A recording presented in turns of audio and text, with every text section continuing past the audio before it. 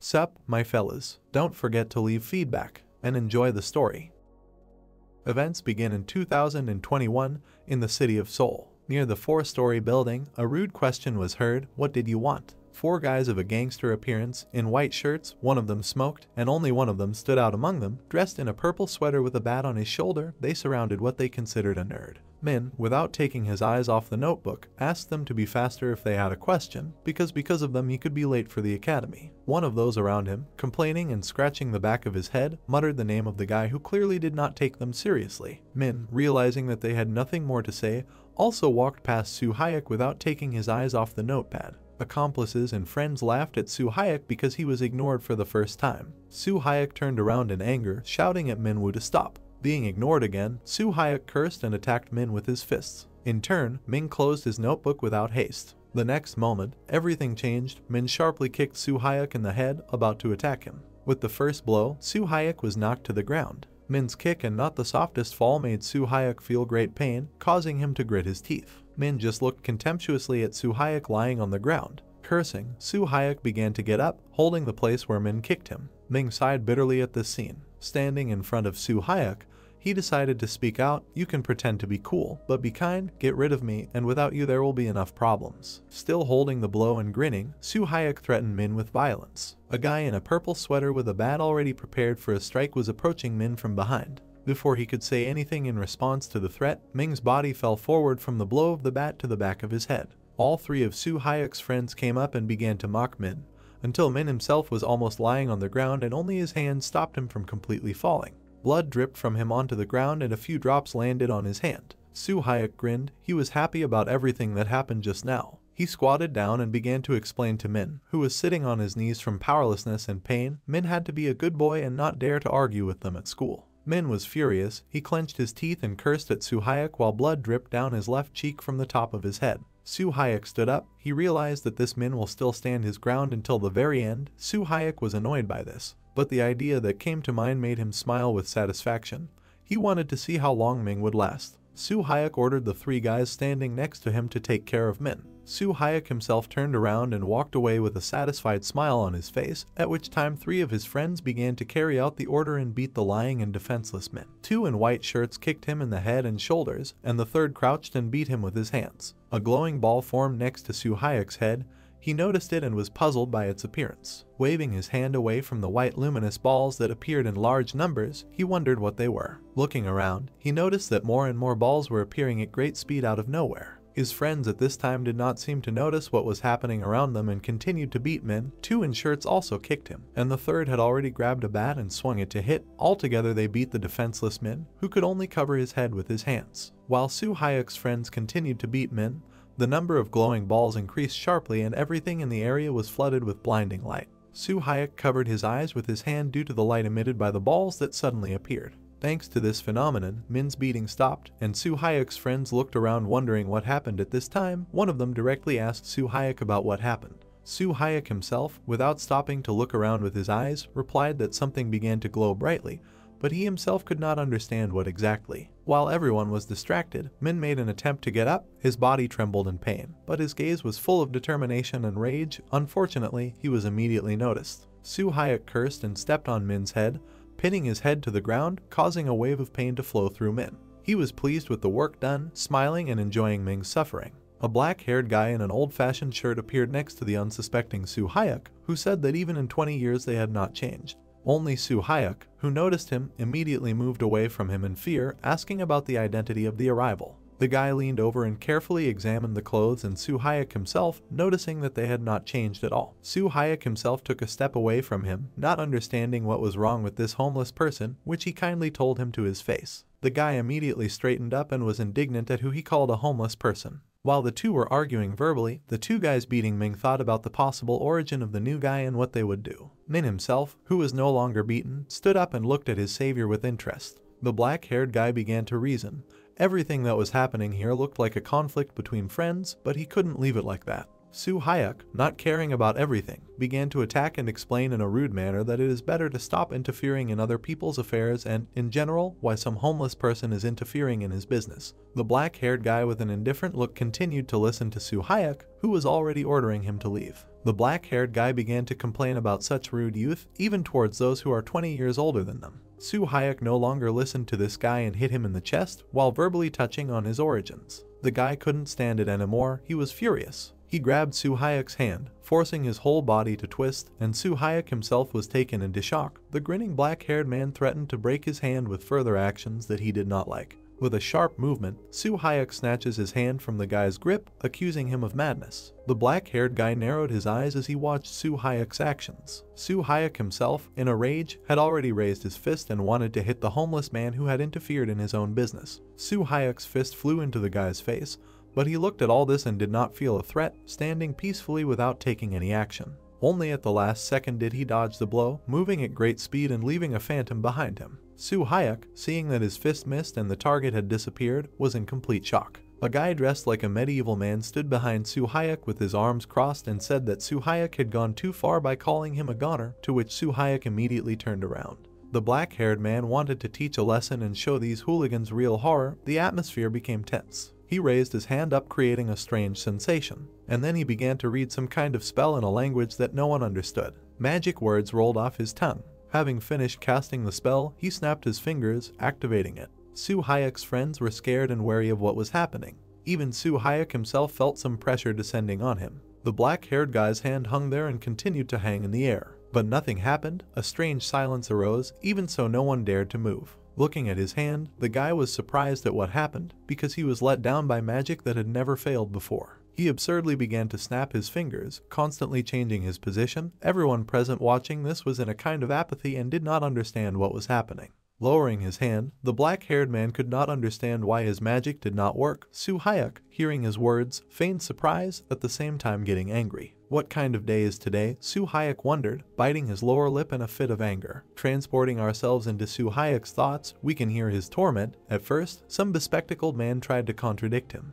Then this crazy guy appeared and started doing who knows what. As if hearing his thoughts, the black-haired guy turned around and looked at Soo Hyuk. Clearly dissatisfied with something, he looked at him intently. Returning his usual look, he said that Soo Hyuk had finished his game. Bringing his hand closer to his head, he wanted to slap Soo Hyuk. The usual click of the black-haired guy made Soo Hyuk's body tip back and fly. He flew all the way to the wall and crashed into it, screaming in pain at the impact. Ning, who was watching everything that was happening, was shocked. And not only him, Soo Hyuk's friends also arrived in shock and some fear. The collision cracked the wall behind Soo Hyuk and knocked him out. The finger on the black-haired guy's hand began to smoke due to the high speed and force of the blow. Preparing another crack, he asked with a sadistic face who would be next. Min looked, breathing unevenly, at everything that was happening in front of him. Soo Hyuk's entire group received a slap and was currently lying on the ground writhing and trembling in pain. Soo Hyuk himself was unconscious and sitting leaning against the wall.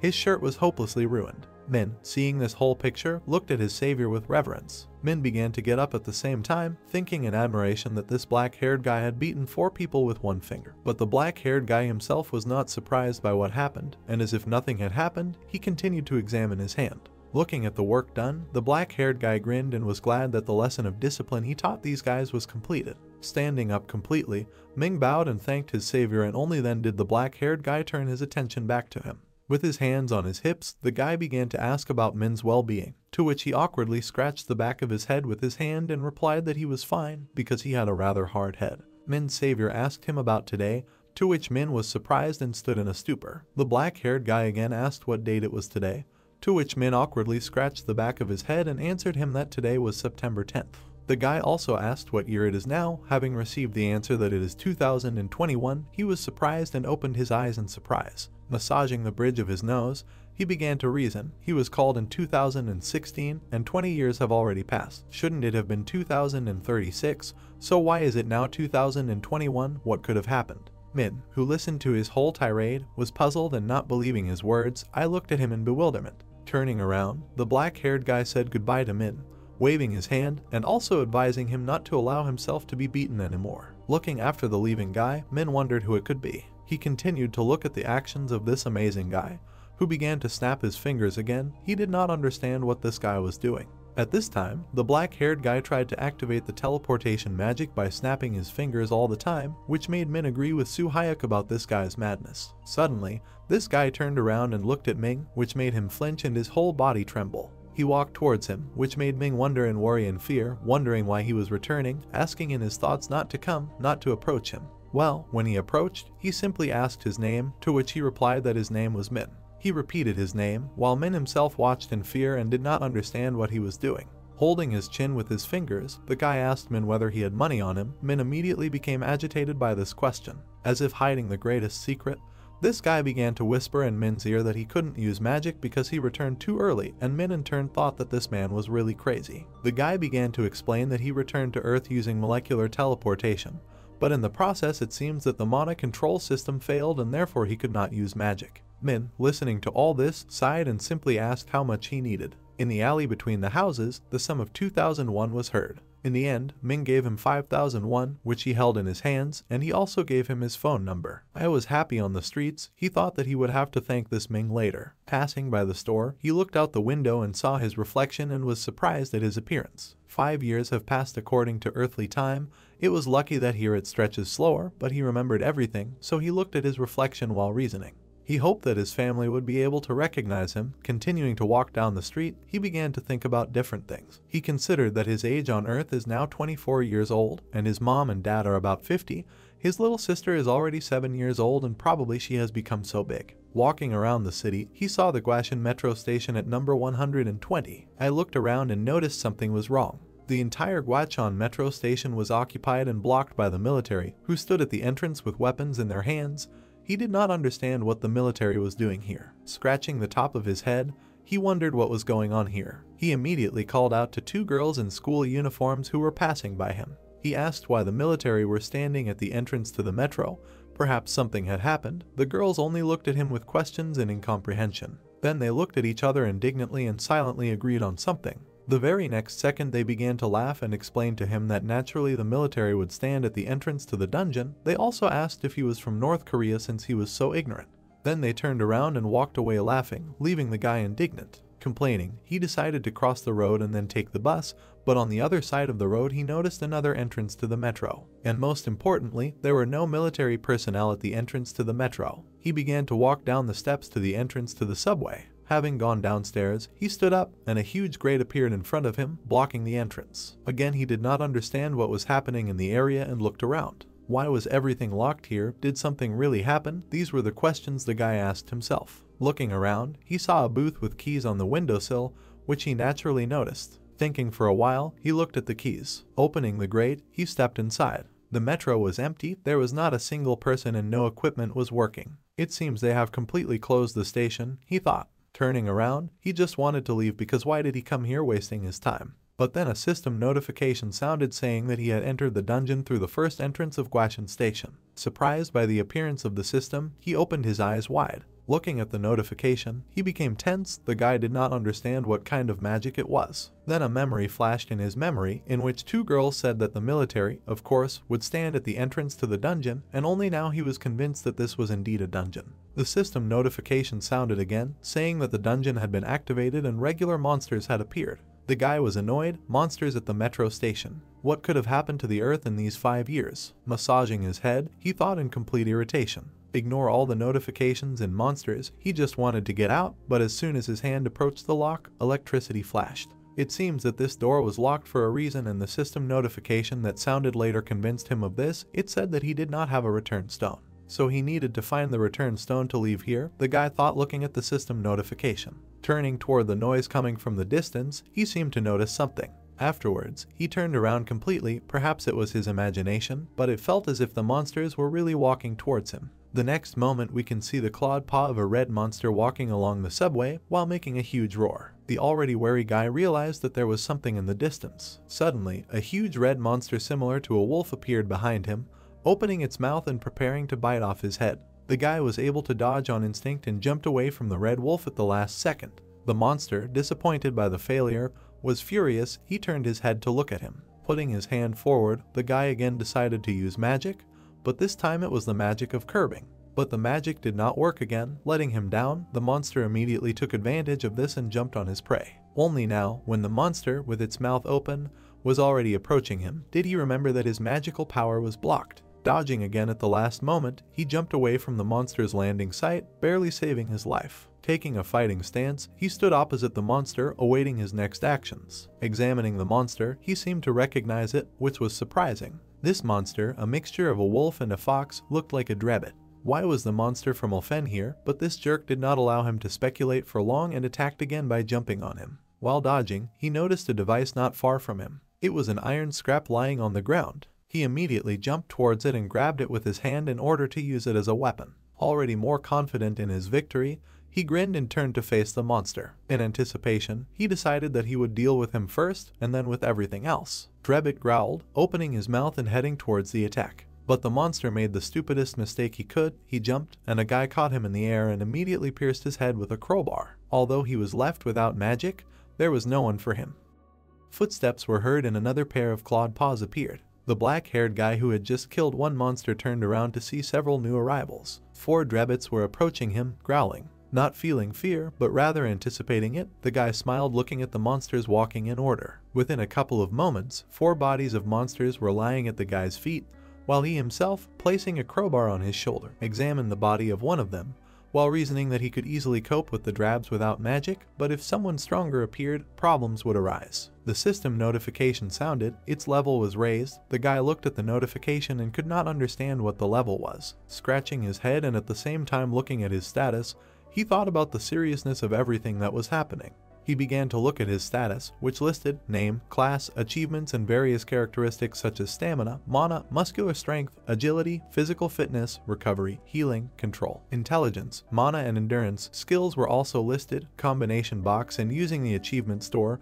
Both were at the first levels. He also had unused points. Unfortunately, he could not use them. Only now, looking at his level and rank, which did not exist, he understood why he could not use magic and was so weak. Jin returned to the first level. Turning around again, looking at the bodies of the monsters he had killed, Jin understood the principle of leveling up. Looking at the corpse of one of the monsters, Jin began to think that there was nothing wrong with becoming stronger while these creatures were running around Seoul. Having again looked at his status, he noticed his class, the Necromancer class, and the status of this class had been transferred. Jin could not understand the meaning of this word. Raising his hand to his chin, Jin began to think and take stock for returning to the first level instead of the 99. He was given stat and skill points. There were also transferred skills, a combination box, an achievement store, but he didn't know what it was. Having entered the skill combination box, Jin read the instructions, which said that by combining different materials, you can get a new item. You can also extract a specific ingredient from a finished item. There was also an inventory that was empty at the moment. Jin, seeing this, was very glad that he could combine materials for creation of the item, but was also very sad because his inventory had been cleared.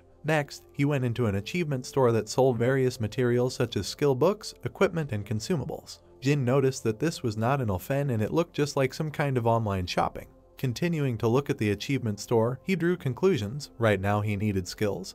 He needed a search to find the return stone, and for battles with monsters, finding and summoning a skeleton soldier would be enough. Considering his characteristics, he understood the principle of increasing them. 10 points were given for each level. This was not enough for him and he decided to increase them. He brought his muscularity, agility, physical fitness, and intelligence to 30 points. Jin brought his recovery and treatment to 10, and at the end, using the last 9 points for control. After all the increases, energy flowed through his body. There are 0 unused points left. As he grabbed the crowbar, Jin noticed an increase in his strength, because even with normal grips, veins ran down his arms and the crowbar trembled. To test his increased strength, he decided to swing the crowbar, causing 2 gusts of wind. And due to the speed and force applied to the blow, the iron tip of the crowbar bent. Looking at the results of his actions, Jin was quite pleased with this result. He determined his goal. He now had 5 achievement points to find the Stone of Return. A search for 10 points is required, which means he needs to get 5 more achievement points. He turned and looked inside the subway. He needed to kill at least 5 drabbits to buy the skill. I walked towards my goal in order to get achievement points. Another drabbit appeared and glared at him, growling furiously. The very next second he picked up his speed and rushed towards Jin. He was waiting for this debacle with a smile. Jin needed to find a stone and get out of this dungeon. He thanked the prey that ran straight to him. The sounds of a battle of blows and death echoed in the subway. Jin pierced another drabbit with a crowbar, suddenly ending his life. We were exhausted. He developed shortness of breath due to fatigue. The system notification sounded, his level was raised and assigned to the 3rd level. Jig shook off the blood from the crowbar, thought about the number of Drebbits, which still did not end. In such a short time he finished off 5 Drebbits, whose bodies lay not far from him. Entering the achievement store, Jin acquired the skills of searching and tracking. Then he activated the search skill to find the return stone. Everything in the area was painted black and white. Looking around, Jin did not notice the return stone. It was not there. Walking along the metro, one could see various signs indicating the location of the boarding and elevator. Approaching the elevator, Jin carefully stuck his head out. Looking down, there was a flock of Drebbits there. He doubted a little that he needed to go down. It was risky to fight all these monsters at once, who seemed to have already noticed him. Looking at the crowbar in his hand, he realized that he definitely wouldn't do this alone. Jin went to the achievement store. He acquired the skill of summoning a skeleton soldier and looked at the conditions for his summoning. It was necessary to sacrifice the corpse of a monster in order to summon a skeleton soldier whose strength was 5, agility 8, physical fitness 5, and there were also conditions for mana and control which amounted to 1. Jin decided to redistribute the 10 points for upgrading to level 3 between mana and control. Extending his hand towards the corpses of the Drebbits, Jin decided to use the skill. Having activated it with the words, "Stand up, subjects," after these words the dark energy began to bubble around. Jin looked at what was happening in anticipation and joy. He ordered his 3 newly summoned skeletons to follow him on their first hunt in a long time. Together with his skeleton soldiers, Jin decided to attack the flock below. He ordered the skeleton soldiers to go first, serving as his shield. The flock below, seeing the approach of the enemy, did not wait, but rushed up to Jin. A Dravid attacked one skeleton and bit into the skeleton's shoulder with its mouth. The skeleton nearby also collided with the enemy and struck with his sword, attacking Drabita. Today's skeletons are no match for the Drebbits. This was also proven by the skeleton's hand, which had just been torn out by the Drebbit.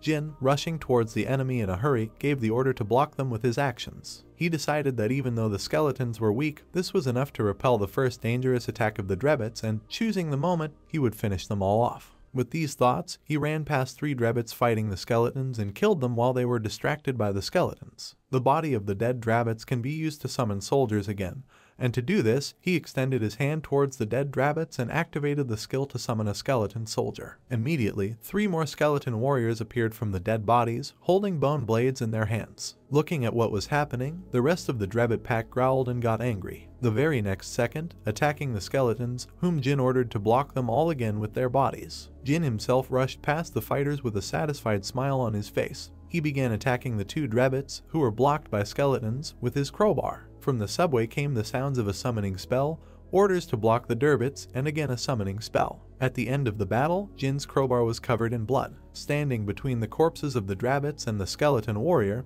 he decided that now he could go home. He activated the search skill to find the return stone, and a red dot lit up in one corner, which Jin immediately noticed. At the subway station exit towards Gwasham, the worker on duty was returning from the toilet, which he had entered in a hurry. Looking at the grate that blocked the entrance to the dungeon, he noticed an open lock. Looking intently at the open lock, he was surprised and afraid of what kind of penetration it was. He was scared because a civilian could be inside. Scratching his head, the worker in the blue uniform thought that he would definitely be fired from his job and possibly imprisoned.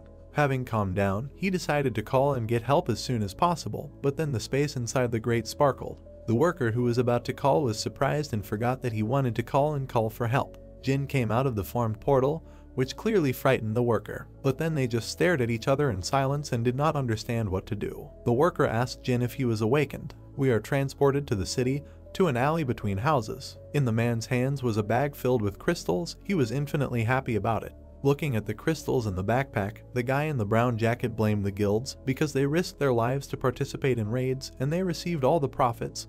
Wasn't it fair? Putting the backpack on his back, he left the alley, talking to himself about the stupidity of people who bring all these jewelry to the procurement center, considering that on the black market they would fetch several times more for them. Suddenly a question arose behind him how much he had stolen in this way. The guy was surprised, his eyes widened and his mouth fell open. Turning around in fright, he asked about the identity of the person who asked him the question. In front of him in the shadows was the figure of a girl with a sword on her belt, in short shorts, a t-shirt and a suit on top. A counter question burst out from her tender red lips. Who does he think she is? A beautiful red-haired girl. She was Death with a scythe who came for him, and her personality was known to everyone and thundered everywhere, the captain of the Red Bird team of the Warring HWI Guild. HWI, standing opposite, asked him a question. How did he dare to steal helioprops from their guild? Was he looking for death? to which the guy only asked in fear if she was from H-Warring. In his thoughts, he thought that being caught was no longer good, and bumping into this girl was like death. The girl gesturing with her hand made conclusions. Apparently, she realized that he knew her identity, so she asked him not to complicate things and go with her. But the guy was firm in his intentions to leave. The only chance for him was to run now, otherwise his future would not be the most pleasant. He activated the skill, after which white luminous balls began to form between his fingers. Screaming the next moment, he attacked HWI by swinging his hand and throwing the projectiles formed in his hand. Ice icicles rushed towards HWI at great speed, intending to pierce her. But HWI was not so simple. She easily dodged and smirked at his actions, and HY's eyes lit up in anticipation of the battle. Seeing the failure of his sneak attack, cursing everything, the guy turned around and began to run away. But Evie's speed was much higher than his, and she instantly found herself in front of him wishing death for him, which greatly frightened the guy. HWI struck several times with her sword and wounded the guy, and a moment later found herself behind him. The guy fell to his knees, his clothes were cut, and a wheeze came out of his mouth. At this time HWI sheathed her blade behind him. This guy should have agreed to go with her. HWI picked up the guy's bag and shook it. The sound of crystals colliding with each other came out of the bag. HWI picked up her phone and checked the notification she had just received. A message from the security team of the H-Warring Guild reported about the entrance to the first Squashin station. There was an unregistered activation of the portal and they were requesting verification. While HWI thought that this was a fearless person, Jin himself came out of the subway and was wondering which bus he should take. Bus number 1235 stopped at a stop to disembark passengers. Jin got off the bus at this stop. Putting his hands in his pockets, Jin walked away from the stop. While thinking about today, the dungeons and monsters that have appeared are not the same world that he knew before. Remembering the Drebbit, a monster similar to a fox and a wolf at the same time, he realized that now this world is similar to Alphen. There were also military men who protected the entrance to the dungeon. He did not understand what had happened during these 5 years. Walking towards his home, Jin hoped that nothing had happened to his family. Jin stopped in shock looking at the building in front of him. He knew exactly this place, but he was not at home. He did not understand what was happening, where his house had gone. The house no longer existed. Instead, the residence of a certain Hammer Guild was built. Looking at this huge Hammer Guild building, Jin didn't understand what it was. Is it possible that his family moved somewhere? This is the question Jin asked himself as he continued to look at the residence. Massaging his forehead with one hand and resting the other on his side right in front of the entrance to the guild, Jin realized that it was now too late to look for his family. His stomach growled, notifying him that he had not eaten anything today. The sun was already completely setting and night was falling. The small goo restaurant had not yet closed and was working to please its customers. It was in this restaurant that Jin ate noodles with chopsticks. Raising his bowl, he began to greedily swallow the noodle soup. Having drunk everything at once, he opened his mouth contentedly and exhaled. After eating ramen, several onigiri and drinking a can of soda, he grabbed his stomach with his hands and raised his head up. Jin was happy. He felt good. He finally felt like he was back on Earth. Putting his hand in his pocket, he wanted to take out all his money to count it. Looking at the amount of money he had, Jin realized that he didn't have enough money to go to the sauna, and he didn't have enough money to go to an internet cafe either. Maybe he should have spent the night in the subway. Then he realized there were monsters in the subway. He became a little depressed remembering this, resting his head on his hand. At this time, Ming sighed, saddened by today. He didn't have enough money for dinner. Today he would have to settle for ramen in this restaurant. He remembered Jin, because of whom he had no money. There was a creaking sound from the doors opening in the small goo restaurant. Turning around, Jin was surprised by the man who had come. Like Min, who just saw Jin sitting at the table. While Jin was rejoicing at how lucky he was, Min was afraid why this thief was here. Such a question appeared in his head. Standing up and approaching Min, Jin patted him on the back, talking about the great coincidence, because he just wanted to call him. As expected, the gods would bless him.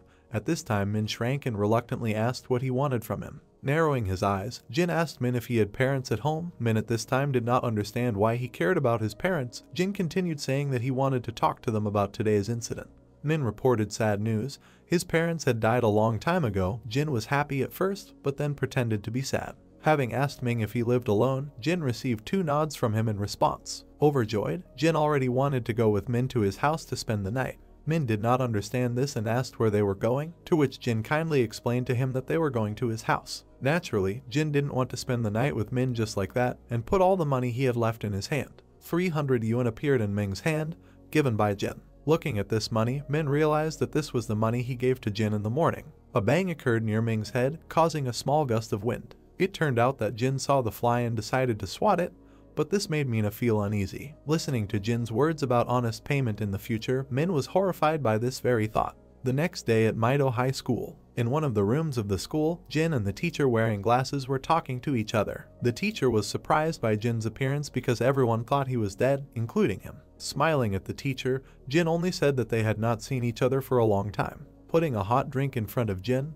the teacher began to ask how and where he had lived all this time. After all, after his disappearance, everyone thought that he had died. Jin, with his favorite habit, again scratched his head and admitted that technically he had died, but then came back. Having finished explaining, Jin asked the teacher if he could look at the list of students. At this time we are transferred to the third class of the second building. A girl with long black hair was talking sweetly to Min while Suhayak and his company were watching in the distance. Looking at these two, Suhayak made a decision for himself. Roughly pushing the girl with his shoulder, he ordered her to get out of the way. Next, Suhayak put his hand on Min's shoulder, clasping his neck. Suhayak started talking about Min's lucky day yesterday because some crazy person appeared out of nowhere and interrupted him, thereby saving Min. Next, he grinned and asked Min if they should end yesterday's conversation. Min, realizing the whole situation that was now happening, asked Suhayak not to make noise in the class. Suhayak was angry because of his words. How could he not make a fuss? At this time, Suhayak's 4 friends surrounded them, shouting about the stupidity of Ming, who did not understand the situation.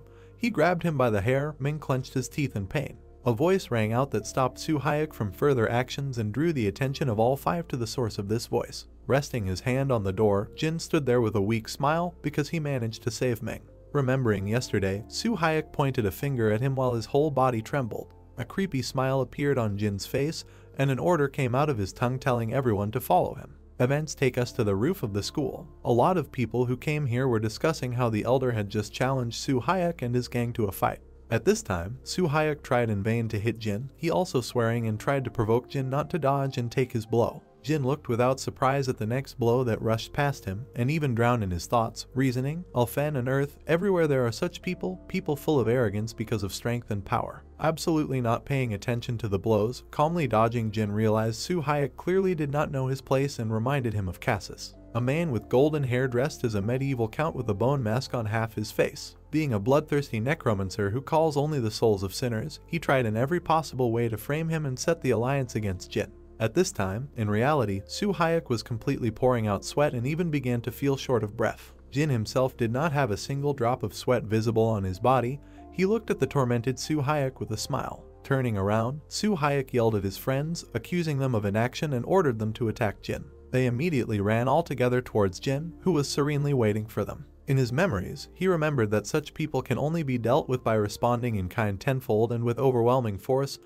This is how he dealt with Cassis, beating his entire team and turning the area into ruins. Jin hit the left cheek of the first guy who came running with his palm, and then with the back of his hand he hit the right side of the second person's face, ending it all with the third palm strike from Suhayak's last friend. Suhayak himself trembled seeing this scene. Jin ordered the frozen Suhayak to approach, but he could not say a word. With a scream, full of rage, he recklessly rushed at Jin. On the roof of Maido High School, the fourth and final clap was heard from the impact of a palm on a man's face. Shaking his hand, Jin scoffed, because as a bug, Suhayak had too high an opinion of himself, but now he and his friends were lying at his feet on the roof of the school. Looking down from the roof, Jin noticed a taxi driving up to the entrance to the school. His eyes widened and he recognized the man who had gotten out of the taxi. It was an elderly woman with a bob hairstyle, wearing a skirt and a t-shirt over which was a gray jacket. Now she was in a hurry to go to school. He knew this woman who was walking in a hurry. It was his mother.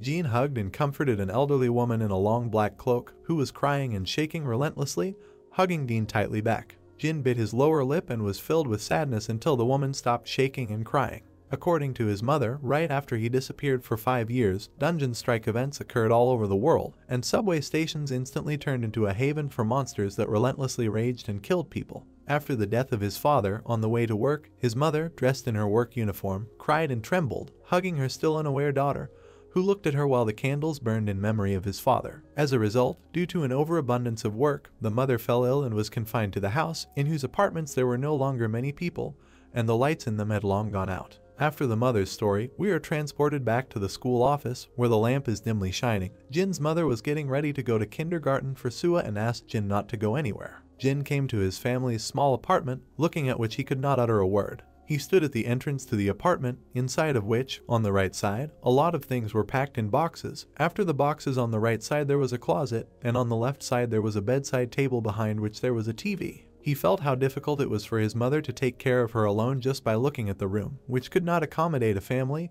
He also noticed in one of the boxes against the wall, there were his and Dad's things that Mom couldn't throw away. There were books, toys, a tennis racket, and a baseball glove. Looking at these things, he realized the reason why his mother could not throw these things away, and sadness came over him. Mom brought Sua, introducing Jin as his brother. Sua herself held tightly to her mother's skirt.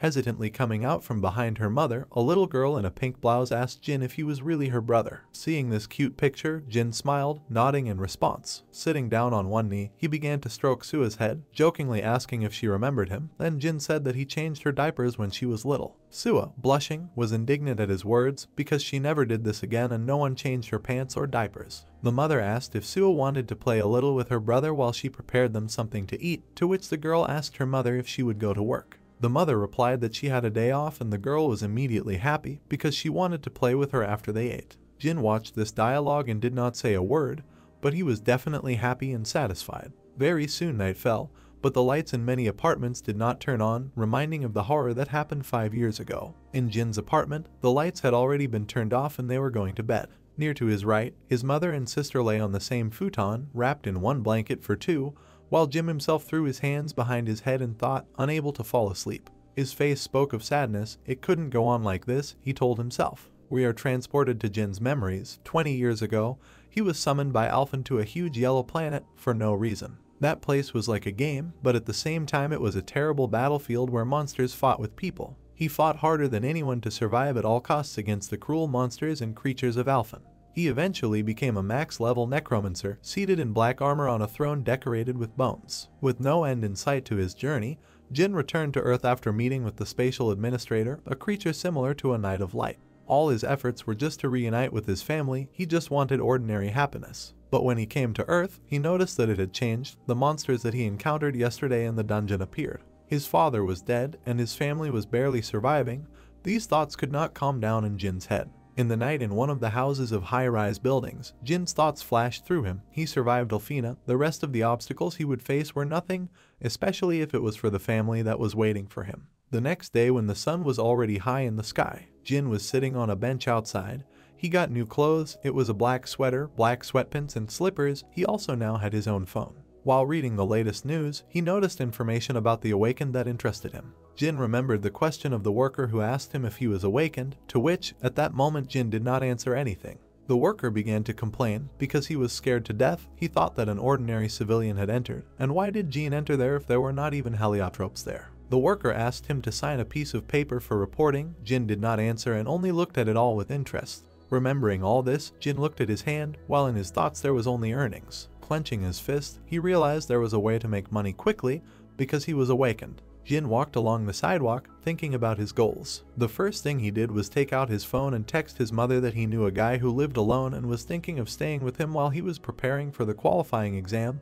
Let his mother think like that until he earned enough. He dialed Ming's number on his phone, intending to call him, internally apologizing for bothering him too often, but he would definitely repay him. A beep sounded. Jin raised the phone to his ear. A female voice came from the speaker. A certain Park from the Dongjin Employment Agency answered. Puzzled, Jin immediately rushed to check the number he dialed on the phone and the number written on the paper by Ming. Raising the phone to his ear again, Jin asked if it was Mina's number, to which the girl immediately denied it. Having received such an answer, Jin did not immediately understand what had happened. Had Min really deceived him? We are again transferred to a new location, late in the evening in one of the high-rise buildings. Min, walking along the corridor, regretted that he did not thank Jin because thanks to him, Su Hayek and his friends would no longer approach him. Although he looked like a psycho, he was definitely not a bad guy. He hoped that he could meet and talk with his mother. With such thoughts, Min began to enter the password for the door. Immediately going inside, Min began to take off his shoes, but then Jin, who was inside his apartment, called out to him. Ming widened his eyes in fear as he looked at the source of the voice. He saw Jin eating tangerines at the table while watching TV. Min was amazed, and all his hair stood on end. How could he even enter the apartment? Jin, in his smiling manner, replied that he saw Min typing the password. Min wanted to object because it was a burglary, but Jin interrupted him by saying that he called him, but someone else picked up the phone. Ming couldn't find anything to answer and awkwardly shrugged his shoulders. Seeing his condition, the Link smiled and asked him to better answer a couple of questions. As a result of the conversation, all the tangerines were eaten and the peels were thrown on the table. Min screamed in shock and asked Jin if he was awakened, and then memories of Jin beating Su Hyuk and his friends flashed in Min's memory. Jin showed strength that exceeded the norm. Why didn't he think about it before? Jin calmly asked Ming how much the awakened ones earn. Is it a lot? Min answered positively, awakened ones earn quite a lot, but it also depends on the dungeon. Jin asked to tell him more about it. Ming began his story. First, Jin needs to register as an awakened one in the association in order to enter the dungeon, and then join the guild and go on raids. He can also get a job in the association or the administrative bureau. Sitting opposite and listening to the story, Jin asked if it would be unprofitable to defend the dungeon alone, to which Min agreed. Well, he also continued to explain that it is too dangerous to clear it alone, so it is better to join the guild. Jin thought about his words. Jin asked, to join the guild you need to take entrance tests, right? If that's the case, he doesn't have time for this, he needs money right now, he said, while showing a finger to reject this idea. Min felt a little uneasy and advised him to at least form a group, because it was really very dangerous in the dungeons. Remembering that Jin now has a phone, Min extended his hand with the phone and showed him the application and asked him to download it, but Jin did not understand what the application was. Min asked to give him the phone. Jin, without complicating the situation, gave him his phone. Taking it in his hands, Min was surprised. It was such an ancient phone. He asked Jin if anyone from his family had used this phone, to which Jin awkwardly replied that he had just bought this phone today. Min was surprised. This phone was released 4 years ago. Did Jin really buy it as new? Listening to his words, Jin's face darkened. He remembered how the seller sold him a phone, pointing at it and saying that this was the best-selling phone at the moment. This model was durable and this model was used by a huge number of famous awakened ones. Jin then decided to punish the seller for lying. I'm complaining about the speed of this phone. Min opened the dungeon forum application. Here Jin could find information about dungeons and book them. Jin asked if he could clear the dungeons he found here. Min immediately answered him that first he needed to determine his awakened rank, otherwise he would simply die if he recklessly went into the first dungeon. Considering the proposals, Jin noticed that it was necessary to pay for the entrance to the dungeon. Min explained to him that the entrance fee for even a low-level dungeon would need to be paid 10,000 won. Jin couldn't answer anything just looking at the suggestions on the dungeon forum. He called Ming, who looked at him questioningly. Realizing his poverty and the whole situation, a despondent Jin asked Ming for money. The next day, when the sun was high in the sky, near the Awakened Control Bureau, many people walked, some passed by, and some entered the building itself. At this time, in the examination room of the Awakened, Jin activated his skill in front of the examiners in the distance and dark energy flowed throughout his body. Men of different ages at the examiner's place were shocked and did not understand what kind of black aura was enveloping Jin. Jin extended his hand until a circle of black energy formed under his feet. His hand was aimed at the dead rabbit used for the skill of summoning a skeleton soldier. The next second, with the order to rise up, he activated the skill. In place of the rabbit, a skeleton began to appear with black energy flowing through its limbs. Fully standing up, his appearance caused a crack in the floor under his foot. The examiners were no longer shocked, but rather frightened. The skeleton opened its jaw, emitting a hoarse sound that was frightening to the point of trembling. Jin was happy about this and smiled to the side looking at the skeleton. A skeleton holding a bone blade stood next to Jin, and black energy continued to flow under his feet. The skeleton, with its mouth open, looked terrifying with lights in its eyes. Behind the screens, the examiners realized that Jin was a necromancer, but still decided to ask him. Jin did not deny this and agreed. One of the substitutes, holding his glasses with his hand, was shocked. He had seen a lot here, but he saw a necromancer for the first time. One of the examiners informed him about the conditions for assessing the abilities of the summoner. They were assessed by the combat abilities of the summoned familiars. During the explanation, a hologram of a green goblin with a homemade axe appeared. The device creating the hologram was activated. Jin, seeing this device and the hologram itself, was a little surprised. While Jin was looking at the hologram, the skeleton warrior lowered his sword in front of Jin, protecting him. Pointing his hand at the hologram, Jin ordered the skeleton warrior to attack and destroy the hologram. The skeleton warrior immediately ran towards the enemy. In the waiting room, Jin was informed of his newly acquired F rank. Jin extended his hand to receive a black ID card. He wanted to ask a question to the employee. Picking up and reading the ID, Jin asked if his rank was high,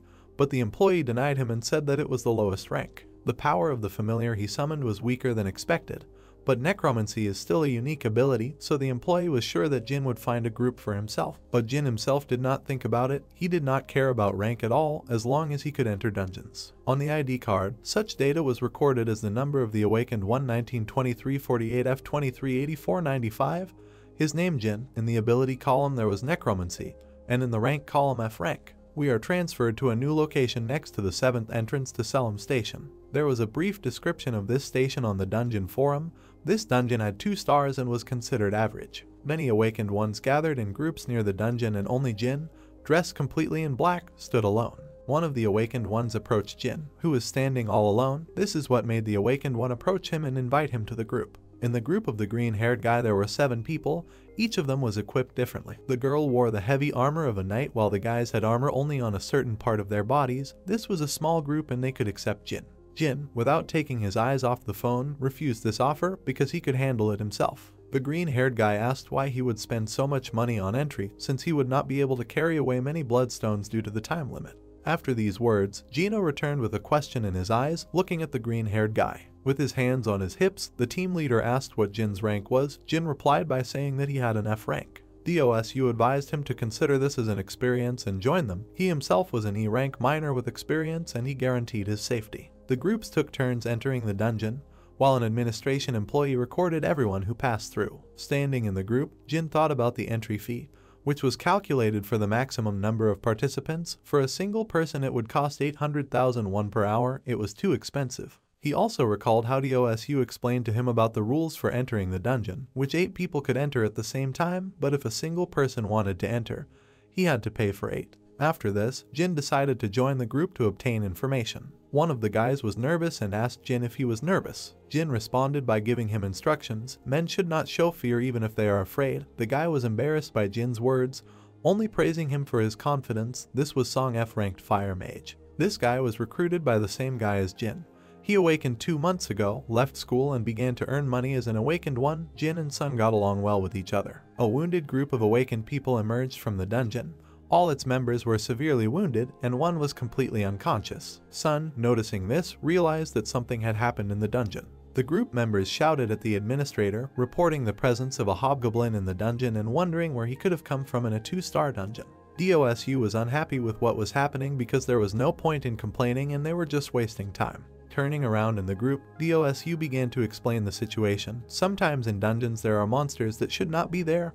A hobgoblin 2-star monster, they must cope with it if they are careful. After the explanation, the whole group headed to the entrance to the dungeon. Inside the metro, all the equipment was scattered and lying on the floor. Chaos was happening inside. 3 green goblins appeared with swords in their hands. 2 were smiling madly, and the third was different from them. He was angry, but not crazy. Sun extended both his hands and activated his fireball skill, and a fireball began to form in front of his hands. He launched a fireball straight at the 3 goblins across from him, frying them. DOSU also extended his hand and activated his burning skill. His hand began to glow yellow. In front of the eyes of the 3 goblins who had just survived the fireball, fire appeared and burned their eyes. 2 of the group decided to help. One had a bow and shot it at the goblin while his partner defended him. But the very next second the guy in the green jacket switched from defense to attack, rushing towards the goblins and cutting 2 of them in half. The 3rd goblin was killed by the skeleton warrior Jin, piercing him with his bone blade. He took advantage of the situation. After killing the goblins, a party member praised Sun for his fireball. The whole group gathered around Jin's skeleton, discussing its capabilities. This skeleton turned out to be faster than it seemed, and was also quite strong. It was definitely higher than F rank. Jin aside was pleased. He spent the remaining points to increase the skill level. He did not waste the points and was happy about it. DOSU's dagger pierced the goblin's heart. DOSU was happy, as expected from a 2-star dungeon. This goblin's body contained good stones, and one such stone could be worth around 200,000 won. With that he put all the stones into a bag. Jin, who heard DOSU's words, was surprised. This is the price of a small mana crystal. Now he understood why the awakened ones risked their lives, which means 100,000 won for entry was just pennies. At this time, DOSU's smile curved into a terrible smile. They were only at the beginning of the dungeon. Looking at the bag, DOSU thought a 1-star dungeon was not close to the catch they could get in a 2-star dungeon. In an instant, DOSU turned into a treacherous man who only wanted money. Jin's group moved quite quickly and soon reached the top floor. They were going to give it their all today. Entering this floor, the group saw a huge, muscular goblin and many ordinary goblins. Looking at the huge goblin who had a necklace of human skulls hanging around his neck and a staff in his hand, someone shouted out that it was the hobgoblin.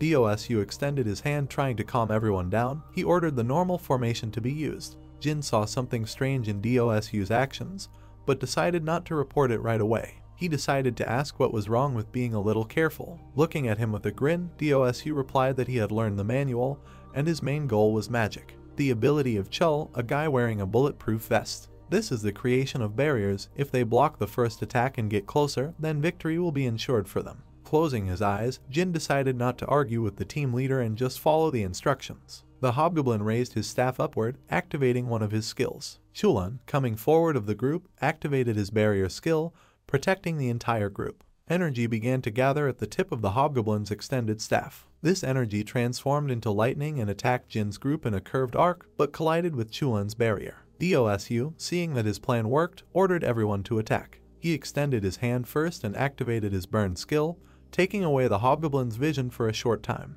A guy with purple hair with a sword attacked the hobgoblin, trying to cut his head, but his attack was blocked by his staff. Sun, on the sidelines, took advantage of the moment when the enemy was distracted and activated the fireball skill. Jin, watching everything that was happening from the side, realized that not everything was so simple and this battle looked quite dangerous. He remembered that hobgoblins were among the monsters he encountered on Alphen. Compared to ordinary goblins, these had high intelligence and could cast spells similar to the one that this hobgoblin had cast at the very beginning.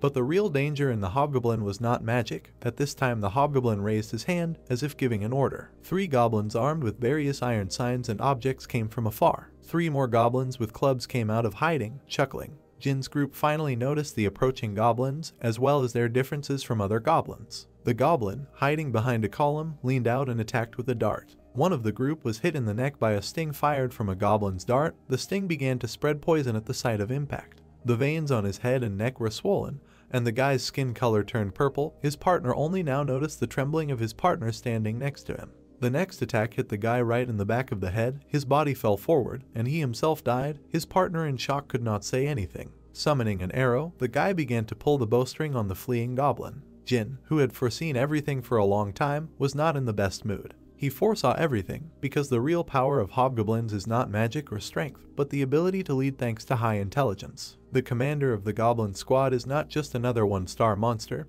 he is an enemy leading a small army of armed men. Seeing this picture, Dosu's eyes widened in fear. He shouted, ordering the entire group to retreat and get out of here. The guys with purple hair and one-handed swords ran the fastest. Sun decided not to run away, but to use his fireball skill to delay the enemies. Within a second, the shell hit the goblins, the fire spreading to the 3 goblins walking in front. After the fire dissipated, everyone saw the goblins, who, using metal plates and subway signs, were able to block Sun's fireball. The goblins did not even receive a scratch. Seeing this, Dosu decided to remind everyone that they could not defeat the goblins and they needed to retreat. One of his comrades became worried about Chula, but Dosu yelled at him, pointing to the lying corpse of Chula, from whose head the blood had not stopped flowing.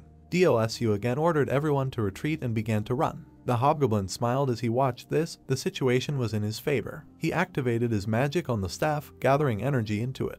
Then, with a wave of his hand, he launched lightning at the people who came to his shelter. The lightning hit Sun, causing hellish pain and paralyzing his body. Looking back, Dosu saw the body of Sun falling, behind which the goblins were already approaching. Dosu ordered to move faster. Goblins with homemade daggers and clubs approached Sun's paralyzed body. But then the goblins parted in 2 directions to allow the hobgoblin to pass to Sun's body. Jin, who had been watching the battle from the very beginning, now began to act and came out of hiding. He had not hunted goblins for a long time. With such words, he hit the system window with a crowbar, causing sparks, while walking towards the goblins. Following him were 4 summoned skeleton warriors who were enveloped in black energy. The hobgoblin, seeing the enemy approaching, pointed at him, ordering the goblins to attack. Jin reasoned that goblins under the command of a hobgoblin would be difficult to deal with. He ran towards the approaching enemies. The goblins were happy about this and ran straight towards Jin. Skeleton warriors blocked their path and started a battle. While the skeleton warriors were fighting the goblins, Jin jumped on the hobgoblin.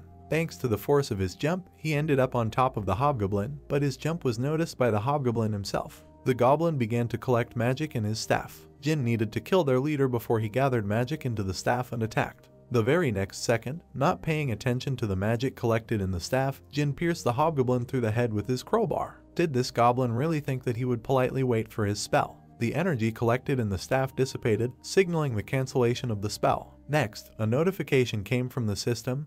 His level was increased, now he was level 6, a golden light appeared throughout his body, increasing his characteristics. Jin was pleasantly surprised by this. Looking at his improvements, Jin realized that doing everything on his own was much better than in a group because he could gain so much experience. At this time, Sun's hand moved and a wheeze came out of his mouth. Jin noticed how Sun was trying to hint him to come over. Sun, looking at Jin, asked him for help. His whole body was trembling and paralyzed. Jin just looked at him silently, doing nothing. Squatting down, Jin asked what would happen to him for saving him. Sun replied that he would not tell anyone about his higher rank. Sun spoke about the fact that he was D rank and possibly higher, spending his last strength on this. But Jin didn't care what he immediately reported. Sun asked what was needed to save him. Raising his hand to his face, Jin began to think about what he could demand for saving Sun. After thinking about something, he showed Sun the number 2 with his fingers. After some period of time, events take us a little forward. Sun plunged a dagger into the goblin's body to extract the gem. Sticking his hand into the wound,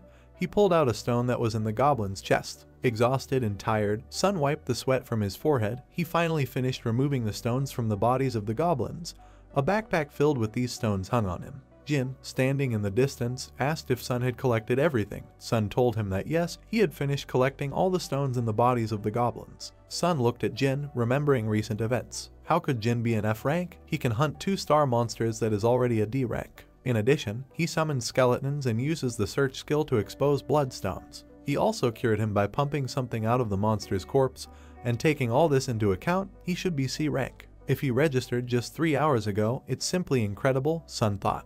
Jin asked how much he could get for these bloodstones. The dream, handing over the backpack, replied that about 800,000 won. Jin opened it and looked at the stones inside the red backpack. It was not bad for him to get so much money considering that he only paid 100,000 won. He looked at Sun angrily, saying that all these stones were his. Sun immediately agreed with him. He was too nervous. Jin frightened Sun even more with his obsession with money. He recently offered 2 million for his life, which was not a bad price. In the subway, Jin asked about the deposit of the Stone of Return. Sun immediately answered him by pointing to it. Sun and Jin walked together along the subway towards the exit from the dungeon. A system notification sounded, alerting Jin to the presence of a low bloodlust. Jin extended his hand and stopped Sun. Sun didn't understand anything, but he stopped. Sunwoo briefly explained, there was an ambush here. There were no more monsters here, which means that people who had recently escaped were waiting for them at the top. Jin shouted to them to come out and not hide from them. DOSU and his group being discovered turned out to be awkward. I went down the stairs and asked what happened to them and did they kill all the monsters. Jin explained in a whisper to Sun, who was standing nearby,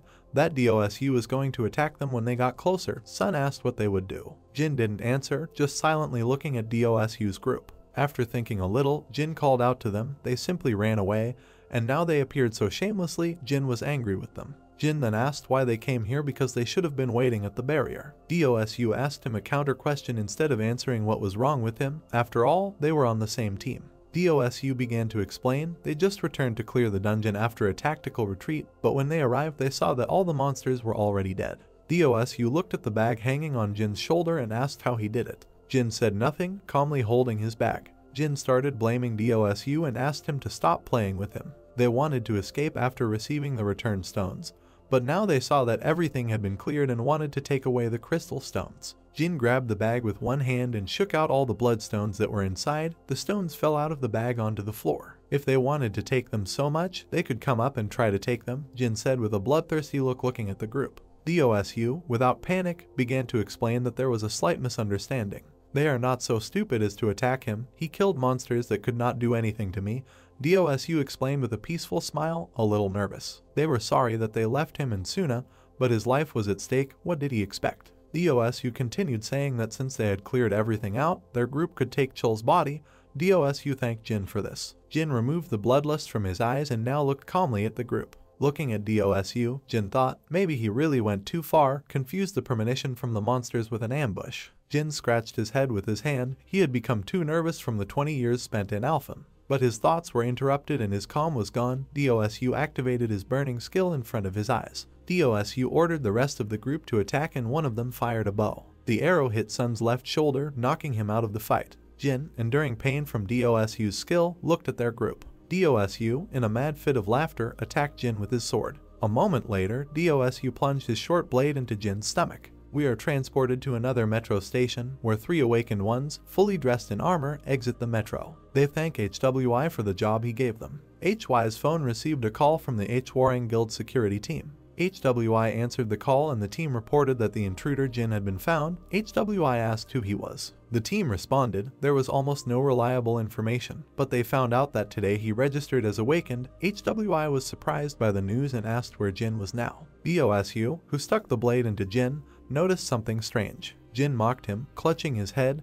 Dasu was scared and surprised. Jin's hand grabbed Dasu's hand, thereby stopping his attack, and the blade did not enter Jin. Jin grabbed Dasu's arm tighter and pushed him onto his back. Under DOSU, the entire floor cracked and the tiles broke. DOSU himself was in great pain. Blood even flew out of his mouth. Smirking, Jin realized that everything was going exactly as he thought. Pointing to the corpses and a group of Dasu, Jin asked them if all the awakened ones were such shameless traitors blinded by bloodstones. The goblin corpses began to be absorbed by black energy, signaling the activation of Jin's skeleton war uprising skill. The time had come to punish the entire group of awakened ones, and the 5 rebel skeletons were ideal for this. The skeletons began to hack and pierce the awakened ones, not paying attention to the screams and pleas, while DOSU watched in fear. Jin picked up DOSU's dagger, which flew out of his hands when he knocked it over. Jin raised his blade and began to slowly approach Dasu, scaring him. DOSU started offering to talk instead of killing. Smiling madly, Jin asked why they have to talk for the delay of his skill to pass. Ignoring his pleas and cries, Jin plunged his blade into DOSU's heart. The entire group of awakened ones was killed by skeletons, and the blood of the dead splashed on the floor. Their corpses lay on the floor, and beneath them the blood continued to spread. Jin searched the corpses, looking for money that they might have. Sun, who was watching this, could not say anything. He couldn't believe it. Jin killed a man. While searching Dasu's body, Jin reported the uselessness of these people and asked if he was right. Having received no answer, Jin turned around and asked why Sun was silent. Sun's whole body trembled. At the same moment he replied that Jin was right. Approaching Sun, who was sitting on his lap, Jin felt sorry because Sun was in danger because of him. When he received the answer that everything was fine, Jin immediately changed and then asked to pay him double. Leaning over Sun, he explained to him that he saved him twice. There was no need to clarify why he was demanding money. Jin asked to show him his shoulder because it was necessary to provide first aid. While he provided medical assistance, the bodies of DOSU and the others continued to bleed. Outside the subway station, a worker also continued to record while the 3 awakened waited their turn. Jin and Sun came out of the subway entrance. The worker asked why only 2 of them came out. Jin calmly replied that everyone else was killed by monsters. The worker, seeing this situation, was a little nervous but did not answer. He just asked how then they were able to collect all these bloodstones in the backpack. A threat is a threat, but don't leave this money lying on the ground. This is the answer the worker received from Jin. The worker handed over a notepad and pen, saying to sign here. Perhaps someone from the bureau will contact them to clarify the situation. Jin left the building where he had donated all his bloodstones. A wide smile appeared on his face. He could not believe that he received more than 13 million for one trip to the dungeon. If we add to this 4 million for saving Sun walking behind him, then we get 17 million. Joyful Jin thought that it was worth continuing to clear dungeons alone. At this time, Sun was immersed in his thoughts about how to find 4 million won, because even with savings he didn't have enough. He might have to take out a loan or ask Jin to lower the price. Jin called out to Sun and he returned from his thoughts to reality. Pointing his finger at him, he reminded Sun that he doesn't like people who stick a knife in the back. With a wave of his hand, he turned around and said goodbye to Sun, finally saying that he was waiting for his call. Sun finally made the decision to take out a loan. Then Sun came to a sharp realization, 4 million is not 400 million, right? At this time, in a bright hardware store, she sold the phone to Jin. The salesman with golden hair got bored and yawned due to the lack of customers. Looking at the door, he was upset. There were no customers today. But then a sharp sound was heard, frightening the seller. Jin, who opened the door with his foot, returned to this store to take revenge. He grabbed the seller's clothes with one hand, following, lifting his whole body into the air, and the seller was scared. This man was so strong. With his other free hand, Jin slapped the salesman in the face. The seller was angry and began to be indignant. Don't pay attention to his words. Jin began to slap him in the face after slap in the face. Jin did not stop beating the seller who deceived him by selling his old phone. The seller was trembling in pain and afraid of death because this guy did not stop beating and could kill him. He eventually begged Jin for mercy, by which point his cheeks were all bruised. Jin said nothing, silently watching and listening to his request. Jir threw the salesman to the ground. He landed rather painfully and cried out in pain when he landed. Jin turned to the seller, who, as if forgetting about the pain and humiliation he had just suffered, knelt in front of Jin. He really hated people who stabbed him in the back and also people who deceived him. This is what he told the seller. The seller did not understand when he managed to deceive because he did not recognize Jin, to whom he sold the phone a few days ago. Jin took out his phone and showed the seller this phone. He sold it to him yesterday. Jin asked if the seller remembered this. Looking at this phone, the seller remembered this phone that he sold to some simpleton. Then he deceived him by offering him a phone specially for him, the price of which was 900,000 won, but in reality this was not the case. Jin was still amazed at how far technology had come in the last 5 years. Jin, furious, asked what happened if he didn't answer his question. It was getting dark, the sun was going down, illuminating everything around with the red and yellow light of sunset. Jin looked at his new phone and, as expected, even the colors of the new phones were from a different league, and there were only 4 contacts on the phone: mom, 2 numbers Mina, son and the phone salesman. Walking through the streets, Jin cursed the seller. If they were an Alphan, he would tear out his legs. People walking behind called out to him, calling his full name. Jin turned towards the voice. 5 people in uniforms surrounded him while a female voice uttered accusations towards him. An F-rank necromancy ability single-handedly cleared out Guashan Station, probably at least an E-rank level ability, teamed up with an F-rank and killed his teammates, which was not problem. HWI, wearing only a tank top on her upper body, asked if he was too fearless for a newbie. Jin, not paying attention to the accusations, directly asked who she was. HWI grinned predatorily at Jin. HWI forgot to introduce herself. She immediately told Jin about her forgetfulness. She introduced herself, HWI, the leader of the Cinnabar group of the H-Warring Guild. Jin was looking at her at the time, and his detection skill made it clear to him. This girl was strong, very strong. Jin asked her a question: what does she want from him? She answered him by saying that it was just one rat fearlessly rummaging around in the dungeons of her guild. Jin was angry. He had not been called a rat or insulted in any way for a long time. He turned and looked at everyone and asked how many people came for one rat. At this he concluded out loud, apparently H-Warring is a very large guild, but the dungeons were so miserable. One of the guys, without letting us finish speaking, grabbed him by the face, and then the red-haired guy drove Jin's head into the concrete. The guy, angry, advised him to watch his language, because it was not for him to judge and talk about their guild. Jin was angry. How dare this guy do this to him? He grabbed the hand with which the guy was holding his face. Jin stood up from the ground at high speed and wanted to teach the impudent man a lesson who drove his head into the concrete. HWI, who was watching everything, was in a bad mood. At a speed faster than anything we had seen, she approached and kicked Jin in the stomach, sending his body flying. Jin's landing was quite painful. Before Jin had time to stand up, HWI appeared in front of him with her leg raised up, about to kick him again. She kicked Jin's head with such great force and speed that the outline of Jin's head left a phantom in the air while his real head broke through the ground and slammed into it. Jin realized this red-haired girl was too fast for him. Continuing to press his head with her foot, HWI turned to Jin. HWI gave him advice and warned him that he was not like an ordinary F rank, but still, with such skills, it was better for him not to become arrogant. In the alley of houses, the last reminder sounded, especially on their territory, Jin should be quiet.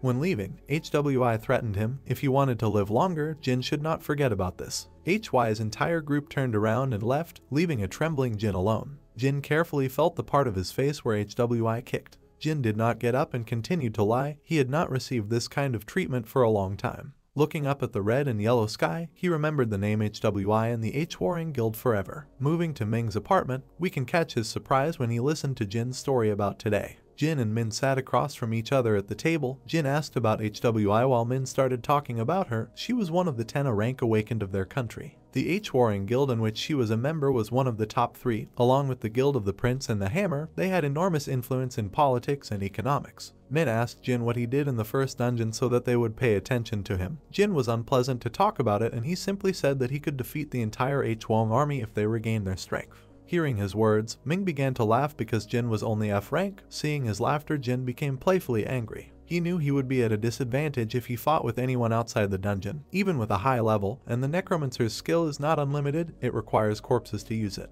Interrupting his thoughts, he handed the bag to Min. Ming took out the contents of the bag. It contained perfume. Ming was surprised by this. Jin also took out the money he had borrowed and handed it to Ming. Seeing the amount of money that Jin was transferring, Min wanted to refuse because there was much more than he lent, but Jin insisted on it. Ming was happy, moisture gathering at the edges of his eyes. Jin, drinking tea carefree, told Ming to consider everything else as payment for housing. Looking at the money he received, Ming suddenly realized one fact. Looking at Jin enjoying his drink, he realized that Jin was going to continue to live here. Min began to ask Jin about the situation in his family. Jin answered him, the house is too small and he is here until he can buy a new home. In response, he asked Min if he had given too little money, but Min objected, saying that there was no problem with that. Lowering his gaze to the table, Ming noticed Jin's new acquisition. He immediately rushed to ask Jin about the new phone because it was the latest model. Min asked to look at the phone. Jin easily handed the phone to him, asking if his phone was normal now. Holding the phone in his hands, Min said the name of the phone. Crazy Red was exactly what it was called. To make it, you need bloodstones. It was an insanely expensive phone. Mir asked Jin how he earned so much. Jin told him that he got it as a result of one event. It was an event in which the life of the seller was at stake and he gave him this phone. Min commented on Jin's coolness, and only then did Jin turn his attention to the phone. Reading the message that had just arrived, Min was surprised to count the zeros. A message from the bank arrived on Jin's phone. 40 million won had been deposited into his account. His total balance was 51,230,000 won. The sender was Sun. After reading the message, Jin couldn't help but scold Sun for his stupidity. Events took us to the Angel Coffee restaurant. Sun in a green jacket with his head bowed approached the table where Jin was sitting. Jin took out his phone, pointing to the message that came from the bank, and asked what Sun had. He began to scold Sun, or thought that he was some kind of beggar. Jin was talking about 4 million, but Jin's scolding had the opposite effect, and in his thoughts Sun thought about the 400 million that he owes Jin. Sun remembered the event that happened this morning. If he cannot pay, he will end up in the place of those killed guys. Sun was excited and scared. Sun knelt in front of Jin, and shouting asked not to kill him. Jin did not understand what was happening, why Sun knelt. Sun asked to give him a little more time and he would definitely pay the rest. Noticing what was happening near Jin's table, the other visitors began to heatedly discuss what was happening there. Jin was tired of all this and he ordered Sun to sit opposite him. Sun flinched at his words. As soon as he sat down, he immediately began to explain the situation. He was very sorry, but he couldn't get 400 million won now, but if Jin gave him a little time, he would definitely be able to get that much money. Jin didn't understand where the talk about 400 million won came from, because he was only talking about 4 million and only the amount in question could come out of his mouth. But before he had time to continue speaking, Sun, taking this as a question, answered him affirmatively, agreeing to his amount. Sighing, Jin thought Sun didn't understand him at all. He was talking about 4 million, but it seems Sun thought about 40 and now about 400 million won. Looking at him again, Jin realized that modern children were generous, and since Song sitting in front of him made a mistake, then it was his fault. Folding his hands and resting his chin on his hands, Jin asked him how long he would have to wait. This was his chance to take advantage of Sun. The next day in a park near the city, Jin, having changed his clothes, walked through the park, clearly looking for someone. Jin was called out by Sun standing next to the car. He waved his hand to Jin. Jin got into the car and asked why Sun was so happy on the first day, to which Sun replied that even servants can be happy, right? Jenna grinned, remembering yesterday. Song couldn't get 400 million right now, so he wanted to be in his group and give away his share of the profits. Contemplating his proposal, Jin realized Sun just wanted to stick to him. Sun began to refute his words. He could even be his manager. Sun began to list all his tasks, choosing a dungeon, booking them, selling bloodstones. He could do it all for him, even transport him by car. Harsh words came from Jin calling Suna a servant.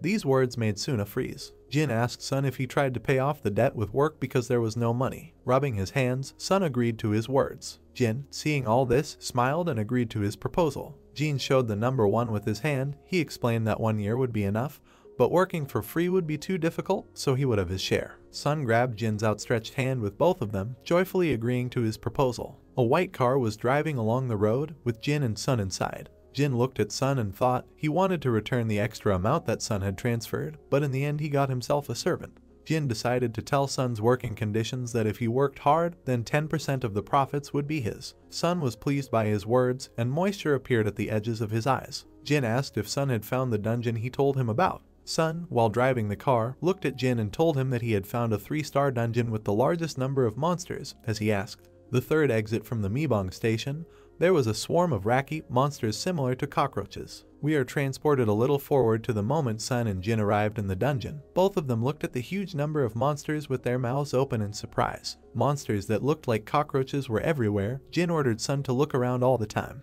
Jin called the system and decided to invest all his points in control. As a result, he received a notification from the system. Now the number of skeletons that he could control at the same time increased to 19.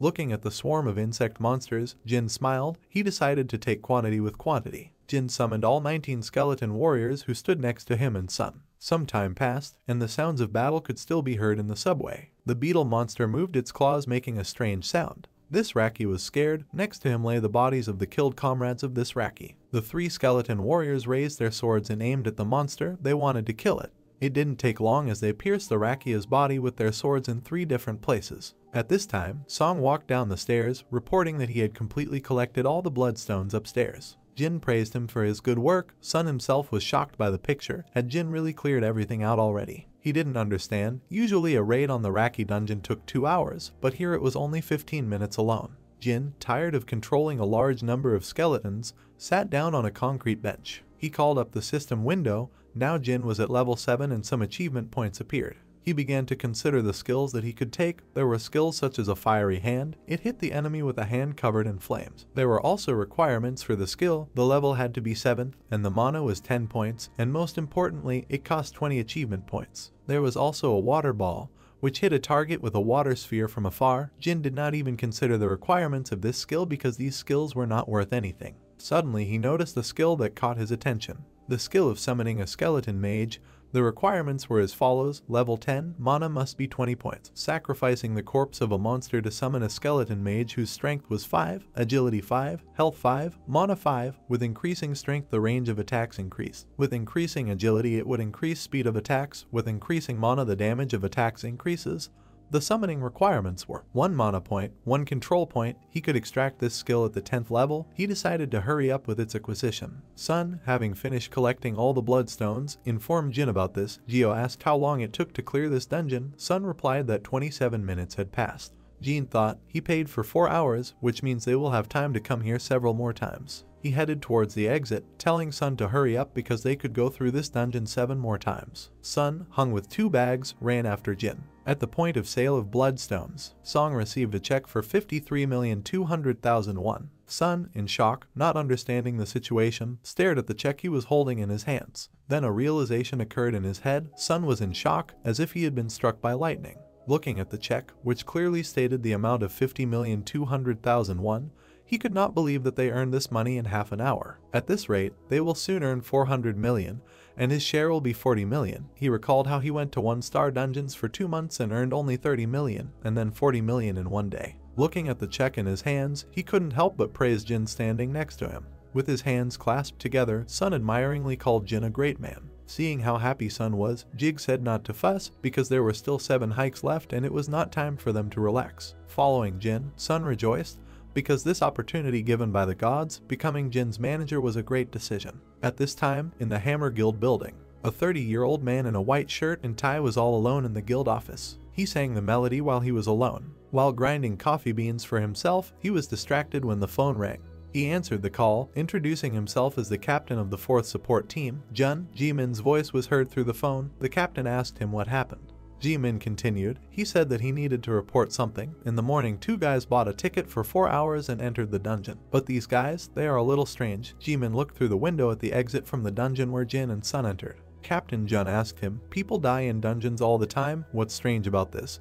But Ji-min denied him by saying that they are alive, it's a matter of the time they spent there. Their first time took 30 minutes, and recently they finished in 11 minutes, but when he saw Jin and Sun just come out, he was surprised and reported that this time they only spent 9 minutes and 47 seconds. A voice came from the phone saying that he had won money and asked to give it back. The captain who heard this asked what the guys were doing.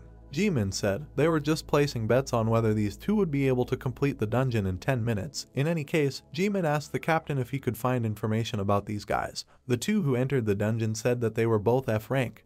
But after what he saw, he was not sure about this. Jun, who heard this, was shocked and his mouth fell open in surprise. Captain John immediately turned on the computer he was using and ordered to be in touch.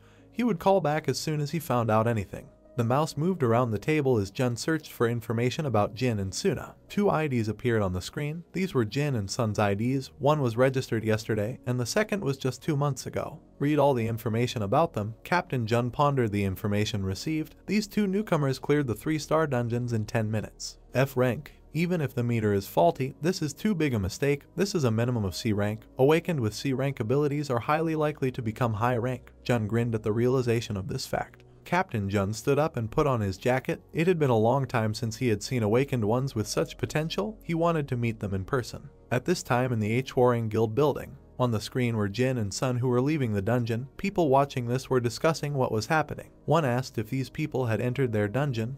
In response, the other said yes and provided a report from the bureau worker who was there. After reading the report, the red-haired one who was sitting in the chair asked about the identity of the one who was walking next to the genie. The worker in a black suit began to talk about the identity of Suna, 20 years old, a fire magician, nothing special. They believed that the main power was possessed by the genie. A rank F Necromancer, he finished clearing the dungeon in such an incredible amount of time. A red-haired man in a green shirt who was sitting in a chair asked HWI, who was standing next to her, her opinion about Jin. Remembering recent events, she began to talk about him. She thought that he was unusual, but not that much. Looking at the information provided to her, she concluded that this was at least a C rank. With his hands clasped, their leader began to reason out loud. There were two options. Jig either hid his abilities during the test or grew at a crazy pace. HWI, listening to his conclusions, asked if there was at least one awakened with the same speed, from a low rank, but rose to 2 or 3 overnight. Their leader, raising his hand, replied that there was a similar case. Awakened rose from F to a rank. His potential was secret until he reached first place in South Korea. Listen to him. HWI asked if he was talking about Kim. Smiling, she asked not to compare them. The head, on the contrary,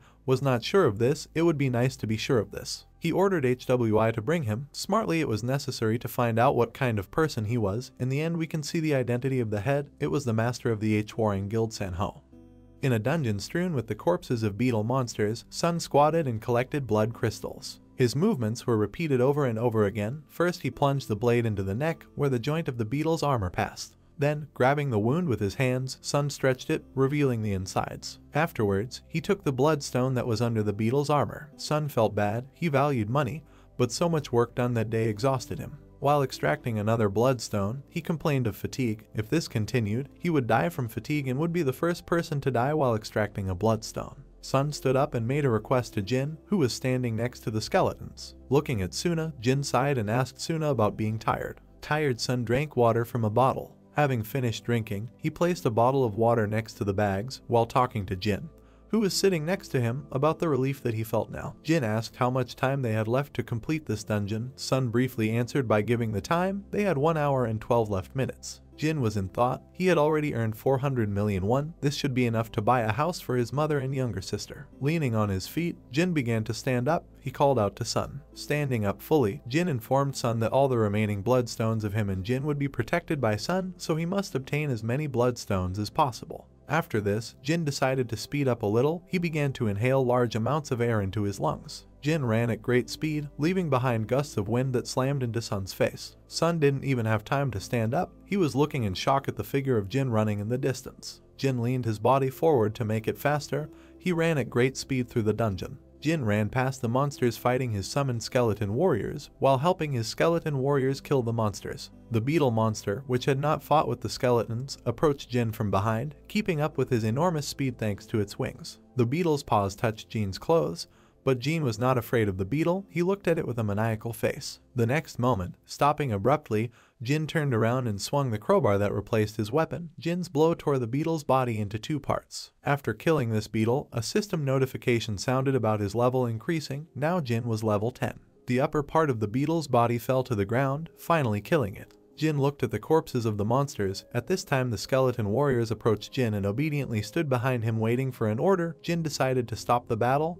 These monsters should have been enough for him. Another system notification sounded. It turns out he had met the level requirements for the class and was assigned a class. Looking at the notification that had just arrived, Jin thought about the strangeness of the notification. Jin began to reason. Inelfen classes were also determined by reaching the 10th level, but he was already a necromancer. Jin did not understand what was happening. 2 more system notifications sounded about the beginning of the development analysis and the assignment of a class to Jin. Various classes such as Magician, Medium, the Warrior, Priest, and Hunter began to appear in the air, and their icons hung next to Jin. Jin wondered if it was possible that he had received a double class. The system notification confirmed his arguments. It reported that he had been assigned a Warrior class and was given a Warrior bonus, a Warrior weapon. Seeing the class given to him, Jin scratched the top of his head. The Warrior class could be a problem for him. It is more profitable to be a magician since the characteristics would have something in common with necromancy. If he knew that this would happen, he would use magic and not swing a crowbar. The system's notification about the warrior's weapon made Jin come out of his thoughts and look at the reward for the class. In front of him, an iron staff hung in the air around which energy flowed.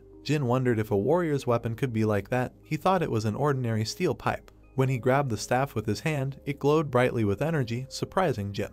Jin looked at the system description for the data of this staff. It was a steel staff, a weapon for a warrior that was like a friend and life to him, so it grew with the user and came to him at the first call. It also had additional effects, +5 to strength, recovery and strength. There were also 2 skills with which he could summon a weapon and remove it. Jin raised his staff up, glad to see a weapon that could grow in levels. He wondered what it could become in the future. And now he was considering the second reward for the level. It was a red ball with liquid inside. The system informed him about it. It was a Necromancer bonus and it was called a Demon Seal Catalyst. Jin recalled the purpose of this crystal. The Demon Seal Crystal is a magical crystal that necromancers receive upon reaching certain levels. 7 crystals inside of which were sealed great familiars, incomparable to the skeleton soldiers. These familiars varied from species to species. It could be a bone dragon, an earthen golem, a lick, a ghostly horse, a vampire, and an ogre. With their help on Alfina, he destroyed all the enemies who dared to go to Avendel, his land. Jin was wondering who he would get this time. He ordered the seal to open and a bright red light illuminated the entire metro. Following this, a red pillar appeared and teleported the summoned creature. The demonic wings of the summoned creature opened. Slowly opening her eyes, she came to her senses. Her mouth opened sweetly and she took a long breath of air. Jin was surprised at the familiar summon thanks to the demon seal, because it was familiar to him.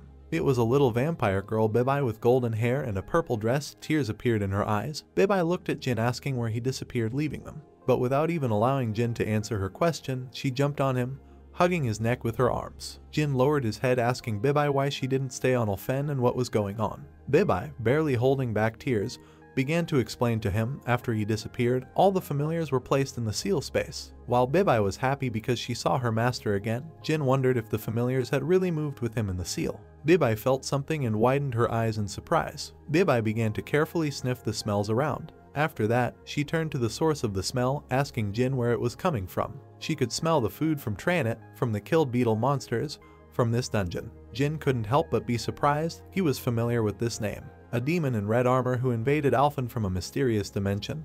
He destroyed 90% of the local population. Although he had never encountered Tranit personally, his subjects invaded Alandel so often that the sight of the beetle-like monsters made him sick. Was Tranit now invading the Earth? If this was the reason for the appearance of dungeons, then he needed to quickly increase his strength. Jin's mood plummeted. He believed that he had escaped from Hell, but Hell followed him everywhere. Events are transferred to the third exit from the Mibong station. Ji-min greeted Captain Jun with his hand as he came from behind 2 newcomers who had cleared the dungeon in 10 minutes. Captain Jun asked to get straight to the point. He asked about the whereabouts of the 2 newcomers who were clearing this dungeon. Ji-min reported to him saying that they entered 8 minutes ago, so they should appear soon. He continued to provide information about Jin and Suna. These 2 were not simpletons. They had already earned more than 400 million won. Ji-min was jealous of these 2 who could earn huge money so easily, but Jun was distracted and did not listen to him when he noticed someone. He noticed Jin and Sun, who had just emerged from the dungeon, with a worker recording data next to them. Captain Jun approached Jin and a very tired Sun, praising them for their good work in the dungeon. He asked them to give him some time. Smiling affably, Ji-min and Captain Jun said that it would only take a couple of minutes. Jin continued walking, refusing to talk. Captain Jun followed him and asked him to wait. Jin was in a bad mood after learning about the possibility of Tranit's invasion of Earth, so he rudely responded to Captain Jun, telling him to quickly ask his question. Captain Jun became nervous and apologized for his incompetence. Clearing his throat, Captain Jun calmed down. Taking out a business card, he immediately got down to business, honestly saying that the Hammer Guild wants to recruit them. Not interested in his offer, Jin turned around and started to leave. At this time, Captain Jun was nervous and wanted to remind Jin about the information about the Hammer Guild. Jin, who knew very well the status of the Hammer Guild, stopped after his words. Turning around, Jin began to tell information about the Hammer Guild, about its inclusion in the top 3 guilds in Korea, status and influence. Upon hearing this, the delighted Jun confirmed his words. Jun wanted to hand over his guild's business card, constantly praising her and talking about the benefits of joining them. Jin stopped Jun's useless words by calling out to him. Jin was very angry and in a terrible mood. Jin asked him not to irritate him anymore. After some time, in the middle of the day, Gina's mother covered her mouth, which was open in surprise, with her hands. A sales office employee asked them to inspect a 2-story house with a lawn. Sua immediately ran to look around. She was happy and surprised by the large lawn. The mother, worried about her son, asked him how he was going to pay for this house. Jin showed her the account saying that he topped it up today. There were a lot of credits on his phone from the sale of bloodstones, but he also transferred money to Sun, and in the end he had 300,790,000 won left in his account. The mother was surprised and in shock asked where he got so much money. Jin, smiling tenderly at his mother, admitted that he was awakened. His mother asked if he found all this money in the dungeon. The mother began to worry about the safety of her only son, asking in fear about the dangers in the dungeon. On the lawn one could hear the emotions of a mother who, after losing her husband, could not lose her son as well. Jin began waving his hand and reassuring his mother, convincing him of his ability to easily cope with monsters. But even his assurances did not calm the worried mother. Sua approached them asking permission to get a dog and reminding her mother of the promise to give her permission to do this when they had a house with a lawn. The mother asked Sua to wait. The girl did not understand what was happening between her mother and brother. Jin asked his mother not to worry about him. Jin's mother saw his confidence, which amazed her. Jin leaned over and stroked his little sister's head and said to consider this as compensation for the hard times. She just needed to believe in him. The family remained looking at each other. They didn't say a word, just looking at each other. At night in one of the city's alleys, Jin, who had bought new sneakers, was walking down the street. Stopping near the pillar, he ordered Bibai to appear, after which a whirlpool of red energy began to form in the air. But soon the whirlpool of energy dissipated in the air and Bibai did not appear. Surprised, Jin again ordered Bibai to come to him. Once again, a whirlpool of red energy began to form in the air. After the energy took a round shape, she ran and disappeared into the alley. Jin watched everything with interest. After the red light turned on in the alley, Jin wondered about what was happening there. Soon a black cat sauntered out of the alley. Jin, who saw this, was shocked and asked the tail-wagging cat about its identity. It was Bibai. Jin asked why she didn't take her true form.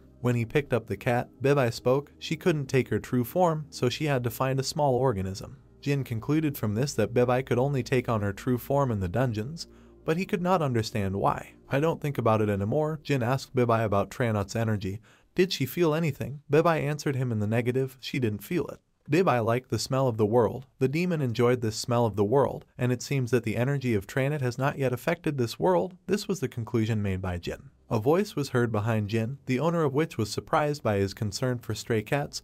Bibai's eyes at that time radiated bloodthirstiness and she was ready for battle. Jin turned to the source of the voice. There was the head of the H Warring Guild in a brown coat and glasses. Sanho introduced himself and asked him to give him some time. At this time, in the car store, Sun was sitting on the sofa waiting for his new car to be processed. Sun couldn't understand Jin and his logic. Plunging into memories, we see how this afternoon, Sun, who was sitting behind the wheel, asked Jin something. Namely, why did he reject the Hammer Guild's offer? Was there any serious reason? Jin, who was sitting next to him, did not give any specific answer, simply saying that he wanted it that way. But still, a little later, he continued to explain to Sun he didn't like following anyone's instructions. He hated it. Sun nodded to this. Sun praised and feigned admiration for Jin, because even the all-powerful Hammer Guild could not compare with him. In his thoughts, Sun did not understand Jin without being satisfied with his reason. Returning from his memories, Sun stopped thinking about the importance of the reason. Soon he would be able to drive the car he had long dreamed of.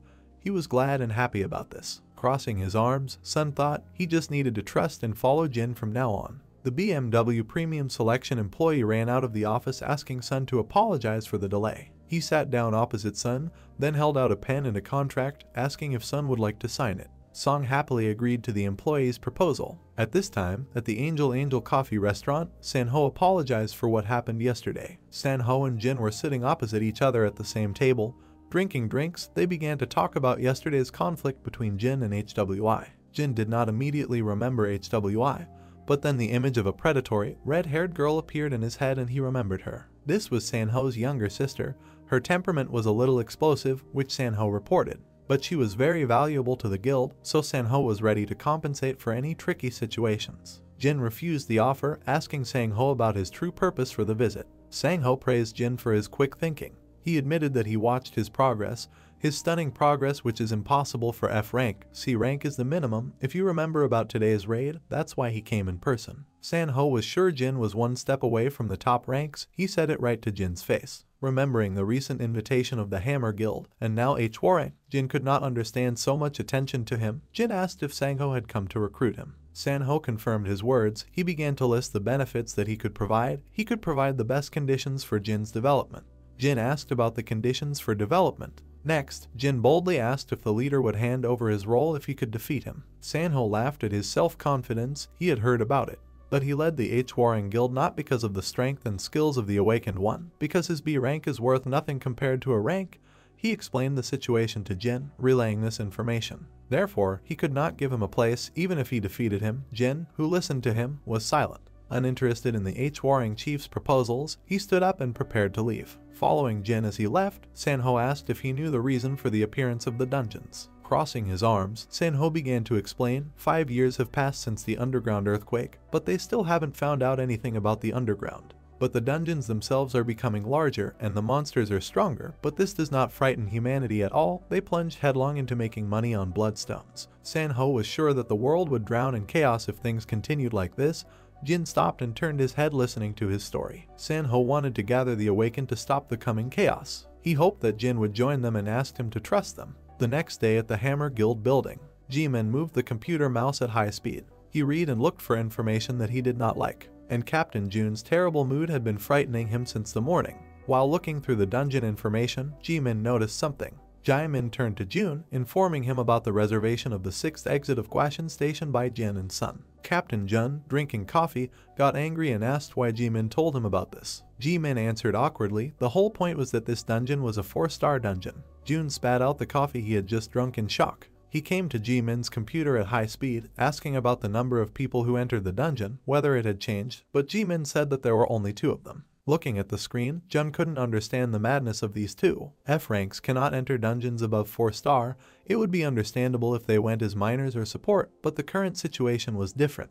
It is clear that they are newbies, booking dungeons even without basic knowledge, Jun reasoned while looking at the ID cards on the screen. But even so, he couldn't help but think about their abilities. Since they were going to clear out this dungeon, then their abilities should give them confidence. Jun asked Jaimin if their 4-star dungeon was nearby. Jaimin replied that yes, it was located at the 11th exit of Chingsa Station. Jun ordered to cancel all orders for this dungeon. Ji-Min was surprised and asked if he had given up in trying to recruit the 2. But Jun denied him. He didn't give up, he just wanted to catch a fish with bait. The next day, Sun and Jin were driving a BMW while listening to the song. While driving in the car, Sun began to show off his newly acquired car. Sun sucked up to Jin by saying that he bought it because he did not want to drive Jin in a small car. Jin, due to his lack of knowledge of new cars, confused the BMW with another car. She was clearly on a completely different level. It was enough to look at the interior, watching his actions and words. Sun was surprised how Jin could not recognize the BMW. Sun began to suck up to Jin again, saying that he would make every effort to ensure that he rode in comfort, but Jin liked it. They drove along the road to their goal. A dungeon awaited them. Next to the 4-star dungeon that Jin and Sun had found, a worker was explaining that he couldn't let F rank in because they wouldn't be able to clear the dungeon. Sun continued to convince the employee of their strength, but the employee insisted on his own. He could not let them in. Song continued to convince the employee to let them in, because they did not ask him to take responsibility for them, but the employee refused, saying if they want suicide, then let them jump into the Hangin River. They couldn't enter, those were the rules, and upon hearing this, Sun fell silent and his mood dropped. She turned around and began to walk towards the genie standing nearby, leaning on the fence. Walking up to Jin, Sun asked for forgiveness while scratching the top of his head. They should have just scouted out all the information about this place first. Jin didn't blame him, they just need to reevaluate tomorrow. Jin asked to check if there were 3-star dungeons nearby. The voice of Captain Jun was heard next to them, rejoicing at the unexpected meeting with them. Jun kindly asked if his help was needed and how he could help. Looking at Jin and Sun, he asked again about what happened. Jim did not become modest and answered him rudely. He asked in response what Captain Jun was going to do to help them. At the Guashan Government Complex Station, Jun pointed to the dungeon, first asked if they knew that only C rank and above were allowed into 4-star dungeons, but after receiving no answer, he continued, this dungeon was a 4-star dungeon of their guild. All reservations were cancelled and the dungeon was completely at their disposal. Jin asked Jun about the payment they had to make for such a service, but Jun refused the payment, citing his kindness, and he would also resolve the problems with their ranks so that they could clear the dungeons at their own pleasure. Well, since Jun wanted to take care of everything, Jin didn't refuse it. Jun asked Suni Jin to wait for him while he went to get a gift for them. Jin was a little surprised by this. Jun waved his hand and turned around, telling him to wait 1 minute. He soon walked up to the trunk of his white car. Jun opened the trunk in which there was a bag. His thoughts and words were ominous. Jun knew that everything had to be paid for, including his help. He didn't ask for anything in return, but a favor is returned with a favor. For example, if he shares food with you, you will naturally share in return. Such thoughts made Jun happy. His services were not free, he would just benefit in a different way. Although Jin is quite a strong awakened one, he is still just a 20-year-old child in Jin's eyes. Jimin, holding the back of his head with his hand, recalled Jin's terrible attitude towards them yesterday. Yesterday I was scared to even talk to him. Jin was not surprised by his words, citing his terrible mood yesterday. Yesterday after the dungeon, all his thoughts were occupied with Tranit. It seems that today his mood was better. Jimin offered to drink after their raid. Jin agreed to this good offer. Jimin rejoiced at Jin's stupidity, his face completely distorted with deceit.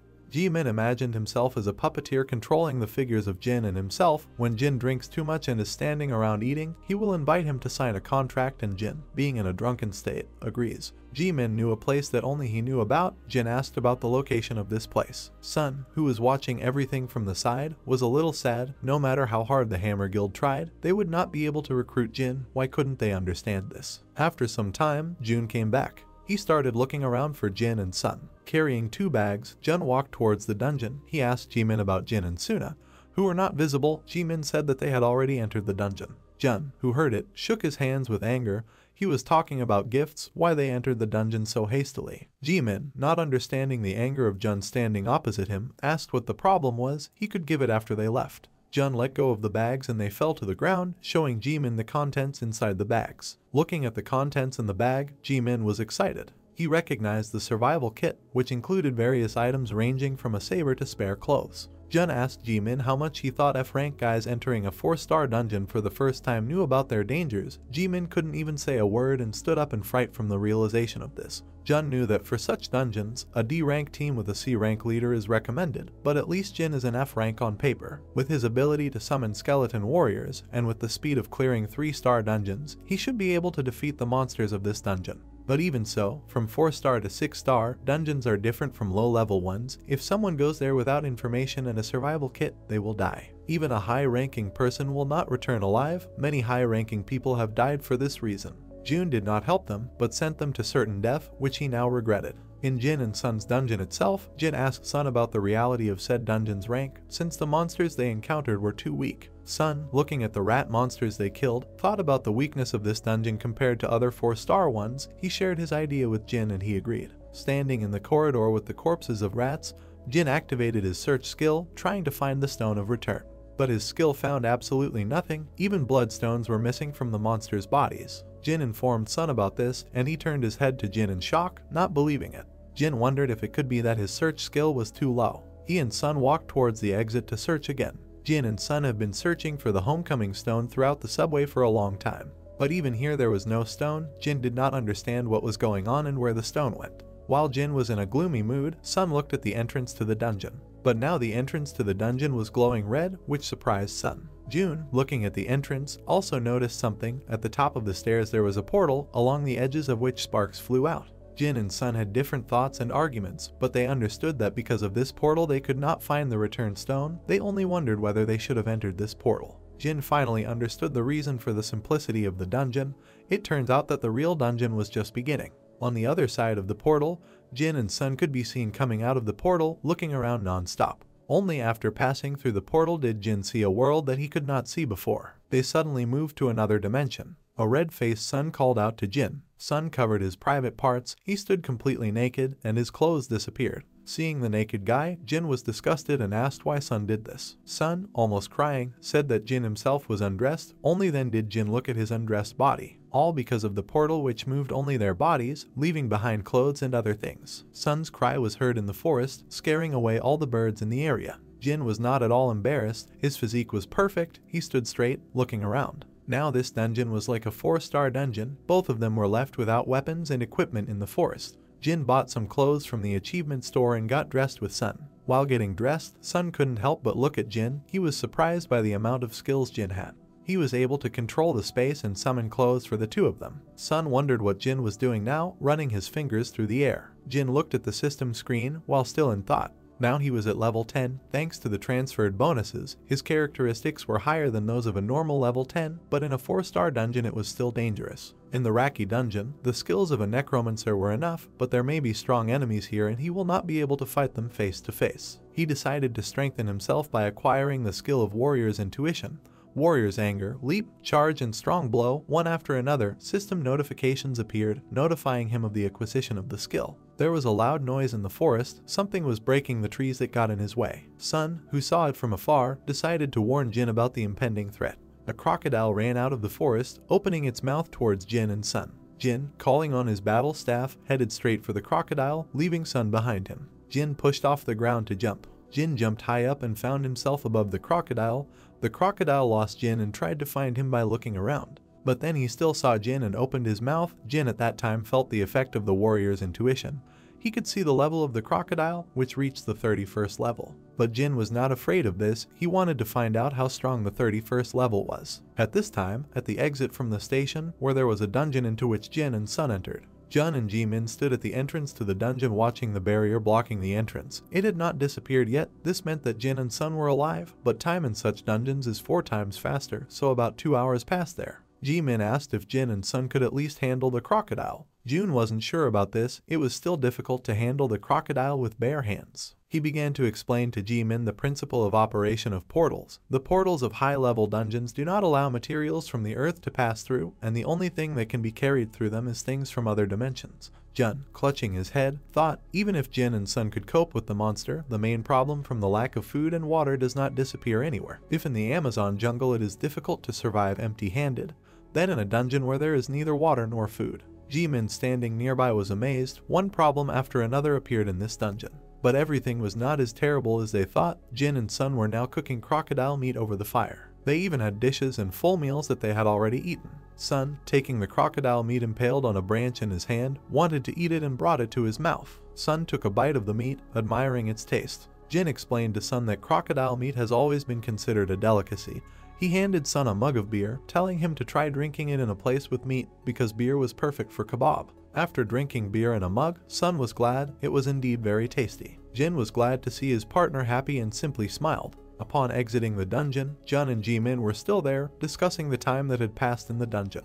Jimin asked if after such a long amount of time Jin and Sun had not died, could they have completed the dungeon? Jun began to reason sensibly on this topic, saying that the crocodile could somehow be defeated by distracting with Jin's calls, but this is not enough to get across the swamps. Jimin, who was sitting next to him, remembered the swamp in the dungeon. These were swamps, which appear in the jungle from time to time. This was a death sentence for melee fighters, which was confirmed by Jin and Sun, who were now finding it difficult to move in the swamp. Jun did not stop his story, during which we are also shown the events happening with Jin and Sun in the dungeon. Their legs got stuck. Hoko monkeys and swampy anacondas attacked at the same time. This happened too often. Sun noticed the monkeys from above and told this to Jin. Only Sun had ranged combat, but his fireballs would not be enough to stop the Hoko monkeys, of which there were too many for one person. Jimin, who was listening to Jun, could not help but note the complexity of the situation. Jun himself understood this and clutched his head from powerlessness. At this time, in the dungeon, a dozen fiery projectiles rushed towards the monkeys. They hit the monkeys, causing them to run away, throwing themselves into other trees. Jin, with his hand outstretched, had just used his skill and was gloating to the monkeys. Sun, who was watching from the side, was confused. Did Jin really have another skill? This question was stuck in Sun's head. In front of Jin and Sun stood 4 summoned skeleton magicians dressed in a robe, and it was they who now launched a dozen fireballs at the monkeys. Jin acquired the skill of summoning a skeleton mage. The skill required sacrificing the corpse of a monster in order to summon a skeleton mage. His level also had to be 10, and his mana characteristic had to reach 20. Late in the evening, near the subway exit, Jun was eating instant noodles. Jimin had hoped that Jin and Sun would complete the dungeon, so he asked Jun about it. Jun didn't know the exact answer, because not only were monsters dangerous in high-level dungeons, it was full of unfamiliar plants, animals, and insects. While still eating his noodles, he asked Jimin how much he thought those two knew about the ecosystem of that world. Jimin realized that the situation that Jin and Sun now found themselves in meant that if they accidentally ate something poisonous, they wouldn't even have to face the monsters to die. After emptying their bowl, they both concluded that it was all over for them. Their words were not a mistake. Now in the dungeon, Sun picked up an incomprehensible fruit and was about to eat it. Sun took a bite of the fruit, praising the tropical fruit for its very sweet taste, but Jin warned him that if Sun ate it raw, he could die. Hearing his words, Sun immediately spat out the bitten part of the fruit from his mouth. He complained to Jin because he could have warned him earlier, but Jin said nothing, just laughed at him. Walking together, Sun asked how Jin knew about the poisonousness of that fruit. Jin did not explain to him, saying that he just knew and asked Sun not to think about it. In fact, Jin lived here for 20 years, so he knew about everything. Night fell, the lights in many buildings and windows had long gone out. Jun and Jimin were still sitting at the entrance to the dungeon. Jimin decided to ask if there was a reason why Jun wanted to get Jin, since their guild is not particularly interested in this. Jun, illuminated by a lantern, looked at the sky answering Jimin's question. Over the past 5 years his eyes had never deceived him. Jimin interrupted him. He said that the stories of Jun recruiting rising stars are very famous. He also asked if he was the first to know about their rank Jinwoo. Jun said yes to Jimin's question, but also said that Jin would be cooler than Jinwoo. Jimin was shocked when he heard this. Jun, seeing his shakiness, repeated his words again, adding that he would not be surprised if Jin did not join them. He just wanted him to return alive. His death would be a huge loss for humanity. Jimin, who was sitting next to him, turned his head looking at his captain in shock. He did not know that the captain had such noble thoughts. Gamin jumped up, trying to encourage Jun. He suggested that they pray together for Jin to come back alive, but Jun said that it would not be easy. Jimin, who heard this, looked at the captain with a question. Jun began to explain. There was a return guard and his army in the dungeon. It was a truly strong opponent. Jimin didn't understand. He just wanted to pray. But Jun grabbed his head, realizing that most likely Jin would die. Jimin wondered if the captain was being too pessimistic. At this time, in the dungeon, Jin and Sun walked along the scorched earth, where the trees next to them completely dried out and turned into coal. Sun was the first to notice the homecoming stone in the distance. On the pedestal there was a stone of return hanging in the air. Sun told Jin about this by pointing to the stone of return. With joyful thoughts about returning, Sun was the first to go to the stone of return. But Jin grabbed him by the hood, stopping Sun from going further. Under Sun's foot, the ground fell down, almost dragging Sun down with it. Having miraculously escaped death, Sun noticed sharpened bamboo stakes below, which would have pierced him if Jin had not saved him. Turning to Jin Sua, he thanked him for saving him. But Jin did not pay attention to him, carefully peering into the distance. Sun, who noticed this, asked where Jin was looking, but without receiving an answer, he turned his head in the direction of Jin's gaze. Sun's eye widened at what he saw. In the distance there were huge, toothy and scary ogres in light armor. Jin didn't expect to see these warriors here. These were elfin orcs. The 5 most powerful of them had a level exceeding 40, 3 warrior orcs, 2 of them had a 42nd level and 1 a 41st level, and there were also 2 orc magicians with a 45th level. The elfin population consists of a huge number of races: humans, elves, dwarves, beastmen, even orcs. But what were they doing in the dungeon? Jin silently watched them, peering at their appearance. Jin spoke in the elfin language, asking the orcs why they were there. The song and the orcs were surprised by the question uttered. The orcs began to talk among themselves while their leader silently looked at Jin. The orc leader asked where Jin was from and how he knew their language. Jin did not answer this question, asking them again why they were here. The orc leader, remembering with bitterness the events that happened to him, replied that they had lost their home. Jin, in shock, asked the orcs if Tranit had defeated them, and the orc answered him with consent. The orc explained the reason for what was happening when the balance was upset. Tranit fell behind as the master of all of Alphen, and here they were for contracts with him. Jin was interested in the contract and asked what kind of contract it was. Raising his axe, the orc chief answered him, following the contract. When they finish performing it, the earth will become their new home. With these words he lowered the axe. Jin smirked. Tranit didn't even own the land, so what was the point of this contract? Summoning his warrior's staff, Jin asked if the orcs wanted to say their last words before dying. Unable to bear such insolence, the orc leader shouted in rage, ordering his warriors to attack Jin and Sun. Many orc warriors with various weapons ran to attack Jin and Sun. Jin, almost frightened by me, watched the approaching warriors. Within a few seconds the orcs were next to Jin and Sun. Jin lowered his staff in preparation for battle, and Sun fearfully looked at the approaching warriors. It was midnight at the metro station, but even so there were people who were not sleeping at that time and the light in their windows did not go out. Jimin and Jun stood next to the barrier blocking the entrance to the dungeon. Jimin had a good feeling, because 6 hours and 20 minutes had already passed. Based on this, Jun drew conclusions. A whole day had passed in the dungeon due to accelerated time, and if everything went like this, then Jin and Sun could really clear the dungeon. Could these two really clear a 4-star dungeon? This question had been tormenting Jun since the morning. Jimin was the first to notice the disappearance of the barrier and shouted to Captain Jun about it. Jun had hope and begged Jin and Sun to return. He looked down the stairs waiting for the two to arrive. He asked them to return alive no matter the cost. But time passed, and no one appeared near the stairs. Jimin, who was standing next to him, despaired. He already thought that this was the end, but he did not see Jun's even gloomier mood. Jun also decided that they had died. Sighing, he decided to return. Suddenly, the sound of grinding metal and walking was heard in the distance, and the voice of Sun was also heard, who decided to take the cart with him next time. Jun, who heard their voices, was too surprised and delighted. He hurriedly called out to Jin, who was walking up the stairs, carrying many weapons and armor in his hands. Jun's face radiated joy and happiness. He congratulated him on Jin's return. Jin felt a little awkward and asked why Jun was so happy to see him. While driving in the car, Jin told Sun about the unimportance of the survival kit for them, but the information was very important for them. Looking at the notebook containing information about valuable items in the dungeon, Jin noticed that the skin of the crocodile they ate was very expensive, but they threw away the skin. Jin told Sun that next time he would take the skin of a crocodile. Sun didn't say a word in response, but inside he was indignant. Okay, he collected bloodstones, but now he had to cut up the carcasses of monsters. His dream of becoming a fire magician was all further. While driving in the car, Jin noticed someone in the window. It was Min, who was walking and talking with a girl in a blue dress and a Panama hat on her head. Seeing this, Jin asked Sun to stop for a second. Jin shouted Ming's name across the street, interrupting the conversation between Ming and the girl. Ming turned his head towards the source of the voice. He saw Jin in the car, waving his hand in greeting. The girl next to Ming was surprised by the new arrivals. Jin asked about the identity of the girl next to him and if he was on a date, but Min rejected his assumption, saying that it was just his Nuna. Min began to introduce Jin to Nuna, saying that it was he who helped him then. Nuna said nothing and silently looked at Jin. Nuna, ahead of Mina, called Gina's name. Jin, who was sitting in the car, was surprised when he saw Nuna's face. At night, the lights were still glowing in the Hammer Guild building. Someone was studying the documents submitted for the position of vice president. A man of about 40, sitting in a chair at his desk, asked Jun whether this man deserved such a position. Well, then a bell was heard. The president was notified of the arrival of Vice President Jinwoo. A young guy with glasses came into the room. It was Jinwoo. When he entered, he saw Jun and greeted him. Seeing Jinwoo's arrival, Jun decided to leave.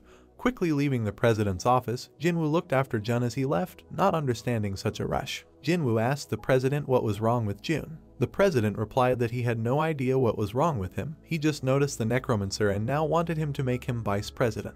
Jinwoo, who heard this, asked if leader Jun said so, then perhaps he should listen to his words, but the leader refused, citing the loss of Jun's grip. Lately he had only brought mediocre people into their guild. Jinwoo asked not to be so cruel to Jun. The president switched the topic by asking about progress in America. Jinwoo confirmed the rumors that were around the dungeons. It turned out that the Titan Guild protected someone. Having heard the news about the truthfulness of the rumors, the president thought about it. Rumors spoke of the appearance of a person from the dungeon. It was a girl with long hair in a blue dress. Watching the girl through the screen, one of the people asked about her well-being. The man and the girl watched many screens from different angles, which were watching the man from the dungeon. The green-haired girl reported that the observed one did not know their languages and constantly uttered a word that they could not understand. It was like post-traumatic stress disorder. The man said that this girl was the key to finding out the secret of the dungeon and asked the girl to talk to her somehow. 5 years have passed since the dungeons appeared and they finally found at least some clue. The golden-haired man was the head of the Titan Guild, an rank-awakened Dinkan. The girl with silver hair looked out the window repeating the same word. She touched her hand to the window, saying Gina's name. It turns out that all this time, this beautiful girl was repeating Gina's name over and over again. Events are transferred to Ming's house. A single lamp shone in a dark room. Next to the lamp we can see a calendar that indicated the date of today. Preparing for exams, he covered the notebook day and night. I am very worried about my sister and hoped that nothing would happen. He never knew what was on Jin's mind, and when he invited him to eat beef tripe, he refused because he had to study for exams, but his sister went with him. At this time, in a small restaurant where Jin, Sun and Nuna came. Jin, raising a glass of alcohol, was happy to meet Jiwon, who turned out to be Mina's sister. He embarrassed her by praising her for her beauty, which had not gone away in 5 years. Jiwon raised her hands and began to wave them, denying it. Jin noted Jiwon's modesty. He told Sun that she was the most popular girl in school. Half of the guys were secretly in love with her. Sun raised his thumb up and admired Jiwon's youth. Jiwon again began to deny it while Jin watched everything from the side laughing. Jin was lost in memories. He was one of those guys who loved her. She was bright, beautiful and climbed with everyone. Jiwon, raising her glass, thought about Jin's frankness, who had not been like this before. Jin asked why Jiwon was wearing a hat. Did she not wash her hair? These questions surprised and embarrassed Jiwon. She simply replied that she liked wearing hats so much. Sun, who was watching from the side, thought for a moment. Of course, he knew about Jin's straightforwardness, but now he was too frank. Jin frowned at the hat on Jiwon's head. He wanted to take it off and tried to come up with various reasons for this, but Jiwon rejected all of Jin's reasons and ideas. Sun, who didn't understand how Jin could ask a girl such a thing, suddenly realized something. It seemed to him that his great brother Jin had never dated anyone, but he seemed to really like Ji-won. In fact, Jin was now enjoying the trip, but because of his satisfied face, Sun thought that he liked Ji-won. Ji-won grabbed her hat with her hand, holding it tightly. Seeing this, Sun made a decision. This could no longer continue. Jumping up from his seat, Sun suggested that Jin and Ji-won play a game, because it was boring to drink without games. Jin looked at him and then asked what game Sun, who had jumped up, was talking about. After a while, 5 bottles of booze were already empty, and the singing never stopped. Drunk Sun took the bottle in his hand and sang like a microphone while dancing with his shoulders. The next moment, Sun's face contorted and he began to sing about his aching shoulders, Jin silently watching on the sidelines. Jin couldn't take it anymore and released his energy, then threatened to calm down Sun until he himself broke his shoulders. Sun sobered up in an instant and stopped singing. Ignore Sun's depressed mood, Jin looked at Ji-won, who was already asleep. She drank too much alcohol and ended up passing out in the restaurant. A woman's hand flew next to the sleeping Ji-won's head and knocked off her hat.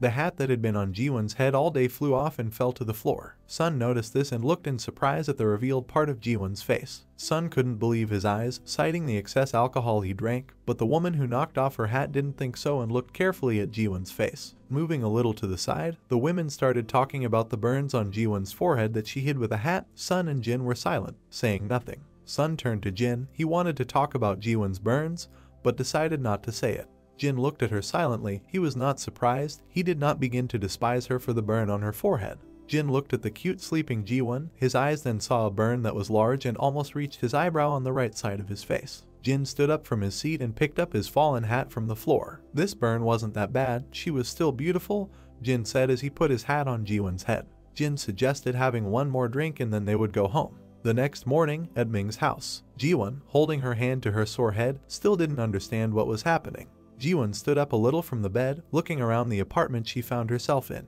Ji-won got up and went to the kitchen, where Min was preparing breakfast in a frying pan. Seeing him and realizing that she was at home, Ji-won breathed a sigh of relief, but she still didn't understand how she got here. Min explained to her. Jin brought her in his arms, and in general, now she better go wash, because Min prepared hangover soup especially for her. The wooden door to the bathroom closed. Ji-won looked at her reflection in the mirror. Yesterday she fell asleep without even thinking about the hat. Holding her head with her hand, Ji-won remembered yesterday's event, when she passed out and slept on the table. Jin picked her up like a princess and carried her home. Because of this, he eventually saw the scar on her forehead. Ji-won was worried about this. 5 years had already passed when the monsters from the dungeon attacked her, which is when she received this scar. Ji-won didn't want Jin to see her like this. She wanted him to remember her past. She was again able to remember his action yesterday when he picked up her hat from the floor, praising her for her beauty even with the scar. The girl's mouth opened and her face turned red with emotions of joy. She stood shyly in front of the window, remembering how 5 years ago she and Jin began to communicate a little more often.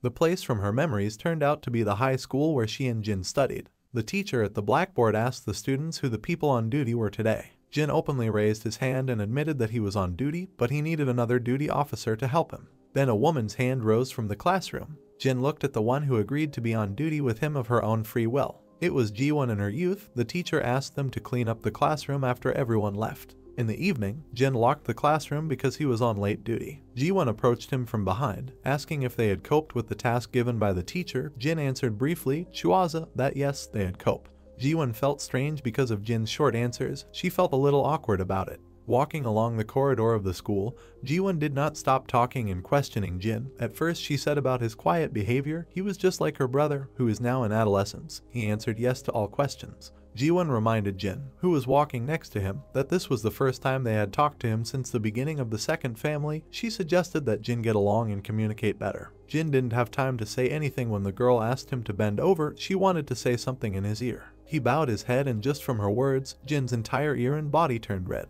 In reality, Bibai woke up her master and asked if he slept well. Jin, who was in bed, opened his eyes. He was annoyed because he was woken up in the most interesting place. Jin, while at the hotel, asked Bibai if she had used any skills on him while he was sleeping. In the spacious hall of the hotel, in a place where you could sit down and relax behind an armchair or sofa, Sunday sat waiting for Jin. When Jin arrived, Sun briefly looked away from his laptop and greeted Jin by asking how he was feeling. Nodding in response, Jin sat down on the chair while asking Sun about the unoccupied 4-star dungeon. Sun replied that he was just looking for similar dungeons, but there were not so many of them in all of Korea, and all the mid and high-level guilds have already registered the majority of users. Jin raised his head looking at the ceiling, thinking about clearing 3-star dungeons. Looking at the chandelier in the ceiling, a solution to this problem occurred to Jin. He had an idea. He dialed a contact on his phone to call the weakling. He wanted to take advantage of the opportunity that this contact provided.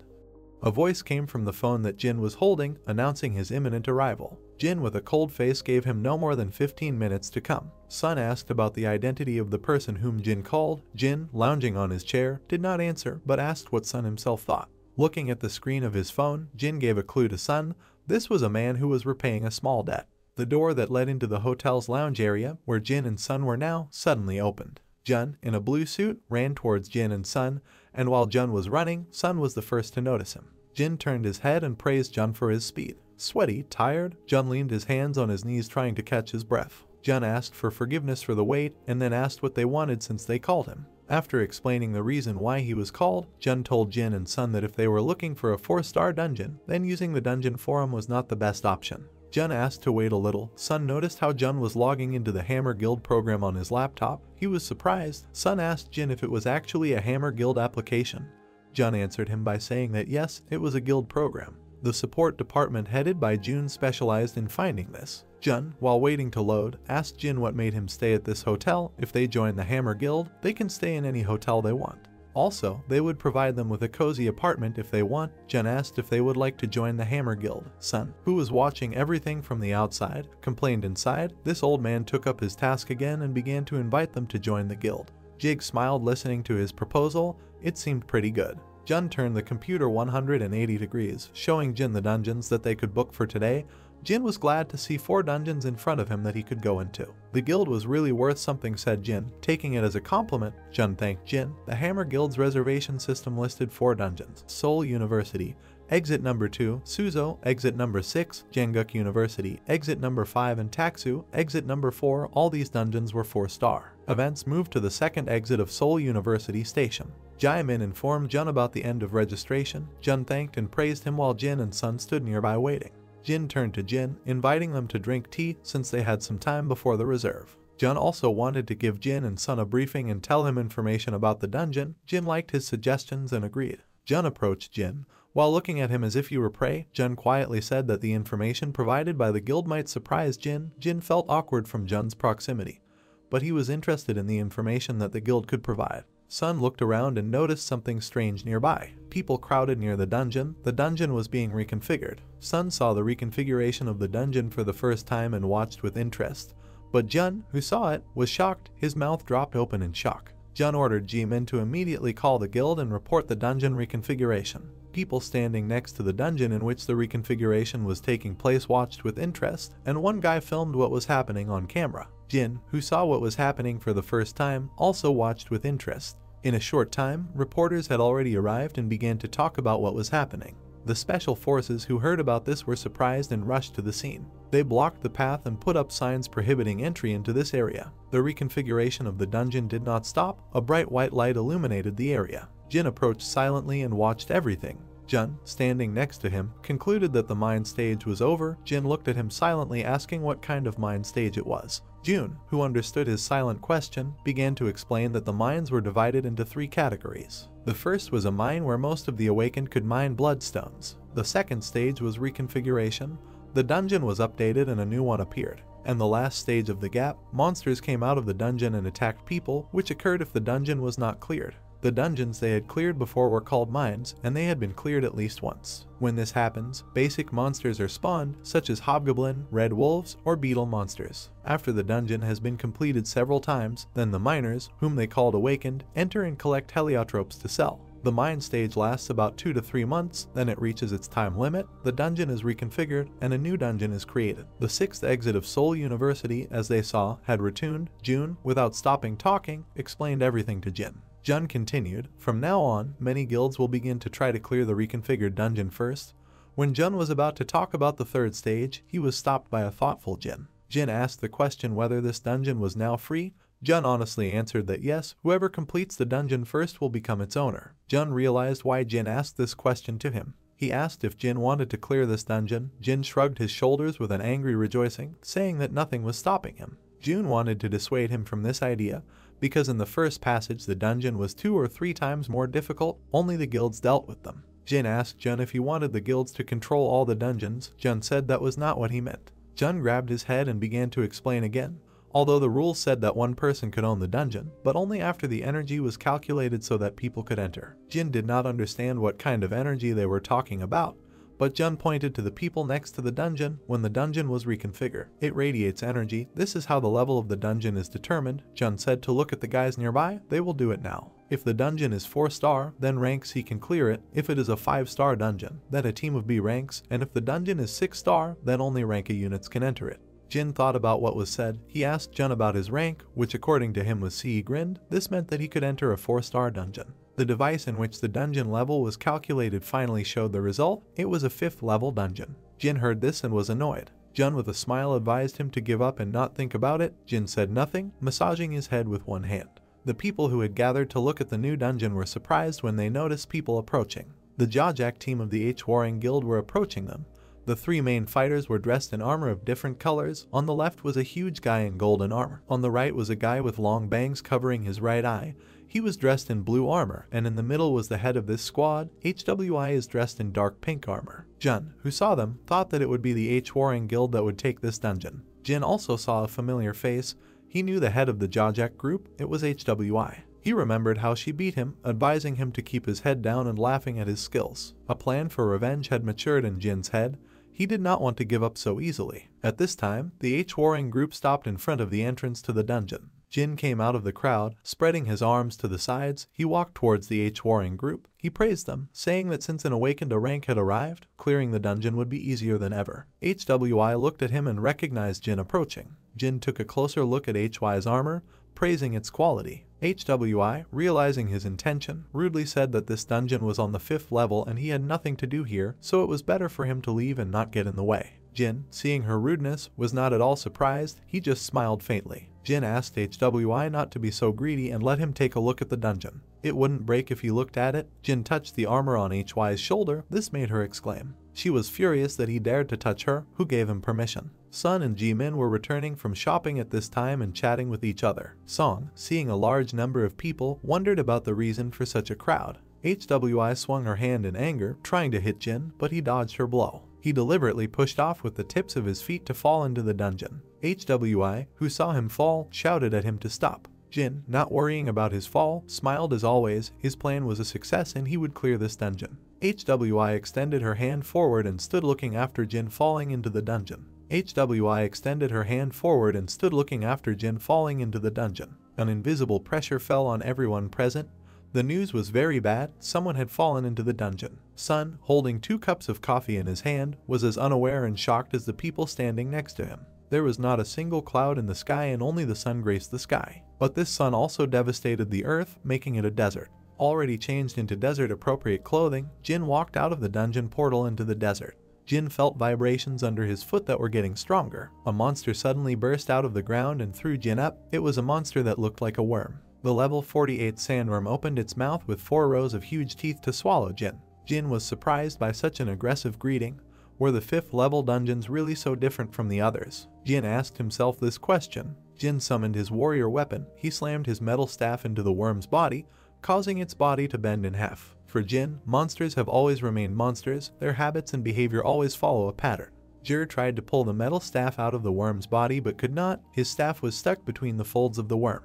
The worm opened its mouth and made an incomprehensible sound, as if talking about something. 3 more worms burst out of the ground. All 3 looked at Jin. Jin himself was unpleasant. He cursed because of this situation. The worms began their attack, intertwining with each other to prevent the enemy from escaping. But their movement stopped abruptly. The dust and sand from their actions began to dissipate. Jin, being inside a cluster of worms, used a change in the shape of his weapon and attacked the worms. Various parts of the cut worms fell onto the sand, occupying the entire area with them. Jin stood contentedly in the middle of the cut flesh of the worms with a spear in his hands. After killing the orcs, Jin raised his level. Thanks to this he quickly dealt with the worms, otherwise there would have been problems. The system contained information about changing the shape of the warrior's preferred weapon, the shape of the spear. Jin looked back at a sound nearby. 8 balls were rolling towards Jin on a hill. These were desert worm balls, all had the 46th level, and also had the advantage of armored skin. Jin stood with a spear on his shoulder looking at the approaching monsters. He raised his spear hand, preparing to throw it towards the approaching monsters. Jin threw the spear with all his strength. The spear flew at great speed, trying to kill the enemy. After the spear hit the monster, there was an explosion of green energy. Jin was shocked when he saw the explosion. This made killing monsters problematic. The green smoke emanating from the scene of the monster's death could not be smoke. Its possible effect made Jin look carefully and think about the possible options. Within a couple of seconds, the worms were next to Jin. They just wanted to crush him with their body. Jin raised his hand and activated the skill he had acquired, a wall of bones. It was a level 20 skill that required using monster corpses to build a wall of bones. The huge explosion caused by the worms raised all the sand in the area, and the sound from this sound spread for kilometers. Jin, who barely survived the explosion, stuck his head out of the wall of bones, which was badly damaged. The 5th level dungeon almost killed Gino, but that was just the beginning. Jin summoned a healing potion from his inventory and it immediately appeared in his hand. He picked it up and drank it all to heal himself. The 5th level dungeons were completely different. This made Jin a little happy. At the same time, a system notification sounded informing him that his poison status had been removed. There were still a lot of people at the exit of Seoul University Station, and Sun, Jun and Jimin stood separately nearby. One of the awakened ones complained about Jin for his long walk through the dungeon. Sun, who heard this, stood up for Jin, saying that Jin was not just hanging around in the dungeon, but was clearing it. The awakened one was not convinced by his words. Jin was only C rank and he could not clear the dungeon. The awakened one scolded Jin, calling him a coward and someone who is hiding and running in the dungeon now. Sun was about to answer, but Jin stopped him. They had to trust Jin. Sun walked away and leaned on the railing waiting for Jin to arrive. Jun approached Sun, asking if he was sure that Jin could go through the dungeon alone. Sun had no doubt about it and said it straight to Jun's face. Jun asked Sun to talk about Jin's abilities, but Song turned away and refused to tell them such secret information. Seeing Sun's stubbornness, Jun realized that he would not give out any important information. Looking at the entrance, Jun was wondering if Jin would be able to return. This will mean that Korea will have an 11th rank awakened. At this time in the dungeon, the crab's limbs were cut off by the cross attack of Jin's spear. Next came a system notification about a level increase. Jin, along with the skeletons, brandished a spear and killed red scorpions. The system notification about the increase in level to 28 sounded again. After killing another scorpion, Jin heard the sound of the system in Jin's head. The system notification about leveling up to level 29 rang in his head. Placing his foot on the scorpion's corpse, Jin pulled out a spear. He was only one level away from summoning his familiar again. The sun was still high in the sky and had no intention of leaving there. Jin complained about the enormous size of this desert. No matter how much he walked, he could not find anything except monsters. Jin, looking around on the hill, noticed something in the distance. In the distance was an old, ruined, sand-colored fortress. Jin, along with 5 skeletons, entered the abandoned city of Lacras. Jin looked around without noticing the presence of a single enemy. He just wanted to say that this was indeed an abandoned fortress when a beam of red energy flew towards him from the roof. Jin's eyes widened in shock. He barely dodged the energy shot and the beam hit the skeleton behind, completely passing through and turning all the bones where it hit into dust. Jin didn't understand who was so brave to attack him.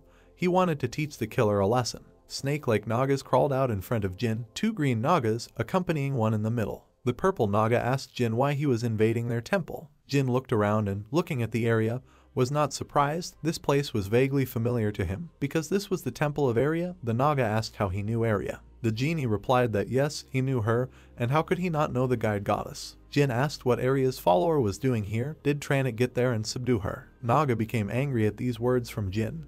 He said in anger that they had lost, and all this was just an alliance, just to destroy the cults. Jin asked about cults that could arise. They wanted to punish all the followers of the blue-eyed priestess who left Alphen, and the seer herself hid on Earth. Jin, who heard this news, was not happy about it. This blue-eyed priestess was on the ground. But whether they caught her, killed her or allowed her to live was none of his business. With these words, Jin began to gather energy in the tip of his spear. He couldn't let them get to Earth. He stood up and explained to them that just as they were protecting their temple, he also wanted to protect his home. Naga respected Jin. He raised his weapon high up. He wanted to crush him before leaving for Earth, at which time all the soldiers behind Jin disappeared and became invisible. Although communication was his strong point, Jin understood the seriousness of the situation. Jin looked around the area looking for enemies, but he didn't feel anyone. At the beginning he couldn't notice anyone. But then he was attacked. Although he dodged it, it was a miracle. MH's ability to hide was a level higher than his detection skill. It will not be easy for Uma and his skeleton warriors to cope with invisible enemies. Jin decided to distribute the number of skill points and increase the number of skeleton soldiers to 20. The skeletons behind him began to be enveloped in black energy. Iron armor formed on their bodies, and iron swords appeared in their hands, increasing their attack power and defense. After leveling up, the soldier's skeleton became much stronger. The system notified Jin that the shape of the skeletons had changed due to reaching level 20. In the hands of the skeletons, in addition to the sword, a wooden shield with an iron frame was formed.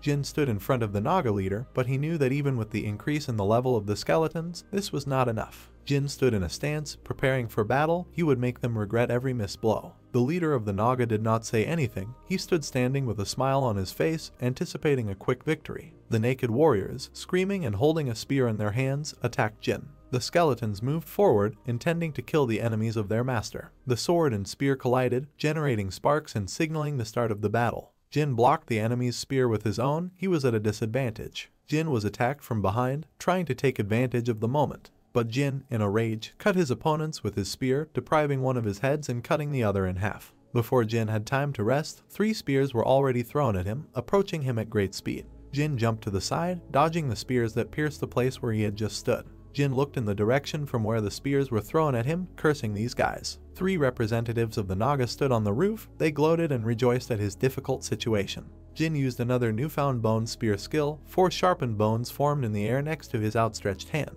But the enemies managed to hide from his attacks. Jin could not even wound any of them. Jin was angry, but the Naga rejoiced at Jin's failure and watched him. One of the snake-like creatures snuck up from behind and attacked him, Jin noticing him too late to dodge. He used a wall of bones to escape, while the Naga around him were forced to wait. Jin jumped away from where he had just been standing. The enemies did not hesitate and took advantage of the opportunities to the maximum, forcing Jin to try. They already had a significant difference in levels, but more importantly, they were trained in melee attacks. These Naga warriors were problematic. Moreover, the ability to use the territory also became a problem. In such a battle, even Bibai and the skeleton magicians would not help Jin. He could only use the skeleton soldiers, but the skeletons were weak. The enemies were monstrously fast and could kill the skeleton in the shortest possible time, so he would not be able to win and would die. Jin tightened his grip on his spear. He decided to use the only weapon he had left. In reality, the news reported an incident that happened with Jin. The man said that 10 hours had already passed since the accidental fall of a person, but the barrier was still in place. The victim of the incident was Jin, who had awakened from rank. So far, his survival is equivalent to a miracle. The Seoul University station showed live broadcast where Sun, Jun and Jimin continued to wait for Jin. The Hammer Guild master was outraged at Jun and Jimin's actions. They really had to go all the way just to show up on camera. Even if they planned to give this dungeon to the H-Warring Guild, they can't help but show off, he said. He decided to scold these two when they returned. Jun, worried about Suna, handed him a bowl of food.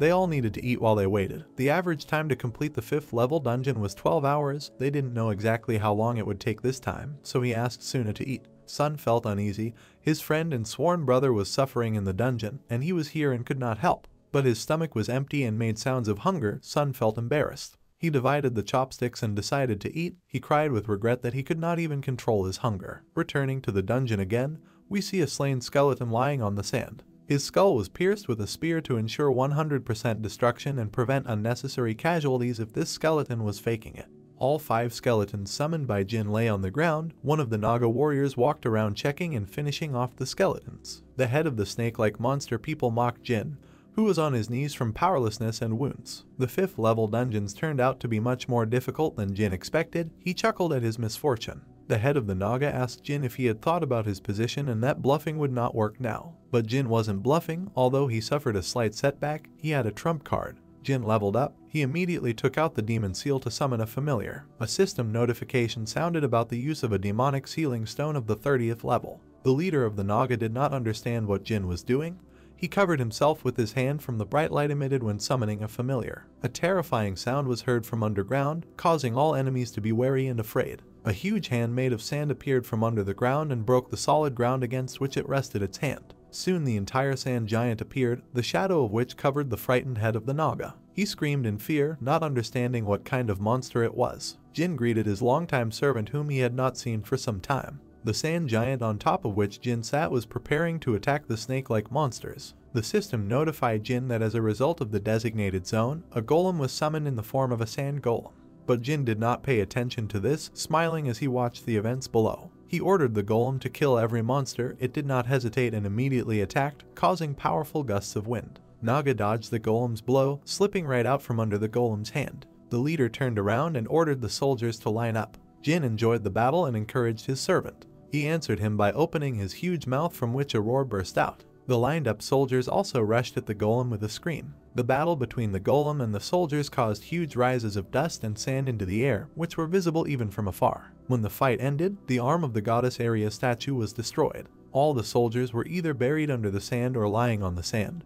But one thing did not separate them from each other: they were all dead. The genie descended from the golem's back. Only the head of the Naga remained, and he decided to descend personally. The head of the Naga, frightened, did not know what he needed to do and simply stood still. Jin, holding a spear in his hand, asked him if there was anything else besides soldiers to fight with him. After these words, the head of the Naga became enraged. He called upon fire magic, and jets of fire appeared around him. His face was full of hatred and anger. He concentrated fire into a spear and attacked Jin with it. Jin smiled at his actions. He used the skill of changing the shape of the weapon into a hammer. A huge hammer appeared in Jin's hands. He swung it, preparing a whirlwind skill. Jin and the Naga were about to collide with skills and weapons. On the one hand there was a spear with a fire skill, on the other Jin with a hammer and wind skill. Jin activated the skill and all the sand in the area began to spin. A huge tornado appeared out of nowhere. The winner of the collision was determined. After finishing Jin's skill, the sand and dust began to slowly settle. In the center stood Jin with a hammer, in front of which the head of the Nagas was almost kneeling from his wounds. He wiped the blood from his lip. He was as angry and disappointed as ever. When the head of the Nagas began to get up, Jin, who was tired of the enemy's persistence, began to mock him. In his opinion, this Naga was trying to prove that he was the boss of the level and was different from the rest.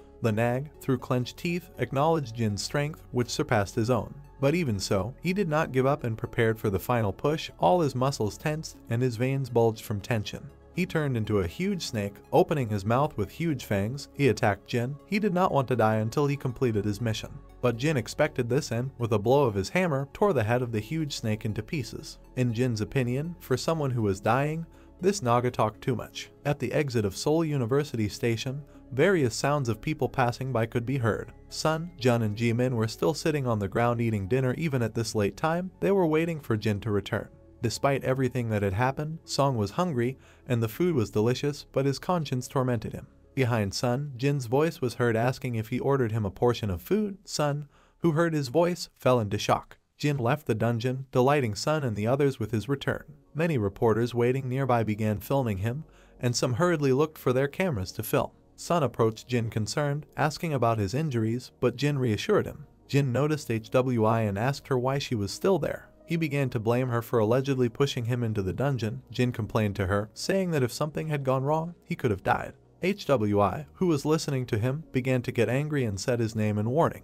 Jin didn't continue to speak. He and HWI stood opposite each other while the reporters filmed them and watched their every move. Jin had already been hastily declared as Korea's 11th rank. At this time, in the Hammer Guild building, the head of the guild was getting dressed while listening to the news that was talking about what happened at the Seoul University Station. When the news announced Jin's return, the guild leader turned to the screen in disbelief. Just at this time, one of the reporters was interviewing Jin, asking how he was able to go through the dungeon and come back. But then Jun jumped out and interrupted the interview, shouting at everyone. Because Jin barely returned alive from the 5th level dungeon, he blocked the reporter's path with his hand, forbidding him to take an interview. Sun, Jun and Jimin surrounded Jin and hurried away, all the while taking pictures and filming.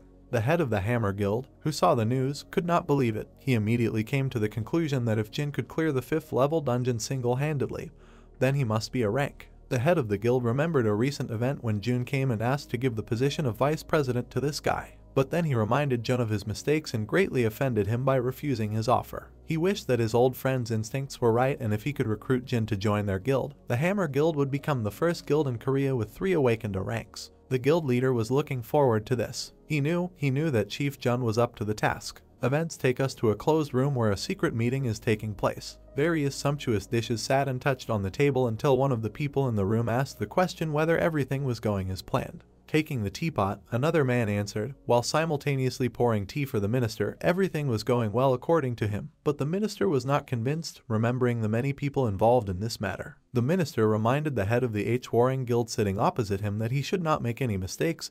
The head of the H-Warring Guild assured the minister of impeccable preparation. The minister praised Sanho for his reliability in such matters and promised generous rewards for this work. a notification came to Sanho's phone. Sanho, who read the notice, couldn't help but be surprised. Another rank appeared. The minister asked about what was happening, but Sanho didn't answer him and pretended as if nothing had happened. Remembering the message, Sanho certainly knew about Jin's uniqueness, but he didn't think that his uniqueness was that great. He remembered the moment when he tried to recruit Jin to join his guild. He did not react to his words about the destruction of the world. He then explained his purpose and role in all of this. At the end, he asked Jin to help them, but Jin did not answer right away. At first, he looked carefully at Sanho as if trying to read his thoughts. Jin then refused his offer, mocking him. Then Sanho decided to leave, hoping to meet again. Sanho remembered everything and tried to find something. Jin was clearly hiding something and he was obliged to hire him in Hwarang. No matter what, Sanho even had the first idea in this regard. He turned to the minister opposite, asking him to fulfill his small request.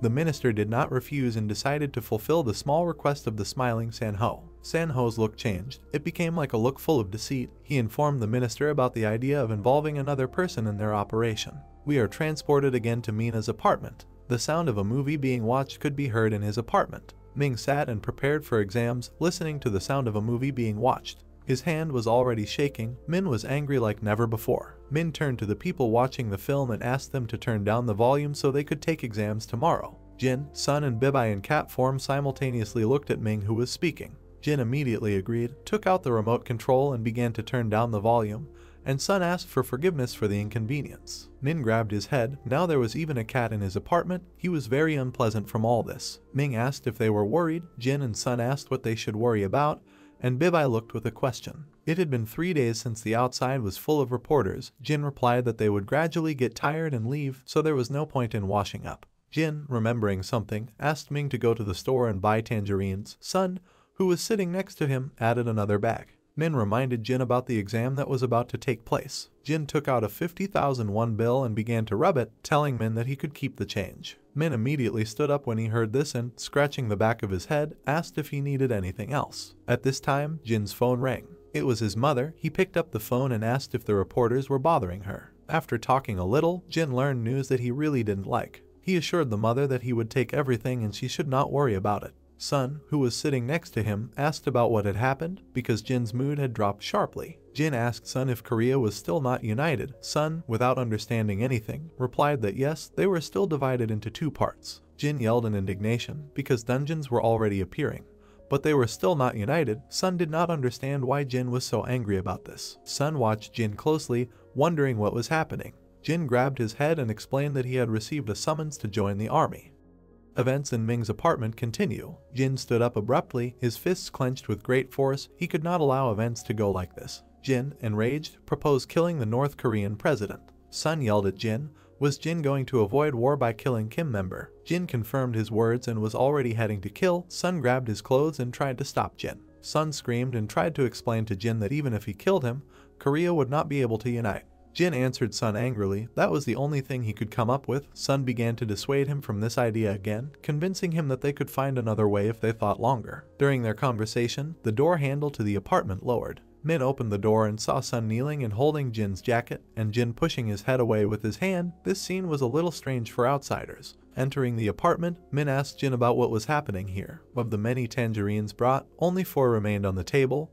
All the rest were eaten while telling Jin Minu's problem. Min, while eating a tangerine, asked Jin why he was so worried about this, because the awakened ones were not sent away like ordinary soldiers. Jin and Sun listened carefully as Jin talked about the army. The awakened were distributed into special forces, but if someone did not want to go to the army, they could serve the country in another way. It was necessary to join the guild and help in the fight against monsters when asked. After hearing, Jin was surprised at Ming's knowledge. Ming awkwardly scratched the back of his head, all thanks to his dream of working in a large guild, so he knew a lot about it. Jin looked at Sun. He wanted to ask him how come he didn't know anything. Sun couldn't answer the question and bowed his head in shame. Ji-min's joyful voice could be heard in the Hammer Guild building. Ji-min, full of joy, shouted to Jun about his success. Jun, who was calmly drinking coffee at his desk, was surprised by Ji-min's actions. Jun asked about what happened and what success Ji-min was talking about. Jin, whose fingers clenched into a fist due to an excess of emotions, said that Jin wanted to meet and talk with them about the guild. Jun, hearing this, screamed in surprise. Ji-min approached the now serious Jun and whispered in Jun's ear about the possibility of Jin joining their guild. Jun recalled all his meetings with Jin, the first meeting when he asked how they could help him. The second meeting was when he personally spoke about the amazing information capabilities of the guild. And the third meeting was when they called him and he arrived to them in a hurry. Remembering all these events, Jun's eyes widened with understanding of something. Jun's lips stretched into a smile, and Jun exclaimed inside about the possibility of what Jae-min said. He knew that with his sincerity he would achieve Jin. As if nothing had happened, Jun continued to drink coffee and told Jae-min not to make noise, who praised Jun to the fullest. Jun ordered to prepare for the meeting, and he himself had to meet with the head of the guild and talk with him. Jun was internally happy. He was still worth something. Outside the door of the guild head's office, Jun's voice was heard informing the president of his entrance into the office. The head stood up from his chair and greeted Jun, then asked about the negotiations with Jin. Jun replied that Jin had just contacted them, and the president was delighted to hear this. The guild master hurriedly walked over and shook Jun's hand and began to praise him. Jun told about his reason for coming. He wanted to talk with the head of the guild about the position of vice president. The president did not refuse. He agreed with his proposal without even listening to the end. After all, thanks to Jun, the Hammer Guild will rise to the first place in Korea. Shaking Jun's hand and laughing, the guild leader said. Jun was now on the 28th floor and called the elevator to go down. They agreed with the head of the guild when Jun had already entered the elevator, and the head wished him good luck on his journey. After Jun left, at the Hammer Guild, the head called Secretary Kim and ordered him to prepare today's dinner for the guild. The events took place in a cozy cafe with a small number of visitors. At one of the tables, Jun sat in shock. He asked if he had heard the words of his interlocutor correctly. Jin, who was sitting opposite, said that Jun was not mistaken and he really wants to create a guild. Jin invited Jun to create a guild with him. Jun asked, gesturing his emotions with his hands, if Jin wanted to join the Hammer Guild, but Jin didn't need it and again invited the two of them to create a guild with him. Jun grabbed his head. They thought that he was here to join the guild, but to propose creating a guild, this is very unexpected. He had no words. Jae-min, who was sitting on the side, was seriously considering Jin's proposal. He looked at Jin with serious eyes and asked how they would benefit from this. Jin said the amount is 1 million, which shocked Jun and Jae-min, causing them to open their mouths in surprise. Jin holding up one finger that will add 1 million to their annual salary. Jun, having calmed down, tried to explain to Jin that it wasn't about the money he was offering. He was the manager of the Hammer Guild. As an ordinary person, it was difficult for him to get a manager position in one of the best guilds. Jin, with a smile on his face, listened as Jun said that he could not move to another guild because of money. Jin clasped his hands and invited Jun and Jae-min to become members of the founding guild that he would create. In the evening, Jae-min and Jun drove along the road back to the Hammer Guild. Jae-min, who was driving, turned to Jun. He wanted to accept Jin's offer, which he immediately informed Jun about. Jun, who was sitting next to him, could not believe his words. He called out to him. Jae-min began to explain his decision. Jin was definitely in a rank awakened. No one had ever cleared the 5th level dungeons alone before him. Jae-min was confident that they would grow faster than the Hammer Guild. Having fallen into a slight despondency, he continued, even if he remained, how high he could climb the career ladder in the Hammer Guild. Jun, who was listening to him, could not say a word and was silent. Jun in his thoughts agreed with Jae-min's arguments. Based on how Jin goes through the dungeons, he, unlike his guild, is promised a more brilliant future. On the other hand, in the Hammer Guild, it will be difficult to advance further. No matter how good Jun's achievements are, it will be difficult to surpass the founding members of the guild and become vice president or president. Jun remembered the previous meeting when he asked the head of the guild for the position of vice president for Jin, but he refused then. He knew Jun should be grateful that he was not bullied or ridiculed. Understanding all this, Jun decided for himself his further actions. He told Jae-min that he would also join Jin's guild. Jae-min was shocked by his words. Jun looked at Jae-min with cunning in his eyes. In order to rise higher, they all have to take risks. Jun's decision and his words made Jae-min happy. Jae-min took out the registration letter and showed it to Jun. Jae-min asked if they were shipping now. Jun in response asked if Jae-min always carries the registration letter with him. Jae-min smiled slightly. That was how office workers were. They always carried various things with them, from business cards to letters. Jun surprised Jae-min by taking out the registration letter from his inner pocket. This registration letter was very wrinkled. Jun carried it with him since ancient times. His actions confirmed what Jae-min said about office workers carrying various business cards and letters with them. Jun and Jae-min sped up. They decided to drink alcohol after their cool dismissal. Arriving at the guild building, Jun and Jae-min took the elevator to the 11th floor. When the elevator door opened to reveal empty workspaces and the lights were off on the entire floor, Jun and Jae-min were puzzled by all the workers leaving so early. Suddenly the lights turned on and confetti flew out, many voices congratulating Jun on his position as vice president. Jun and Jae-min took a step back out of surprise and fear. Their eyes widened and their mouths dropped open. The head of the guild, spreading his arms to the sides, began to praise Jun, after which he announced that he was becoming the vice president of the support group. Behind the head, people rejoiced and clapped their hands, and the secretary of the head was holding a congratulatory cake in his hands. The secretary asked Jun to blow out the candles on the birthday cake. People working in the support department congratulated Jun and asked him not to forget after his promotion. Jun was terribly embarrassed by this situation. He was nervous standing in front of everyone. The head of the Hammer Guild pointed at Jun. He shouted, informing everyone that Jun had just completed incredible negotiations and asked to applaud the new vice president of the support department. Listening to the praise of many people, Jun felt awkward. He was even ashamed because he was about to quit, and at that time he was promoted. Jun wanted to speak to the president about what happened today, but the president interrupted him, saying that they would discuss everything when they got to dinner. The president smiled because they had reserved a place in a good restaurant.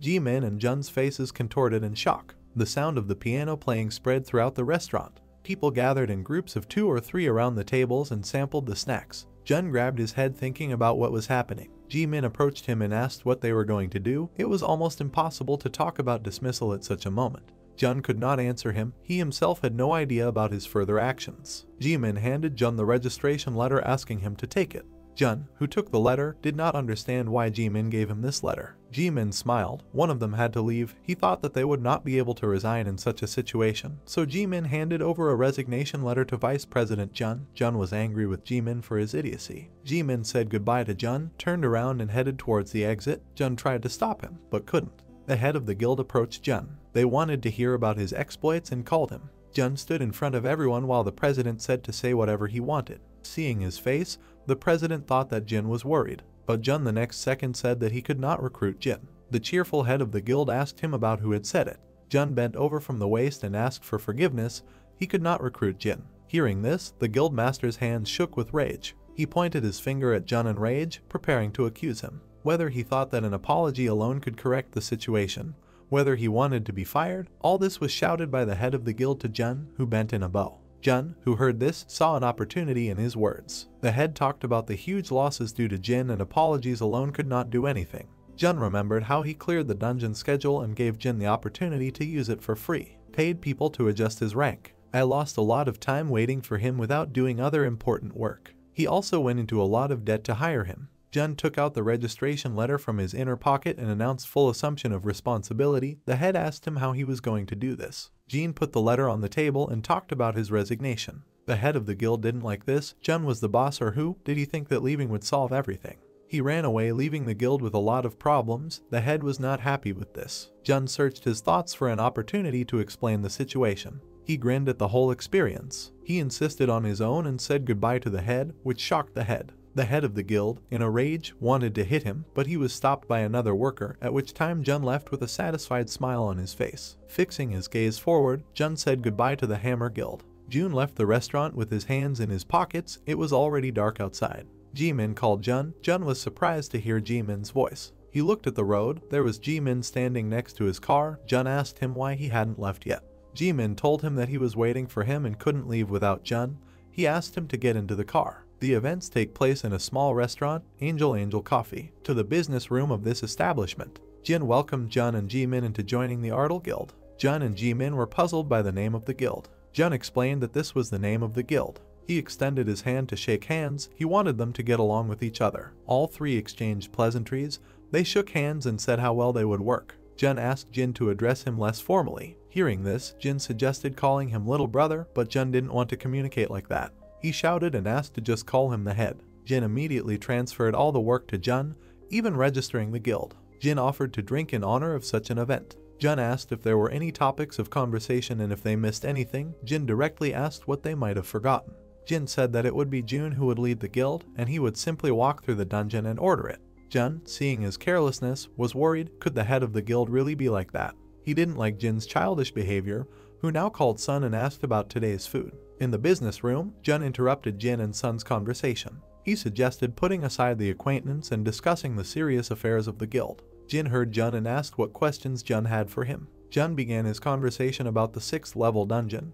They needed to discuss the time of completion of this dungeon. Jin spoke about his ability to complete the dungeon alone, but Jun explained that it was better to let others use the dungeon while he rested. Jun also talked about the tedium of a guild with at least 5 members. Jin realized he needed one more person. He asked Sun about Ming, but the offer was rejected. Ming was underage. Jin thought after these words, he had to find a person. He looked at the contacts on his phone. He didn't have enough of them. His mother was also not suitable for the guild. Jin was very puzzled. Then he remembered one person suitable for the guild. After some time, the door to the business room opened. A plump guy with golden hair walked through the door.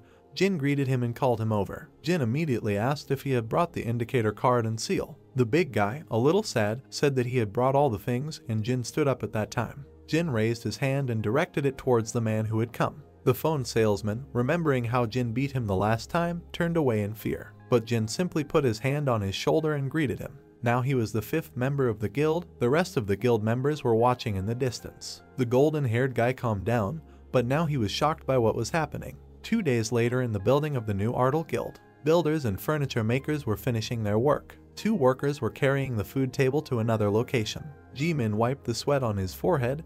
They had finally turned this place back to normal. Jun praised everyone for their good work, including Seung-hoon. Seung-hoon looked around the room. Just yesterday he thought that he was being played. The head of this guild was a guy who beat him half to death and stole his phone. This guy was the well-known rank awakened Jin. Jimin looked at the TV, where the news had been talking about Jin all day. Jun explained, their leader was the 11th rank awakened in the country, although now unofficially, he is one of the strongest in history. So it's not surprising that everyone treats him this way. Seung-hoon watched their conversation from the sidelines. He realized the benefit of working with Jin, which caused his lips to curl into a smile. Still, his business was not going so well. There were almost no customers in the store. The best solution was to work for him. Jimin asked how Seung-hoon knew the boss. This question made Seung-hoon confused. Jimin asked about the closeness of his relationship with Jin, because Seung-hoon came very quickly as soon as the boss called. Seung-hoon scratched his head and remembered. He came here so quickly because he was afraid that he would be beaten like last time. At this time, Jin came and admired the office for its beautiful appearance. Everyone was happy to see Jin come. Jun thanked Jin for his work and asked if Jin had finished writing out the dungeon strategy. He pointed his head at Sun, saying that he was doing all this. Sun himself looked exhausted. Jun, seeing Sun's condition, was worried about him. He asked if he was okay, but Sun went on without answering anything. Jimin, seeing this, reminded him that a lot of information had to be recorded in the 5th level dungeon. Sunday sat down in a chair, and his soul flew out of his sick body. Jun and Jimin saw this and decided to give Sun a normal rest. Events are transferred to the negotiation room of the Ardal Guild. Jin asked all 4 of them to sit down. They needed to resolve the most important issues for the day. Jin called out to Jun and he looked at him. Jin asked Jun what position should he be given. Jun, who did not immediately understand the question, asked Jin again. Jin began to explain to him, even though there were only 5 people in his guild, everyone needed to be given a role in order to distribute the work productively, so he asked everyone what positions to give them. Jun heard his words and felt as if she had been shocked. Jimin was nervous after hearing Jin's words. Sun, who had just realized the meaning, was in a similar state to Jun and Jimin. Seung-hoon, having heard about the personal decision of the position, widened his eyes and was also nervous. While everyone was in their thoughts, Jin again asked Jun about the position he would take. Jun decided to first explain the principle of hierarchy in positions. Firstly, they were divided into 2 categories. The first were the awakened and the second group were ordinary people. The awakened could be a director, vice president, or president. It didn't matter. After all, for the awakened, the most important thing was the details of the contract, such as shares from the dungeon and other currencies. After hearing Jun's explanation, Jin turned to Sun and asked what position he wanted.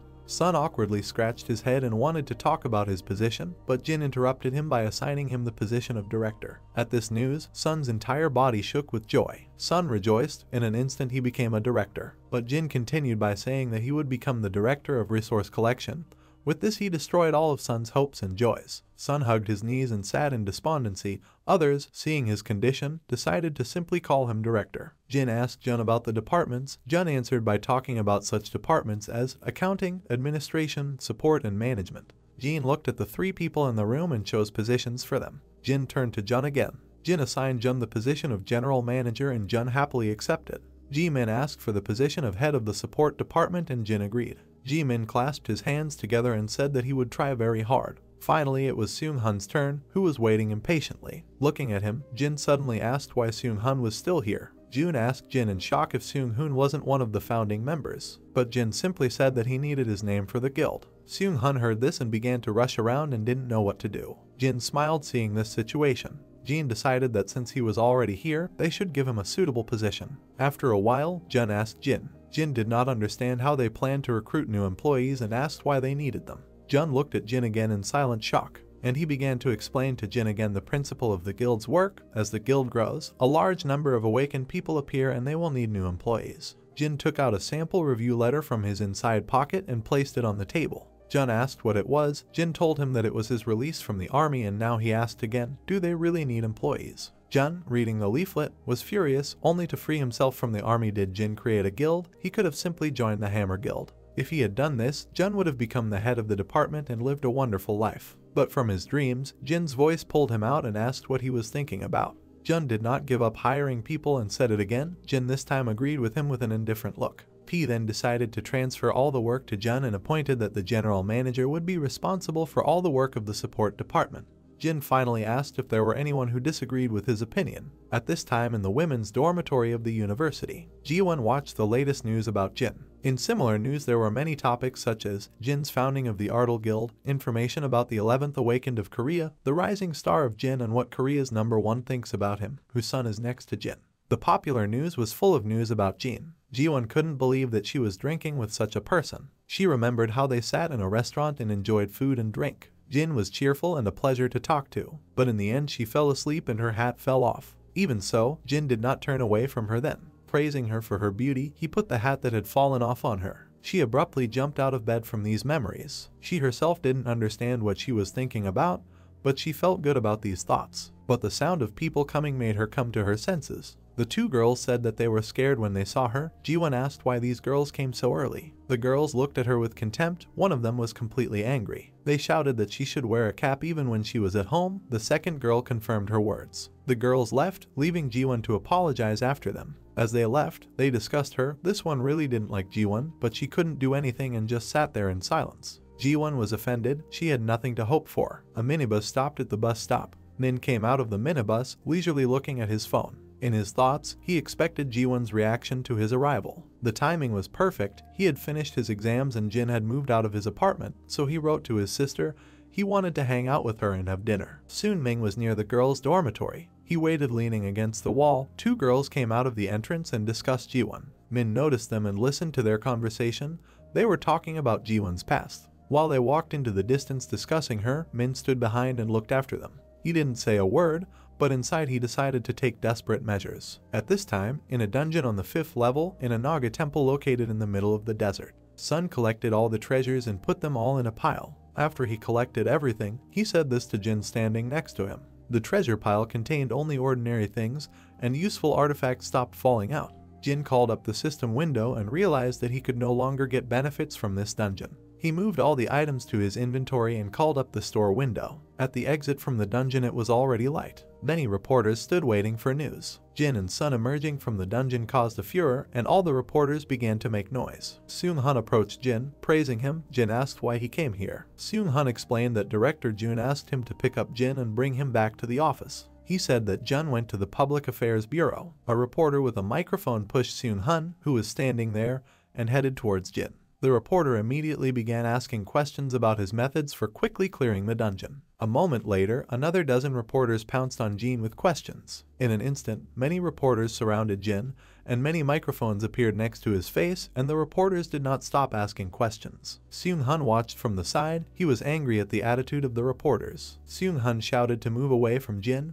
All the reporters stepped aside because of his scream, watching him in surprise. He pointed towards the exit and asked them to send an official request to the guild if they wanted to know about it so badly. If they continue to pester him, then Seung-hun will go to court, which is exactly what he himself told the reporters. Reporters listening to him clenched their jaws or were surprised by his actions. Jin shouted, reminding them of his grudge. Jin, seeing all his actions, was a little surprised. Seung-hun asked to wait a minute while he arrived by car. Jin, looking after the running Seung-hun, was wondering where Seung-hun's aggressiveness came from, whether he was like this before his beating or became like this after. Sun asked Jin how he knew Seung-hun. Jin simply replied that Seung-hun sold him his phone. At this time, Seung-hun ran as fast as he could. He remembered the moment when Jin hired him. He thought what he was needed for, but it turns out he just needed his name. Running to the car, Seung-hun understood that because of a hasty decision, he closed his store, and now that everything turned out this way, he must remain in the guild no matter what. 3 days later in the Ardal Guild building, Jin ate the enhancement stones that were in the jar. He put a few in his mouth and enjoyed them. Jin looked at his phone, reading the latest news. The news was talking about him being awarded a rank by the Public Bureau, about the development of his new guild Ardle. Also in the news there was discussion about Jin's frantic speed of completing dungeons. Everyone wanted to find out the secrets of his ability. Some even compared him and Kim Kanchul. Looking at Kim Kanchul, Jin admitted that he was quite strong. Sun came up and asked Jin what he was eating. Jin answered him, telling him about enhancement stones that increase stats. Jin was very surprised when he heard this. Jin wanted to take a few and let Sun try a few. He handed Sun 3 enhancement stones of different colors that enhance strength, agility, and endurance. Sun extended his trembling hands and thanked Jin. Jin, not paying attention to this, wanted to eat another enhancement stone, but he understood Sun had to become stronger in order to carry more things. Faster, to collect faster and more resilient, to work longer. All these thoughts flashed through Jin's head as he looked at the happy Sun. Suddenly Min came into the room and asked if Jin was there. Seeing him, Jin asked Min why he had come. Min approached Jin with a request to talk privately. He asked Jin to give him a couple of minutes. In the office of the head of the Ardle Guild, Sun asked Jin about Ming, but it turned out that he had already left. Sun asked the reason for Ming's coming and his seriousness. Jin did not explain such a long story and briefly talked about his brother's love for his sister. Jin said that he was going out for a while. Sun asked where he was going. Jin responded by saying that he was going to meet Ji-won and asked not to wait for him. Sun shouted out about a date and Seung-hun, who was sitting in the next room, heard him. Seung-hun realized that this was his chance to prove himself and retire from his position as a flower fielder. Seung-hun burst into Jin's office, causing Jin and Sun to look at him. Seung-hun started talking about Jin's great decision to make him his employee. Jin didn't understand why Seung-hun was acting this way and asked him about it. Pointing to himself, Seung-hun announced his professionalism in such matters. Behind the white door with the gold sign personal shopping room stood a tall floor mirror and a small coat rack with 2 jackets. Multicolored long sleeves of the same style hung on the walls. A young man in a red sweatshirt looked around the premises in amazement, doubting that this was really Korea in which he lived. The young man was surprised that there was such a place in a shopping place, while he watched as a woman in a pink jacket measured the waist of Jin, who spread his arms to the sides, with a tape. When a man with blonde hair with a smile invited the main character to try on new suits, Jin looked displeasedly at the clothes and said that they were not bad. The main character was angry because he didn't understand what all this fuss was about. The blonde man with black eyebrows laughed and grinned, putting his hand to his chin as Jin and Sun looked on expectantly. Seung-hoon raised one corner of his mouth and snapped his finger, saying that there are many ways to win a girl, but the most important thing is sincerity and the first impression. The man leaned towards the 2 young men with a smile and told them to follow him and do the same as he did. The main character began to sweat a little and asked excitedly where they were going to go. Seung-hoon winked and gave a thumbs up, saying that the first step to a girl's heart is wearing the right outfit, and the 2 boys became wary. The young man put his palm on the doorknob and thought that sometimes it wouldn't hurt to buy something stylish. The blonde man in a blue shirt and yellow tie and song turned around at the same time and froze in surprise. When the main character entered the room, dressed in a dark suit, the 2 women behind him blushed in embarrassment, and Sun shouted that Jin looked great and that the clothes suited him. The main character smiled contentedly and told everyone to be quiet.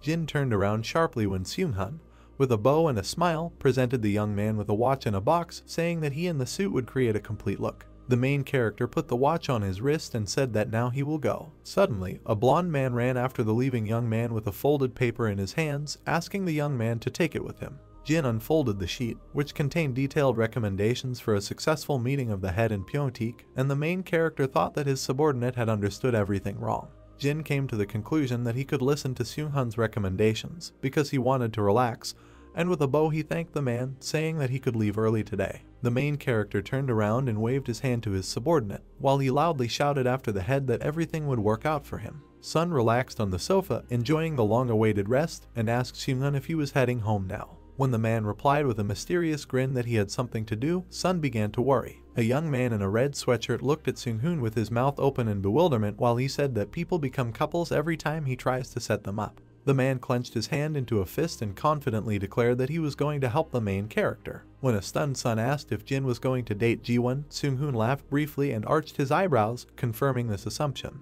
The man looked at the watch on his left wrist and concluded that there was little time left. Seung-hun, approaching the door, said that he needed to prepare a lot of things and said goodbye to the director, but Hong hurried to detain his colleague. When the door slammed loudly, the young man froze in shock with his hand raised, noting that Seung-hoon had disappeared like lightning. Seung-hun, standing by the roadway, quickly waved his hand in the air, trying to stop a taxi. Decent Company dormitory. A girl in a long blue robe and a yellow towel on her head came out of the bathroom, telling herself with a sigh that she somehow survived today. Jiwon, her brown eyes wide, glanced sideways at the phone lying on the edge of her. The girl sat down on the pink bed and took the phone of the same color, upset that her message had not been answered. Jiwon looked lost at the phone screen at the correspondence with Jin, who suddenly wrote that he would come to see her later today. The girl widened her eyes in surprise, looking at the screen of her phone. Jiwon blushed at the thought that Jin wanted to ask her out. However, the girl immediately put on an awkward smile and began to tell herself that this could not be, and the young man probably had another reason. Suddenly, the girl's phone vibrated and rang, and the screen reported an incoming call from Jin. Jiwon flushed again and opened her eyes wide, holding the phone to her ear, from which Jin could be heard saying that he was standing in front of the girl's dorm and waiting for her. Jiwon ran out onto the balcony and saw the main character in a suit below. The girl looked at Jin with an expression of a mixture of shock and embarrassment in her eyes. Jin noticed the girl and waved at her with a smile. While the two were wandering around the city, Jiwon asked the main character why he still wanted to meet her today. The girl, walking at a distance from Jin, said that he very suddenly asked her to go to the shopping center with him. The main character calmly replied with a smile that he just wanted to give Jiwon something and also go on a date, and the girl was shocked by the second reason. There was a slight blush under her light brown eyes. The girl looked at the main character, who looked at ease and was confused, not understanding whether he really liked her. While Jiwon was trying to decide what to do in a panic, Jin said in a relaxed manner that it was too early for dinner, so they should go to the movies, and the girl quickly agreed with a trembling voice. Suddenly, a passerby in green clothes accidentally bumped Jiwon with his shoulder and immediately apologized when the girl screamed in pain. Suddenly, Jiwon's eyes widened as if she realized something. The girl put her palm on the beige cap and pulled it tighter on her forehead. The main character watched in bewilderment as Jiwon sighed with relief, adjusting her headdress. Jiwon recalled how Sun spoke carefully about the girl's head. Sun, Jin, and Jiwon were drinking alcohol at the same table when a blonde woman walked by and disgustedly talked to someone about the girl's scar, which resembled a burn. The main character watched Jiwon thoughtfully, without taking his dark gray eyes off her. As the girl lowered her head with her hands on top of her head, Jin asked if she really cared that much about what others thought. Jiwon remained silent, thinking that it was because the people around her felt uncomfortable seeing her face. Suddenly, the main character grabbed the girl by the wrist, tearing her palm off her cap. Jin quickly walked forward without letting go of Jiwon's hand, who loudly asked where they were going. When the two stopped, Jin was smiling and Jiwon looked wary. The pale palms of the protagonist lay on a convex beige object. When Jin handed the mask to the girl, she quickly pressed her palm to her face and looked at the guy in shock. Jin continued to smile and remain silent, looking straight at Jiwon. The cinema had many screens advertising upcoming films. A crowd of people looked in the same direction with smiles and were amused because of something. People looked at Jin and Jiwon holding hands and assumed they were some kind of celebrities or some kind of competition. Jiwon, who was wearing a mask with a human face on it, asked the male lead wearing a lion mask if they would really wear that appearance. When Jin turned to the girl and invited her to exchange masks, Jiwon put her palm in front of her and explained that that was not the problem. The main character, looking at the round blue eye painted on Jiwon's mask, said that they should go then. Jin, looking out from under his mask, said with a smile that they would be late for the film. Jiwon's cheeks turned pink from embarrassment. On the cinema screen, one girl told another that she was depressed because this place was more like virtual reality than regular reality. The main character munched on popcorn while Jiwon sat still and just stared at the screen, both of them not wearing masks. There were only Jin and Jiwon in the cinema hall, while the characters on the screen were talking about starting to date each other. Jiwon, whose cheeks were flushed, cautiously glanced at the main character, not understanding what was happening, because it was said that all tickets were already sold out. Jin continued popping popcorn into his mouth, casually enjoying the movie. Half an hour ago, the screen showed a cinema hall in which all the seats were sold out. The main character, whose face was hidden behind a lion mask, felt awkward. When Jiwon put her hand on the boy's shoulder and consoled him with the words that they didn't have to watch the movie, Jin thought about it and replied that they didn't have much of a choice. The main character turned around sharply when a man in a white and blue jacket, a mask and a green cap appeared behind him and invited the young man and girl to take his tickets, because he had urgent business. The stranger took the protagonist's palm and with a loud bang put 2 pink tickets into it. The man wished the young people a good time and ran away, and Jiwon and Jin froze, not understanding what had just happened. The main character remembered the stranger and came to the conclusion that he reminded him of someone. Above the ticket office there was a bright sign with the number 096. A man in a green cap and white mask shouted to the employee that he wanted a refund for all but 2 tickets, and the woman was stunned because the man had definitely said that he was buying tickets for the group. The worker fell silent in fear as Seung-hoon angrily pointed at the phone screen and yelled for his money back because he bought these tickets just 10 minutes ago. A beautiful bright sky could be seen against the background of the tall cinema building. When Ji-won said that she liked it and hadn't been to a movie for 5 years, Jin replied that he hadn't been to a movie for 20 years, which made the girl laugh because she didn't believe it. Jin and Ji-won turned around sharply when someone called out to them, calling them a Beauty and the Beast couple. A man in a green wig and a colorful clown costume stood in front of the Wheel of Fortune and offered the boy and girl a free spin until they left. Jin peered at the roulette wheel while the man in the clown costume explained that it was absolutely free, and the chance of winning was 90%, and such an opportunity might not come again. When the main character asked Ji-won if they would try this entertainment, the girl replied that she was very bad at such things. The wheel began to spin, and multicolored stripes began to quickly replace each other. The red pointer slowed down on the white sector of the roulette wheel. He then settled on the color red, which meant losing, and Ji-won got really upset about it. The clown presenter invited the main character to try it and asked him if it would be nice to give a gift to his girlfriend.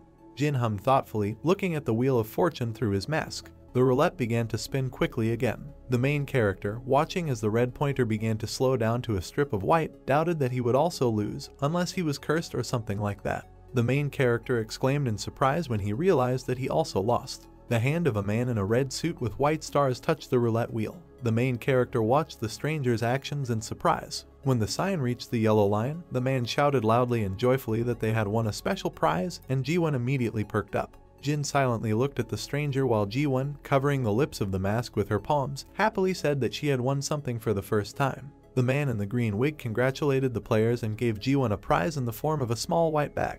The main character looked sternly at the man in the clown costume. He seemed to notice this and even flinched. Seung-hoon then raised his white glasses with his hand and silently winked at the main character. As Jin and Ji-won walked on, Seung-hoon clenched his fists happily, silently wishing his boss good luck. Ji-won watched as the main character tensely tried to get a plush toy from the slot machine. Seung-hoon, hiding his face behind a mask and cap, watched as Jin and Ji-won stood in front of a clothing store and discussed this. When the main character and Ji-won were having dinner, Seung-hoon was sitting right behind the girl, at the next table. When it got dark outside, Ji-won and Jin walked through the green square and chatted about something with smiles. The girl was thinking about how much time had passed since the moment she stopped worrying about the looks of others. Ji-won looked up at the main character and came to the conclusion that she would not have been able to put on the mask if he had not done the same with her. Jin caught the girl's gaze and broke into a soft smile, and Ji-won thought about how he didn't want to wake up if this was a dream. The two stopped at the lantern, and Ji-won, exhaling tiredly, said that today was an amazing day, which she really enjoyed.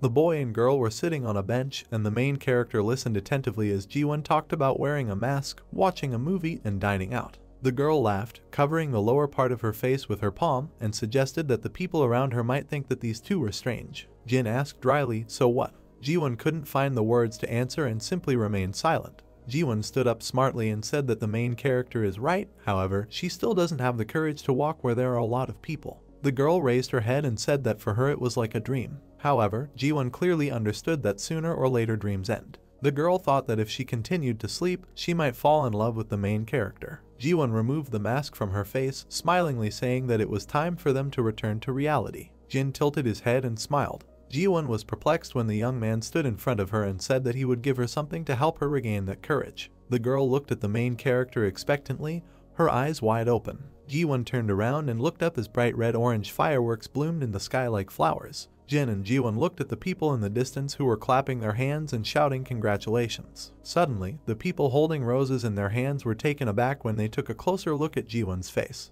Ji-won stared at the strangers in shock as they whispered that they were scared by her face and that Jin really loved the girl. Seung-hoon, who was hiding behind a pillar, shouted to the crowd that he asked them to clap and liven up the atmosphere rather than do what they were doing now. The man watched the conversation between two young people from the crowd and tried to understand what went wrong. The main character, seeing his subordinate in the distance, irritably grabbed his head and bared his teeth. Jin turned around and froze when he saw how sad Ji-won's face was as she held the mask in her hand. The main character said quietly, "Bone wall." Suddenly, huge bones emerged from the ground, causing the entire crowd to jump back and scream loudly in fear. The main character said that wearing a mask made him feel really stuffy. Ji-won's eyes widened in surprise and asked where they were. The main character responded by asking the girl to close her eyes. Jin, who took off his mask, said with a smile that he had a gift for Ji-won. The girl, looking up at the young man, blushed deeply. Min, wearing a white shirt and blue tie, wanted to talk to someone about his sister. The young man said that during the dungeon breakout they lost their parents. Min added that Jiwon stopped doing what she wanted, and for the sake of her brother, she suffered from a monster during a dungeon breakout.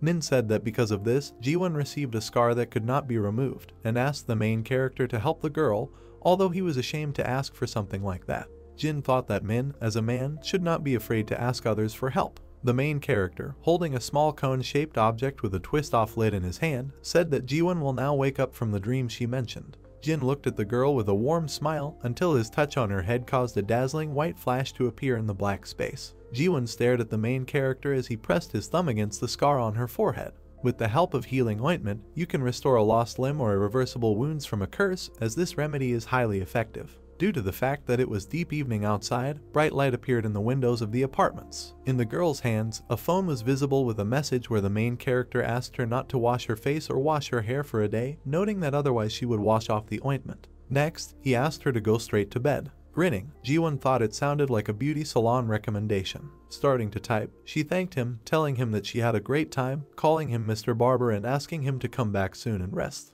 With a smile on her face, Jiwon thought it would be great if one ointment could completely heal her wounds. Reaching into the bag, she noted that she wanted to see what they had won. From what she saw, her face was shrouded in bewilderment. In her hands was a box with a ring inside. Jiwon couldn't believe that the street vendor gave her a ring. A memory surfaced in her head where she was sitting in a cinema with the main character. In her thoughts, she noted that if she thought about it, they were watching the movie in an empty theater. Taking chopsticks in her hands, Jiwon began to eat. She was thinking about what they had eaten at an expensive restaurant. A bright fireworks display appeared before their eyes. Continuing to think, Jiwon said that they were looking at fireworks that came out of nowhere. Suddenly, a rose appeared in her hands. She recalled that after everything, they gave her a flower. Holding her cheeks, she couldn't believe it, assuming that Jin was going to confess his feelings to her. The walls of the building were shrouded in bright sunlight. With an angry expression on his face, Seung-hoon said that one should know when to stop. Drops of sweat slowly dripped from his face. Standing next to him, the main character kept score while his comrade continued to talk about the need to know when to stop. Seeing Jin, Seung-hoon screamed in fear. With his hands folded, the main character asked him to do only what he asked him to do and no more. Next, Jin tried to find out if Seung-hoon did what he said he was sorry about. Bowing his head, Seung-hoon stated that he just wanted to show his loyalty to him, noting that the main character trusts him enough. Smirking, Jin asked him to stop, asking if he understood this. Looking at the embarrassed Seung-hoon, the main character tried to find out where he got the money from. His comrade reported that he took the guild card. Next, leaning on his hands, Seung-hoon began doing push-ups. Suddenly, the main character turned his attention to the fact that the door to the office opened. Taking the phone away from his ear, Jun discovered that Jin was in this place. Taken aback, he turned his attention to Seung-hoon doing push-ups. With an excited expression on his face, Jun said that he had agreed with the Ministry of Defense. After this, the main character tried to find out if he should add more. Folding his hands, Jun stated that it was, noting that if he completed 10 mobilization assignments from the army. Looking at the wary Jin, he said that this was nonsense, adding that he did not know how to report it. The main character noted that if Jun said A, then he needs to say B. With an excited expression on his face, Jun stated that the main character was asked to mobilize immediately. Hearing this, Jin tried to find out if it was now and asked where exactly. The city sky was covered with dark clouds. Jun told about Daegu, the third exit of the station, Jeokjeong, saying that there was a dungeon breakout there. Placing his hand on his side, the main character noted that there was no one there. Looking around the expanse, Jin reported that it looked like a ghost town. From what he heard, the main character was shocked. Looking at Jin, who folded his hands, Jun said that this was so, adding that if the rebooted dungeon is not cleared in 30 days, the barrier will break and the monsters will break out. Alarmed, Jun assumed that no one had managed to clear Jeokjeong Station, and the awakened were called in as reinforcements. With a serious expression on his face, the main character wondered what would happen if they failed. A picture of a fierce battle with monsters in the center of the city surfaced in Jun's imagination. He said it was unlikely that the army would mobilize, noting that if that happened, Daegu would be completely destroyed. With his hands in his pockets, the protagonist wondered why there were so many open areas and parks in the area, guessing that it was due to the explosion of the dungeon. Approaching the main character, the serviceman said that the residents were evacuated 2 days ago, adding that the rupture would occur tomorrow at 2 o'clock in the afternoon. Extending her hand, the girl said that she was glad to meet you, saying that she was in charge here. Further, she stated that she was the first lieutenant of the Special Defense Unit, saying that her name was Hai Seo. After shaking her hand, Jin also introduced himself. The lieutenant noted that he had heard a lot about the main character, adding that it was an honor for her to meet him. Smiling, Jin asked to drop the formalities. The escalator leading to the underground passage was shrouded in a red glow. The protagonist asked if the rupture would only happen tomorrow, suggesting that they clean it up again while there was time. Haiseo reported that the return portal had already been used 3 times, stating that they would not be able to return. Turning his head, Jin asked about the return portal and the number of times it had been used. The lieutenant said that if you use return items, you can return even during the raid. Looking at Jin, who was taken aback, Haiseo noted that in one dungeon this can only be done 3 times, asking how he could not know this. Raising the blade, the silhouette of the guy froze in one position. The lieutenant reported that a special team from the H-Warring Guild tried to raid the first DNJ, adding that they failed. A man in armor appeared next to the silhouette of the guy. The lieutenant stated that H-Warang and Hammer then teamed up, noting that the result was the same. The center of a certain place was pointed with arrows. Haiseo said that for the 3rd time, international forces had already joined, saying that even they failed, and it was no longer possible to return from the dungeon. Raising her hand, she suggested that it was possible to try to make it through with the time remaining, noting that as she had said, she would have to risk her life, stating that no one was eager to do that. Looking at Haiseo, who was shaking her head from side to side, the main character asked if it would be dangerous if the dungeon did explode. In the depths of the dungeon there was a swamp, in the depths of which was Jin. The lieutenant said that as the main character knows, the terrain of the dungeon greatly affects its difficulty, adding that fortunately, the monsters in the dungeon are not too strong, and it is the terrain that complicates everything. Clenching her fist, HESO stated that for this reason they would manage, stating that they could not use modern weapons in the dungeon since the portal would not let them through, and outside of it, they had an advantage. The armed army rushed into battle. The lieutenant was confident that all they needed was to use modern weapons. Turning his attention to the embarrassed Haiseo, the main character wondered why she called him. The lieutenant stated that the awakened are also important. Putting the machine gun to his shoulder, the military man fired at the enraged monster. HESO said that while they were carrying out the operation, they would provide support, noting that if the monsters break through their first line of defense, the awakened ones would help. The monster's eye was covered in a red glow. Further, Haiseo revealed that they still don't know anything about the boss, which is why she asked the main character to prepare. Pointing her finger back, she invited him to go to the waiting room, adding that the other awakened ones were already there. On one of the buildings there was a poster that said that there was a temporary waiting room for the awakened. Having opened the door slightly, Jin froze in one position. His gaze fell on the boys who had turned around.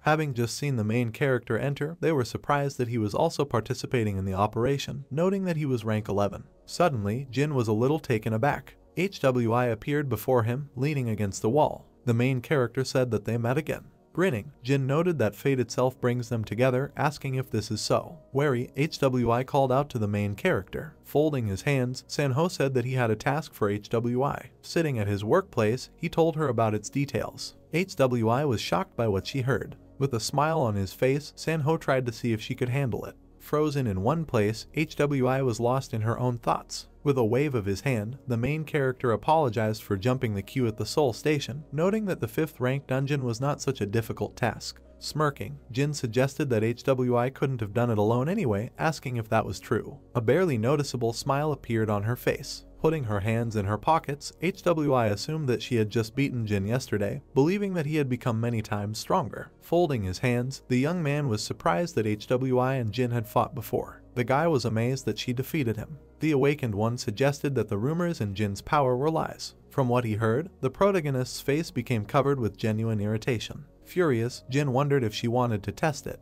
Smirking, HWI prepared herself for battle. Approaching them, the worried HESO tried to calm them down, noting that they were comrades who would all fight together in the dungeon rupture tomorrow. With a sarcastic look, HWI suggested that Jin had become stronger, adding that he was still a child, asking him not to become too arrogant.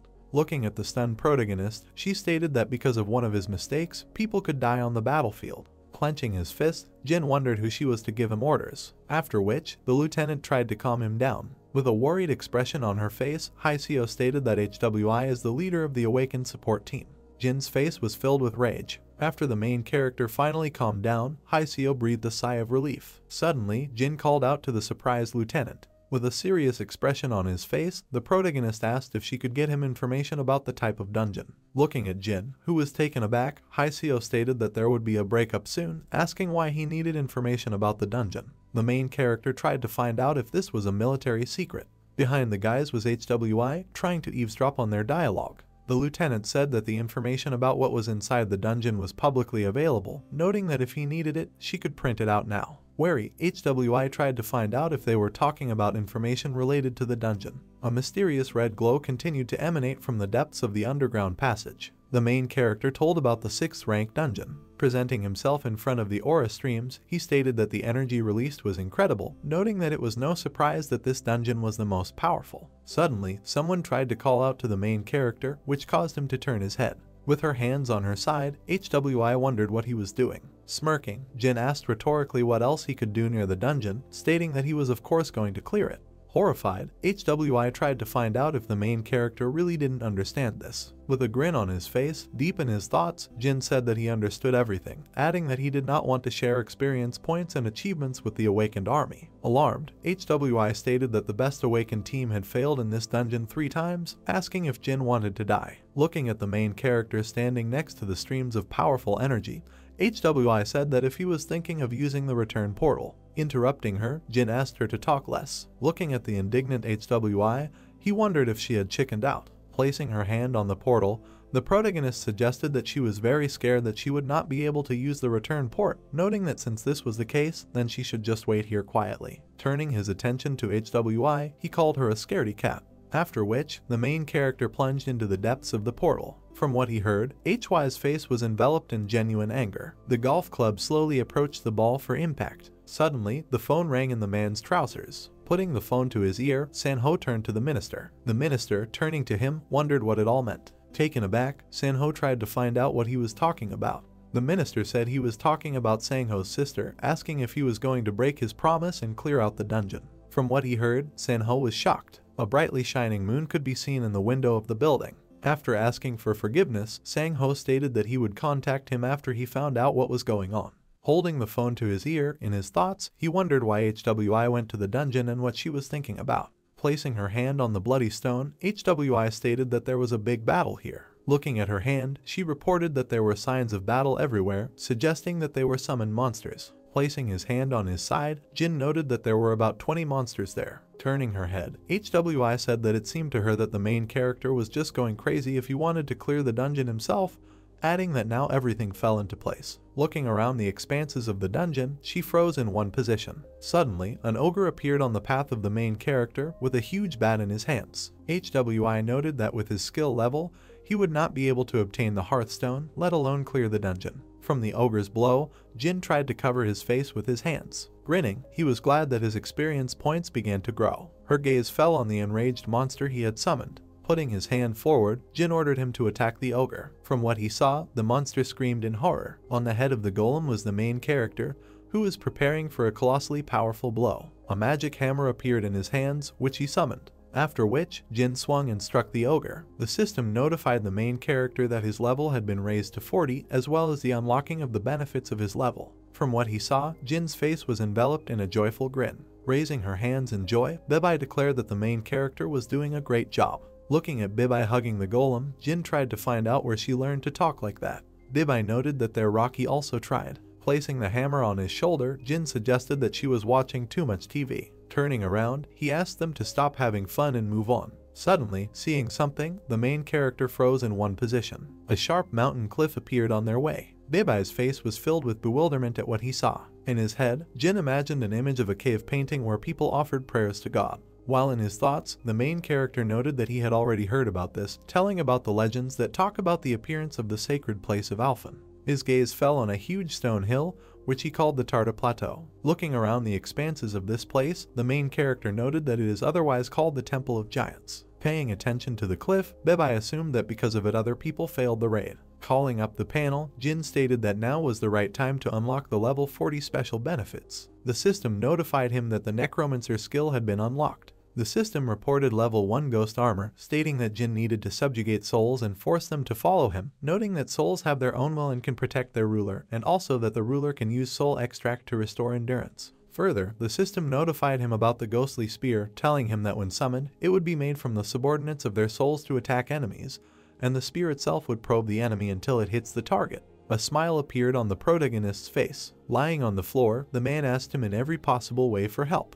In his thoughts, Jin noted that he had studied the soul extract when he was treating Sanguo. Directing his hands towards his body, the protagonist used one of his powerful techniques. Continuing his thoughts, Jin was overjoyed that he would finally be able to use a top-rank skill originating from soul extract. By placing his hand on the screen, the main character activated the increase in the level of the ghost armor skill, up to 10. Raising his hand above himself, Jin tried to call the wandering spirits to him. The system notified the main character about the acquired souls. Smiling, he continued this process. The system informed Jin about unlocking the warrior class skill and the shapeshifting warrior weapon, the Great Sword. A huge blade appeared in the protagonist's hand. The system notified him that he had learned the Great Sword technique in the forked sword skill. Suddenly, a mysterious purple sphere appeared in the sky. From what he saw, a genuine smile appeared on Bibai's face. Smiling, the main character was waiting for further actions. Looking at the bright flash of light, Jin asked Shin Shin to show himself. The system stated that the seal of the sealed demon stone had been broken. Hooves began to form on the ground. The body of the unknown person was shrouded in purple streams of aura. Standing on its hind hooves, the horse let out a squeal. The system reported that a summoned horse of the first level, whose genus was Shin Shin, appeared in front of us. Approaching him, Bibai tried to find out if he missed her. The main character noted that Rocky was also delighted. Looking at the huge stone hill, Jin said that they would save the exciting reunion for later, asking the guys to hurry up since they had no time left. Having saddled Shin Shin, Bibai asked him to rush forward. Opening its mouth, the monster let out a terrifying roar. Raising his paw, the ogre walked towards HWI. Frozen in one place, she used the shadow breakthrough skill, after which, with lightning speed, HWI pierced the monster's body with her blade right through. Next, the defeated ogre collapsed to the ground. Leaning on a nearby tree, HWI assumed that it was somewhere here. She was shocked by what she saw. Her gaze fell on Jin, who was straddling Shin Shin. Looking at the flying pet, HWI noted that the main character has a lot of tricks. Next to her was a rope that was tied to a tree post. Taking hold of it, HWI thought about the reason why they were unable to clear the dungeon, noting that it was simple. She reported that they could not cross the cliff. An image of a man hanging in the air appeared in her head. Continuing to think, HWI said that only those with the ability of flight could cross it, adding that behind the cliff, the Stone of Return was guarded by 3 monsters. A group of guards could be seen surrounded by many stone statues. HWI reported that after seeing this, they gave up, noting that letting the dungeon rip apart was more sensible than clearing it out. Sitting at the dining table, Sanho was discussing something with the minister. HWI understood that even though the area would be destroyed, they would not be able to rebuild it since she was not interested in political affairs. A wicked grin appeared on Sanho's face. HWI stated that the decision was up to the guild president, noting that it had nothing to do with her. Her hand went to the rope. HWI revealed that the H-Warring Guild couldn't clear the dungeon, wondering if anyone else could. A horde of monsters appeared on Jin's path. HWI believed that it was impossible to do it alone.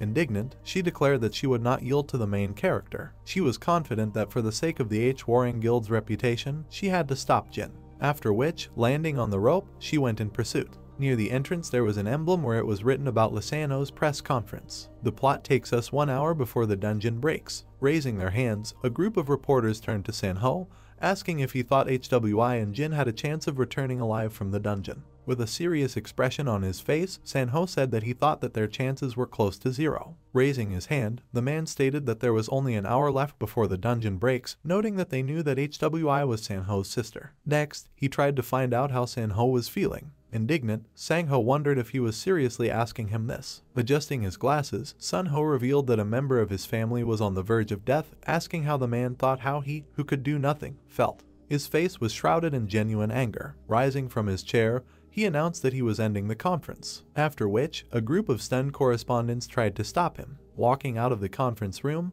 the man in the suit praised Sunho for his good work. Next, Sanho asked about the situation in the dungeon. Looking at the surprised Sanho, the man said that the barrier was not responding yet. Hearing this, Sanho stated that it was very good, adding that they were heading to the main office. Horrified, he agreed with him. In his thoughts, the man wondered if this would please Sanho. Looking at the outgoing president, continuing to think, he noted that although he had a high position, he was frighteningly cold. The man was amazed that even Sanho's own sister was just a pawn in his hands when it came to the interests of the guild. An alarmed group of people asked to be let in, noting that the boss of their guild was Jin, asking who was in charge. Surprised, Sanho wondered what kind of crowd this was. The man suggested that they were members of the protagonist's guild, Ardal. A group of indignant people continued to interrogate the taken-aback serviceman. Placing his hand on the horse's body, the protagonist praised him, adding that now he can rest. Looking around the expanse of the island, Bibai asked if this was a temple of giants, noting that it looked more like a cemetery. Looking at the many stone statues, the main character said that they looked quite creepy, suggesting that they would turn into golems. Wary, Jin thought that there was a way to find out. Turning his head to the side, the main character asked Rocky to try. Suddenly, a magical sphere stuck to the stone statue. Subsequently, she completely entered the statue. Rocky's face was clouded with doubt. His hand went towards the land of the island. Looking at Rocky leaning against his elbow, the main character noted that it worked. Suddenly, Jin was shocked by what he saw. Looking at the army of angry stone statues, the protagonist declared that this was not so. The golems surrounding them froze in one position. With a worried expression on his face, Jin assumed it was a trap, wondering if entering the center would activate it. Looking at the golem, the protagonist thought that they had no soul, which made his necromancer skills completely useless. After which, a magic hammer formed in Jin's hand. Smirking, the main character announced that it was time to increase the level of his warrior class. Then, a fierce battle began in that place, which HWI watched, standing on a tree branch. Horrified, she wondered if Jin was a necromancer, assuming that he would now be using the warrior class. Squeezing the hammer in his hands, the main character prepared for battle. In her thoughts, HWI noted that all the stone statues turned out to be golems. Many statues appeared on her way. Continuing to think, HWI said that if a person carelessly approaches the altar, he will be instantly surrounded and destroyed.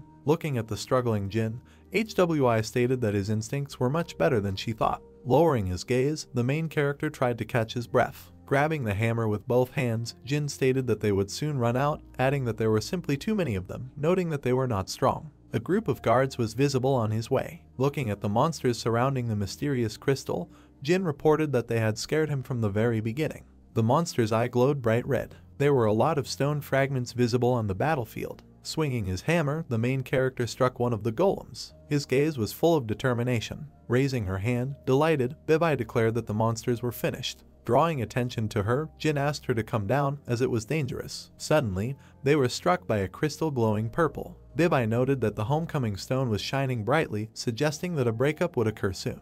Wary, Jin thought that they did not have time and they needed to hurry. His gaze was directed towards the clasped hands of the Cyclops, whose race descended from the ancient giants. A memory of an ogre that let out a blaring roar flashed through his mind. The main character noted that although, like ogres, they are descendants of the same race, they are not so cruel and wild. The rock painting depicted a group of people offering prayers to the gods. The genie said that the Cyclops inherited the wisdom of the giants, who previously flourished as a civilization. The stone statue of a man was shrouded in sun-colored rays. The main character said that they are powerful and deserve to be the final boss protecting this temple. With a look of surprise on his face, the Cyclops said that he did not expect to see Genie here. With a dumbfounded expression on his face, the main character tried to know if he knew him. Looking at Rocky, Cyclops called him the attack titan of destruction. Seeing Bibai taken aback, he called her a witch of hallucinations. Further, turning his attention to the smiling Genie, the Cyclops said that he was a necromancer of bloodshed. The main character assumed that he was quite famous. Lifting his head, the Cyclops wondered how he could not know who Genie was. Clenching his hand into a fist, he declared that the main character was the King of Death. Forming magical weapons in his hand, he added that Jin was also an immortal king. Horrified, the protagonist was surprised by the gigantification. Preparing to attack, the Cyclops cried out Ardal's name. A mysterious bright light emerged from the golem's mouth, after which the Cyclops hit Rocky on the head. Wary, the group of cyclones directed their gaze towards Jin. Placing the hammer on his shoulder, the protagonist wondered if Thranit had sent them there too. Surprised, the Cyclops declared that Thranit is the new order of the universe, adding that the genie cannot stop his troops. Looking at the angry protagonist, the Cyclops said that by escaping from Alphen, he had already lost. Jin tried to find out when he ran away. With a serious expression on his face, the Cyclops stated that his anger only proved his defeat. Smirking, Jin ordered him not to take on too much. In the reflection of the Cyclops' eyes, the silhouette of the main character was visible, who was preparing to attack. Jin asked him to stop talking and die. Suddenly, the main character's weapon stabbed into the monster's back. Jin's face was covered in a malicious grin. A bright flash appeared on the battlefield. With his palms folded, the Cyclops froze in one position. Gritting his teeth, he asked him to rest in peace. While in the shackles of a Cyclops, the main character used the whirlwind skill, after which the monster's fingers scattered in different directions. Landing on the ground, Jin stated that he pierced his eye with a spear, wondering if he was okay. Suddenly, he noticed that the Cyclops' arms began to gradually recover. The main character noted that the monster is too strong. A building covered in camouflage paint was visible in the city. The man wondered if he thought it was strange to ask to be allowed in there. Raising his hand, the guy declared that he was the head of the order, asking if it was obvious that they wanted to know what happened to him. The serviceman noted that it was as if he was communicating with the press. Looking at the excited girl, he declared that further conversations were pointless. Remembering the image of Jin smiling, she wondered if he was okay. Lowering her head, she thought that if he didn't return, then. After which, folding her hands, she extremely hoped that the main character would return. Watching a group of Cyclops beat up Jin, HWI noted that he was having a hard time. Turning her attention to the battle, HWI said that thanks to their gigantic bodies and the power of instant regeneration, they have monstrous strength, adding that she does not know how to cope with it. Wary, HWI could not imagine what Jin would do. Pointing his blade towards the Cyclops, the main character struck. Watching the instant regeneration of the monster, he could not believe what he saw. Looking at the return crystal, Jin said that he was running out of time, noting that at this rate, the dungeon would still be ruptured. Beside himself with rage, the protagonist stated that he had never heard that the Cyclops had such regeneration. Jin knew that this was their land, marveling that despite this, it was all unfair. Suddenly, with the realization that this was their land, the main character was shocked. An image of a statue appeared in his head, which was shrouded in rays of sunlight. Jin noted that if you think about it, it was a temple of a race of giants, and the Cyclops protected it. With their hands folded, a group of monsters stood guard over the return crystal. The main character could not understand whether this meant. Looking at the stone statue, turning to Rock and Bibai, Jin asked to distract the Cyclops for a minute. Looking at the main character, Bibai wondered how they should stop them. Jin reported that he relies on them. Indignant, Bibai called out to the missing main character. Watching the group of Cyclops, Bibai froze in one position. With a scared look on her face, she apologized, asking if they could stand like that for a minute. After which, the main character landed on a stone statue. While standing on its head, Jin stated that it was very large, suggesting that they were afraid that people would not understand that it was a temple of giants. Raising his hands, the Cyclops watched as his fingers gradually recovered. The protagonist said that a temple with divine relics would grant benefits to its worshippers, adding that in their case it was the benefit of regeneration. Jin thought that if he was right, then it was a sacred relic. Beside himself with rage, the Cyclops ordered the main character to remove his feet from the statue. Smirking, Jin said that he had gotten past all of his guards, asking why he was panicking so much. Shouting out indignation, the Cyclops called him immortal. Smiling, the main character used the earthquake technique, after which, with incredible power, he destroyed the statue standing opposite the Cyclops. Stretching his hand towards Genie, the Cyclops called him a pathetic worm. With a grin on his face, the main character used the skill. Jumping up and using his blade, he made a hole in the monster's heart, after which, the headless Cyclops collapsed to the ground. Looking at all this, Jin noted that now his blows were working as they should. Looking at the frightened monsters, the protagonist wondered if they were saying that he had escaped. Smirking, he turned to the monsters and ordered them to attack if they were confident that they could destroy him. Black blood continued to flow from the Cyclops' body. Jin was extremely pleased with the number of items that appeared. The system notified him that he had received the Giant's Belt and Tears of Giants. Rushing towards the main character, Bibai asked if he was injured. Putting his hand to his chin, Jin suggested that he was starting to get lost, noting that it wasn't that important.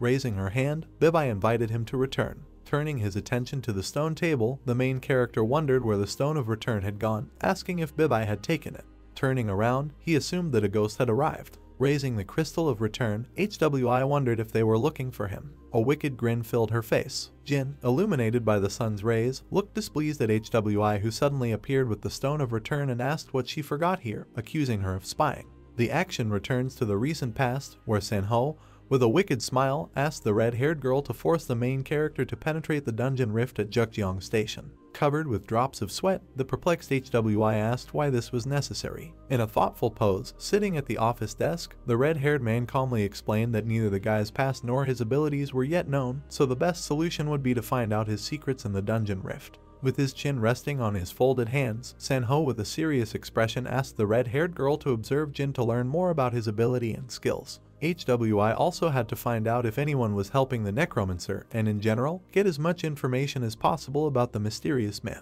Grabbing her head, the girl closed her eyes heavily and sighed, dissatisfied with the prospect of following Jin after her, and then asked if there was someone of a lower rank for this job. Sanho began to convince HWI that only she could do this, adding that he really wanted Jin to join their side, but he had already founded the Ardal Guild, and the subordinate at that moment listened to him in bewilderment. The red-haired man convinced HWI that if now the Necromancer managed to clear the dungeon alone in the shortest possible time, then he could soon take over the heliotrope market. Looking piercingly at the girl through the lenses of his glasses, Sanho concluded that if he could not get Jin to them, then he should get rid of the guy before he gained even more power. Now HWI stood silently in the clearing in front of the Necromancer and his companion, the demoness Bibai, who turned to the master with the question of who this woman opposite was. The red-haired woman spread her hands, gloatingly concluding that Jin had indeed managed to clear the dungeon on her own.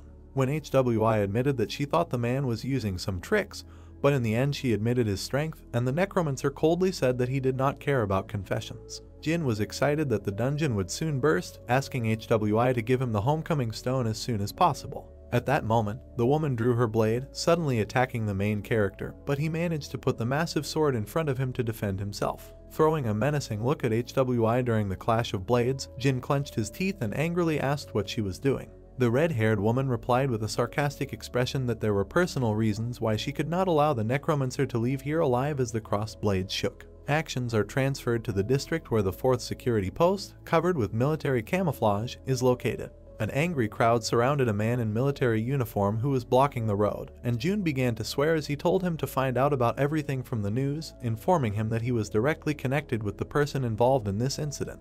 The dispute between the military man and Jin's subordinate was interrupted by a red-haired man who suddenly approached them and clarified what was the matter. Looking at the frowning Sanho, Jun recognized him as a member of the H-Warring Guild. The indignant subordinate Jin suddenly turned on him, explaining that he was a member of the Ardal Guild, and together with other members of the organization they came here because they learned that their boss had gone to the dungeon. Listening to Jun's flow of indignation, Sanho dissatisfiedly concluded that neither the head of the guild nor his employees understood the hints at all, suspecting that HWI fell for Jin's provocations. The red-haired man adjusted his glasses, with a serious expression, informing that the dungeon would soon explode, so those gathered had better stay away from this place, and also clarified that they would talk about responsibility and compensation later. Jun, hearing these words, became even more indignant. Sun suddenly joined the conversation, asking displeasedly why there would be an explosion, and then loudly shouted that Hyunam Jin would break the barrier and soon appear, believing in the boss. Sanho didn't answer, but his look of contempt said it all. He looked at the frowning Sun, becoming furious at how disrespectful and impudent the newcomer was talking to him.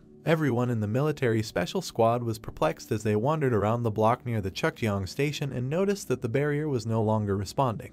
The men in camouflage and body armor loudly exclaimed in confusion that Jin was able to get out, which left Sanho, who did not know where to go, in complete horror. In the dark purple haze, the outlines of a man emerging from a rupture in the dungeon appeared. The narrative moves an hour back to the dungeon, where the legs of a strong man could be seen in the clearing, and a little further away dark silhouettes were fighting. HWI furiously struck blow after blow, leaving bright streaks in the air with each swing of her blade. Jin, gritting his teeth and frowning with tension, tried to repel every quick attack of the woman. Pausing for a moment, HWI decided to activate the skill with a malicious smile. The next second, she was already flying at full speed towards the enemy, using a shadow breakthrough, and Jin froze, putting his sword forward. The Necromancer began to panic as he watched the woman approach furiously, and beads of sweat appeared on his face. While the man continued to stand, gritting his teeth, HWI suddenly changed her trajectory and, finding herself right behind the enemy, raised her blade for an unexpected blow. The woman's weapon flew point first straight into the dark back of Jin's head. He turned around sharply, concluding in panic that he could not evade. HY's blow was so powerful that Jin buckled as the energy reached him. The Necromancer abruptly flew forward, crashing into a nearby mountain, and Bibai, watching the progress of the battle, loudly called out to the master when she noticed a yellow ball in the grass. HWI turned around sharply, noticing with surprise behind her the stones floating in the air with the same yellow ball. Rock fragments flew from all sides, gathering together, and the woman froze in place, watching their movement.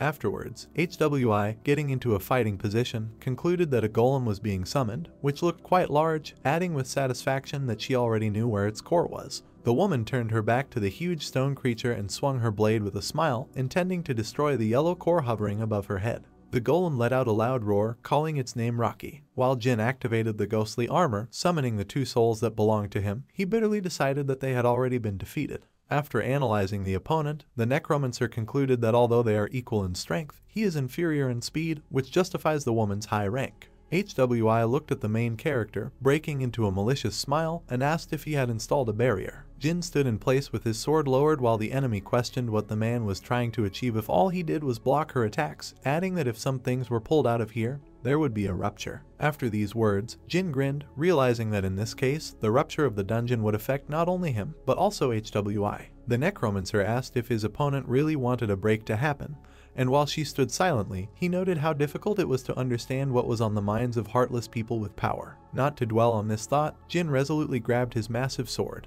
The man put his weapon in front of him and, smiling, confidently declared that no matter what intrigues the enemy was planning, he would destroy them. Throwing a satisfied look at the Necromancer, HWI sarcastically declared that he was self-confident.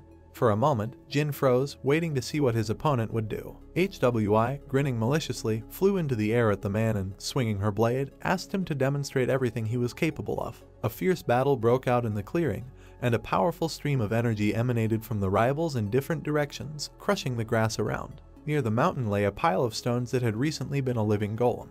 The heroes fighting on the field with the remains of ancient columns struck each other with blades, simultaneously blocking each other's attacks. HWI swung, leaving a red trail in the air behind the blade, and Jin put up a barrier that successfully repelled the woman's attack. Squatting down, the Necromancer exclaimed furiously, summoning ghostly spears, and they appeared in the air in front of him. Jin's ghostly spears shot forward, heading straight for HWI. The woman, focused on their flight, successfully deflected each one with her blade, looking furious as the Necromancer stood watching. HWI grinned as she activated her shadow speed skill. After that, she began to move sharply from her previous place. In one leap, the opponent approached Jin, and this terrifying speed made him panic. The confused man watched HY's lightning-fast movements in horror, frowning his black eyebrows and twisting his mouth. The woman, who was quite close, quickly delivered a powerful blow, which passed along the ground and touched her opponent, forcing him to retreat back. When a long cut from HY's blade appeared on Jin's face, he cursed angrily through clenched teeth, bringing his hand to the wound.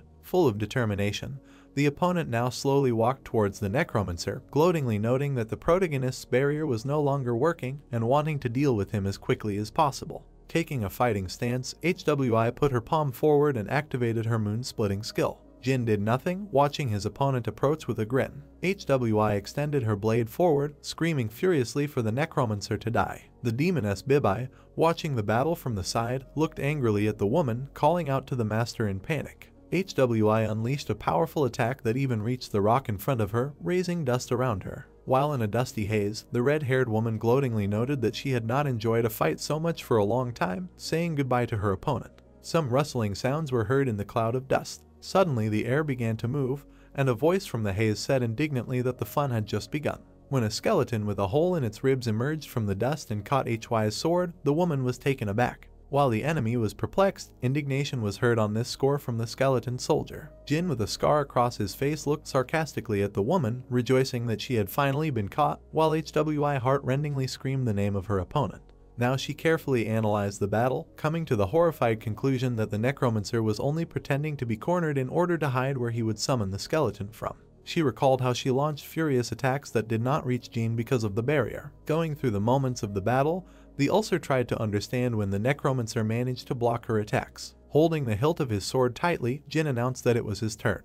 HWI tisked in displeasure upon hearing this. The woman grinned, abruptly tearing the blade from the bony fingers of the skeletal soldier with a hole in his chest. Swinging, she confidently declared that the enemy's slow attacks would not affect her. Smiling widely, Jin made it clear that there was no need to be so sure of this. Several swords rose into the air and blood began to flow after the attacks were launched. HWI began to cough, coughing up blood from her throat. She turned around in a strong jitter, with an evil grin, noticing two more skeleton soldiers plunging blades into her back. Both skeletons looked at the woman point blank, sparkling with their lifeless eyes. At this moment, Jin noted with satisfaction that the Cyclops attacked in threes. The man took the massive sword in both hands and, swinging it, decided not to pull any longer. HWI screamed heart-rendingly, calling Jin scum, and as she screamed, drops of blood continued to fly out of her mouth. The Necromancer swung hard and dealt a powerful blow to his opponent, cutting her body from the shoulder down, and at that moment a stream of blood poured into the air from the back of the red-haired woman.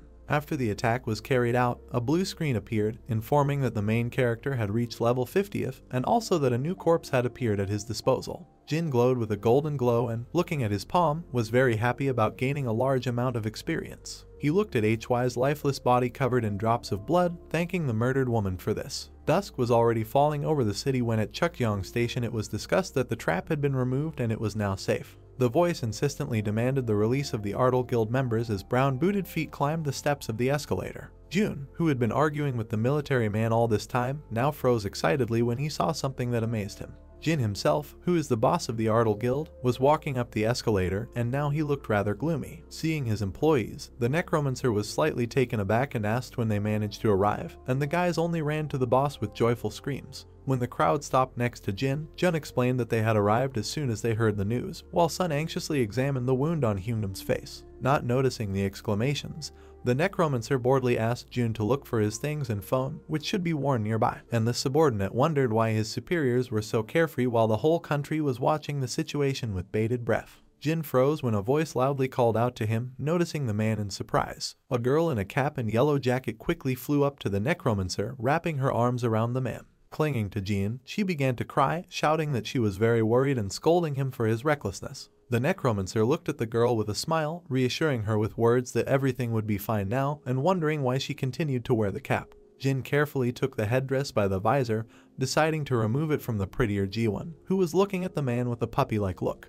Glancing at the Necromancer's face, the girl said that no one would care about her healed wound when the main character's face was covered with a huge scar, and he answered in confusion that he would simply anoint the cut with ointment. After a short pause, Ji-won decided to clarify something about the ring that Jin gave her. She was very embarrassed when she tried to find out for sure whether she was suitable for a man. When the Necromancer asked what ring he was talking about, Ji-won looked up at him, full of amazement. She spoke sharply about that day of entertainment, asking with bewilderment whether Jin had set it all up, but he, thoughtfully rubbing his chin, could not understand what she was talking about. There was a blush of embarrassment on Ji-won's face. She realized in horror that she had understood everything wrong, not knowing how to get out of the situation now. Suddenly it dawned on Jin and he turned his head to the side suspiciously. Sweating heavily, Seung-hoon awkwardly concluded in the crowd, rubbing the back of his head, that the girl he likes had just confessed to Hyunam. Suddenly, a red-haired man approached Jin, expressing his joy that he had survived. After this, San-ho asked a question regarding what happened to team leader HWI, and the main character frowned without saying anything. He suddenly remembered the red-haired woman's words about how she had to kill Jin for personal reasons. Deciding that something was wrong here, San-ho, adjusting his glasses, looked at the Necromancer and concluded that he, however, had no evidence. Jin said directly and without embellishment that HWI died in the dungeon. San-ho was shocked by this news, and then the Necromancer added that the guild leader was a strong woman, but she was unlucky. The red-haired man's suspicions first fell on the monster, but then, frowning, he looked at Jin as if she were a potential killer. While San-ho was wondering in his mind, the Necromancer, who no longer had a scar all over his face, answered his interlocutor with the same frown. Then San-ho directly asked who killed HWI, piercing the main character with his gaze. Jin calmly replied, barely moving his lips, that it was an immortal who did it. Dusk was thickening over the city, and night was gradually falling. The men's conversation was interrupted by Sun abruptly approaching with a package, happily informing Hyunam that he had found his phone and things, and he thanked his subordinate. Jin and Sun began to walk away, having a conversation, while the head of the guild, H-Waring, remained in bewilderment and silently stood behind them. When Sang-ho thought about Jin's deceitful words about HY's death, he clenched his teeth tightly, the veins in his neck bulged from the tension, and his whole body trembled. Guild leader H-Waring thought that the dungeon rupture had not occurred. In addition, the main rank of the guild, HWI, died. Everything that San-ho built collapsed in an instant, and the man blamed Jin for this. Thinking about the Necromancer, Guildmaster H-Waring looked very angry, and one of his eyes turned black, sparkling with a yellow iris. The action moves to the hotel building where Jin is staying. The main character turned the faucet handle, turning on the water in order to take a shower. As drops of water ran down Jin's face and hair, he recalled with a thoughtful look that the Cyclopes in the 6th rank dungeon were definitely strong opponents. Then he thought about the numerous monsters on Ulfen, which were many times stronger, concluding that this would not end there. As the man with a towel wrapped around his waist emerged from the shower, he overheard a discussion in the apartment about the monsters of the dungeon and their origins, led by Dr. James Toppler. Jin stared in bewilderment at the plasma TV screen on the wall, where the same investigation with Dr. Toppler about monsters was going on. The old man on TV with a gray beard concluded that the monsters are a life form not from their planet. The doctor continued, discussing his hypothesis that the dungeons for monsters are a kind of road along which they get to Earth. After listening to the investigation for a bit, Jin didn't understand anything. As a result, the program really captivated the main character, and he, sitting on the sofa, listened to the gates created by the monsters as well as about the time of the rupture of the dungeons. A blue crystal appeared on the screen as Dr. Toppler revealed that he had a theory about the Homecoming Stone's swing, which was that it would stabilize the dungeon and also serve as the key to getting out of it. Next, the gray-haired old man on TV seriously stated that if you look at these stones from the side of the monsters, 30 days after the appearance of the dungeon, they could represent the key to opening the gates to Earth. Scratching his chin and listening carefully to the doctor's speech, Jin concluded that his arguments sounded quite convincing. This was followed by a story that in the first days of their appearance, the monsters were weak and dungeons were most often no higher than the 4th rank, but large losses occurred due to the fact that people were not properly prepared for the battle. Frowning, Jin reasoned that the monsters on the screen were smaller in size, but moved differently from those in the dungeon, suggesting that they, like Bibai, materialized a minimum of energy. The gray-haired old man continued the discussion, stating that currently 5th and 6th ranked dungeons had begun to appear more often, which meant that it was only a matter of time before 7th ranked dungeons appeared. Leaning against the back of the sofa, Jean wistfully agreed with Dr. Toppler from the TV, wondering why such a phenomenon had arisen in the first place. The program said that the dungeons are not just mines, and the heliotropes that people take out from there are actually bait. Dr. Toppler concluded that the more heliotropes on Earth, the better the environment for monsters, while Jean listened gloomily. After this, the main character was enlightened by an idea, agreeing with the speaker from the TV. Heliotropes contain mana, and when people bring these red crystals out of dungeons and use them, they create a favorable environment in which monsters can materialize. Without looking up from the broadcast, Jean decided that he would remember Dr. Toppler's name. Suddenly, the main character's phone rang and Jimin was calling. When Jin answered the phone, the subordinate apologized for interrupting the boss's rest by asking him to come over. The man listened carefully to Jimin's further words without saying anything in response. Hearing about the press conference, Jin was displeased and embarrassed. Behind the podium, Sangho and Jun sat on either side while multiple flashes flashed from all sides. Both conference chairmen turned around when they heard someone walking towards them. The third chairman walked to the seat in the middle of the podium and began to push back his chair to sit down. When Jin arrived in time in a tuxedo and took his place, Jun whispered to him that he could not refuse the press conference, asking the man not to answer difficult questions. Now the Necromancer sat with a decent look at the tree, with his hands folded, and periodically glanced sideways at the head of the H-Warring Guild. The man was silent, but his gaze expressed strong contempt for Sanho. The red-haired man raised an eyebrow and looked at Jin with malice and thought that he had an ace up his sleeve. The next moment, a hand rose among those gathered in the hall. The guy from the audience, getting up from his seat, said that first he would like to ask Sanho a question, asking him whether the reckless raid before the rupture of the dungeon was planned in advance by the H-Warring and Ardal guilds or whether it was a spontaneous decision. Adjusting his glasses, the red-haired man replied that there were no detailed instructions, noting that the vice leader of the guild, H-Warring HWI, made the decision herself. Turning his gaze to the silent Jin, Sanho stated that most likely the woman assisted the Necromancer, who has recently been in the spotlight. The guy who asked the question then frowned, concluding that HWI had recklessly gone into the dungeon to save Jin's life. After this, he decided to find out how Jin and HY's teamwork went during the raid, also asking for information about the woman's death. Jin silently expressed dissatisfaction with such questions, not particularly eager to talk about the details of HY's death. Then the questioner raised his voice, loudly asking if there was a conflict between Jin and HWI in the dungeon. At this moment, Sanho covered his mouth with his palm, which curled into a malicious smile. The head of the H-Warring Guild was incredibly pleased with how the guy was throwing questions at Jin, who had crossed the path of his organization. Sangho recalled how he took care of things before the press conference by communicating his suspicions about Jin over the phone. The guy who asked the question continued to put pressure on the main character, asking him not to remain silent. At this moment, June, covered in sweat from panic, concluded that things were bad and this was increasingly reminiscent of an interrogation in court. The subordinate looked at the boss, thinking that if he had known that this would happen, he would have refused the press conference. Jin motioned to stop the guild employee. The fledgling Necromancer asked the guy from the crowd what he wanted.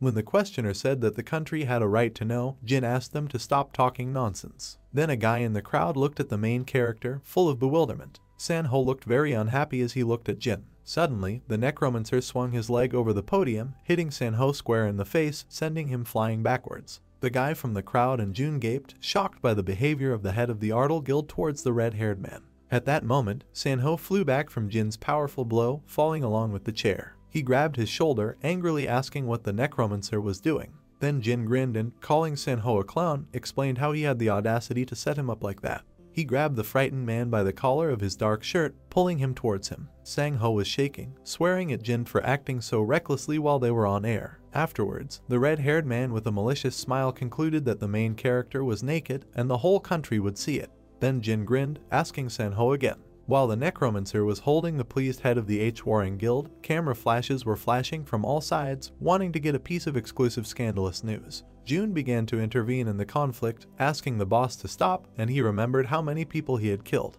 Looking defiantly straight into the camera, Jin reflected that everyone in Alphen was watching his every move, so here the live broadcast of one country is nothing to him. When the Necromancer asked if Sang-ho wanted to be beaten on live television, he became very embarrassed. The man sharply gave the enemy a strong slap in the face. Sang-ho flew back and his jaw went to the side. Seung-hun was indignant as he watched the conflict between the boss and the head of the Devouring Guild. Looking at the TV screen, the blonde held his cheeks as he directly felt the blow on himself. Seung-hun was amazed at the brawl his boss caused during the live press conference. Afterwards, they started showing a program on the mating of gazelles on TV. Looking at the phone, Seung-hun indignantly concluded that Jin had caused trouble again. He checked the internet and came to the conclusion that all they were talking about was his boss. After going through the top queries, Seung-hun came across one strange one about a new saint that caught his attention. The blonde looked at the phone in bewilderment, trying to understand who this new saint was. In the video stood the goddess of fertility and providence of the world, Alphen, who touched the head of a disabled person in a wheelchair with her hand.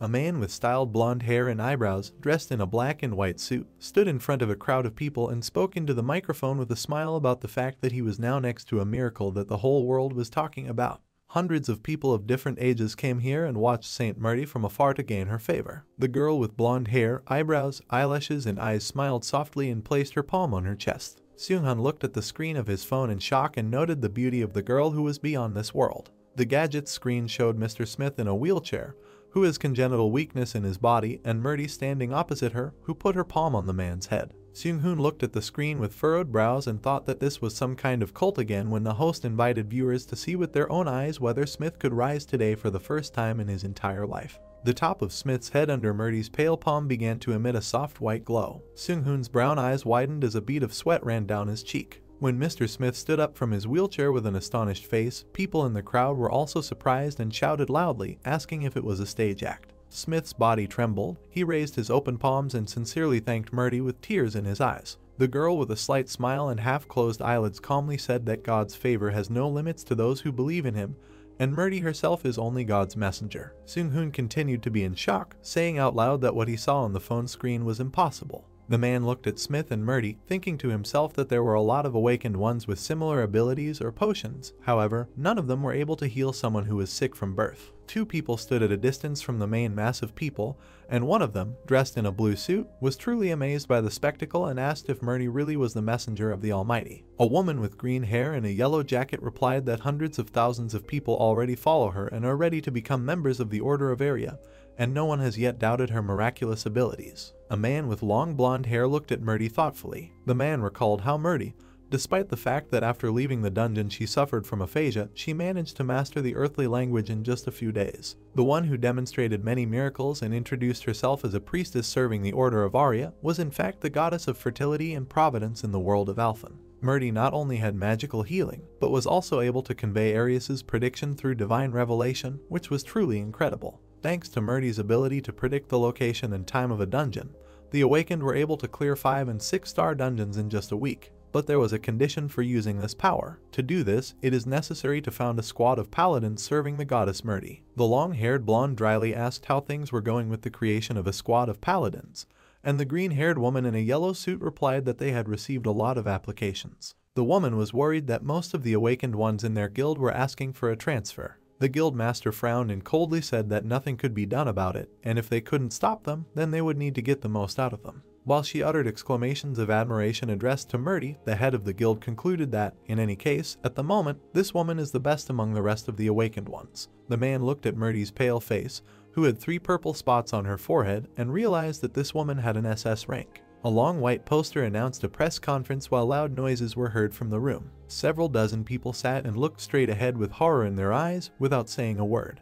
A young man in a blue suit and tie was gesticulating vigorously and with a worried expression on his face, shouting at the man in front of him to calm down, and if he continued, they might get into big trouble. The man in a black suit with dark hair said nothing and just stretched his fingers in the air. He then grabbed the trembling red-haired man by the tie, whose eyes were rolled back, his cheek was blue and swollen, and his nose was bleeding. The man in the black suit let go of Sanho, who fell face first onto the floor with a loud sound. The man in the black suit casually turned to the crowd of excited spectators and asked if they were interested in how HWI died. Jin said with hatred in his voice and eyes that HWI tried to kill him. The main character looked at the beaten Sanho, who lay quietly and motionless, and concluded that HWI failed to kill Jin. When the main character began to talk about how someone had the audacity to accuse him of murder, a young man in a white shirt and red hair suddenly stood up from his seat with a dissatisfied expression on his face. The main character frowned so hard that deep wrinkles appeared on his forehead and the bridge of his nose, and threatened that if he saw these people here again, they would not get off lightly. A young man with dark red hair froze with his mouth open, covered in sweat from fear. When the protagonist briefly called out to his subordinate,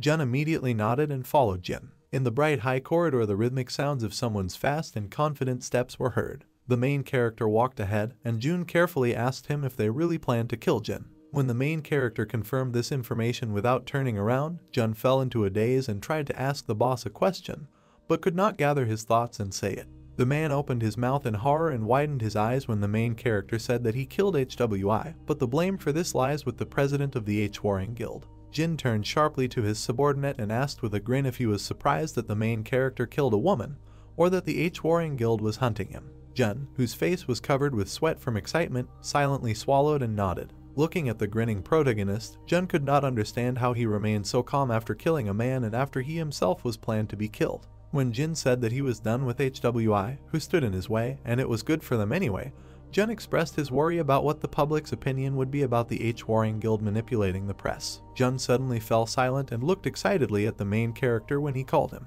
Jun felt a little scared when Jin, with one eyebrow lowered, asked what people who act on the sly could not handle. The main character twirled his index finger in the air and answered his own question with a smile, saying that they will not be able to cope when they begin to act against them openly, because they will not be able to conspire in secret. When the realization washed over Jun, he fell into shock and silently glared at the protagonist with a shocked look. Jin changed the atmosphere from, "Why did Jin incite HWI to die?" On the atmosphere, did H-Warring really want to set up Jin's murder? This is because there is no way that could prove what happened in the dungeon. Jun was amazed at how carefully Jin had thought everything through. The man in the blue suit clenched his hand into a fist and shouted encouragement, just what he expected to see from his boss. When Jun asked with a smile how they would deal with the consequences, the main character gave his subordinate a puzzled look. Jin said that he shouldn't do this because it was Jun's job, and the man even opened his mouth in shock and arched his thick black eyebrows. When the main character patted Jun on the shoulder with a smile and said that he should also be useful, the man in the blue suit frowned and pursed his lips, silently scolding the boss for not really thinking through anything. Jin said that his subordinate could voluntarily raise his salary if he was not satisfied with it, and Jun thought irritably that at least his boss still had a shred of conscience left. The main character carefully pushed the door by the large black handle. When Jin and Jun entered a room full of people, whispers immediately ran through the crowd, and someone even shouted out the name of the main character in admiration. Jin raised one eyebrow, puzzled, and asked what it was. The young man with brown hair and eyes turned around and told the main character to say hi to them. The subordinate pointed his hand at the crowd of people behind him and said that these residents who were hiding in shelters wanted to thank the main character. A young man with dark hair and a light red t-shirt smiled and expressed his gratitude to Jin for protecting their homes. The young man in the green sweatshirt happily clenched his fists and smiled widely, saying that he would root for the main character no matter what happens. The young girl with short hair blushed and also thanked Jin, calling him very cool. The little old lady in dark pink clothes, who had lived here for 70 years, smiled warmly and also thanked the main character. Jin remained silent while his face showed either confusion or discomfort. Suddenly someone took out a bouquet of flowers. The main character looked with slight amazement at the little girl with two ponytails on her head, who handed Jin a bouquet and said thank you. Jin, holding out his palms to the flowers, thanked the residents in return. The main character's lips stretched into a sincere bright smile. Jin raised his hand with a bouquet of flowers high above him.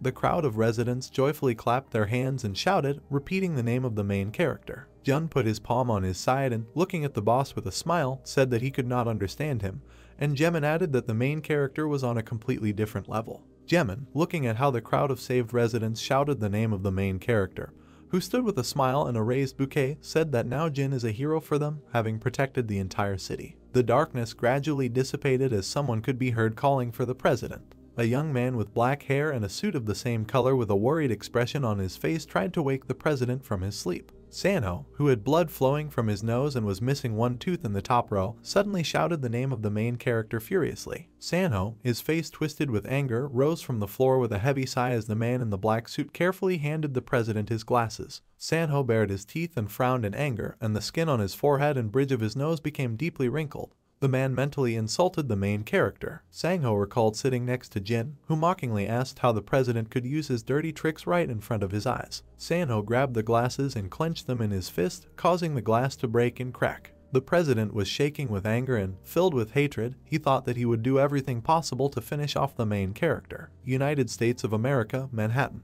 At the headquarters of the Titan Guild, the Order of Area, Murdy sat on her knees next to a huge golden statue of a woman with wings and a book in her hands. The woman intertwined her fingers and brought them to her face, praying in another language with her eyes closed. Murdy opened her eyes as a woman in a white shirt and long red skirt informed the saint that the guildmaster had arrived. A man with long blonde hair brought a woman's hand to his lips, saying that he was paying tribute to the saint. A soft smile appeared on Murdy's face. The man kneeling before Murdy remained silent when she asked him how the process of creating a squad of paladins was going. The blonde closed his eyes and replied that everything is fine, because they receive a lot of applications, so everything is in order. Murdy, with a satisfied expression on her face, said quietly that the goddess would be happy about this. Murdy said that the Order of Paladins will be heroes in the holy war that will save and win a friend back. The woman raised her palm and head, saying that it would be too late if their main forces invaded them, and the Earth would suffer a disaster just like Ulfren. The man frowned thoughtfully, thinking about Ulfren and Earth. The guild leader was thinking about a holy war to protect both worlds. The man's lips tightened angrily as he thought that it was hard to believe, but if it was true, then this was not a problem that their guild could solve alone, and they would need the help of people from all over the world. The man told Murdy that he had another piece of news to tell him, and the man stood up and reached for the object in the green-haired woman's hands. When the blonde handed Murdy the tablet and said that he had found the person whom the saint mentioned in her prediction, the woman joyfully extended her hands to the gadget. When Murdy looked at the tablet screen, her pale face showed horror and fear because of the person she saw. Murdy trembled with fear and asked why this man was on planet Earth, and the man asked in confusion if something had happened or if there was any problem. Murdy, still trembling, spoke of a ruthless immortal necromancer. The woman looked at the face of the main character on the gadget screen, amazed that Jean really was the savior from the prediction. 6 days after clearing the 6-star dungeon, the subpoena asked to report to the police station due to the incident of the attack on Guildmaster Sangho of the Devouring Guild during a press conference at Jejong Station, Daegu City. The main character raised a puzzled eyebrow, looking at the subpoena. Jun carefully explained to Jin that the Devouring Guild president had filed a lawsuit against the main character. Jin had a look of rage on his face and thought he needed to finish Sanho off. The main character said with displeasure that he was going to forget about this situation, but now, apparently, he will have to finish off Sanho. The 4 subordinates looked at Jin in confusion, not understanding how anyone could forget about beating a man on live television. When the main character sharply turned his head to Sun and ordered him to start the car, he said that Jin had 2 more days before submitting a report to the police. The main character arched his thick black eyebrows and asked, puzzled, why he had to go there. Sun began to worry and asked in a trembling voice where Jin was going to go then. 4 subordinates simultaneously dropped their jaws and froze in shock when the main character announced that it was time for him to make a visit to the Devouring Guild. Jin sighed and threw his hand in the air, not understanding why the others were so surprised, because everything was going according to his plan. Jun, trying to hide his fear behind a tight smile, carefully asked his boss to leave this task to him. The main character turned a careful glance at Jun, responding to his proposal. Jun stood up and loomed over the boss, with an angry frown and a scary smile, saying that it would not be difficult for him to do this, and Jin still agreed. When the main character folded his hands and asked if there was anything he could do to help, Jun sat back down and answered the boss positively. Jun seriously asked the boss to hire more workers, because if they want to solve this problem, they will need a lawyer as well as more maintenance staff. Jin raised a finger to his lips and hummed thoughtfully, thinking about hiring more workers. Bloodstones continue to accumulate on the ground, and at this rate not just monsters from Ulfren, but minions of Tranit will appear. By minions are meant the 72 captains under the direct command of Tranit. Each of them is too dangerous for one person to cope with. Even with followers from Ulfen, an army of undead and the help of the Ulfren alliance, these troops could barely fight on equal terms with the Tranit army. The main character covered his eyes with his palm, thinking that he now has 4 subordinates. Jin wondered what kind of resistance there could be when the only awakened one among them was Sun, but his only strength was his kind heart. Jun distracted the protagonist from his thoughts and reminded him of his proposal to hire more workers. Jin stood up and, placing his hands on his hips, told his subordinate, while recruiting people, to try to recruit more awakened ones. Suddenly the main character turned to Sun with a smile. The young man in the brown sweatshirt looked at Jin in confusion when he said to follow him. A light blue sky stretches over a forest of tall green spruce trees. A stream of scarlet blood splashed abundantly in the air. The monster with yellow eyes, pointed ears and fangs screamed loudly as fresh blood rushed in front of it. A dark-haired young man in a green shirt waved his weapon with aggression, cutting the monster's chest and spattering more and more of its blood. Drops of enemy blood dripped from the battle-stained thin sword. Sun laughed ominously and said with a grin, "Ogres are not that strong." The young man called the main character, standing in the distance with his arms crossed, and told him that he seemed to have become stronger. Jin raised one eyebrow and hummed ambiguously, looking at his subordinate, while Sun, with a huge brown bag on his chest, joyfully shouted that he had already collected a lot of bloodstones. Jin read on the information table that his subordinate only respects him because he is afraid and has both love and hatred for the main character. The main character called Sun, who was standing with a bag of stones near the motionless body of the ogre. The young man threw his backpack on his back and quickly ran towards the gloomy protagonist. Sun widened his brown eyes in amazement and opened his mouth when Jin asked how strong the young man wanted to become. The main character sternly said that Sun probably has a goal, because he is not going to continue collecting these stones for Jin for years. Sun frowned and sweated with anxiety, thinking that his original dream was to become a high-class fire mage, but the young man was not sure that he would achieve anything as a stone collector. Sun recalled with unpleasant feelings the assignments he received from the director, which included driving, carrying supplies, obtaining bloodstones, and reserving dungeons. When Jin asked if the young man was satisfied with the current result, he came out of his thoughts and opened his eyes wide. Sun, with active gesticulation, replied dissatisfiedly that his dream was to become a high-class fire magician when he awakened, so he was not happy with his result. When Sun stated that he was ready to do anything to become stronger, the main character skeptically asked whether the young man was ready even if he was tired to death. Sun clenched his hand into a fist and shouted loudly that he would be ready even in this case. Jin raised one corner of his mouth, when the main character took out a long white object accompanied by a black and purple glow and said that then they would start now. Song looked at the boss in shock.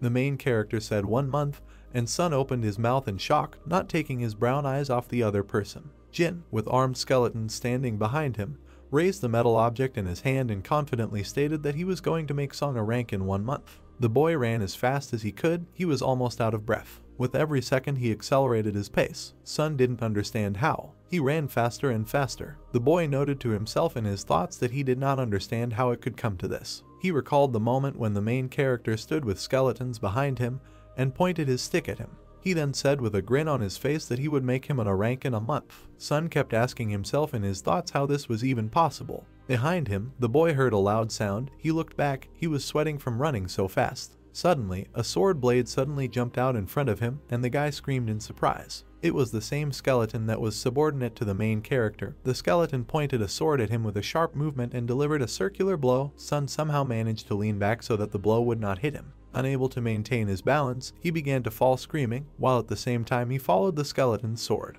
The skeleton, with its limbs creaking, began to slowly approach the guy. He raised his sword and laughed as the boy quickly stood up and looked at his opponent. He was breathing very heavily. His gaze was directed directly at the skeleton. He was already tired. Sweat was dripping from him in a stream, but nevertheless he was serious. In his thoughts, the guy noted that he should not relax and added that one more blow and he would be dead. The skeleton's eye sockets glowed bright red.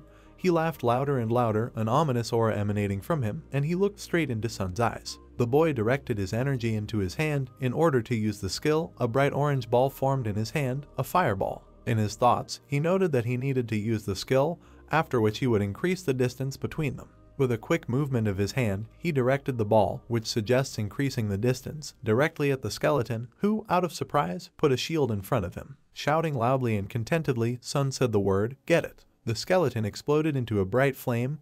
The ball was like a bomb. Cupping his hand into a victorious fist, the guy let him down from above. He joyfully looked at his defeated opponent. With a smile on his face and a tired look, he shouted the word, "Eat." In an instant, a skeleton burst out of the strong fire and headed straight towards the main character, who did not expect such an event. The skeleton pointed his sword blade directly at Sun's shoulder, thereby injuring him, while Sun looked at him with clenched teeth, not having time to dodge the blow. The skeleton's face and the eye area seemed to be lit up with a bright flame, and he began to laugh even harder at the guy's unsuccessful attempt. It was already deep night, and in an instant the forest was shrouded in darkness. Sun fell to his knees and began to cough. He was in great pain and bad, while a skeleton stood next to him with a bloody sword in his hand. The guy was already trembling. His eyes were watering, having previously narrowed. He looked at the skeleton. He was in great pain. The guy mentally noted to himself that this blow caused a lot of pain, and that now he could not relax for a second. The main character approached Sun. The guy looked at him askance and with anger, and he also held his bloody shoulder with his hand. Eugen ordered the guy to stand up, and added whether he was really going to lie down. The main character looked at Sun accusingly, while a skeleton stood behind him and also looked at the guy. Eugen noted that he really didn't think he could defeat his skeleton warrior with his fireball. The main character looked at the guy seriously. He noted that in order to survive, he must become stronger, and added that he really thought that monsters would only appear in dungeons. Sun asked Eugen in shock. The main character turned his gaze to the starry sky. He asked Sun to imagine that dungeon breaks would occur in all stations and throughout the world, and guessed the number of people at 6 billion. The boy was already lying on the ground with his bloody shoulder and listening to the hero. He continued to say that he was confident that in just 3 days, half of this population would be exterminated. The guy didn't understand what kind of nonsense the main character was talking about. Eugen looked at the beaten Sun as he stood with his hands in his pockets. The main character noted that if this really happened, he would have to protect his entire family, and added that he would not have time for Suna. Eugen noted that the guy must learn to survive on his own. Angry at the words of the protagonist and at his helplessness, the boy looked at the ground and was silent. The main character continued to say that if he wants to protect his family, then he should make sure that he is strong enough to do so. Sun, with a heaviness in his chest, began to try to get up while the main character looked at him in surprise. Having risen to his feet, the boy screamed heart-rendingly in pain. His shoulder was bleeding heavily. With a serious expression on his face, the boy shouted. He noted that he wants the main character to teach him. Eugen smiled slyly. He noted that this is exactly what he wanted to hear from him. Chunbok stopped. The sign was shining. The black car was parked right in front of the dining room where the lights were on. Sun yawned deeply, covering his mouth with his hand. Sun and Eugen were sitting together at the same table, having a meal after a hard workout. The main character asked the boy if he was tired. The boy looked at Eugen with displeasure. His gaze was killing. At the same time, he picked up noodles with chopsticks and was silent. In his thoughts, Sun noted how he could not get tired after his hard training. The main character smiled slyly. He noted that he relieved his overwork with his skill, and added that if Sun felt tired, it meant that his mind was weak and needed rest. The boy was devastated while the main character reproached him. Eugen noted that he should hypnotize himself or something like that in order for him to overcome his fatigue. Timidly, Sun agreed. The news was on TV. They showed a woman in a dress and a man in a tuxedo, and people stood behind them. Song and the main character turned their attention to the TV show. The announcer's voice said that her blessing had saved so many lives, and added that what she was doing was a miracle. The woman stood as if in a wedding dress, and in front of her stood a man who had previously been paralyzed and could not walk. Everyone present there was in shock. Eugen looks at this woman very carefully. He noted that she reminded him of someone, and added that she even behaved the same way. Sun asked in surprise who the main character was talking about. The guy again turned his attention to the TV and began to look at the woman in surprise. The main character had already eaten everything, while the second character had not yet eaten half. Sun noted that this woman was beautiful and she looked like an elf. Eugen gestured to the boy with his ears while he silently watched his movements. The main character noted that she is not an elf. It's just a way of speaking. Suddenly something dawned on Eugen and his eyes narrowed. They began to broadcast on TV that everything that the audience had just seen up to that moment was Holy Area, who would present the miracles of God Murdy. According to the news, they noted that they are moving on to the next news, which is aimed at the Order of the Paladins of the Saint. Turning sharply to the TV, the main character could not believe his ears and eyes. He asked out loud whether it was really Murdy. He looked into her blue eyes and calm smile. He asked himself as if why the messenger of God was here. Ardal Guild. Eugen returned to his office. Jun was sitting there in his place. He was surprised by the arrival of the boss. Jun asked, "Are you back already?" The protagonist looked seriously at his subordinate as he looked at him questioningly. Eugen noted that he should get tickets to America. His subordinate asked him how he found out about this and clarified whether his boss had talked about the invitation to the consortium. The main character now looked questioningly at Jun and asked him about the consortium. The subordinate looked seriously at the main character. He noted that the Titan Guild had previously saved someone in the dungeon, and added that it was a saint known as Murdy, and added that her abilities are incomprehensible to the mind, which raises many questions among people. June remembers a picture from TV where a messenger of God treats a man with paralysis. The protagonist's subordinate noted that in connection with this event. He turned in his chair closer to his boss as he waved his hand. Jun noted that the Titan Guild had sent an invitation to a consortium of guilds from all over the world and asked if the main character was talking about the same. The subordinate thought questioningly and presented his palm to his chin. He mentally noted that he thought he wouldn't be interested in this and wondered what happened to Woojin, and suddenly he remembered something else. Jun took out a box of crystals and grimoires. He noted that these were skill books and magic enhancement stones that the main character ordered. Woojin noted that he was just in time, since he assigned Sun to learn all this tomorrow. The subordinate looked at the main character awkwardly while he glared at Jun. He asked Jun that they didn't order more artifacts. He replied that due to the fact that they had recently used up most of the guild's budget. Because of this, they were currently being cut in terms of funding. The main character looked reproachfully at his subordinate.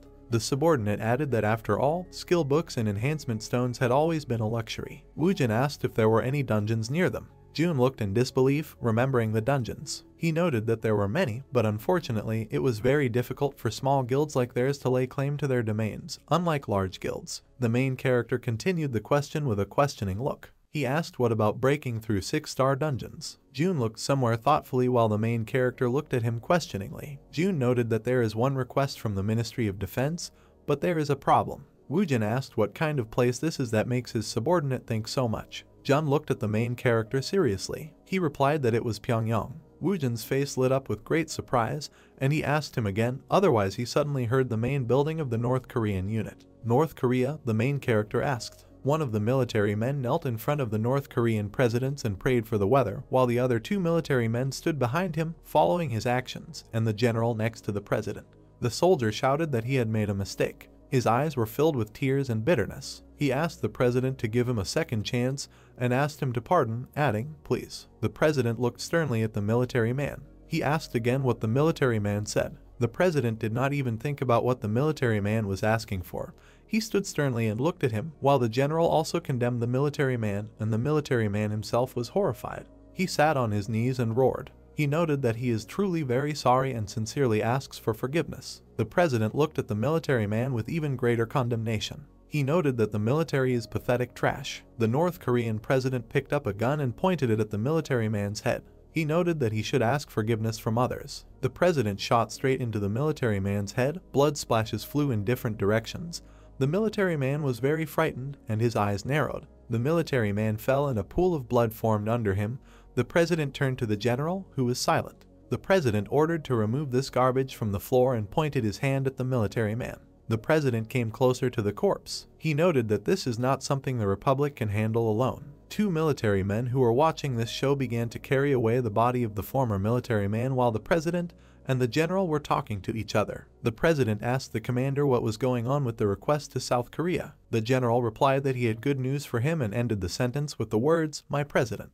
The commander began to whisper something in his ear, which made the president's mouth open. He asked him again. They won't believe him, but really. A smile stretched across the corners of the president's face. He asked if this was really so, and noted that they were similar and would finally meet soon. The president looked into the distance with an evil smile. In his thoughts, he noted that he was waiting for South Korea's greatest hero, Jin. We met the Democratic People's Republic of Korea and Supreme Leader Kim Jong-un. Administrative Bureau of the Awakened. Potential visitors to the office sit and walk around in the lobby. The main character noted that he joked about Pyongyang several times, but who knew that everything would turn out this way in the end. Woojin recalled the news in the past, how he said that he wanted to unite the countries, and Sun stopped him. The main character sits with a grin, looking at the phone. Suddenly, a voice called out to Woojin and he turned around. Sunho noted that she was honored to meet the main character here again. Sanho extended her hand to greet him while he was in shock. The girl noted that she would accompany him to Pyongyang. The main character happily shook hands with his friend. He noted that he would also be much more comfortable being with a person he knows. Highway, 3 black cars driving in the same direction. Above the bridge there are 2 turn signs for Pyongyang and Jumching. Sanho and the main character examined the surroundings through the car window. Woojin noted that he thought there would be a ton of soldiers at military installations, but it's pretty quiet now. Now they are passing through golden wheat fields. Sanho noted that few areas of North Korea have developed well, and therefore most of the country looks like ours in the 70s. She also noted that even Pyongyang has only 1 subway. Crossing his arms, the main character looked questioningly at the girl, who also looked at him. He asked if that meant they were asking for help because they couldn't handle such a small thing, and followed up by asking if there were any awakened people in North Korea. Sanho began to answer his questions looking directly at him. She noted that compared to their country, there are much fewer of them here, which is why it is difficult for them to assemble a team consisting only of ranks, and added that, in addition, the mortality rate among the awakened ones is quite high. The main character sighed and looked out the window. He noted that they could then die in the dungeon and simply be shot dead. The girl looked sarcastically at the main character. She noted that they had not previously had too many problems here, since until that moment they had been supported by China. Sanho talks about a picture of North Korea where, expecting help from China, they were turned away during an attack by monsters. The girl noted that this time they tried to deal with the problems on their own and ultimately failed. She added, saying that China was only defiantly observing their failures, so North Korea requested help from many countries from around the world. Next, Sanho helped introduce the main character to the warehouse of loot from the campaigns. Yujin noted that now he understands, because it seems that they considered it unprofitable to share the loot from a high-ranking dungeon with China. That's right, Sanho answered approvingly. Wujin rested his head on the back of the driver's seat and closed his eyes while the girl looked at him with a grin. Wujin noted that in any case, he wanted to quickly sort everything out and leave. He asked the girl, please, he began to say then. Oh, he wanted her to make sure that he would receive a period of half a month, as was originally promised by them. With, Songha noted and said that the terms of the agreement would definitely be fulfilled. The girl looked at the sleeping protagonist. He sat calmly and thought about something, and he also opened the window. He noted in his mind that the condition Wujin had insisted on was to allow him to spend half a month in the dungeon from the start of the first purge. The main character presented the upcoming event where the countries will begin their negotiations. Wujin noted that the negotiations between the North and South will begin after the arrival of the North side delegation, and noted that this is quite a significant request in order to clear the dungeon first. The countries shook hands, so the main character continued to think. He thinks that everything should go without problems, and adding that he noted that, however, this is only if the dungeon is successfully cleared. Over his hometown, under the presentation of the main character, a war with shelling will begin. He explains this in his thoughts by saying that in case of failure, the result will be the death of Wujin, and as a result, North Korea will suffer huge financial losses. Sunha's face was very tense and sweat dripped down it from excitement. Wujin noted that gradually relations between the North and South would become worse than ever. The main character sat with his arms crossed and thought. He noted that everything is in the hands of the one he is talking about. They arrived and the car stopped. Wujin pulled his leg out of the car and began to get out.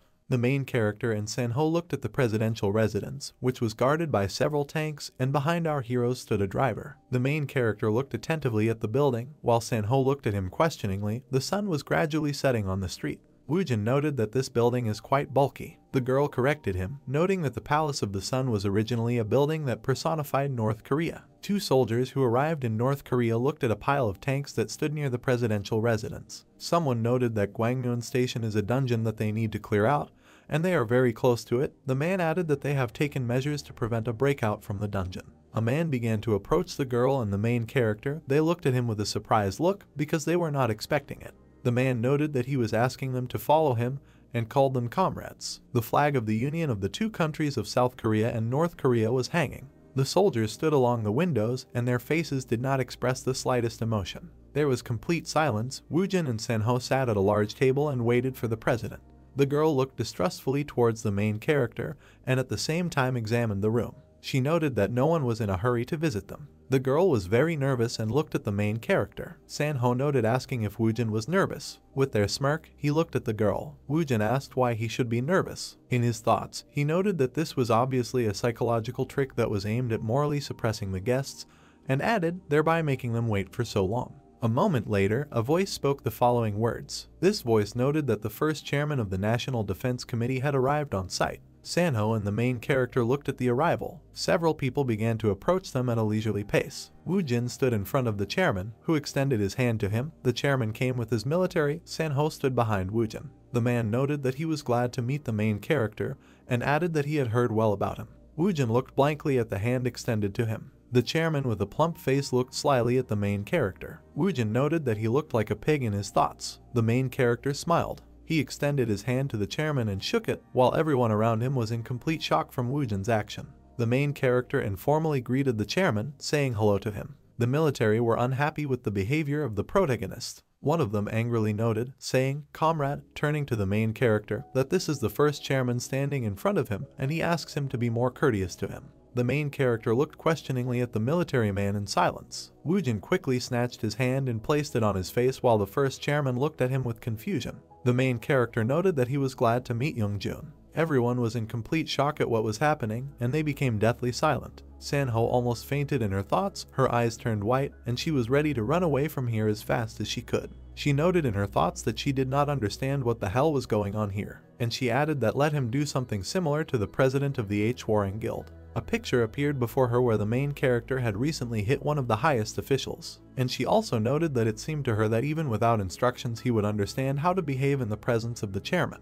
The soldiers became alarmed, some of them began to take out their weapons. Someone from the military shouted that the main character was a very arrogant person, and they asked him with whom, in his opinion, he decided to joke such jokes. The second military man noted that such a brat, like the main character, would not get away with anything. Sanho was in real shock, she turned completely white, and sweat was dripping from her in a stream. In her thoughts she noted that they were already dead. The main character looked at what was happening with a smile. He noted that he was polite, as they asked, and added by asking what the problem was. The girl screamed heart-rendingly in her thoughts. She noted that now there were no dungeons, nothing else mattered, and added that they could die right here and now. The girl almost cried in her thoughts because of the disrespect shown by the main character. Unexpectedly for everyone, the first chairman began to laugh. His laughter grew louder and louder as the others looked at him in confusion. The chairman looked with a smile. He noted that he is undoubtedly a very open person, addressing the main character as expected from the strongest man of the South, he noted here. Coming closer to the main character, the chairman put his hand on his shoulder while the other military men looked at all this in shock, like Woojin himself.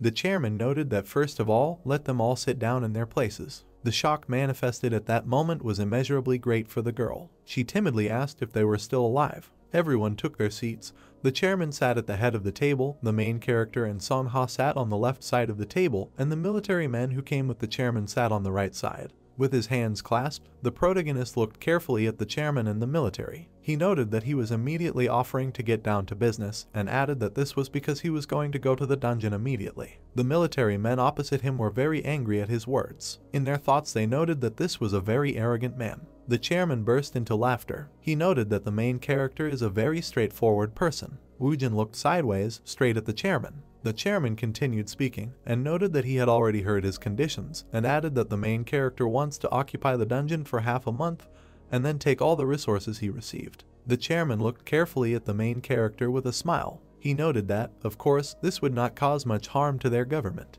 and he added that they would fulfill any of his conditions if he properly cleared the dungeon. Woojin stood up from his seat as Sanho looked at him and the chairman laughed. The main character noted that in this case, he thinks that he can already go. The chairman laughed and noted how the main character is very impatient. The chairman looked at the flag of the Union of Countries. He noted that before the main character leaves, he would like to take a photo as a keepsake. During this time, the sun had already dropped lower, and almost the stars could be seen, which were hidden behind the clouds. Sunha noted that she was sure that her heart would fail. She walked next to the main character and shouted at him with displeasure while he looked at her with a calm gaze. The girl noted that the main character had really forgotten where they were. In Pyongyang, she noted menacingly. I also told him that next time he should be more careful in choosing his own words. With a smile, the main character looked at his companion. He noted with a grin that he was already quite careful. From surprise, the girl was ready to lose consciousness, but she still asked him again, saying the word that, stuttering. The main character recalled the meeting with the first chairman, and what was said at that time, his words that he was glad to meet the main character and had heard well about him. The main character was looking somewhere with apprehension. In his thoughts, the main character noted, should he just kill the chairman, and added that in that case, would he be fired? He asked himself. In front of him was a North Korean banner. The main character walked with the girl to the portal leading to the dungeon. He waved his hand to the girl while she was still looking at him in shock. The main character shouted that he was going to the dungeon and noted that they would see each other soon. Sanho looked at Woojin in confusion. She called his name and noted that she hoped that the main character would return safe and sound. The main character just smiled at her slyly. Someone was spying on these two through binoculars. It was the chairman who held black binoculars in his hands while the military stood behind him. The chairman noted that the main character wasn't surprised. One of the military men agreed with the chairman. The chairman continued to say that it would be wonderful if a person of equally incredible strength appeared in their country. Wouldn't it? He asked the military man who stood behind him. The military man looked seriously towards the chairman. The man asked questioningly whether the chairman really thought that the main character could cope. The chairman stood on the top floor of the residence and looked out the window. He noted that he is confident that the main character will certainly cope with his task. The chairman's face was very serious. In his thoughts, he noted that the main character would do this, calling him Comrade Woojin. The hero suddenly shuddered sharply. He looked back with complete fear and confusion. He noted what kind of vile feeling it was just now, and in his thoughts he asked if he really felt some kind of monster. In the cloudy sky, bright lightning flashed among the dark clouds. A massive tall tree fell to the ground under the shining sky. This place was the Tranic colony. Bibai, with an expression of disgust on her face, hastened to cover her nose because of the terribly unpleasant smell, and asked again whose colony it was. The main character in a brown cape, looking at the horizon, promised that if any of the 72 commanders came out, he would finish them off. Jin suddenly heard strange sounds and turned around sharply. From afar, one after another, came monsters called vesicas, which have front legs like swords and also tend to move in groups. The main character summoned a golem named Rocky, and long, rounded projections began to appear from the ground. A huge dark golem with glowing lines all over its body roared deafeningly, stretching out its stone palms towards the monsters in front of it. The praying mantises made a noise and raised their forelimbs, which really were shaped like sharp knives. Rocky ran towards the crowd of monsters, raising dust from the waves of his arms. The space was filled with dark, dense clouds, making it difficult to see anything. On the dark ground, defeated mantises with severed limbs or entire pieces of their bodies lay motionless. The main character with a grin ordered to summon skeleton soldiers and skeleton magicians. A crowd of several dozen armed skeletons formed around Jean. On the blue rectangular table it was written that the 40th generation of skeleton soldiers could be summoned for a sacrifice. As for the mage soldiers, it is also possible to summon them for a sacrifice, but they will be of the 10th generation. The main character said with a smile and frowning eyebrows that in this case the number would clearly be greater. Suddenly, Jin and Bebai simultaneously turned in the same direction. The main character and the girl saw many large black spiders crawling from afar, their backs glowing red. These creatures were called ranchans, which were characterized by spitting out tentacles resembling sharp needles from their mouths. Suddenly the animal's large foot stepped heavily onto the ground with a loud sound. It was Rokto, a monster with great strength and high defense, and his huge body alone looks menacing. Jin, who had only confidence on his face, ordered the golem in an even tone to distract the monster. Rocky, receiving an order from the main character, opened his mouth and screamed shrilly. The main character, sitting astride a black and purple horse, raised the labries above him and informed the skeleton warriors standing behind him that all forces were ready for battle. The black and red spiders clicked their chelicerae furiously, looking at Jean with their 4 pairs of predatory eyes. As soon as the main character loudly shouted a command and rushed forward, the skeletons rushed after him, holding out swords with shields or magical wooden staves in front of them. Jin cut one of the enemies into several fragments with 2 precise movements of his weapon, and blue liquid splashed into the air. A skeleton in armor and with a shield in his hand attacked the spider, splashing its light blue blood. The 2 skeleton soldiers looked at the fiery explosion in front of them, which was caused by the skeleton mage using his heating wooden staff. Bibai put her palms in front of her, forming a red circle, and with furrowed brows, she screamed loudly, ordering her enemies to fall asleep. The horse on which the main character was riding moved quickly along the ground, leaving behind dust. Jin rushed to the place where Rocky's golem and Rokto were locked in one-on-one combat. The main character looked at the monster and came to the conclusion that thanks to Rokto's solid body, not a single attack would affect him. Jin expressed his pity with a slight smile that at such a moment he could not summon a death knight and a lick. Suddenly the young man stretched out his palm in front of him, as if trying to grab onto something. An object fell at the feet of a black golem with bright yellow lines all over its body, leaving a small hole in the ground. Suddenly, huge white structures resembling fangs or sharply sharpened bones grew out of the ground in front of Rocky. The main character's horse pushed off the ground and jumped. Jin, jumping on a horse over the fence in which Rokto was imprisoned, tightly clutched the weapon in his hand. Jin looked at the trapped monster with a predatory grin, swinging his labries. The main character used Brandish's skill, cutting the air with a double-sided axe and raising splashes of green fresh blood. Jin stated with a smug grin that he had the offensive skills of a warrior. 12 days later, Bibai and the main character were standing in the dungeon, asking if the area around the center in this place was a colony. He was told that this place was a hatchery, but they were not ready yet. Jin said that they would not be able to meet the owner of this colony, and suggested that Bibai, who also wanted to know the owner, should just get it over with and leave. The main character raised his open palm upward, casting a spell to resurrect corpses. The system reported that Jin can control a corpse, and the dead body can use 50% of its original abilities, but only carries out simple orders. The defeated opponents, among whom were spiders and mantises, took on their previous whole appearance and rose to their feet, emitting a bright blue glow. The main character, smiling triumphantly, ordered the army of various creatures to begin moving forward. The next moment, an army of black and blue spiders rushed forward, stepping with many thin legs. A huge number of monsters glowed in the darkness and quickly moved upward, clinging to the surface with their sharp paws. Bibai and Jean watched silently as the spiders rose higher and higher. The system informed the main character that he could blow up a corpse that was 10 meters from the control, or a corpse that the young man was controlling. Suddenly, deafening sounds were heard as all the spider corpses exploded simultaneously, creating fire around them. The main character frowned and waved his brown cloak, covering his nose and mouth from the smoke and sparks. When a bright yellow glow appeared in the air among the gray sky after the explosions, Bibai reported that this was the Stone of Return.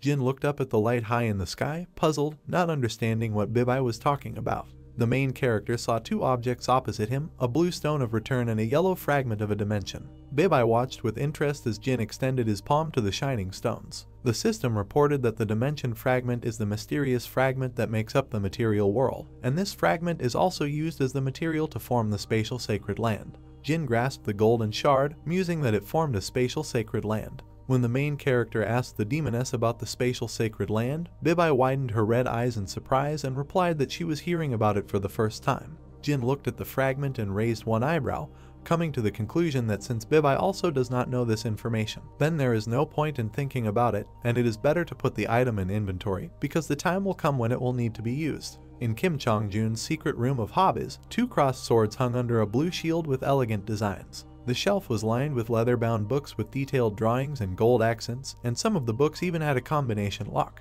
Next to a mannequin dressed in knightly armor, there was a table on which different types of weapons were neatly laid out, ranging from small knives to long swords. Chang'an stood with a man in uniform and strictly watched the work of the people standing on the stairs, and said that now everything looks amazing. A dark-haired man in black clothes looked at a portrait of himself and the main character side by side, and was delighted with the majesty of the photograph. A man in a dark uniform, showing the chairman another photo, asked Chongjun what he should do with it. In this photo, Jeonjun and a black man with piercings, tattoos and sunglasses were fist-bumping with smiles. The man turned away, indifferently ordering his subordinate to throw the framed photograph in the trash. Someone knocked on the door and Jeonjun gave permission to enter. Another man in uniform said with a smile that he had news for the chairman that he would be glad to hear. When the subordinate said that Jin had successfully cleared Gwangyun Station, Jeongjun raised his eyebrows in shock, not believing that it was actually true. Chongjun put his hands on his hips and with a wide smile ordered his subordinate to bring the main hero here, because the chairman wanted to treat well the hero who saved Pyongyang.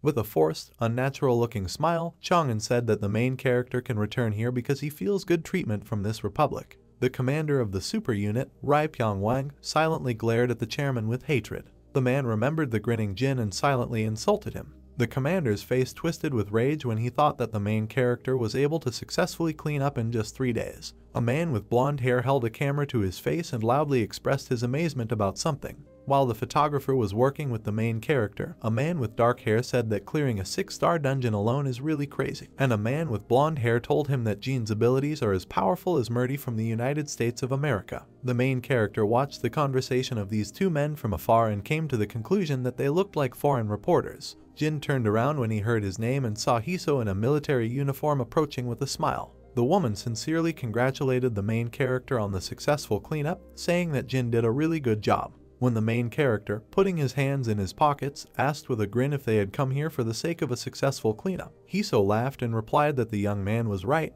but the woman did not expect that he could be so successful. When the main character asked Hiso if the negotiators were here, the woman confirmed this and clarified that both sides, southern and northern, were just waiting for the results of the cleansing of Jin. When the main character said with a smug smile that since he was here, the cleanup was 100% successful, Hiso thought that she would be better off not telling Jin that the negotiation team believed that his chances of failure were 70%. Hiso was stunned when Jin turned around, waved his hand, and said that he would go back to the dungeon because he believed that the negotiators would do their job perfectly. Hiso screamed loudly after the main character and asked him to rest a little. When Jin was out of sight, Hiso said that he left incredibly quickly again and concluded that she would have to report the situation alone. The woman turned around when a man in dark clothes called her several times in a loud voice. A man in a black uniform with a cap rested his palm on his thigh and breathed heavily, asking Hiso where the main character was going. Hiso widened her eyes in amazement and silently looked at the man as he screamed with horror on his sweaty and red face that something terrible had happened. North Korean President Cheon angrily shouted at his subordinate waiters to do everything in the best possible way, because they should never have lost to South Korea. 14 days later, dark clouds gathered in the sky. Golem Rocky crushed the monsters with his stone palms, while skeleton knights and skeleton magicians fought with the rest. The main character watched the battle from above with interest, noting that automatic hunting was quite exciting. Suddenly, Jin saw a message from the system that he had increased his level and was now at level 60. The main character has unlocked the privileges of the warrior class, and a bow form has become available for his weapon. Jin also acquired the skills Archer, Blind Shot, and Barrage. The system reported that the main character had received the warrior's Fortitude skill, which allows him to withstand pain, and the skill was activated. The main character raised a shining blue bow above his head with a satisfied face, rejoicing that he was finally able to reach level 60. Jin examined the new weapon in his hand, then opened the achievement store and purchased a bone bow. The main character wanted to immediately try out a new weapon and pulled an arrow on a new bow, aiming at the epicenter of the ongoing struggle. The arrow was released and quickly approached the huge green mantis, which was fighting with a skeleton in iron armor. Bright blue blood sprayed into the air, as well as fragments of rocks and earth. Jin, looking down, came to the conclusion that the bow was not bad because it had a larger area of effect, as well as higher speed than the bone spear. The main character's face showed thoughtfulness as he concluded that he had already looked at the privileges of the warrior class, and now it was time for him to call this guy. The genie told the goblin to go out and raise his palm, over which black energy began to gather in the air into a ball. Behind the back of the main character, while his tattered cloak was fluttering in the wind, a thick black mass, reminiscent of a three-dimensional shadow, accumulated. Jin turned around as the shadow let out a short laugh and said that he could finally hear his master's voice. A dark ghost with shining eyes and a smile greeted the main character, whom he had not seen for a long time. The system reported that Jin can summon a spirit that can exist without its owner and is also able to read its emotions, share thoughts, and take control of it if the owner becomes a corpse. After a short silence, Jin, with his hands in his pants pockets, stated that, as always, he looked at the shadow spirit with disgust. The goblin only curled his lips into a smile and remained silent. The shadow spirit raised his palm and said that the main character could give the spirit a new body if he hated it so much, although the spirit liked Jin's body. The main character furiously frowned and bared his teeth, mentally insulted the goblin, and loudly ordered him to return to his shadow until Jin summoned him if necessary. The shadow spirit laughed briefly again, without arguing with Jin. When the goblin turned into a black cloud of shadow, the main character came to the conclusion that he was a very creepy guy. Suddenly Jin noticed something and turned around. The main character saw armed skeletons looking up at him and came to the conclusion that this place was finished, and that he could clear this dungeon again today if he hurried. A man in dark shoes and light trousers was walking up the tiled steps. When the main character saw a man in a familiar military uniform, he was amazed and asked what he was doing here. Hiso remained silent while her face showed excitement and deep sadness, as if something terrible had happened. The next second, the woman fell to her knees and screamed loudly, begging the main character for help, and Jin, feeling awkward, asked what happened. Hiso, with furrowed brows, loudly asked Jin to take a break before cleaning up again, because all this is useless if their hero is here. The main character put his hand on his waist and raised one eyebrow, looking slightly annoyed at the woman. A few days ago, before the next clearing of the dungeon, Jin listened with crossed arms and a skeptical expression as Hiso smiled as she talked about the announcement of the raid, which was a joint effort between North and South Korea. When Jin turned around, saying that this was all the business of politicians, and it was time for him to return, Hiso shrilly screamed the name of the main character with wide eyes. Earlier, before another sweep, Jin was leaving while Hiso excitedly shouted after him that he should come with her today. And now Hiso, sitting on her knees, convinced Jin that the situation could not be worse, and almost tearfully asked the main character to think about his country and take a break before the purge. Hiso began to cry, saying that she knew what it would turn into if the main character did not go with her this time, and Jin felt awkward, scratching the back of his head. There were several different types of drinks and dishes on the light table. People in uniform or ordinary business suits were talking quietly among themselves with smiles. Chongjun laughed loudly, standing surrounded by subordinates and guests. The main character brought the chocolate cookie to his lips and took a bite of it with a crunch. Sitting with his arms crossed, Jin chewed on a cookie and thought about how bored he was. The main character stood up from his chair, asking if he could go now that they were done, and he so happily thanked Jin for coming. The main character widened his eyes and turned slightly when someone addressed him formally. The man in the dark uniform gave Jin a white sheet with a slight bow and asked him to write his name before leaving. The main character looked at the white sheet and pen in the man's hands in confusion as he explained that he would be honored to receive an autograph from the strongest awakened one in North Korea. Finally, Jin took a blue pen and began to write his name on a white sheet of paper. The main character turned around, waved his hand, and with a smile told the man to continue trying, who, standing with the sheet in his hands, thanked Jin. When Jin, with his hands in his pockets, headed towards the exit, the man turned to Jeonjun, and they exchanged short nods of their heads. The main character frowned, and a bead of sweat appeared on his cheekbone when he felt that something was wrong. When the subordinate handed Chongjun a sheet with the autograph of the main character, Jin called the goblin and asked him to pay attention to the plump man in a black suit. With a stern expression on his face, the main character ordered the shadow spirit to attach himself to Jeonjun and report everything that was happening. From the shadow that was located under the main character's boot, a black dark substance flowed smoothly. When someone said that everything was ready and asked the commander whether he should now follow the main character, the commander only remained silent, looking after Jin. Guan, whose face was twisted with hostility, ordered the others to be as inconspicuous as possible. In the man's thoughts there were only insults directed at the main character, because the commander was infuriated by the fact that Jin looked down on North Korea. Jin once shook Jeonjun's hand, and Hiso was shocked. Jeonjun laughed, calling the main character brave, which is what he expected from South Korea's #1.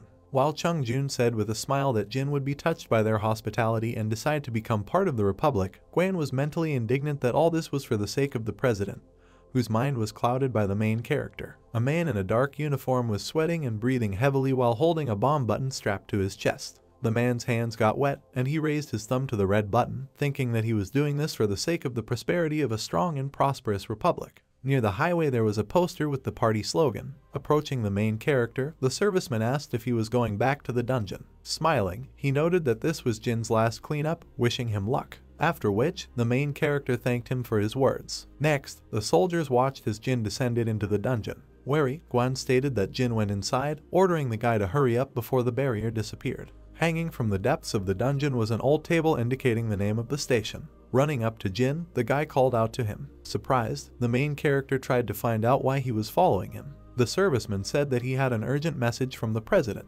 Taken aback, Jin asked about it. Pressing the button of the mechanism, the serviceman said that the president thanked him for everything, calling the main character a comrade from South Korea. Jin was shocked by what he saw, after which, a powerful explosion was heard in the dungeon. Standing on the street, Guan watched as a mysterious glow emanated from the underground passage. Approaching the window, he stated that the barrier did not disappear, suggesting that the main character did not die instantly. Jin's body was covered with multiple burns. While in his thoughts, Guan was sure that the main character must have mortal wounds, noting the fact that it was only a matter of time before he became prey for the monsters. With a look of disgust, Guan ordered Jin to give up and finally die, thinking that this operation was destined for success. The plot takes us 2 days after Jin entered the dungeon. At the entrance to the building there was a table that indicated that negotiations between North Korea and South Korea were being held at this location. Folding his hands while sitting at the table, Guan asked if Jin had returned yet.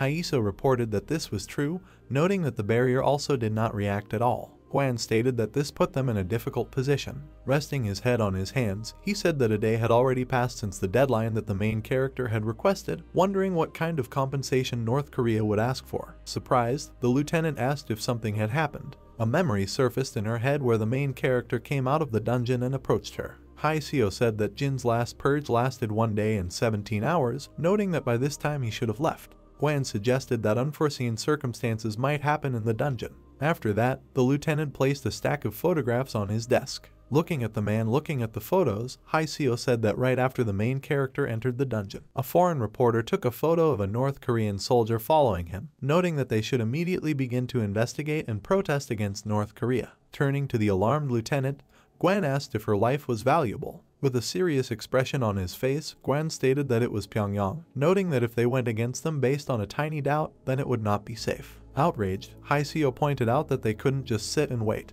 Hitting the table with his hand, Guan turned to the lieutenant. Sitting down on a chair, he asked her Haiseo to think before speaking, suggesting that there was a wiretap. Next, he asked if they were not sure whether Jin was alive or not. Looking at the annoyed Haiseo, he asked her to just wait. Holding a tablet with news images in his hands, the president wondered who these pathetic worms were. Taking the tablet away from his face, he screamed what kind of pathetic worms did this. The trooper said they are trying to figure it out right now. Beside himself with rage, the president ordered to find the scoundrels and bring them to him. A group of awakened people was located next to the tent. The plot says that 3 days have passed since the main character entered the dungeon. Putting her hand to her head, Haiseo thought that 3 days had already passed since Jin went there.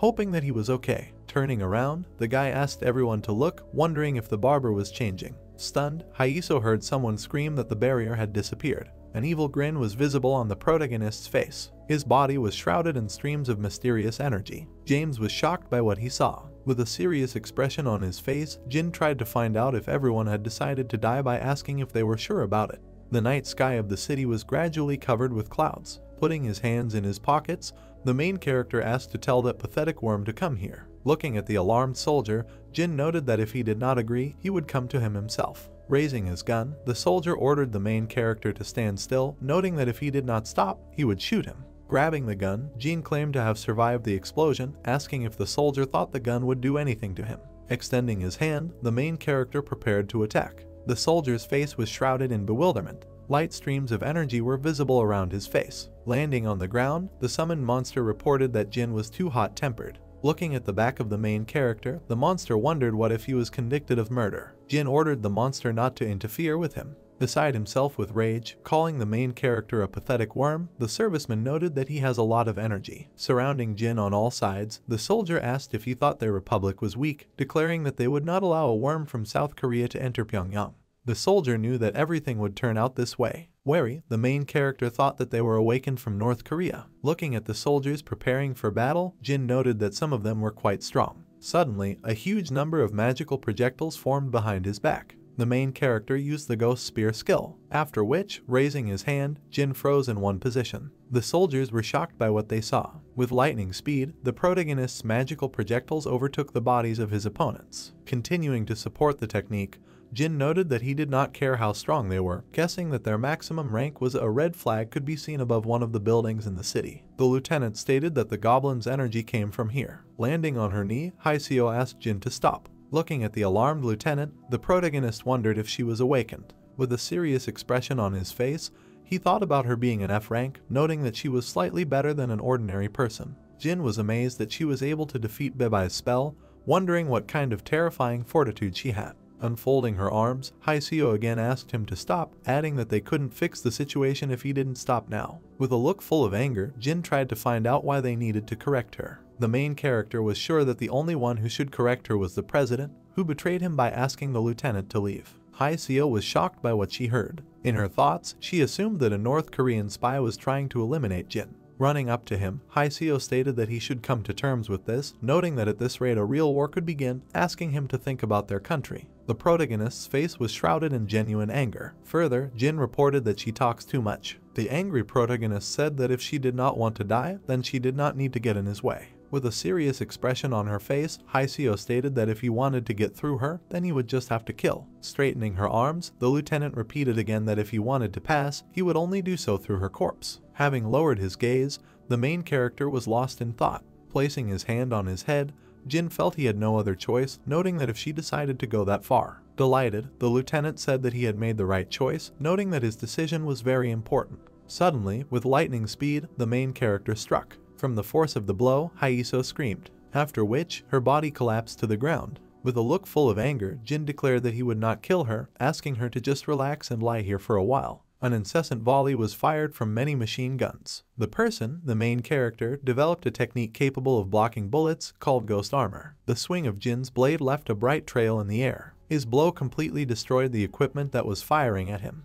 Presenting himself at the iron doors, the main character noted that the president hid himself well. Smirking, Jin wondered if the president could hear him, asking to talk. After which, the main character began to hit the iron door. Pointing a gun at her, the serviceman said that the president had nothing to worry about since the bunker could withstand any bomb. Pointing his finger forward, the president asked if the serviceman was talking about any bomb. An angry Rocky could be seen at the entrance to the bunker. The president was shocked by what he saw. Having broken the iron door, the golem let out a terrifying roar. Further, placing his foot on the fragments of the door, the main character froze in one position. Putting his hands in his pockets, Jin tried to see if they could talk now. On the floor of the bunker, a weapon could be seen lying next to the soldier's body. Next to the soldier sat a summoned monster licking its paws. Approaching the fallen president, Jin wondered how he dared to raise his hand to him. The president said that he had never even thought of such a thing. Smirking, the protagonist asked if the president was going to ask for forgiveness, noting that he had a way to find out the whole truth. Behind the frightened president, the body of a monster began to form. A shadow came from Jin's foot. With a malicious smile, the main character tried to find out if he should take a look at the president's personal life. Watching the president's memories, the main character became confused. Taken aback, he wondered if he really hadn't done it. The summoned monster noted that Jin was in trouble again, adding that this time he would have to work hard to get everything right. Next, Jin called out to the alarmed president. Folding his hands, the protagonist asked if he really didn't do it. Having reported that this was so, the president swore that he was not lying. Indignant, Jin ordered him to find that pathetic worm that tried to kill him by blowing himself up or die in his place. Having agreed, the excited president promised to find him, no matter the cost. Reaching out his hand, Jin asked for forgiveness for the misunderstanding. Embarrassed, the president noted that this should not be done, saying that it was all his fault. In his thoughts, the president was glad that the main character understood his feelings for him. Exhaling, Jin froze in one position. The president's gaze was directed at the photograph where the main character was visible. Thinking about all this, Jin was amazed that he had a big fan that he didn't even know he had. The main character could not believe that the president was a fan of the Awakened Ones. A number of different weapons were visible towards one of the president's rooms. Jin said that he collected artifacts that he never even used. A barely noticeable smile appeared on the protagonist's face. Continuing to think, Jin noted that he would accept this as a gift. The palace corridor was illuminated by many chandeliers. The main character suggested that, judging by the memories, this place was somewhere here. Turning around, Jin heard someone ask him to stop. Haiseo appeared before him, beside herself with rage. Noting that she recovered so quickly, the protagonist suggested that he hit too weakly. Unfolding her arms, the lieutenant declared that it didn't matter, asking him to stop. Further, Jin wondered what kind of termination he was talking about, saying that everything had already ended. Haiseo was shocked by what she heard. The image of the murdered president appeared in her head. The lieutenant thought that the main character found and killed him. With her hands on her face, Haiseo declared that it was all over, noting that the war could not be stopped. Looking away, Jin said that the president was still alive. Horrified, Haiseo wondered if the protagonist was going to kill him. Standing in Jin's way, the lieutenant asked him to come to his senses, noting that if his anger could not be pacified with words, then he should take her life by begging him. Smirking, the main character asked if she was ready to give him her life. Looking at the puzzled Jin, the lieutenant said that if it would help stop the war between the Korean peninsula, then she would be honored to sacrifice herself. Wary in his thoughts, Jin noted that this was interesting. Turning his attention to the worried Haiseo and continuing to think, the main character wondered if she was lying. Looking at the lieutenant's face, Jin noted that although she does not have the same pure soul as Ji-woon, this is the first time he has seen such fire in her eyes. The main character suggested that it was for this reason that she was so confident in her views. Smiling, Jin turned to Haiseo. Looking at the embarrassed Haiseo, the protagonist informed her that she was too valuable to simply kill, asking her to leave her position. After which, the lieutenant asked him to repeat what he had said. Inspired, Jin invited her to leave her position and work for him, noting that in this case, he would definitely spare the president. Haiseo wondered why he suddenly spoke up about this. Smiling, Jin reminded her of the words in which she noted that she was ready to risk her life by asking if that was true. Then, the main character asked if this meant that she now completely belonged to him. Looking down, Haiseo thought that Jin wanted her to give up the soldier career she had been pursuing for so long, noting that she would gladly do it if it would help stop the war, wondering why that was the case. Turning his attention to the president's house, the main character suggested that he should have filled it up. After asking him to stop, Haiseo asked him to make one point clear by calling Jin the boss. 3 days later, Kim Jong-un caught Gwan and everyone involved. And, as always, there were innocents among those caught. 3 soldiers were suspended above the ground while a man beat them with a whip. The angry president, calling them pathetic worms, noted their resilience. Looking at the president, Gwan said that he really didn't know this, swearing that he had nothing to do with it. Screaming, the president ordered him not to lie, noting that they not only attacked Jin, but also stole the treasures that people obtained with sweat and blood. The room in the presidential palace was completely empty. Being completely tied up, Gwan said that he really didn't know what treasures he was talking about. Gwan was sure that this was the work of the protagonist. Baring his teeth, the president wondered if he had not had enough. The screams of soldiers could be heard from the cell located underground. The president ordered the soldier to beat them until they remembered. Standing next to the screaming Gwan, the president was amazed at the thought that the traitor was so close to him. Continuing to think, the president noted that if it were not for Jin, the consequences would have been even more serious. Stretching, Haiseo rejoiced at the fact that they were finally back in South Korea. The main character asked her to stop reminding her of this at every turn. On the night street, the lieutenant's voice was heard, who noted that Jin could not even imagine how nervous she was during these 3 days, while he was resting carefree. Haiseo reported that the sounds of military ships and gunfire were heard every day. The main character noted that everything ended well. Turning his attention to the surprised Hiseo, Jin thought about leveling up and filling up his inventory and finding a new worker in the process. Turning his attention to the plane taking off, Jin reported that the trip to North Korea was successful, adding that the next destination was the United States. Turning her head, Murdy tried to say something. The main character couldn't wait to see what awaited him at this time. From the house, the voice of the program host was heard, who spoke about the conclusion that they can draw based on the news received, where the person who organized the coup is Gwan, who is currently the leader of the superpower of the Korean National Republic. The second presenter asked what he thought about this situation. There was a sign on the door indicating the owner. The host noted that the awakened are like two sides of a coin, stating that those with power beyond human power protect them from monsters in the name of their race. The TV showed footage of a fierce fight against monsters. In the hands of the stranger, whose face was a malicious grin, was a treasure. The presenter said that this also means that they can easily commit crimes. Folding his hands, he noted that if it were not for Jin,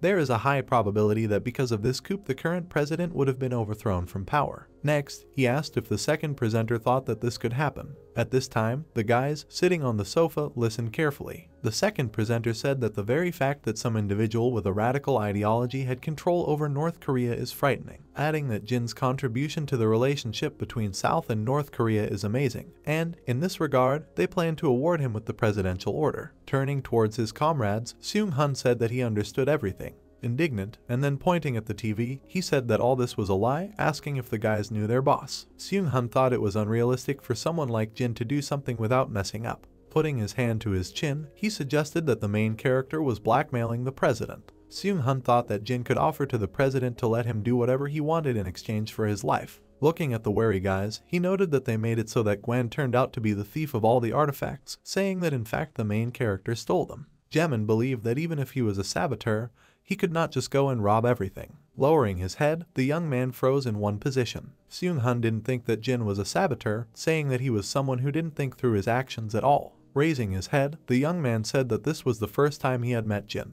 A memory surfaced in his head where one of the awakened ones raised his hand. The young man said that this happened when they joined a party to clear the dungeon. The one who woke up was shocked by what he saw. Leaning towards his bloody body, the main character froze in one position. There was deathly silence in the room where Jin's comrades were. They all thought that Jin had cleaned out the president's entire treasury. Waving his hand, Seung-hun stated that this was true, noting that they cannot believe everything the media says, suggesting that the main character has already killed the president.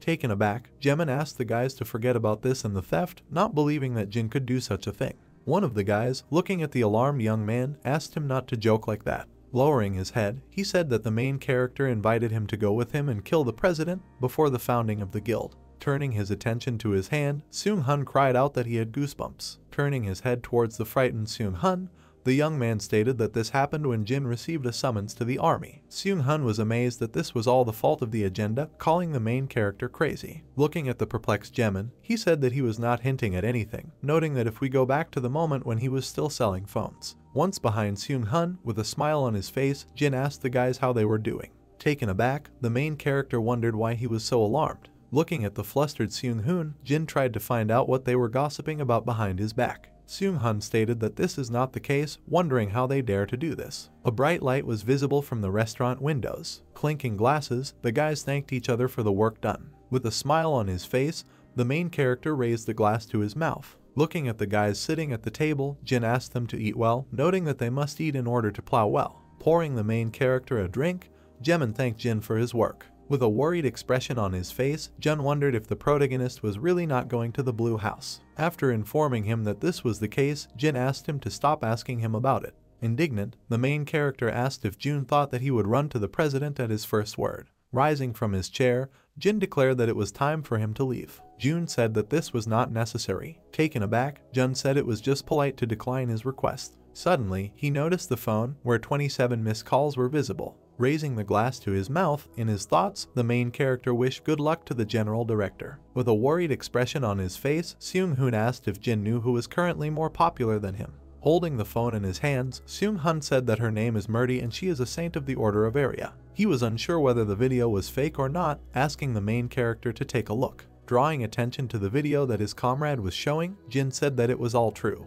Looking at the main character opening the bottle, he wondered how he realized it. Jin said that he just knew her. The guys were shocked by what they heard. An alarmed Jun stated that she was first found in the dungeon while exploring, suggesting that she must be on par with an S-rank awakened. He was amazed that Jin knew her. While pouring sake, the main character told about the planet Alphen. With a puzzled look, Jun marveled at the fact that Jin was interested in astronomy. With his mouth slightly open, the main character said that he had been missing for 5 years. An image of a bright flash appeared in his head. Jin stated that the planet he was thrown onto is called Alphen. There were lamps on the ceiling illuminating the room. Laughing, Seung-hoon said that the main character's joke was too complicated, noting that it took him a couple of seconds to understand it. Asking for silence, Jin stated that it was not a joke. From what he heard, Seung-hoon's face was shrouded in bewilderment. Taking a glass in his hands and remembering the monsters, the main character said that not only people live on Alphen. Jin reported that he fought them for 20 years in an attempt to survive, noting that he was eventually able to return to the land where only 5 years had passed. With a serious expression on his face, Jun stated that it was very similar to the passage of time in the dungeons. Interrupting him, the main character said that this was so, adding that just like on Alphen, dungeons also began to appear on the ground. Wary, Jun thought that if this was true, then he could understand why the main character was so inhumanly strong. An image appeared in his mind of Jin, his face covered in a smile and asking if he could just call him Min-chan. Continuing his thoughts, Jun noted that this also explains the fact that the main character can communicate with others so easily. Jun noticed that if you do the math, Jin is 44 years old. Raising his hand, the main character said that it was there that he learned about Murdy, that he does not know how she came to Earth, stating that they will only understand it when he goes and asks her about it. Putting his hand to his head, the young man asked if Jin could tell them everything like that. Smirking, the protagonist wondered if he should hide all this, noting that they live in a world where priests emerge from dungeons. Turning towards Jin, Jun tried to find out what kind of relationship he had with the priestess. Raising the glass to his mouth, the main character said that she was like a friend to him.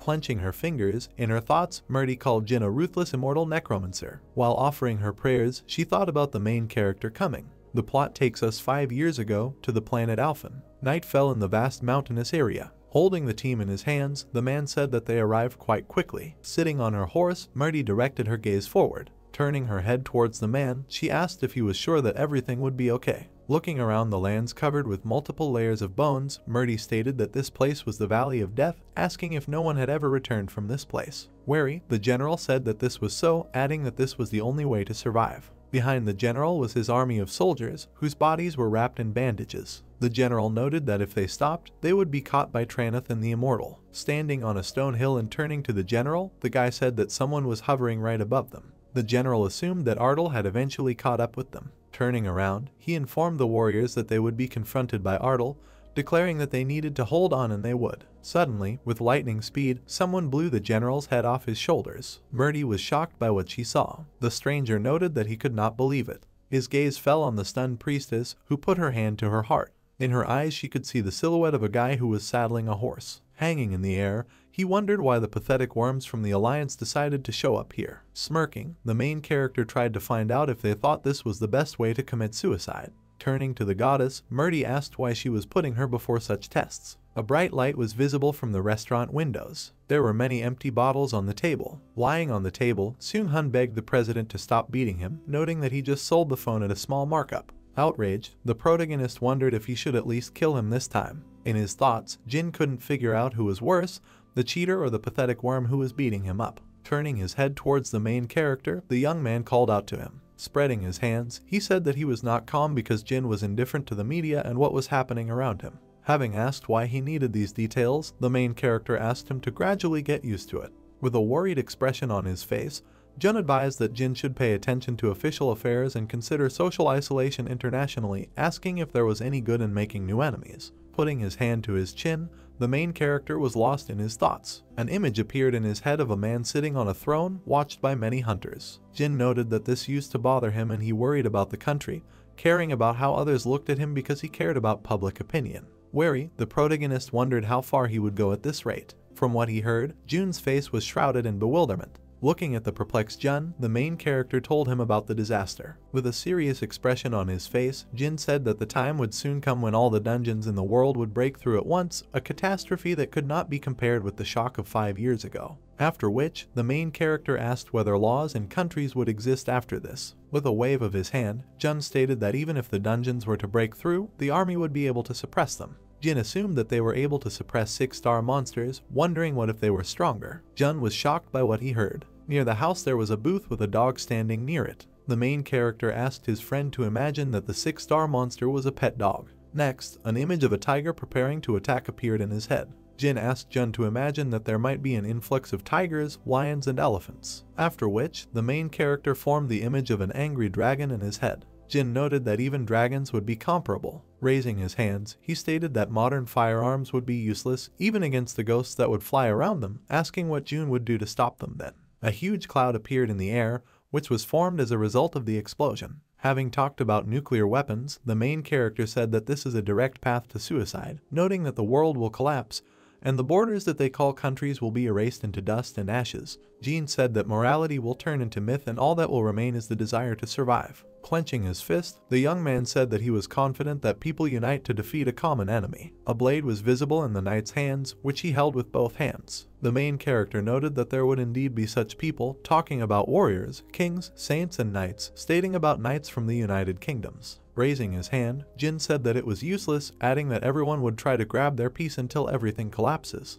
The main character stated that ultimately, people will turn away from each other, succumbing to temptation and creating associations only to achieve their own goals. Frightened, the young man wondered what they should do in this case, adding that they could not just sit and wait for it. Smiling, Jin said that this is exactly what they are preparing for. Encouraged, the protagonist stated that the world would need a hero during the disaster, asking if that was true. Clenching his fist, Jin noted that this was precisely the reason they needed a strong leader. Jun's face was filled with confusion. The main character talked about thoughts that were related to what others would think of him. Jamin's face was filled with bewilderment. Jin told about the article that offended him. Looking at the shocked young man, the main character spoke about the subpoena for the police investigation, noting that all this was useless, adding that he had to show them more. Smirking, Jin said that he had to show them how arrogant and cruel he could be. Sanho's hand was on the computer mouse. Some sounds were heard at his workplace. His screen showed a news story about a hero who saved North Korea from danger. The news site wrote about the creation of an alliance between the awakened North and South Korea, with Jin being the main one.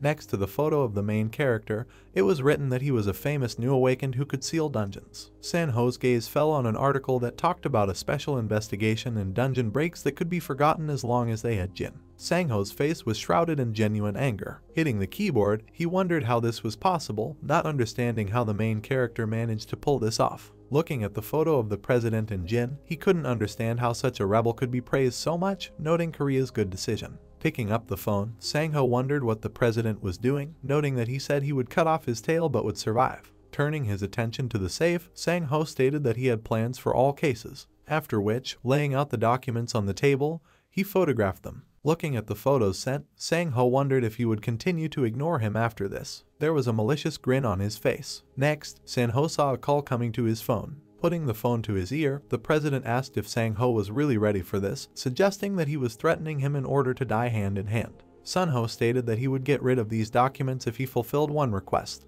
Holding his phone in his hands, Sunho watched the view from the window. The president tried to find out what exactly Sunho wanted. Lost in his thoughts, Sanho noted that just like Jin, the president chose the worst opponent he could. With a distraught look, he said that he was aware of his relations with the West, asking the president to connect him with them. Continuing to think, Sanho stated that he dared to raise his hand against him, the guildmaster of the H-Warring Guild. At the airport, people could be seen slowly heading inside. The story takes us a week ahead to the day of departure. The young man's face was enveloped in genuine joy. Approaching him, the main character tried to find out what was funny here, noting that he couldn't stop grinning. Showing his card, he stated that he had a B rank. Smirking, Jin said that the plan was to visit America only after he became a rank. The young man said that this was a huge achievement for him, adding that everything was thanks to him and his efforts. Shaking with excitement, he felt as if he had died and been reborn a couple of times in 1 week. Giving him something, Jin ordered him not to dare to clear 4-star dungeons alone, succumbing to emotions. Paying attention to the object, the young man assumed that it was a marble ball of return.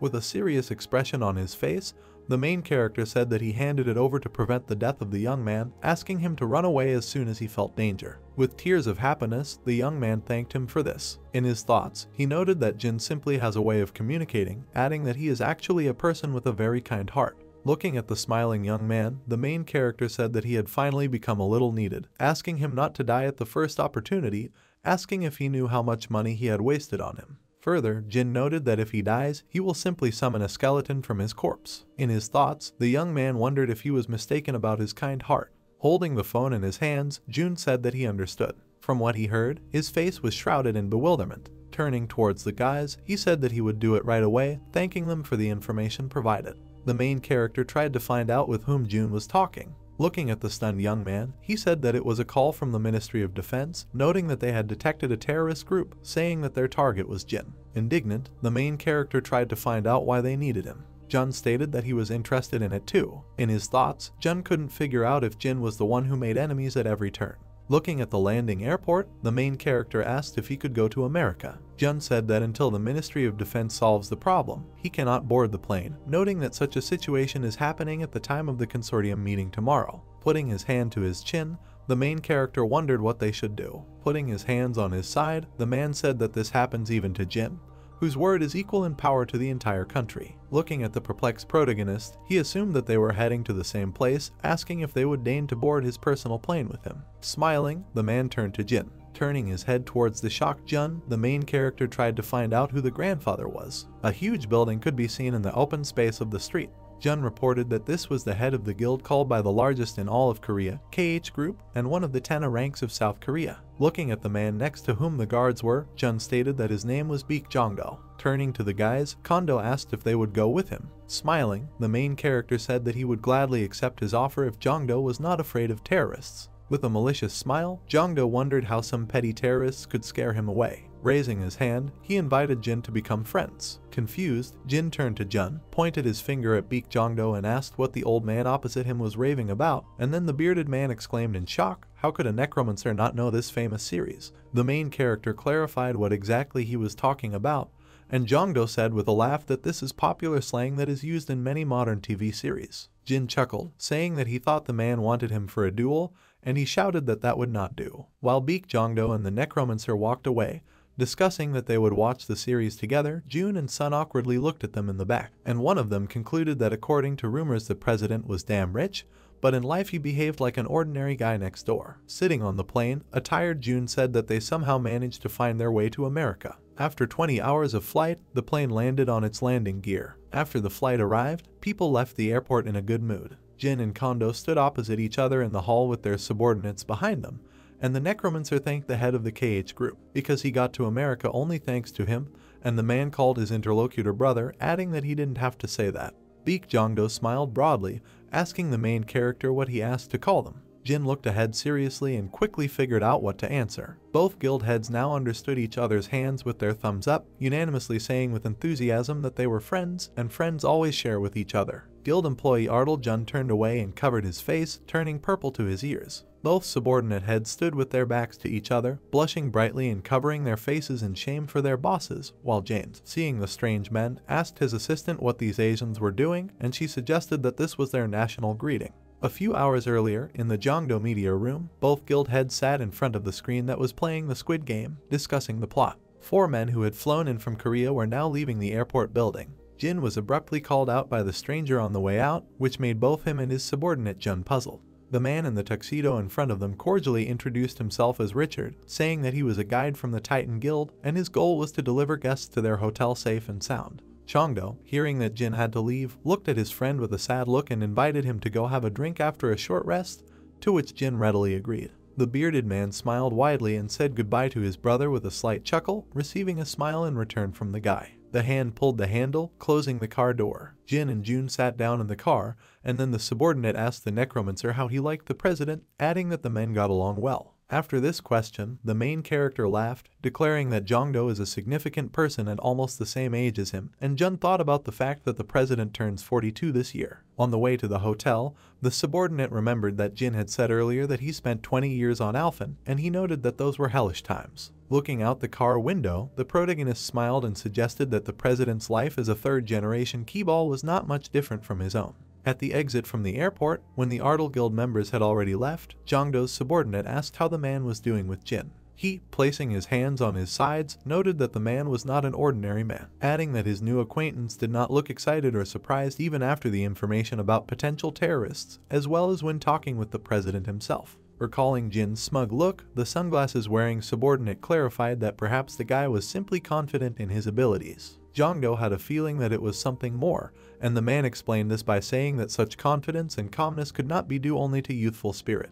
The president enthusiastically said that he even more wanted to know what the head of the Ardal Guild was like. When the subordinate noticed that Jin seemed to like Jongdo, he told the guy behind that he was. After this, the bearded president burst out laughing, declaring that he and the Necromancer had the same taste in TV series, while his assistant looked at him in bewilderment. Night was falling in the city, and the windows of the hotel began to glow with the lights turned off. There was a red number on the elevator indicating that it was on the first floor. When Richard escorted the guests to the hotel, he wished the men a pleasant stay, specifying that the consortium would be held tomorrow at lunchtime, so a car would be waiting for them at 11. Jin and June headed towards the elevator doors, and the Necromancer turned to the guild employee, informing him that he was waiting for him after his shower to go drink. After the boss's words, the man looked terribly gloomy and dissatisfied because he wanted to rest on such a day, but he would have to go drink after a 20-hour flight. The main character headed to the door of number 1001. Jin let out a long grunt as he took a shower after a long journey. He stepped out of the shower with a towel wrapped around his waist and began looking around his room, still making the same sound.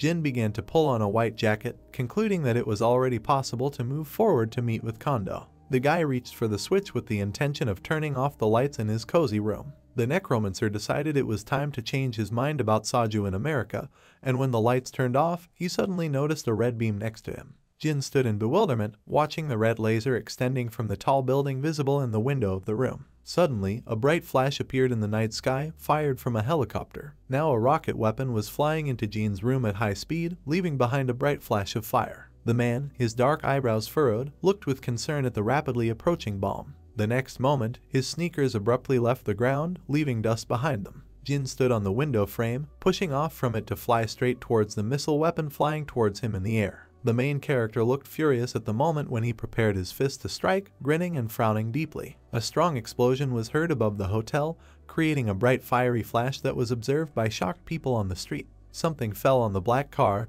leaving a deep dent in the roof and breaking the windows under the powerful pressure. On the roof of the car, motionless, lay Jin, who clenched his teeth in pain after such a fall. The blue screen that appeared informed the guy that his ghost armor skill had used up all of his available souls. The main character looked around the hotel, indignant that some criminals were going to blow up an entire building just to eliminate him. Jin took out a flask and, throwing back his head, emptied its contents. The blue screen informed that the man's wounds had been healed with a healing potion. The next moment, Jin was already on his feet as if nothing had happened and was indignantly thinking about a terrorist attack right in the center of the city, attracting the attention of frightened passers-by. Watching the helicopter in the sky, the main character concluded that he did not pretend to be a nice person unnecessarily, but also did not behave so impudently as to become an enemy for someone. Without taking his eyes off the sky, the man ordered Bibai to follow the helicopter, and the demoness instantly accepted his order. The man looked at the tall building where the red laser beam was coming from, concluding that whoever fired it had already disappeared. But even in this situation there was a way out, because Jin sent a goblin after the criminals at the very moment when the explosion occurred, so it was only a matter of time to find them.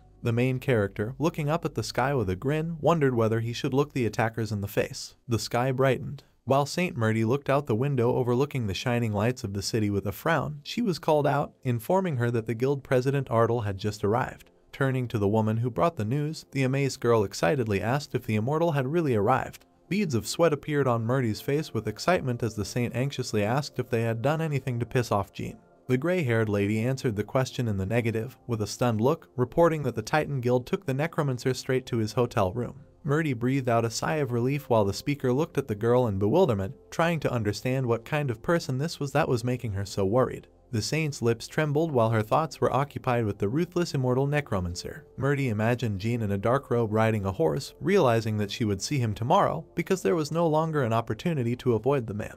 The girl's eyes widened in horror when she suggested that she might have angered him by not showing up for the meeting in person. When Murdy said with confidence that Jean was definitely the kind of person who thinks like that, the elderly woman looked at her in bewilderment. The assistant was even more surprised when she heard the saint, asking what hotel the main character was staying at, call a Korean gentleman. Murdy, with a frown, resolutely stated that she must meet with Jean immediately. The sound of footsteps was heard in the room, and a voice said that in this case the girl would be accompanied. The saint turned around in shock as her elderly assistant exclaimed joyfully as the escorts arrived just in time. A whole squad of holy knights of Aries, dressed in blue and white uniforms with golden elements, entered the doorway. The officer general of the detachment, James Barnes, said with a smile that it was an honor for the knights to serve the saint. The narrative moves back to the hotel where the guild leader Ardal and his assistant are staying.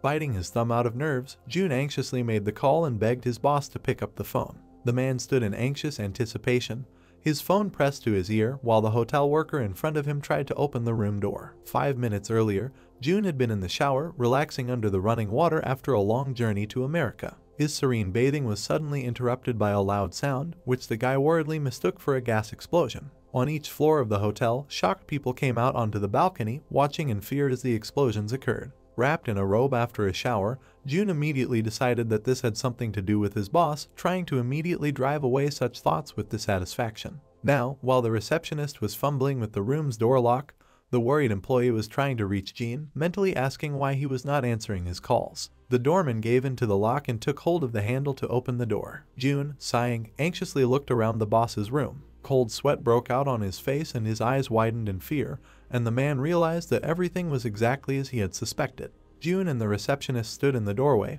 looking in amazement at the chaos and fragments of the broken window inside the room, and the guild employee concluded that this was definitely the work of the boss. 3 black cars were quickly rushing along the road in a row, and a voice asked if something was amiss with the saint. Murdy, clutching her head, looked very dejected, but answered the question in the negative, but James looked at the girl with concern. The blonde knight frowned deeply, concluding that this was the first time he had seen the goddess's envoy in person, and she had looked different before. James decisively concluded, looking at the drooping Murdy, who had cured his daughter's fatal illness, that he would protect the girl no matter what. The car, rushing at full speed, began to brake sharply. Indignant, James extended his hand towards the saint, who was in severe shock, trying to calm her down with this gesture. The driver turned to Murdy in a panic, anxiously asking if the saint was okay, while the knight communicated via headset with a subordinate, clarifying what had happened. When Nick apologized for stopping so abruptly, saying that there was an explosion ahead, James angrily questioned him. The blonde man leaned out of the car window, realizing that the place where the explosion occurred was the hotel they were heading to. Murdy worriedly asked James what was going on, and James responded in a panic that it looked like a terrorist attack, stating that for the saint's safety, she should go back. Very worried and looking down, Murdy suddenly decided that it was the immortal genie himself who had become enraged. Grabbing the armrest and turning around, the saint suddenly confidently informed the knight that they must find out what was happening there. The man glanced at the girl with a frowning blue eye, refusing and declaring that she was returning to base, and promising that he himself would inspect the area and report everything later. Murdy silently stared at the knight when he snapped that they were returning to the church, ordering Nick through the headset to check everything with the guys. The drooping saint turned back as the car drove away. Her gaze was focused on Jean's hotel, near which an explosion occurred. A dark sky hung over the city blocks. Jin, with his hands at his sides, cautiously peered around the corner of the brick house. Abruptly hiding behind the wall, the man realized that he had been caught and curled his mouth in displeasure. He was noticed by one of the intruders with a guitar case on his back and was now wandering around in circles in the alleys,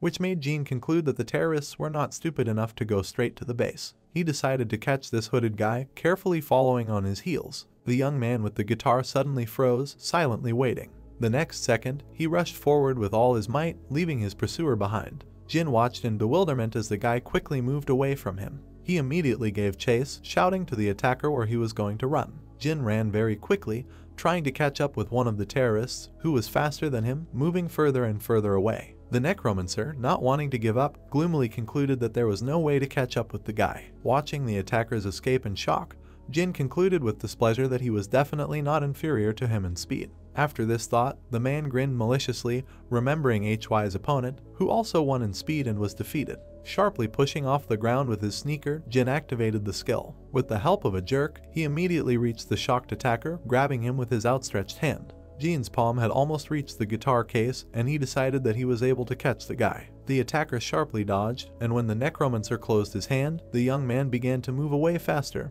without being caught. Running out of the alley, the terrorist jumped over the cars on the road in one fell swoop and ran along the street while Jin watched the escape with displeasure. He swore indignantly at an intruder named Al-Assad with a level of 71, who stopped and stared at the main character while he asked if the guy was from the 7th Circle. The stunned Jin looked at the young man with incomprehension, concluding that he could easily become the best in this world with such a high level, and he trades in terrorist attacks. Now Assad, stopping, beckoned the Necromancer with his index finger, which made him even more perplexed. The guy began to walk away again while Jin stood on the other side of the street, chuckling. The main character concluded with a malicious look that about 10 years had already passed since someone provoked him. When Assad went down to the metro station, Jin quipped that it was very nice of him. White sneakers walked along the tiled path. The Necromancer walked deeper into the station, moving along a long corridor further into the darkness. Assad peered around the corner, coldly concluding that Jin himself had followed him to his own grave because this was already the 100th hunt of the young man. The terrorist was born in Afghanistan and, when he was 10 years old, his father sold him to local rebels. The little boy looked in amazement at the men to whom his parent led him by the hand. Assad watched as his father was overjoyed to receive a couple of bucks for the sold boy. After this incident, which left a deep imprint on the guy's heart, he turned into a monster. The endless war before Assad's eyes forced the young man to kill his enemies in order to survive. If necessary, the guy would slaughter an entire army. He recalled how he committed murders using a machine gun. He also took lives by running a dagger across the throats of victims screaming in horror. Assad's very existence was the result of his cold-blooded murders, and in order to become awakened, he continued his life as an assassin. Now, hiding around the corner, the guy was impatiently waiting for the carelessly walking Jin to reach him. Taking out the dagger, Assad concluded that, as always, he would kill the man in the best place at the best time. He was counting down as the Necromancer, with his hands in his pockets, slowly approached him. Deciding that it was time to attack, Assad emerged from the shelter and stood directly behind Jin, raising his dagger to strike. When he was already making an attack, his blade sharply repelled the sword, leaving a characteristic ringing of metal. The young man's eyes widened and his jaw dropped in surprise when his blow was blocked. Opposite him, Jin stood with a sword in his outstretched hand, grinning contentedly, and Assad asked if he had really predicted his attack. The Necromancer sharply grabbed the guy by the collar and pulled him towards him, causing him to grit his teeth. Jin looked sarcastically straight into the face of his attacker, concluding that he had been caught, and Assad looked scared because he had been driven into a corner. The guy tried to fight off the Necromancer, waving a dagger, and the man, dodging the blows, admired the attack. Assad continued to attack vigorously, but Jin effortlessly blocked each blow with his sword pointed forward. During the battle, the terrorist wondered how the man managed to know where he would be, remembering that after he became awakened, no one had been able to predict him like that. The guy stopped at the dark matter on the floor, and a strange chuckle was heard. Jin said with malice that his opponent was good, adding that most killers wield two blades, so one-on-one battle is their strong point. Assad cast a furious glance at the Necromancer from under his brows, not understanding what kind of nonsense he was talking about, and indignant that they began to criticize him too early. While the guy held a dagger in each hand, Jin began to swing his sword, with a sarcastic smile, deciding to see how long the enemy would hold out. Swinging his blade, the Necromancer made a powerful attack on Assad, who retreated back under her onslaught. The guy tensed up and clenched his teeth furiously, noting Jin's enormous strength, and also concluding that he was definitely a Necromancer. A bright flash appeared in front of Assad, and he noticed with bewilderment that his opponent had simply disappeared. Looking around the dark corridor, the guy decided that Jin had gone down into the dungeon. The young man said with a determined look that this time he would definitely come and finish off the man.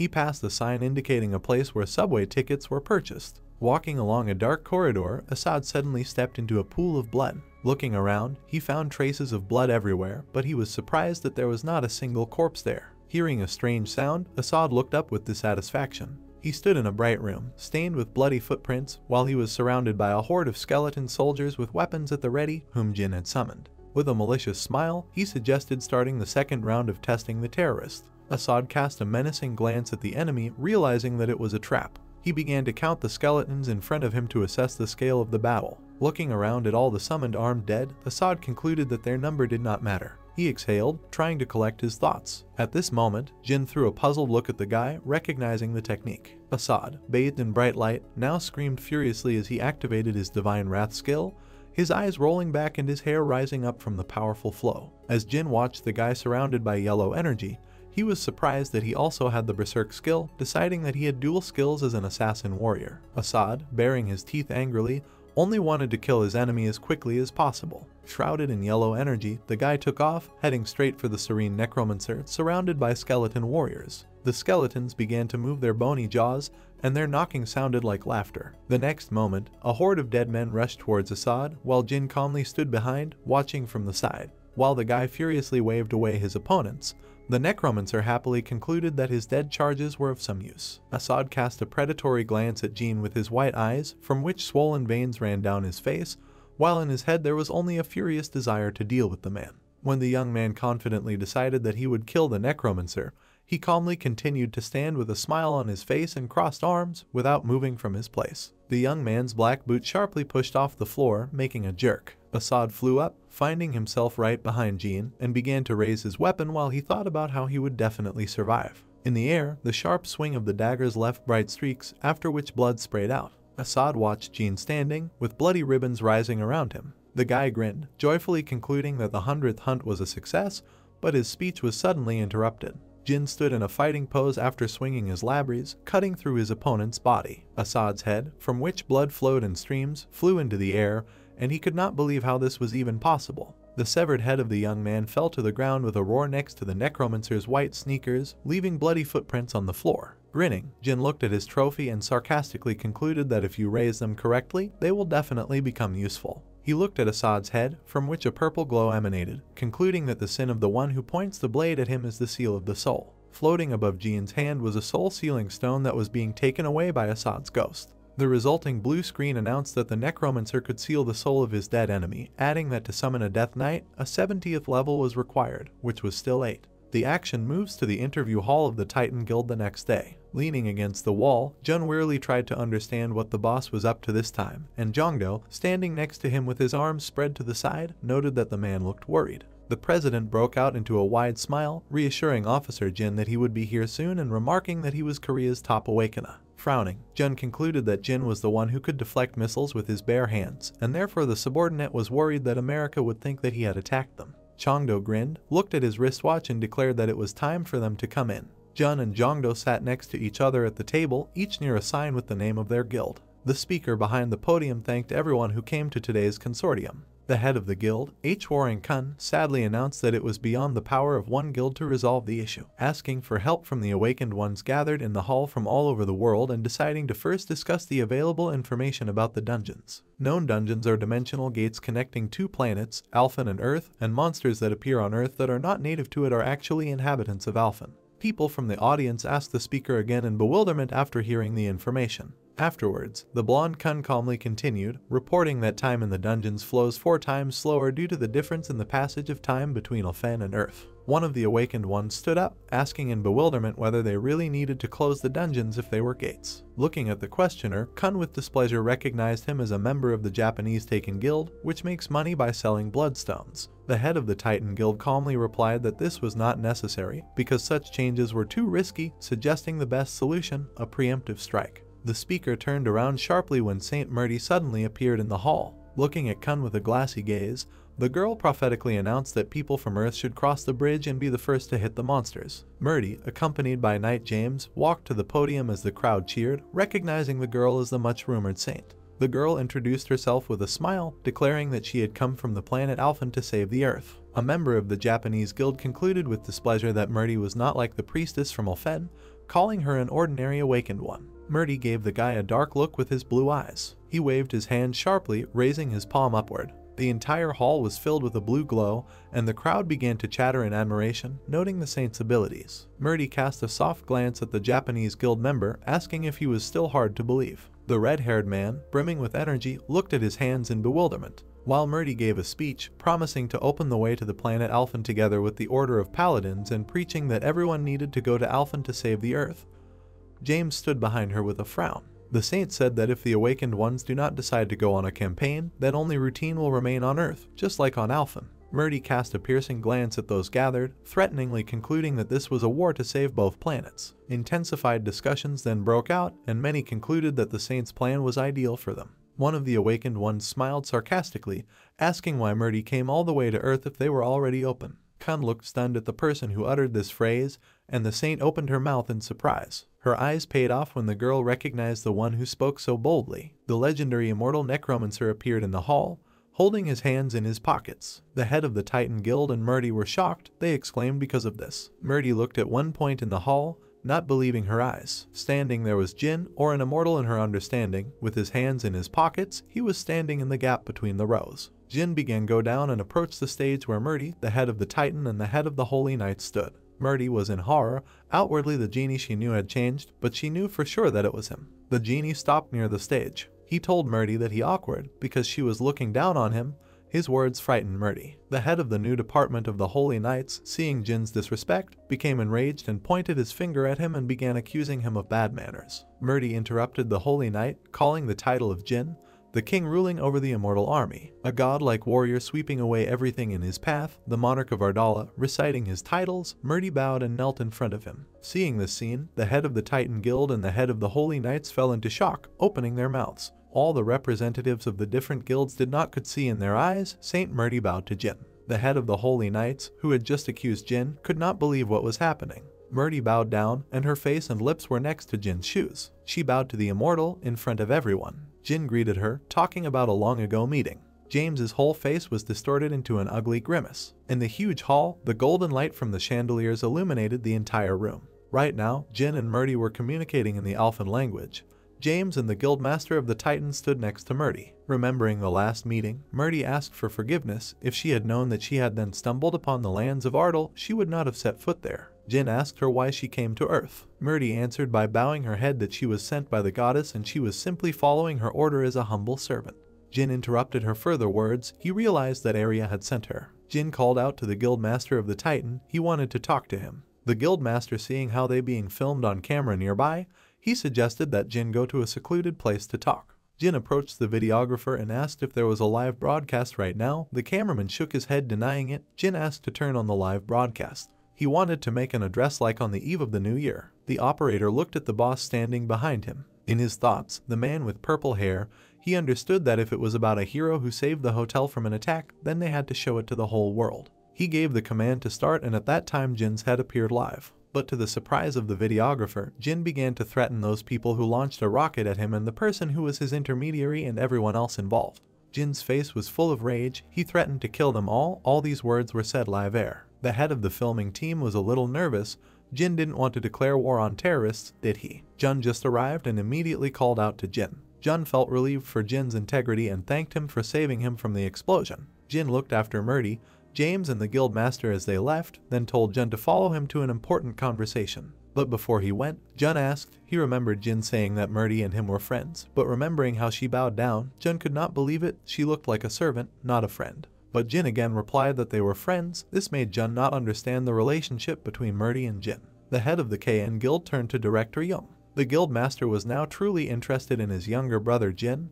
He told Young about this. Jun asked which part of Jin interested him, because he was dangerous. To the office masters of the guild, 5 people had just entered and began to sit on the sofas and armchairs. Murdy walked up to Kun and whispered that he should stand up and give up his place to the monarch of Ardal. But Jin assured Murdy that everything was fine and there was no need to worry. Kun looked on Murdy, asked her to sit down, but she even covered her mouth with her hands. She didn't even dare to think about such a thing. But Jin, in the language of Alphan, ordered her to sit down. Murdy, hearing the order, shuddered in fear. She became a little depressed, but obeyed Jin's order. Kun, who was sitting on the side from Jin, asked what kind of relationship he and Murdy had. Jin replied that they were just friends. Murdy herself was frightened at this thought in her heart. She did not want to be friends with him. Kun asked the question whether Murdy arrived from Alphan like him.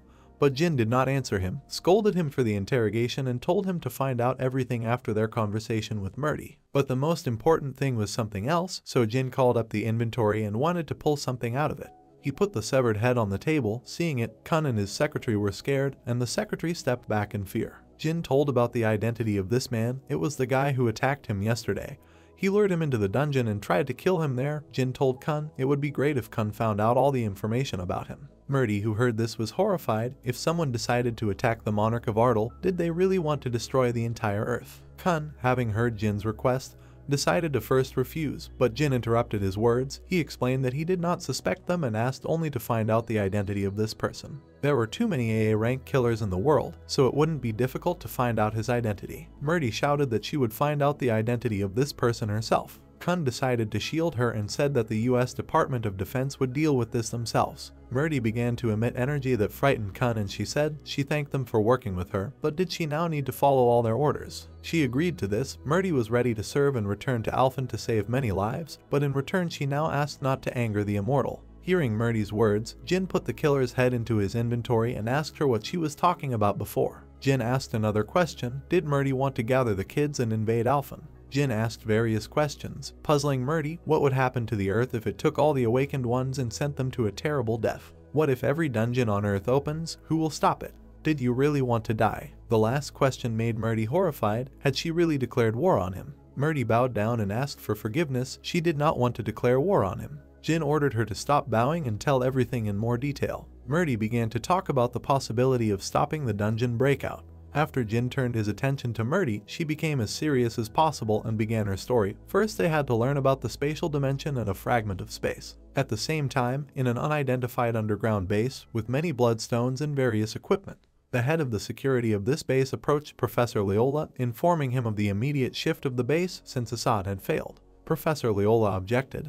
They were at the last stage of research. They could not leave this place. In addition, it was originally said that 2 days would be given. The guards spoke about the risk of the base being exposed if they did not move.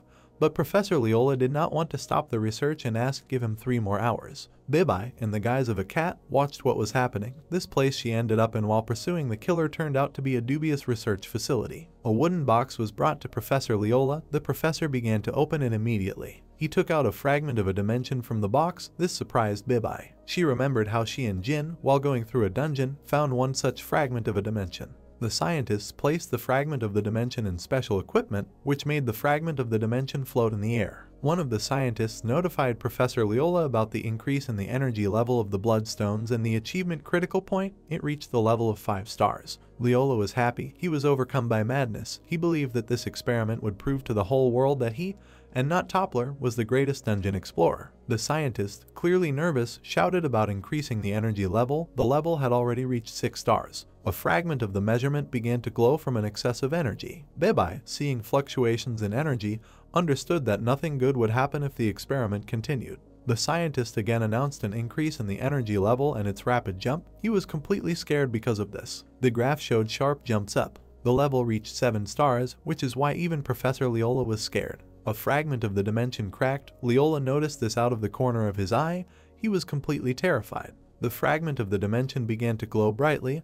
All the energy was getting out of control. A column of energy escaped from the fragment, breaking through the roof of the building in which he was located and rushing to the sky. In the underground base, there was not a single survivor except Bibai. The bodies of scientists lay in different places while they were enveloped in green energy. Rushmod appeared in the clouds of energy. He was incredibly happy to appear on Earth, a place where vital energy is overflowing. Bibai, in the guise of a cat, arched her whole body and hissed at Rushmod. Her pupils narrowed. She was extremely concentrated. Rashmod looked at her and sensed the familiar demon energy from her. Bibai and Rashmod stood opposite each other, and there was nothing around them. The green energy stopped spinning. We are transported to the city, back to Jin. In the guildmaster's office where Jin, Murdy, Kun with the secretary and June were. Murdy wanted to tell the people sitting with her in the same room about the method of preventing the rift of dungeons, but before that, still decided that they would learn about the spatial dungeon and the fragment of space. She was completely serious when talking about her understanding of the spatial dimension, which according to her was a special space in the upper dimension. Jin, who looked at Murdy, was surprised by her words. We are given the example of Jin and Suna who stood in front of a round portal. The portal was another dimension, appearing in dungeons from the 4th to the 6th levels. Dungeons are like the entrance door to separate dimensions. Many dungeons are connected to the site, like the tentacles of an octopus. Jin looked at Murdy, asked her how this was related to stopping dungeon monsters. Why do dungeon splits occur at all? While Murdy was answering Jin's question, they give us an example against the background of the speaking Murdy's face, a dungeon split consisting of goblins and wolves from the point of view of earthlings. Then dungeon splits are a process of synchronization. Monsters will not be able to show their full power if there is not enough energy, so they split the dungeons in order to spread the energy of the dungeon. The earth was turning into a habitat for monsters, literally terraforming under the monsters, saturated with red energy. Jin, gesturing with his hand, asked Murdy, who was sitting opposite, if they could stop this process, because even if they cleared all the dungeons, the earth will be filled with energy by bloodstones, after which he asked about the truth of his words. Murdy said that there is one way. She with an expressionless face simply answered Jin. Dungeons and spatial dimensions were under the control of the Lord of Dimensions. In other words, send monsters or not his will. Jin's eyes widened. He asked her in shock if it might turn out that the descendants of the Dimensional Lord are Thranit's minions. We can see several of Thranit's warlords, a golden dragon, a huge blue wolf with a horn on his forehead, and a humanoid ice creature. There are also other subordinates of lower statuses. At this time, Murdy confirmed Jin's arguments. Raising her hand, Murdy continued to say that at the moment, the minions of Thranit were expanding their power through a war in which they tried to conquer their own territories.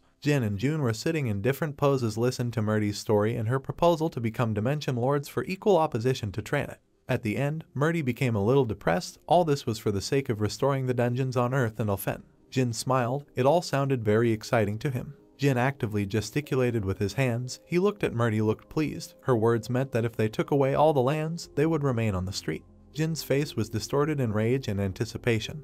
He wanted to take all the lands of Thranit and see all the faces of his military leaders and himself. The plan was ready. He ordered Murdy, who calmly folded her hands on her knees, to tell her how to get a spatial dimension and become a lord. Murdy obeyed and told about 2 ways to get a dungeon, either to get it or to take empty lands, but both options required fragments of the dimension. Jin raised his hand in which there was a fragment of the dungeon and asked if this fragment was needed. Murdy was very surprised to see a fragment of the dimension in Jin's hand. She was surprised to ask where he got this fragment from. Jin said that he just picked it up somewhere. Murdy showed the number 3 with her fingers and said that due to Jin's lack of measurement, instead of 1 fragment, you will need 3. Jin, carefully examining the fragment of the dungeon, asked if he could choose any dungeon, but Murdy refuted him by saying that the dungeon itself would choose him. Jin, looking at the yellow fragment of space, could not believe that he needed 3 pieces for this. Jin, he raised his hand to his chin and thought. He ordered Murdy to give him the remaining 2 fragments, which made her lean back in shock and open her mouth in surprise. Murdy was nervous, her lips trembled, and her mood worsened. Jin, seeing Murdy's silence, realized that she had a fragment of the dimension. Jin extended his hand with a smile, asking to give him all the available fragments of the dimension. Murdy handed over the fragment of the dimension to Jin's hand, but before that something happened, a small battle for him. June looked at the received fragment, and June, who was sitting and watching everything from behind, felt awkward. At this time, Murdy felt terrible and asked to return the fragment to her, but Jin, without feeling any remorse, asked if she had another fragment. Suddenly a shadow joined Jin's feet. It was his familiar, whom he sent with Bebai. Jin's gaze became serious. He asked him why he returned so early. The goblin spoke about the loss of communication with the hallucination witch Bebai. Jin was shocked and flew into a rage. He asked about the identity of the person who did it. The goblin replied that it was one of Thranit's pawns, Rushmod, a red-haired guy with a crazy smile. Jin surprised everyone in the room by announcing that he was leaving. June stood up and asked where Jin was going. Jin put one hand in his pocket, replied that he was going to the one who committed the terrorist attack on him. Nervously, Kun reminded Jin that they had not yet formed a support squad. The words about Rushmod's appearance surprised Murdy, and she exclaimed in surprise. Murdy jumped up from her seat, not understanding the appearance of Thranit's servant so much earlier. Jin turned to her and ordered her to gather his squad and follow him. Because of the goblin's memories, Jin fell into shock and opened his mouth. There was no station in the place where Rushmod appeared. Time passed quickly. Soon it was getting dark and the sky was turning from red to blue. The helicopter landed in a field not far from the barn where Rushmod appeared. Jin separated from Murdy and her squad, walking forward alone, his gaze full of determination. Kun turned his head slightly towards Murdy and asked if Jin was really capable of dealing with the split of the dungeon and alone. But Murdy interrupted his further questions. Jin was their main power. Looking after Jin as he left, Murdy spoke of his being strong enough for the battle, so she asked to stay aside until further notice. Jin opened the barn door with his hand. Once inside, he saw a huge glowing portal in the floor. This surprised Jin. Rushmod, holding Bebai in the form of a cat, came out of hiding laughing madly. This made Jin look at him. Rushmod was happy that he was right about Bebai, because he really guessed right and she turned out to be a servant of the immortal Jin. Rushmod stood raising his left hand to gesticulate. In his right hand he held Bebai. His smile was crazy. He was laughing at the escaped genie. Genie, half-wrapped, looked at Rushmod with utmost seriousness. Bebai in his right hand fainted. His eyes were closed. Rushmod was surprised by Jin's words. Because of this he stopped smiling. He said that the mere sight of Rushmod irritated him. Jin, with a smile on his face, reminded Rushmod how he personally killed him a couple of times. Rushmod's face was distorted in rage. He gritted his teeth from the hatred that he felt for Jin. Jin, who was looking intently at Rushmod, noticed something in Rushmod's actions. Rushmod spread his arms and smiled again. He assumed that Jin would say so. Rushmod, with a crazy smile on his face, started talking about Jin's rebirth. Jin said nothing, looked at Rushmod with an expressive face without saying a word. Rushmod stepped into the portal, his legs like the paws of a predator creating ripples in the spatial portal. Rushmod saw Kun, Murdy and James, as well as their squad. He told Jin in an orderly manner to get out. Rushmod's legs sank into the portal and his arms dropped. He challenged Jin to equal sparring. Soon Rushmod's entire body passed through the portal and nothing remained in its place, only the portal itself continued to glow. Murdy and her group approached Jin. Kun was giving orders to the regular members of their squad. Murdy and Jean stood in front of the barn in which the portal was located. They talked about the reason for Rushmod's great confidence. After that, Jean explained that his strength had dropped a little. Murdy sharply turned her head in shock, asking about his strength. Hearing Jin's answer, Murdy exclaimed, her mouth and eyes opened wide at the news that Jin had lost his crushing power as a necromancer. Jin explained to her that he could not yet summon the Lick in his Death Knights. Murdy became worried and screamed because in order to defeat Rushmod, they needed Death Knights. Jin, seeing her concern, smiled. He assured her that he would defeat him even with his current abilities. Murdy did not completely calm down, but stopped screaming and looked at Jin. Jin, who was looking at the portal, noticed how it began to glow brightly, and energy sparkled along the edges of the portal. The portal was filled with energy. It was released in the form of yellow lightning. Nearby Jin's group watched everything. Jin and the group watched a huge amount of energy burst out of the portal. This energy broke through the ceiling. There was a split in the dungeon and many different monsters burst out of him. But even after the split, the energy did not stop coming out of the portal. Jean remained standing and watched, while James and Murdy turned around and ran away from the barn. Jean smiled. Rushmod's decision to overwhelm them with monsters amused him. Jean summoned Rocky and a glowing one appeared in front of him. Yellow circle. Jin raised his hand and stroked Rocky and asked him to deal with the monsters while he saves Bibai. At this time, lightning from energy crashed into the lands nearby. Rocky glowed brightly, preparing to carry out Jin's order. His energy, like a tentacle, covered the helicopter, and then another tentacle of energy captured the tank. A lot of equipment and metal were captured by the tentacles of Rocky's energy and were approaching him. The helicopter was the first to approach him. Even the tank was attached to Rocky's body. His head looked like the head of a cyclops. Rocky opened his mouth in anticipation of battle. He growled in his metallic voice, causing all the members of the Holy Order to become scared and look at him in shock. There were tank tracks on Rocky's legs, with which he could move quickly. Seeing Rocky, the monsters were surprised and opened their mouths with teeth. Rocky was already next to them and hit the monsters with a huge metal hand. Seeing the death of their comrades, the rest of the monsters flew into a rage and ran towards Rocky, wanting to tear it apart. Rocky extended his hand towards the monsters, to which a helicopter was attached. Rockets erupted from his hand and hit the monsters, creating a huge explosion. James, Murdy, and Kun, who were looking at Rocky, were very shocked. They did not stop looking at him. Murdy looked at Rocky in surprise, not believing that Jean had really lost part of his powers. Rocky frighteningly opened his metal mouth and growled. At this time, Jin entered the portal and found himself in a space where a strange pattern glowed under his foot. The system notified him of his entry into the research laboratory of the warlock Rushmod and the activation of the attack mode. Jin, with his hands in his pockets, looked at the system screen, not understanding what was happening because it was different from other dungeons. Jin turned to the voice of Rushmod, who was mocking him. Rushmod approached Jin holding Bee in his hand and asked what he hoped for without his corpses. Jin smiled and said that he could deal with him without corpses. Rushmod was confident in himself. He looked at Jin predatorily. If they went up against the same monster, then Rushmod was confident of his victory against Jin thanks to the changes in his body. Jin and Rushmod stood opposite each other in Rushmod's space. Jean suggested that he give Bibai before the fight began. Rushmod laughed at Jean's soft-heartedness. He lifted Bibai in his hand. Rushmod brought his other hand to Bibai's head and himself proposed to Jean, telling him not to worry about such things like life. Jin's gaze as he looked at Rushmod became more serious. Rushmod tore Bibai's head away from her body, continuing to taunt Jin. The system notified Jin about the death of the succubus Bibai. Her level was lowered to level 1, and he could not summon her again for 32 days. Jin could not say a word and silently looked at it. Rushmod did not stop smiling at Jin. Jin was too angry. His rage could not be expressed in one word: rage. Rushmod, standing opposite Jin, grabbed his head with his hand. He laughed. Rushmod remembered this arrogant Jin's gaze. Rushmod's hand began to become covered with black energy, and his nails turned into claws. Rushmod summoned a sword into his hand and jumped at Jin, attacking him with the sword from top to bottom. He wanted to destroy Jin's arrogant behavior. Jin summoned a warrior weapon in the form of a staff and blocked the blow of the sword Rushmod.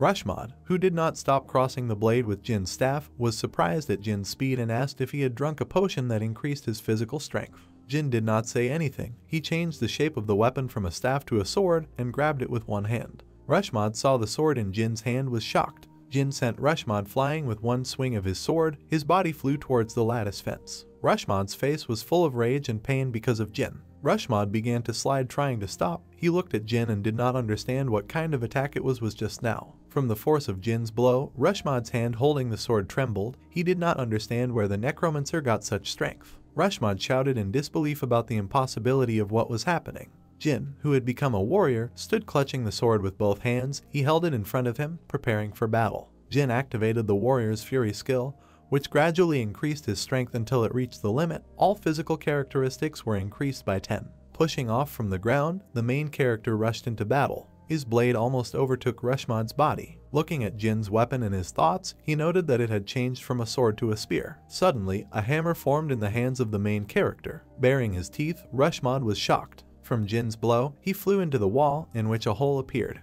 Blood gushed from Rushmod's mouth. Jumping up, the angry protagonist prepared to strike again. From Jin's blow, a trace of his colossally powerful energy appeared in the air. Jumped to the side, the main character watched as his opponent collapsed to the floor. A system appeared in front of Jin, which notified him that the time for using the warrior's fury skill had expired and that this skill would be deactivated. With a look of disgust, Jin called it boredom, wondering why he would go into battle with a warrior with such changes to his body. Looking at Rushmod's cut-up body, the main character assumed that they would see each other next time, after which Jin left the place of their fight. From what he heard, the main character froze in one position. Rushmod noted that it was all funny. Rising to his feet, he was amazed that the immortal had moved to the ground, noting the fact that he had traded the skill of a necromancer for the pitiful skills of a warrior. Smirking, Jin asked what was wrong with the warrior's skills, adding that this way one could have fun. Looking at Rushmod adjusting his head, the protagonist thought that his body had recovered despite being cut in half, suggesting that he had implanted something into his body again.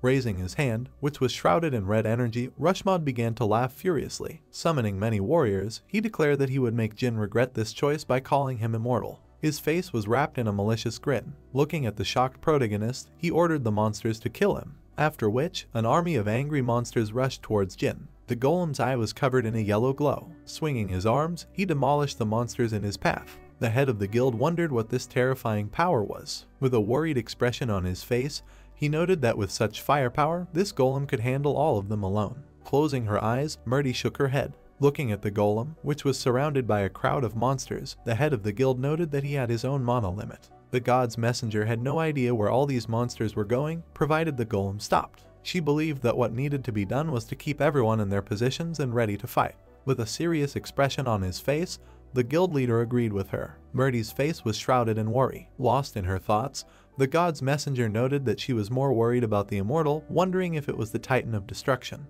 Remembering the image of Jin, whose clothes were shrouded in bloody stains, Murdy could not understand how he was going to cope alone with Rushmod without his subordinate soldiers. Smirking, Rushmod called Jin stupid. Raising his hands, he asked the protagonist to look at himself, noting that he had reached this state, adding that he had only fought one chimera. Looking at the protagonist frozen in one position, Rushmod asked if he realized the price he paid for this bloody me in exchange for the throne of domination. Smirking, the main character asked who said that he chose him instead. From what he heard, his opponent was shocked. Raising his hand, Jin activated the summon, after which, the monsters standing next to Rushmod began to gradually disappear. An army of skeletons appeared on the battlefield, their eyes shrouded in a red glow. With a menacing look, Jin revealed that he had put all his mana into Rocky, causing it to take a little time before the cooldown. Furious, Rushmod stated that this was nonsense, noting that the main character was a warrior. Smirking, the protagonist said that this was true, noting that he did not say that he was not a necromancer. Out of incredible anger, Rushmod bared his teeth. Screaming, he called Jin a pathetic worm, asking how he dared to deceive him. There was a malicious smile on the protagonist's face. Rushing towards Rushmod with lightning speed, Jin wondered if they would start the second round. An angry army of skeletons rushed towards the protagonist's rival. The stunned monsters froze in one position. A magical staff appeared in the hands of one of the skeletons, with the help of which he began to form a technique. Crossing swords, the guys clashed in a fierce battle. Smirking, the main character suggested that Rushmod was not as good as before. Continuing to defend himself from Jin's attack, Rushmod reported that the current connection could not be restored. From what he heard, being in his thoughts, the main character was taken aback. Having made the blow, Rushmod noted that Jin himself had lost his strength. Blocking multiple blows from his opponent, the protagonist thought that due to wasted energy in his current state, he could not win, suggesting that the time had come for. The angry golem continued to eliminate the monsters in its path. The system reported that he had defeated the enemy and his experience had increased, repeating this many times. From what he heard, the main character was shocked. Holding his sword behind his back, Jin praised Rocky for his good job. The system notified him that the level had increased and that all characteristics had been restored.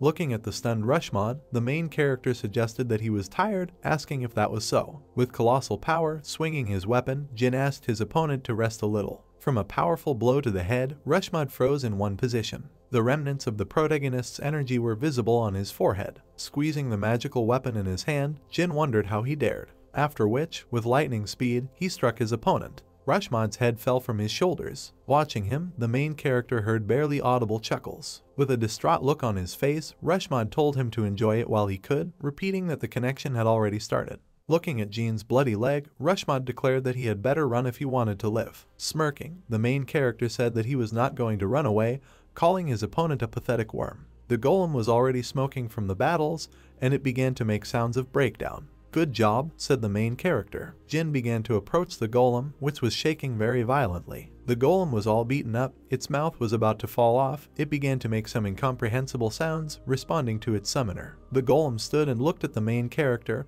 and the main character looked at him. The genie asked the golem for forgiveness, but the golem seemed to answer him that everything was fine, and he was glad to try with his incomprehensible sounds. The main character began to finish his call, he was deep in thought and was saddened. In his thoughts, he noted that even if the summoned beings die, they will not disappear, and added, however, until resurrection, they will unconsciously wander through the endless void. Jin put his hand to the golem, and he told him, "Come back," and added that he should take care of Bibai. The golem collapsed and completely collapsed while the main character stood next to it. "Murdy," he said. Behind the main character stood the messenger of God. She silently looked at him, and then lowered her head, seeing how the golem fell, and behind her stood her assistants along with the Titan. The main character involuntarily looked at the golem.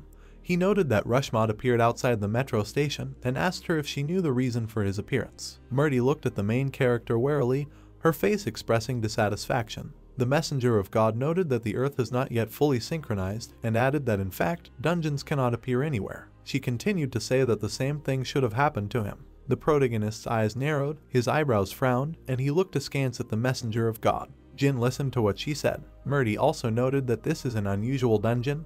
This place is a summoning circle. Summoning circle, the main character asked her. Jin turned to the goddess's messenger in disbelief and looked at her. She answered affirmatively that yes, someone from the earth used a fragment of space, and added that it seemed that he was trying to summon a dungeon, but this resulted in Rushmod appearing. The main character clenched his teeth in anger. He noted, "Ask yourself, who is this stupid person, and why did he need this?" He asked himself why he called the dungeon if he himself was not able to cope with it. The main character looked askance at the goddess and addressed her by name. Murdy responded to her name and asked what it was. Jin looked at her with a serious look. He noted that he would not allow Tranta to appear on Earth like this, and added that he hoped for the assistance of the goddess's messenger. Murdy opened her mouth in shock. She did not expect to hear this from the main character. Jin noted that he would make every effort to save Ulfen if he could get into the spatial dimension. Murdy looked at the main character with fear. She was trembling. She did not understand how this was possible. In her thoughts, the messenger of God noted, asking herself again, whether the immortal would really save Ulfen.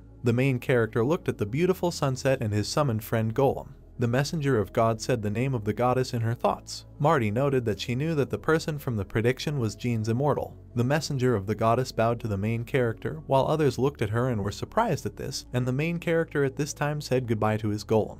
After an unsuccessful fight with Rushmod, the main character, along with his skeletons, runs to attack a huge water snake monster. Jin concentrated on leveling up the 6-star dungeons as a service to the Titan Guild. 2 guilds of Ardal Titan entered into an alliance. The main character shook hands with his now ally, while his subordinates stood behind them. Afterwards, the Ardal and Titan guilds established a strong alliance in the form of an alliance. They considered the details of the defense of the Earth and the expedition to Ulfen. Important things were discussed in a large conference room. The conclusions drawn from the consortium, the Tranate army and the position of Ulfen, as well as the whole truth about the structure of the dungeons, led the whole world into confusion. Dilemma. We saw a picture of a large amount of loot from the dungeon. The land was at risk from both the mining and use of bloodstones, but they also served as weapons against danger. We were introduced to a man who was enveloped in light energy, and he was shocked by this. Many people began to have arguments, and whatever they did, they conflicted. The world was divided into 2 sides, which entered into heated disputes among themselves. On the side between those who believed that it is time to stop and between those who wanted to strengthen the defense by actively going to the dungeons. Given all these circumstances, the world needed a unified defense system.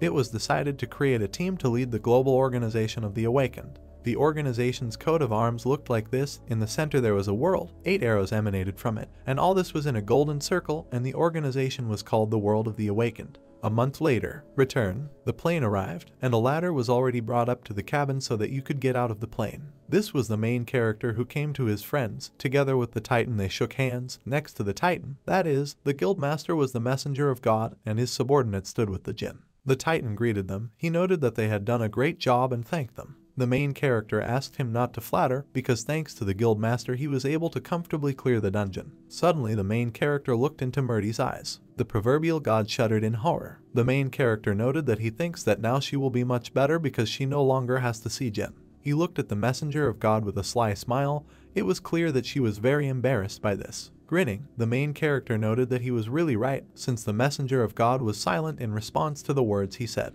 Murdy reflexively began to wave her hands. She assured that this was not so. The messenger of God was confused. She looked away from Jinn. The main character noted that everything was fine and added that it was all written on her face. An airplane was flying high in the sky. The messenger of God timidly answered him, wishing to meet him soon on Alphaida, and she hoped that they would arrive in safety. Arriving in the city, dawn had already begun. The bright sun was rising higher and higher. Murdy sat on her knees and prayed to the goddess. She turned to the goddess and noted that the day when she would return to Alphen was already close. Suddenly, a whisper suddenly began, in a very ancient language. It seemed to be coming from the statue. While the bright rays of the sun fell on the messenger of God, Verdi screamed in horror and surprise, and her pupils narrowed. Sweat began to flow down her cheek. Stuttering in her thoughts, she noted what it was. The girl looked straight at the face of the goddess statue. In her thoughts, she screamed that now was the real revelation of the goddess. Suddenly a voice appeared, indicating to go somewhere. Miri was in complete shock. She did not understand what was happening and who she needed to follow. She looked at the goddess carefully. Suddenly, the statue of the goddess Arya told her that she should follow the main character. The messenger of God silently looked at her goddess. Closing her eyes, the corners of her lips began to tremble. In her thoughts, she begged the goddess not to follow the main character. The goddess continued to tell her servant of God to remain on Genie's side. The messenger of the goddess was very dissatisfied with Arya's words. The following words pierced her like an arrow. The goddess repeated to her to stay on Wu Jin's side. The goddess turned to Murdy. The girl seemed to fall and put her hand on the stone floor and began to wipe away the tears that had just accumulated while simultaneously trembling from her own bad luck. She asked the goddess why she was suffering all this. Murdy did not understand why it was all. The sky was clear. We can see a green forest behind which there was a city, and 2 large towers could be seen from the forest. A banner appeared, on which the main character was depicted, and they said something there in white font on a red background. The black car was driving quickly in a straight direction. Jin ordered to be dropped off right here. His subordinate was dumbfounded. He asked the main character about what he had just said. Jin disgruntledly began pointing his finger out the car window while Jun tried to bring him back to Earth. Their driver was very embarrassed from unnecessary thoughts about his leaving. The main character noted that he said to stop the car here and added that he would then take a taxi. Jun stammered and began to ask what about dinner with the president. Jin sighed displeasedly and crossed his arms while Jun looked at him and didn't know what to do. The main character noted that he would not have dinner because he was already full. In his thoughts, Jun noted that, in the opinion of the main character, the president had called him to just have dinner. The main character sharply turned his head towards his friend, and he, in turn, looked at him. He noted that Jun could go to dinner with the president instead. Jun responded disapprovingly that Jin should be there since he also needed to elect a CEO. Jun no longer knew what to say to the main character. He was in a dead-end situation. The main character told his subordinate to prepare new business cards. Jun asked him again, not understanding what he was getting at. The main character smiled slyly and looked at his subordinate. He noted that from now on Jun was the vice president and added that he should go in his place. Jun screamed in surprise throughout the entire car, asking him what. The car door began to open from the back seat. In an instant, the main character ran out of the car and leaned towards the window. He turned to his friend while he and the driver looked at him dumbfounded. Jin noted with a grin that he needed to run home, that he was tired. And a second later the main character added that he wished the vice president a pleasant dinner. Jun looked at Jin in confusion. The subordinate tried to reproach the main character. But, without wasting an extra minute, the main character began to hastily move further and further away from the car. He noted that he wishes Vice President Jun good luck. The new vice president was lost in thought and in shock. He noted that the main character was really going to leave him like that. The current vice president put his hands to his face and made quiet whining sounds while the car driver silently watched this through the driver's mirror. Parallel to the foot was a navigator for Jun's upcoming trip. Jun dissatisfiedly asked himself what he was now being asked to do in this situation. After all, this was a meeting between the president and him, and the whining noted why he suddenly became vice president in the first place. Jun's eyes were downcast. He repeated the same word over and over again, vice president. He was disappointed in the main character. Suddenly sarcastic laughter began. From barely audible it became increasingly loud. Jun laughed loudly as if he had gone crazy. The driver of the car was very embarrassed. Jun noted with laughter that he was now the vice president. After a short pause, he asked himself again whether he was really the vice president now. The driver noted that this guild, which he is now giving a ride to, is a guild of crazy people. The bright sun was shining outside. The city was swallowed up in silence. Suddenly, someone started talking from the telephone receiver. This voice began to call his son and asked if he was in Korea. The car, with a green taxi emblem on the roof, was quickly driving somewhere. The main character noted that yes, he was just on his way home. His mother's voice was very puzzled. She asked what she should do. The main character lit up with a smile while talking on the phone with his mother. His mom replied that she was not at home right now and would only be there in the evening. The main character noted that everything is in order and he and his father can take their time. Yellow car, taxi stopped. The driver turned to the main character while Jin rummaged through his pockets and looked for money. The driver noted that he was charged 25,000 won. Suddenly, Jin suddenly realized one thing. His eyes narrowed. In his thoughts he said, wallet, with a long pause. He noted in his thoughts that he only now remembered that his luggage remained with the new president. The car was standing on the roadway. The main character asked and noted that his grandfather driver would take him to the Saturn station. In his thoughts, the main character noted that it seemed like it was time for him to meet that boy whom he had not seen for a long time. Residential building, 5-story building. Suddenly, unexpectedly, the phone rang on the desktop, and there was also a calendar on the table where the 11th month of November was indicated. The guy looked at the phone screen and noted that Jin was calling him. It was now November 16th, and the 17th was marked in red pen. Min picked up the phone and started walking around the apartment. He asked how the protagonist's trip to America was going. Jin immediately got to the point and asked whether Min was at home or where he was. The boy opened his mouth. He was in shock. Ming asked the main character how he understood this. Jin sat in the taxi and looked straight at Ming's floor, looking at his window. The main character addressed Min along with his last name, calling him Yi Min. The guy answered Jin and asked what it was. The guy stood dumbfounded. He was shocked by the next words of the main character. Jin marked him to go outside with 50,000 won. Ming asked him dumbfounded, saying a long and loud, "What?" The main character answered with a smile that he had nothing to pay for the taxi, so he asked Ming to bring him some money. It was clear from the expression on Ming's face that he was dissatisfied. He was silent into the phone. In his thoughts, Min noted that this guy, the main character, had not changed a bit since that time. He wondered why this was so. Ji-won, with her hair in a ponytail and dressed in a pink sweater, looked in surprise after the leaving man. The girl asked, puzzled, where her brother was going, because he had to take the last test, and Min replied that he wanted to go outside for a minute. Ji-won put her hands on her waist and sternly said that her brother might have a cold, and he had national exams tomorrow, but Min, buttoning up his jacket, explained that he would quickly lend Jin money for a taxi. Ji-won blushed and widened her brown eyes when she heard the name of the main character. In a brown coffee shop with large transparent windows, Jin was having a conversation with Ji-won. The main character apologized to the girl for disturbing him, saying that she should have asked Mina, but Ji-won waved her hands in the air, saying in a trembling voice that everything was fine because they had not seen each other for a long time. When Ji-won said with a smile that she had quit the factory, Jin, with furrowed brows and irony in his voice, asked if the girl now wanted to become a celebrity. The main character smiled widely and said that he saw an article where Ji-won was called his beautiful lover, and the boy laughed when the girl blushed and became embarrassed. Ji-won, hiding her pink cheeks, lowered her head and invited Jin to discuss something else. The main character was confused when the girl handed him her pink phone and asked him to look at it.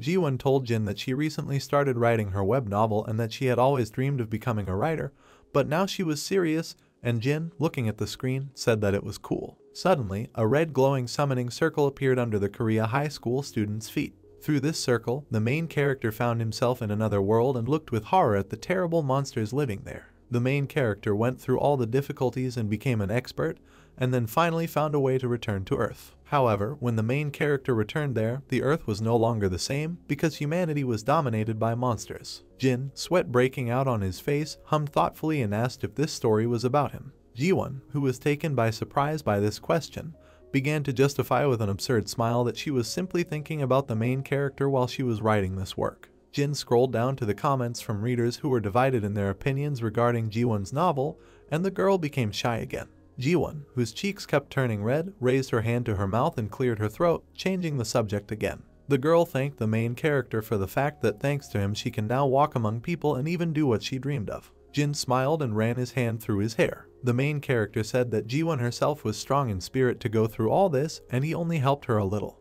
The girl looked at Jin with a soft smile and wide eyes while the young man said that Ji-won was brave enough to be worthy of such a life. Ji-won thanked Jin as she left the coffee shop with the round green logo. It was a clear day and the bright sun shone on the tall white guild building. Seung-hoon stood and talked to the workers sitting in a row at identical computers. A man in white sweatpants and sneakers walked slowly along the ground. The wooden door opened with a creak. Seung-hoon and the young black-haired man in a white shirt sitting at the computer simultaneously turned to look at the man who started talking to them about how the guild was now quite lively. When the subordinates were happy about the safe return of the main character, he asked with a smile how things were going with them. Jin asked about the whereabouts of Sun and Jaemin, and Seung-hoon replied that the two were distributing rewards and should be here soon. Suddenly, a man in black boots and beige pants shouted loudly, greeting the president. Seung-hoon and Jin turned around, puzzled at the noisy greeting. The main character saw Hiso smiling softly and greeted her too, asking when the woman had arrived. When Hiso explained that she was no longer a lieutenant because she had transferred to the reserve unit and started working yesterday, Jin concluded that there was still time before Hiso would stop wearing the uniform. The main character said that they would talk about it later when June returned and suggested that the woman conduct a short interview first. There was a white sign hanging above the president's office. Hiso sat in a chair while the main character sat on the sofa opposite her with a white mug in his hands. Hiso remained silent, looking at Jin excitedly as he read about how the woman belonged to the tamer class, as well as being a person of great loyalty and pride. When the main character, taking a sip from his mug, suggested that it must be difficult for an F-rank tamer to evolve, Hiso became stunned and Jin calmly replied that he was capable of seeing such things. Jin, with half-closed eyelids, glared at the woman in front of him. Ignoring the worry on Hiso's face, the protagonist remembered that she was level 11 when he last analyzed her in North Korea and came to the conclusion that the woman did not have special skills. Jin also thought that judging by the fact that Hiso had increased 3 levels in such a short period, she had good potential. The main character reflected that due to the fact that the military uses modern weapons, Hiso did not have the opportunity to improve his awakening skills. The woman widened her eyes in amazement when Jin suddenly extended his hand to her and told her to take something. Hiso suddenly furrowed her eyebrows and raised her tone, completely confused by the protagonist's behavior. Jin, holding small multicolored stones in his palm, explained that they need to be eaten and then absorbed Manga. But Hiso was not worried about this, but about the fact that the main character was giving her such an expensive thing as enhancement stones. Jin, looking at Hiso, said dryly that she should accept this because in her current state the young man would not be able to help the woman. The main character extended his palms to Hiso, ordering him to first eat this portion of enhancement stones, and the woman, overcoming her excitement, extended her hands to Jin in response. The woman looked at the bright small stones in her trembling palms and told herself that she could handle this. When Hiso began to chew on rocks and her numbers began to increase, the main character said with crossed arms and a satisfied grin that the woman was doing well with taking the drugs. Jin then began to thoughtfully look at the skills in the achievement store, not knowing what to choose for Hiso. The main character concluded that Hiso's initial skills are acceptable, and she is also a military person, which means she is good at dissecting the battlefield. Jin saw a book with a black cover with gold details and loudly announced that he had found what he needed. The system reported the skill of telepathy, with which one can communicate with others using an encephalogram, as well as command even in the midst of battle. Hiso, who was still chewing the enhancement stones, looked at the outstretched black book with a puzzled look. When Jin said that a woman needs to perfect this skill because it is very important, Hiso accepted the order with alarm on her face and took the book in her hands. Hiso looked at the huge stack of massive books in horror as the protagonist declared that the woman should memorize their contents. Suddenly someone called Jin loudly. Sun and Jaemin, bursting into the protagonist's office, looked alarmed, but Jin did not understand what was going on. Jin, looking at Sun, thought that he did not expect that a decently grown young man would greet him like this after returning from the United States of America. Sun grabbed the remote control and turned on the TV hanging on the wall, which began to show an image of those men in business suits, and Jin stared at it in confusion. A voice from the TV announced that South Korea had signed a defense contract with the Ardal Guild. The main character frowned in confusion when he saw Jun on the screen, because he did not understand what the man was doing. Ignoring Sun's shock at the protagonist's ignorance, he asked about the identities of the people sitting in front. Jaemin calmly replied that this was the head of the Ministry of Defense and the main leader of the army. Jaemin, with a bead of sweat appearing on his face, said that, judging by the announced agreement, the protagonist's guild would have the same strong support from the state, and Jin was slightly surprised. Sun suddenly yelled loudly as if enraged by the protagonist's surprise. Sun lowered his head, and Jemin said with difficulty that their guild was now responsible for national defense, and they were now a kind of state army. The protagonist's face showed displeasure when Jemin said the last phrase. Sun yelled that, in simple terms, most of their time would now be spent in the army. Jin had a look of horror on his face, expressed in arched eyebrows, widened eyes, and a silently open mouth. The main character looked at how Jun shook hands with the main leader of the army on the screen, and was shocked at what happened when Jin told his subordinate to just eat. The main character was silent, furiously clenching his jaw. The main character ordered Jemin to tell Jun not to go anywhere when he returned, and a subordinate in a dark suit with a trembling voice accepted the boss's order. Jemin asked where Jin was going, and the young man, putting on a blue jacket, replied that he was heading to the rookie training camp. The main character turned around and announced that he was heading to the dungeon, and Sun and Hiso would follow there with him. When Sun, dumbfounded, asked if Hiso was awakened, and Jin explained that the woman had mana and skills. Suddenly Sun grabbed the protagonist's dark palm in both hands. The young man, with streams of tears rolling down his cheeks, assured that he would work harder in the future, and Jin felt awkward. The sun setting behind the horizon painted the sky a rich orange color. A man in a black suit stood outside the limousine and invited Jun to get inside to take him back. When the driver turned with a smile and asked if he could take Jun home, he told him to take him to the office. Various vehicles were lined up in several rows in front of an empty pedestrian crossing. Jun sat in the back seat of the limousine, typing quickly on the keypad of his phone. Jun looked up with dark purple eyes when the driver announced that the man would soon have to move his office. Park Junpo, who was a member of the presidential committee, explained with a smile and closed eyes that Jun's guild would need more space since their guild was now protecting the entire country. The driver added that they will begin working together immediately after choosing a place. Jun, putting the phone to his ear, laughed and said that they had not signed the contract yet, and Jin's opinion matters, to which Junpo replied with the same laugh that the main character would hardly be able to refuse such excellent conditions. When Jun said that he would tell his boss this, Junpo remained silent and smiled mysteriously. A voice answered Jun from the speaker of his phone. The man, puzzled, asked why Jemin answered the phone, and he replied that the main character went to the dungeon with Hiso and Sun. When Jemin called Jun director and asked what happened, the man replied with a smug laugh that he was the vice president from now on, and Jemin froze in shock. Jaemin grabbed his hair with his hands, asking Jun to stop joking now, and asked how that situation with the defense of the Republic of Korea happened. Jun was horrified and asked how Jemin knew this information, and the man answered with a short laugh that it was reported all over the news. Jun, stunned by these words, opened his eyes wide as sweat formed on his face in worry. When the man in the blue suit asked Junpo if that press conference was broadcast live, the driver did not turn around and remained mysteriously silent. Jun looked at Junpo in bewilderment when he said that there was no way there could have been a live broadcast, and if there was one, it was definitely an accident. Jun frowned and bared his white teeth, thinking that the accidental broadcast of the press conference sounded like nonsense. Jun said he would stop by the office first, and Jaemin asked his colleague not to tell anyone about the situation, adding that Jin looked like he was not in a good mood. Jun silently insulted those people who were in such a hurry to tell this news. The president suggested one thing at the dinner because he wanted to upgrade the Ardal Guild into an organization called the Guild for the Defense of Korea. The Ardal Guild was actually a stumbling block to keep Jin, who was the strongest awakened in Korea. After dinner, negotiations were held, during which they promised to provide support if Jun could persuade the president, but the man could not believe that they had made a private press conference public before receiving his agreement. Jun recalled how he shook the hand of the army chief with a smile. There were deep wrinkles between Jun's eyebrows as he tried to figure out if they decided to show this to the public to gain the approval of the main character. Jun came to the conclusion that this would be impossible, because a person like Jin, having learned about what was happening, would turn this blue house over without batting an eyelid. While the car was driving through the evening city, Jun firmly decided that he had to find a way out and do everything possible to ensure that the main character remained in Korea. Inside the 6-star dungeon at Gangnam Station 9, the ceiling and floor were stained with long stains of dark red. Hiso silently looked at this with fear, her mouth open. Sun turned around when the woman awkwardly reminded him that she was still F rank and asked if they were in the wrong dungeon. Sun turned slightly pink and scratched the back of his head with an embarrassed laugh. Hiso, widening her brown eyes, thought that there was no point in this, and Sun with a sweet smile said that although the woman would die, she should not be afraid because the young men would help her. But these words did not give Hiso confidence. Hiso asked about the president and was surprised when Sun said that Jin had come in a long time ago because the woman thought they came here for training.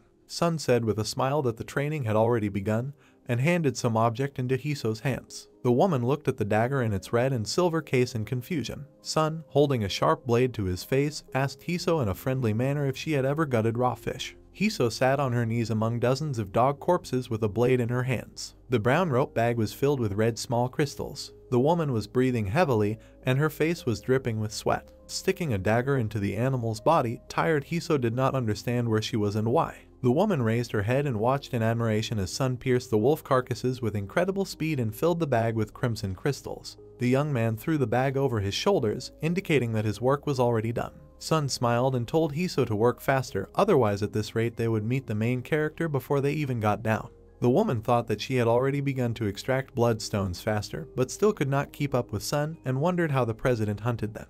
Hiso suddenly heard strange sounds and suddenly raised her head, loudly asking what it was. Seeing many red pairs of shining eyes in the darkness, the woman immediately assumed that they were monsters. Hiso froze, looking with fear in her eyes at the large number of monsters that, apparently, the president had missed. When Sun said that Jin seemed to be coming back, Hiso flinched and screamed loudly in shock. An army of laughing skeletons, their empty orbits glowing red, crowded towards Sun and Hiso. When the protagonist, standing among the skeletons, coldly asked if the two had finished their work yet, Hiso was surprised by Jin's return.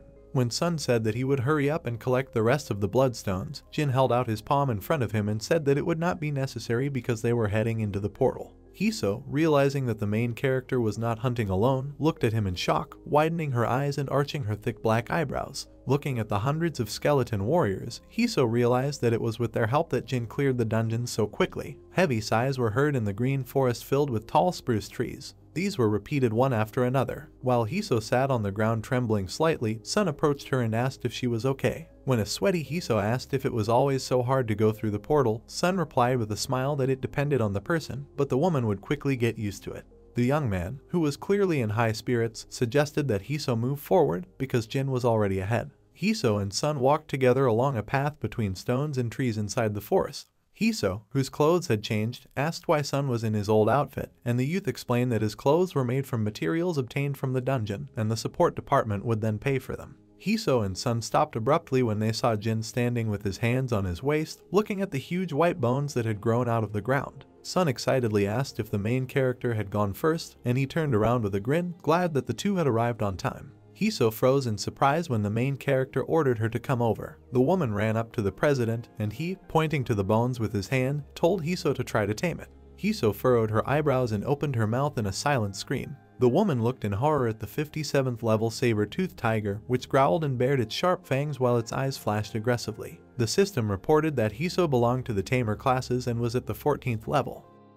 Looking at the surprised Hiso, the main character called out to her. Approaching him, she asked if he had called her. Jin asked Hiso to try to tame the creature. Hiso was shocked by what she saw. A saber-toothed tiger appeared before her. The system notified that Hiso's level was 14. Opening its mouth slightly, the saber-toothed tiger let out a roar. Horrified, Hiso asked if she really had to do this, suggesting that she would be torn to pieces. With a confident face, Jin asked if she really thought so, noting that no one told her to fight, adding that he simply asked to tame him. Turning to the decisive Sun, Jin asked to make sure that the beast would not rock the boat, to which Sun replied that everything was clear. Jumping up, Sun flew straight towards the tiger. The tiger, noticing Sun, became wary and growled. Smiling, Sun greeted the tiger. The tiger roared at Sun's greeting. Angry, the tiger let out a deafening roar. The roar was so strong that it blew Hiso away, to which she stated that she was too scared. Turning to the tiger, Sun asked why he shouted. Taking a decisive stance, Sun stated that he did not even touch him. Full of rage, the tiger attacked Sun. After activating the steel flesh technique, energy began to form in Sun's hand. After asking for forgiveness, Sun noted that it would hurt a little. After performing a series of devastating attacks, Sun unleashed a steel fist strike. The tiger's muzzle twisted from the powerful blows. Seeing this, Hiso was very surprised. Swinging his leg, Sun kicked the beast, and it flew back and fell to the ground. In her thoughts, Hiso stated that he was B rank, wondering if Sun was really that strong. Recalling past events, Hiso stated that he looked rather frail. Standing in front of the defeated beast and happily waving to Hiso, Sun said that she could come in. A cage of bones was visible against the background of the forest. Using the power of taming, Hiso and the tiger glowed blue. Having woken up, the tiger growled with displeasure and fury. Kicking the tiger, Song declared that he was worthless and asked how he dared show his teeth. At this time, Jin stood aside and supported Sun with a confident expression on his face while Hiso was at a loss. With an uncertain look, Hiso stated that she believed that she would not succeed anyway and that she did not have enough mana. Feeling a rush of mana, Hiso was surprised. Glowing with a blue aura, she wondered how the president did it.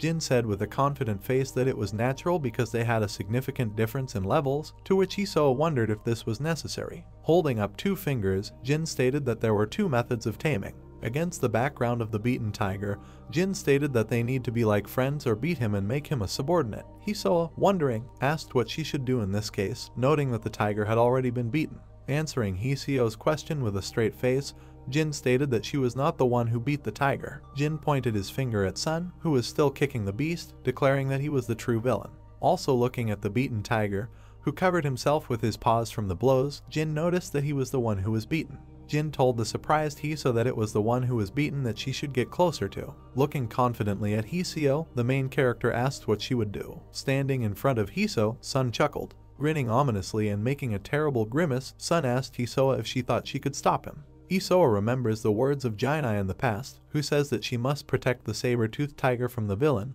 and that if she saves him, he will be her friend. In her thoughts, Hisoa wondered what was going on and how she was being offered to deceive him with the help of this clownery. With a crazed expression on his face, Sun swung. With difficulty, Hisoa blocked Sun's blow. Having broken the bone, Hisoa's face twisted in pain. She wondered how this was possible, because she was sure that he had not swung too hard. Sun walked towards Hisoa with a crazy face, telling her that there he was. Standing opposite Sun, Hisoa asked the main character to stop because she had broken her arm. Sun grinned evilly, calling Hisoa a weakling. Hisoa again turned to the main character. Crossing his arms over his chest, looking at the not understanding Hisoa, Jin told her to quickly pretend that she was attacking him, and then tame him. Taking a running start, Hisoa ran towards Suna with a menacing expression on her face. Standing rooted to the spot, Sun was surprised. Having received a blow to the chest, Sun flew away screaming, breaking the cage of bones. Pleasantly surprised, Hisoa clenched her fist. Sneaking up from behind, the tiger growled menacingly. Turning around, Hisoa was scared when she saw a tiger. The tiger, holding his cheeks with his paws, blushed with a cute look on his face, to which Hisoa was surprised. Hisoa, surprised, wondered if he liked it, while the tiger contentedly wagged its tail and smiled. Jin said with a satisfied expression that she now has a protector. Running back, Sun asked how he liked his game. Turning to a pleased Sun, Jin declared that he was an Oscar candidate, to which Sun laughed and scratched his head. Impressed, Hisoa stated that Sun looked very intimidating and that she did not know that he was an awakened one with physical abilities. Making a grimace of incomprehension, Sun asked a rhetorical question whether he was a magician, and at these words Hisoa was surprised. In the night forest, all 3 were sitting by the fire, and the tiger was lying at Hisoa's side and dozing. Sun made a displeased face. Noticing Sun's expression, Jin wondered what kind of face he just made. Sun ignored the question and turned to Jinai. Against the backdrop of a burning fire, Sun told Jin that all this time he believed everything he said, and that maybe he became stronger because he received support. Sharply raising his head with an annoyed face, Sun said that he was a fire mage, asking why he could only swing his fists. Isn't that strange? Adding that he dreamed of becoming a fire mage from the very beginning. Jin had a smirk on her face. Putting his hand on his knee, Jin turned to Sun with the words, "You are our director," asking how he feels being him. Sun, with a calm expression on his face, stated that he was doing small errands, after which he shouted loudly, saying that this meant that he was an errand boy who was well paid. With a slight smile on his face, Jin said that was not what he meant, and then asked what he thought the purpose of all these small errands was, and when he needed someone to do the work for him during his departure, wondering who he would turn to. Surprised, Sun raised his eyebrows and said, "It can't be." Jin, looking confidently at Sun, told him that he was the number 2 leader of their guild, which meant that he would definitely become stronger someday. To which Sun turned to the main character with the same surprised tone. Against the background of a book with a pentagram shrouded in flames and chains, Jin states that advanced fire magic has high requirements that Sun does not possess. But now he can learn it. Jin congratulates Sun on achieving a rank, and the system announces that Sun's level is 61 and his class is Fire Mage. Turning to Sun, flushed with happiness, Jin declares that he has now finally become a fireman. Standing abruptly and shouting happily, Sun says he can't believe he complained despite Jin's good intentions and that he will follow him for the rest of his life. It was already dark outside, and people were crowding around the building with the lights on, including journalists. A sign on the building stated that it was the headquarters of the Ardal Guild. A man in dress shoes sat on a chair with his shaking legs on the floor. The tense Jun leaned thoughtfully on his folded hands, wondering how he could convince the president without going against his will. Suddenly the door swung open, which distracted the employee from his thoughts, and turning to the opening, he was horrified to find the boss there, looking for a man. Jin bared his teeth and asked Jun to listen carefully while his subordinates whispered behind his boss's back that he was in a bad mood because of the reporters. Bursting with cold sweat from fear, Jun stood up obediently, ready to listen to the Necromancer's speech. The narrative moved to the president's office. There, Jin sat on the couch with his arms crossed, awaiting information from a submissively standing Jun. The Necromancer clarified with displeasure what kind of news it was, casting a frown at his interlocutor. Waving his hands, Jun furiously told his boss that it was all fake, beginning to explain that the recordings were supposed to be published to the masses only after the man made his final decision. Jin noted with displeasure that they were only making it look like a glitch. Then Jun impatiently began to explain, sternly offering a good deal, saying that the government would do anything to prevent the Necromancer from moving from Korea. Jin turned to his subordinate, and he began to panic. The boss, with a dissatisfied look, said that the problem was not in the conditions, asking the taken-aback employee the true reason for creating the organization, to which he replied that the guild was created so that Jin would avoid being drafted into the army. The Necromancer sighed heavily at Jun's conclusions, declaring that he could have simply joined the Hammer Guild if he wanted to avoid the army, causing his interlocutor to open his mouth wide. Jun's eyes widened greatly when it suddenly dawned on him that this was not a matter of the state. The boss, in principle, did not want to work for anyone,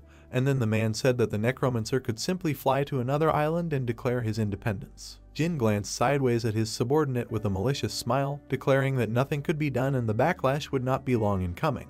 He confidently asked to call the reporters who were crowded on the street right in front of the entrance to the building. The room was now filled with multiple camera flashes, trying to catch every good shot. Jin stood behind the podium, surrounded by all kinds of journalists, while his subordinate Jun, with his hand on his arm, watched excitedly from the side. Jin looked down at the paper in his hands with dissatisfaction.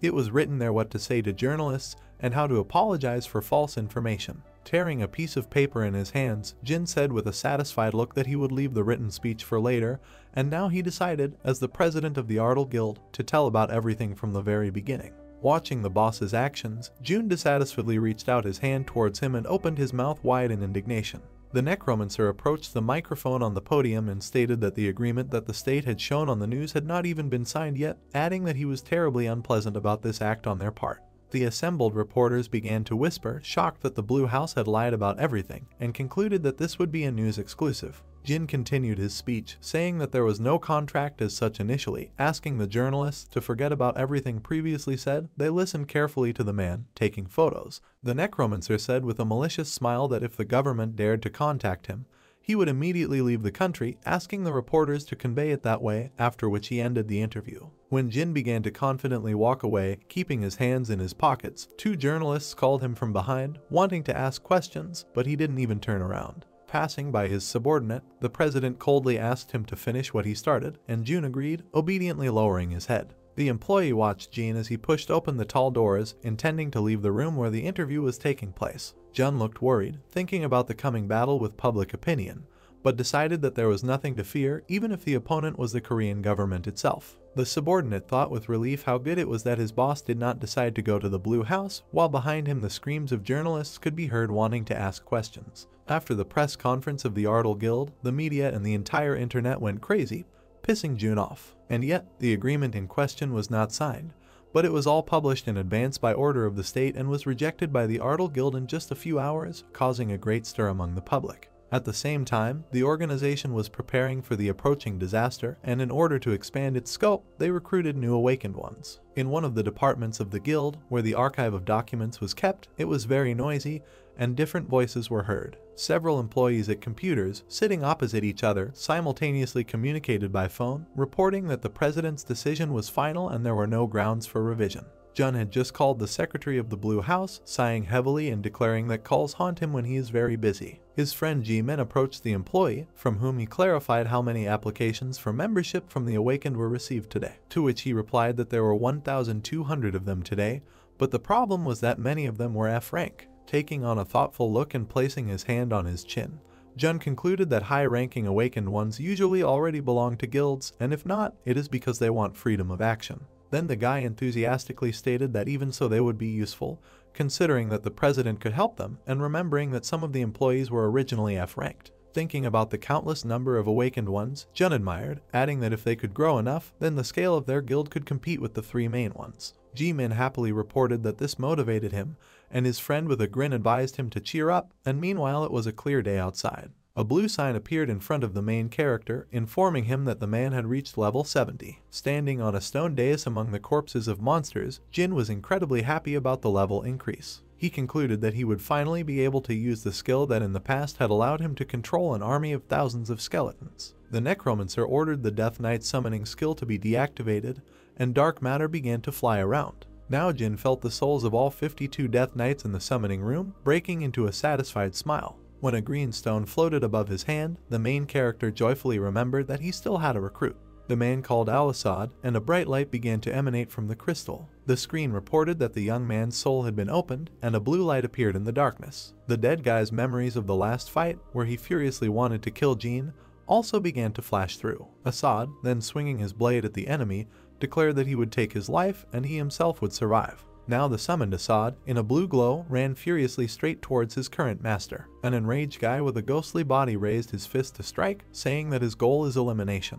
Jin asked Assad to stop, but he did not listen, extending his fist forward to attack his hated enemy. The ghostly guy opened his mouth and widened his empty eyes in surprise, concluding that he could not move and asking what the man had done to him. Jin coolly looked at his subordinate, ordering him to kneel. The body did not obey Assad himself, and he, unwillingly, collapsed to the ground, falling to his knees in front of the immortal Necromancer. The ghostly guy began to shake violently with his head running, asking what the enemy had done to him, and he calmly demanded to surrender. The genie, illuminated by a blue glow, said with a smile that he would leave the guy if he vowed to serve him. Then Assad angrily shouted at the enemy, asking him not to talk nonsense. Raising the dagger, the main character concluded that the guy had not yet fully woken up and was not aware of all the situations. In Jin's hands were 2 daggers that had previously belonged to the confused Assad, but now hung over his shoulders. Glancing at the ghostly guy, the Necromancer asked him with a malicious smile whether he would choose to submit or prefer to have his soul erased. Assad clenched his teeth and shook with tension,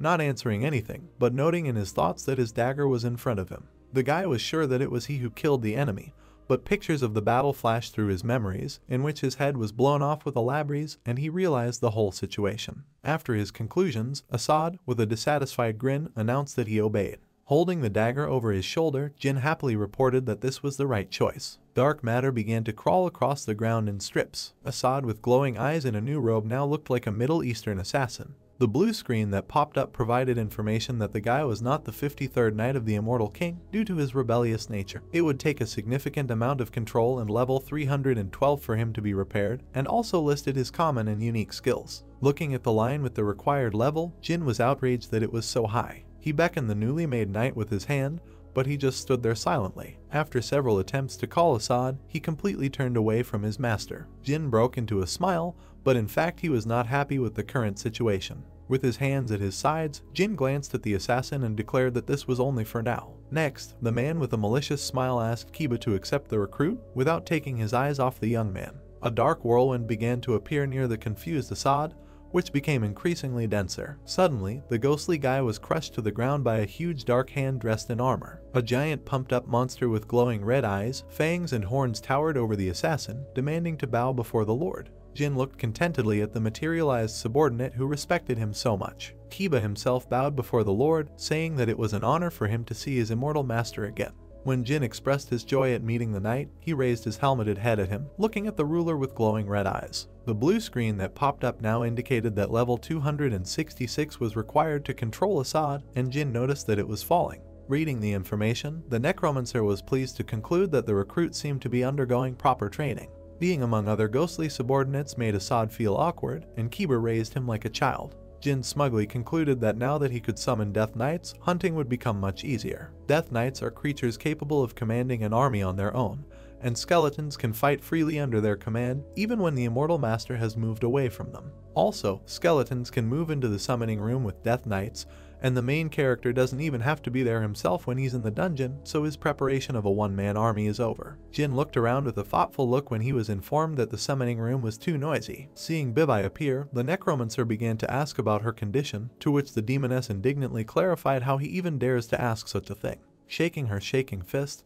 the girl angrily said that as soon as she became stronger, she would immediately show the offender real hell. Looking at the enraged Bibai with rapture, Jin concluded that although her soul was suppressed after the resurrection, her former energy had finally returned. Suddenly, Sun appeared from the resulting ring of fire, raising his hand in greeting and loudly calling out to Humnum. Jin watched the guy's sneakers pass through the flames. He was pleased to note that his subordinate had already mastered the skills of flame, which he happily reported that this was all thanks to the instructions of Humnum. With her mouth agape in surprise, Bibai greatly admired how Sun's strength had improved. Pointing to the indignant demoness, the subordinate asked in bewilderment who this child was, and Jin asked if they had not met before. Then Sun began to sweat with excitement, trying hard to remember Bibai. Lost in thought, the subordinate only remembered a cute cat with that name, which his boss had picked up. After conclusions, Sun asked in shock if Bibai was really a cat, and she confirmed this with a smile, and Jin said with malice that now the guy remembered. When the voice stated that they had already obtained all the bloodstones, the president asked again in bewilderment.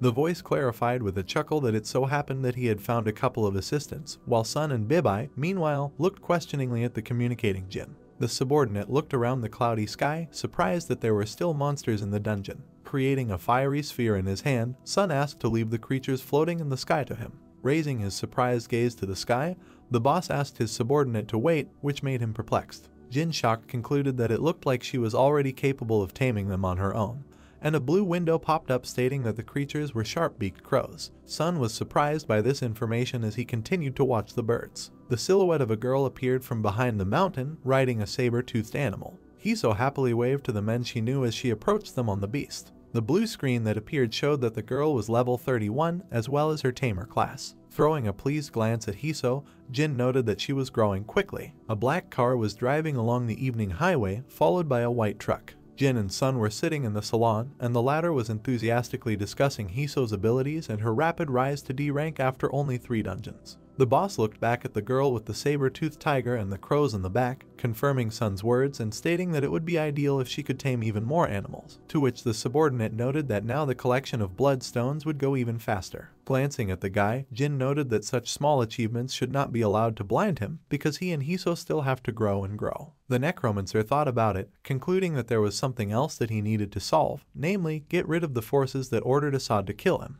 The president asked Seung-hoon, who was sitting in front, to contact the Titan Guild. Night fell over the city and bright lights sparkled everywhere. Having received an urgent call from Jean, Kun clarified what was the matter, to which he asked if the blonde remembered the guy he showed in America. When the head of the Titan Guild realized that he was talking about Assad, the Necromancer suggested that since the man knew his name, he had already tracked him, but he said that the guy was just a fairly famous killer. Kun gloomily reported that Assad is an independent mercenary who has no connections with anyone. When the head of the Titan Guild said that they were now trying to find who was behind the guy, Jin said with a smile that he knew. Then Kun began to shout furiously into the phone, not believing his words. Jin knew everything.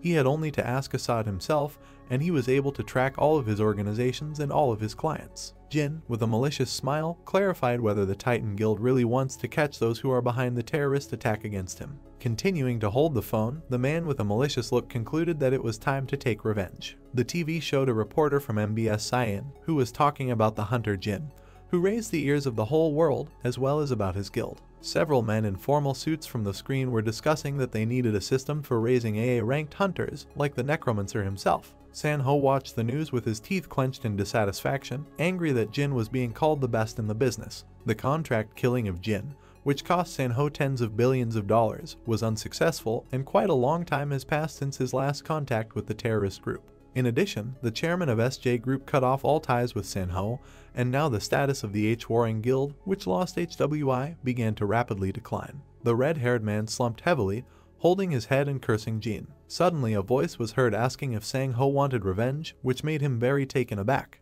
He rose from his chair, asking in fear who was there. A strange laugh was heard through the rising air currents. The voice asked if Sang-ho wanted revenge on the person who killed HWI. The head of the guild asked with bewilderment whether he meant to take revenge on Jin. The creature, woven from white matter, said with a grin that the red-haired man would really be able to take revenge on the Necromancer with the presence of his strength. The monster happily said that if San-ho wants to get together, he must go to the dungeon where his younger sister died. The man opened his mouth wide and widened his eyes in shock after hearing what he heard. He loudly asked who was speaking to him, asking to appear, but the voice answered that it would be waiting for him. Stretching his hand upward, San-ho asked where his interlocutor was, shouting at him to stop. Now the man was sitting on the floor in a lit room, completely understanding nothing. Rising to his feet, San-ho assumed that a ghost had come to him. His gaze caught something strange, and his face, illuminated by a red glow, widened his eyes. San-ho looked in bewilderment at the familiar object floating in the air in front of him. Taking it in his hands, the man easily recognized H5's sword, which should definitely have remained in that dungeon. Sanho replayed the ghost's proposal in his head, realizing who was to blame for his sister's death.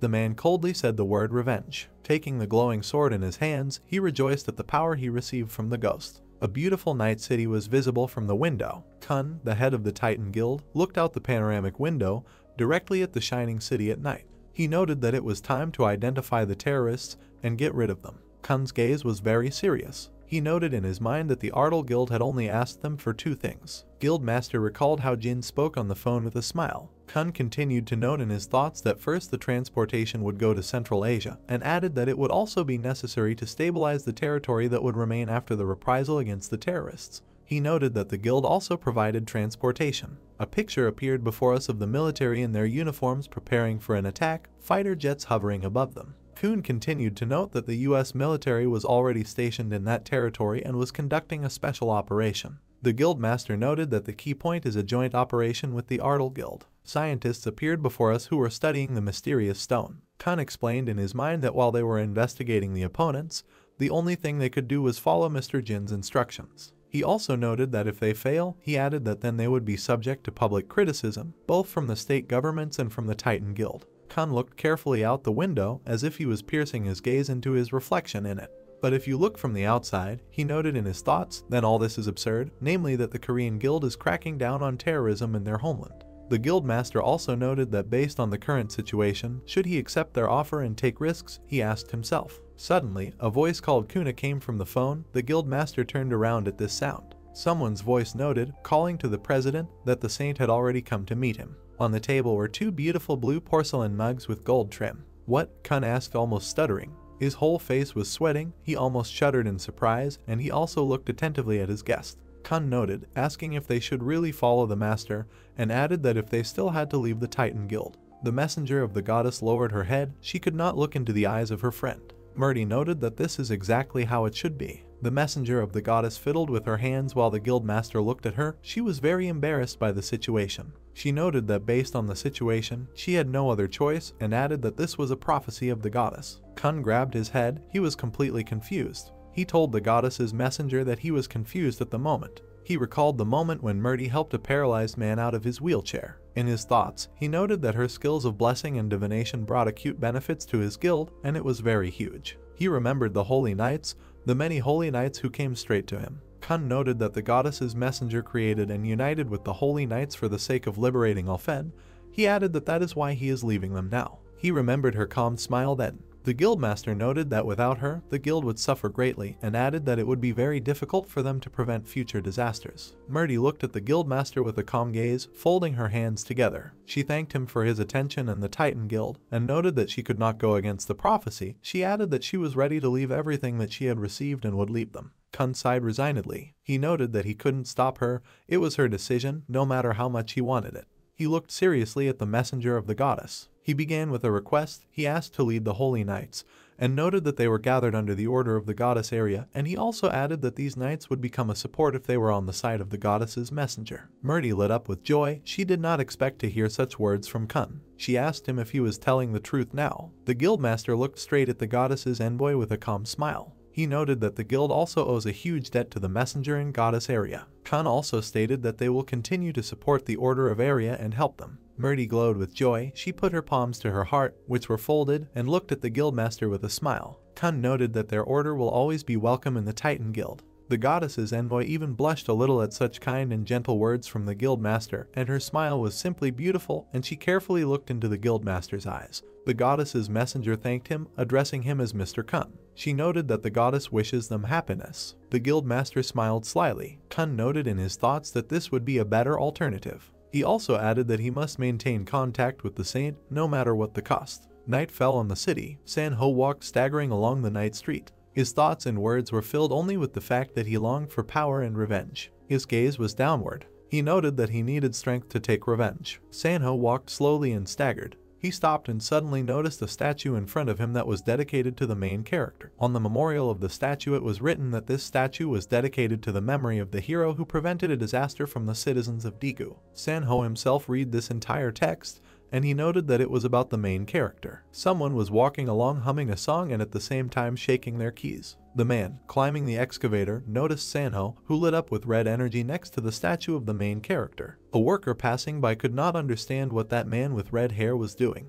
Suddenly the head of the genie statue shattered, its fragments flying in different directions. A passing worker was very shocked by this situation. President H. Waring stood silently and looked at the floor. The man started screaming at him. He called out to him and asked what he thought he was doing. Sanho used his energy and sent poor worker flying, until he, in turn, did not understand what was happening. President H. Waring noted, looking menacingly at the employee who dared to reproach him for his actions, and he asked if he didn't recognize him. The man screamed, his eyes narrowed. He asked in surprise if he was the guild master of HWO rank. Suddenly, a heavy-set man began to approach from behind Sanho. He asked his boss what happened. In an instant, the man saw his chief floating in the air thanks to a man with red hair. He stammered and asked, "Who is this man who is making his boss float?" With a quick movement of his hand, the man grabbed his walkie-talkie and began speaking. He shouted that there was a suspicious awakened at Chikojiang Station, and noted that he was requesting reinforcements be called directly to him. In the slightest seconds, Sanho's energy entered the man's walkie-talkie. The walkie-talkie sparkled with orange lightning and broke into pieces in the man's hand.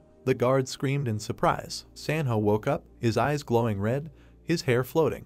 He asked the guard if he was a suspicious person, and added threateningly asking if he didn't recognize him. In an instant, the bystander and his guard were floating in the sky. Guildmaster H. Waring asked them if they were looking down on him. The necks of the men under the Guildmaster's energy began to be compressed with very great force. Their eyes were bulging. It was difficult for both of them to breathe. They were trembling. Sanho looked at them silently. With a sharp movement of the hand, their necks were twisted, so much so that their blood began to fly in different directions. Sanho watched as the two fell down with a loud sound. He looked down at the two corpses of men, disgusted by their appearance. He noted that they are non-entities. The metro, the second underground route, everything is shrouded in darkness because the working hours are over. Like a dark shadow, the Guildmaster began to approach the bars. He silently walked further and further. His energy, which enveloped him from head to toe, disappeared. His eyes narrowed sharply, and he was afraid of something. He screamed. He began to look around. He was stunned and scared, and he was also shaking.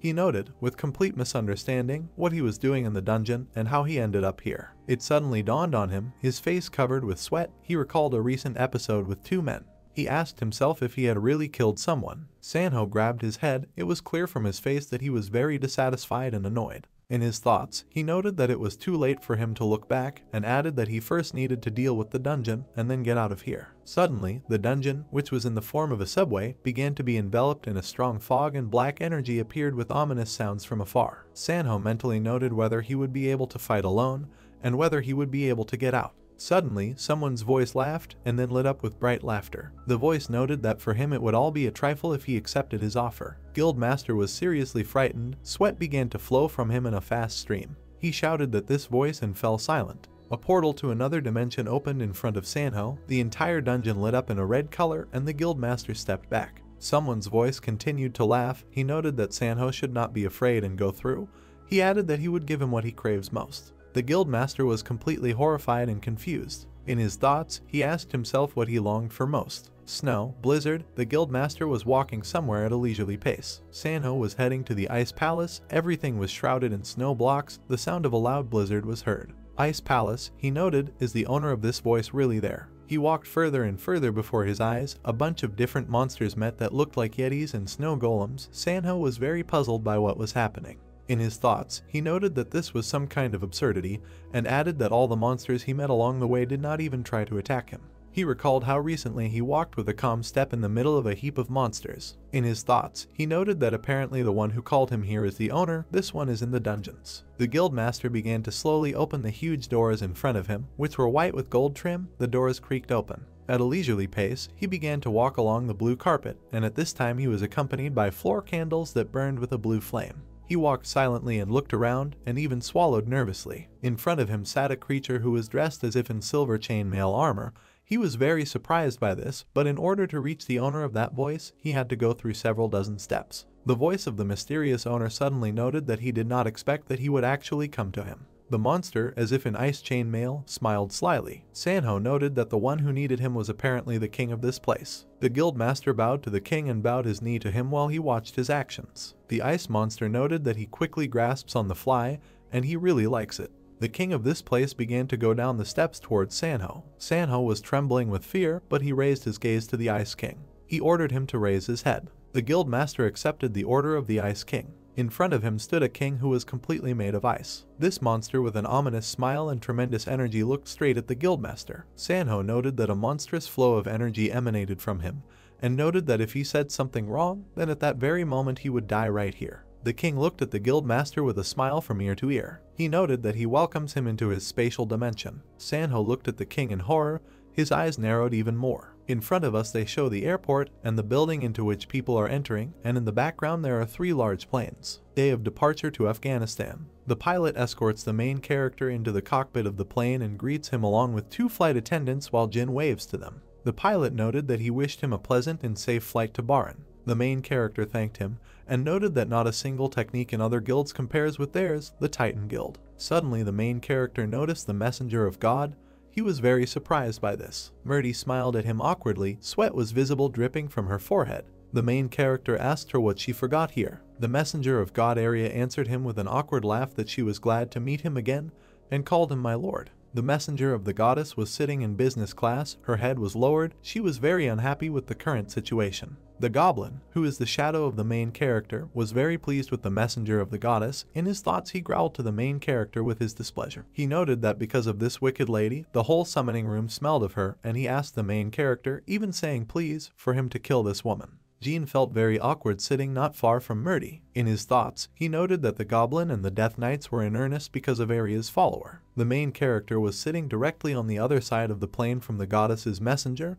He called out to her, and she awkwardly turned to him. The main character noted that why did that old woman need all this, and added that she really thinks that in this case the messenger of the goddess can use him as a necromancer's partner. Murdy began to ask him for his deepest apologies, and noted that the goddess's prophecy was unquestionable. The goddess's messenger looked at the main character with a smile while he said something displeased. She noted in her thoughts that it turned out that he understood her too. The main character sighed and told the goddess's messenger to forget what he had just told her, and added that if that grandmother told her so, then let her do so. But suddenly he started shouting at her and pointing fingers at her while she was in shock. Jin noted that, nevertheless, she should not dare to approach him even a single step, and added that if he notices even a spark of holy energy without the need for it, then there is a high probability that the Death Knights will quickly deal with it. Murdy lowered her head awkwardly as sweat began to pour from her face. The main character continued to speak to intimidate her. No, he said, and noted that he was telling her all this in the literal sense, that her head could fly off her shoulders, and she wouldn't even have time to blink, so let her be careful. She understood him completely and took his words for granted.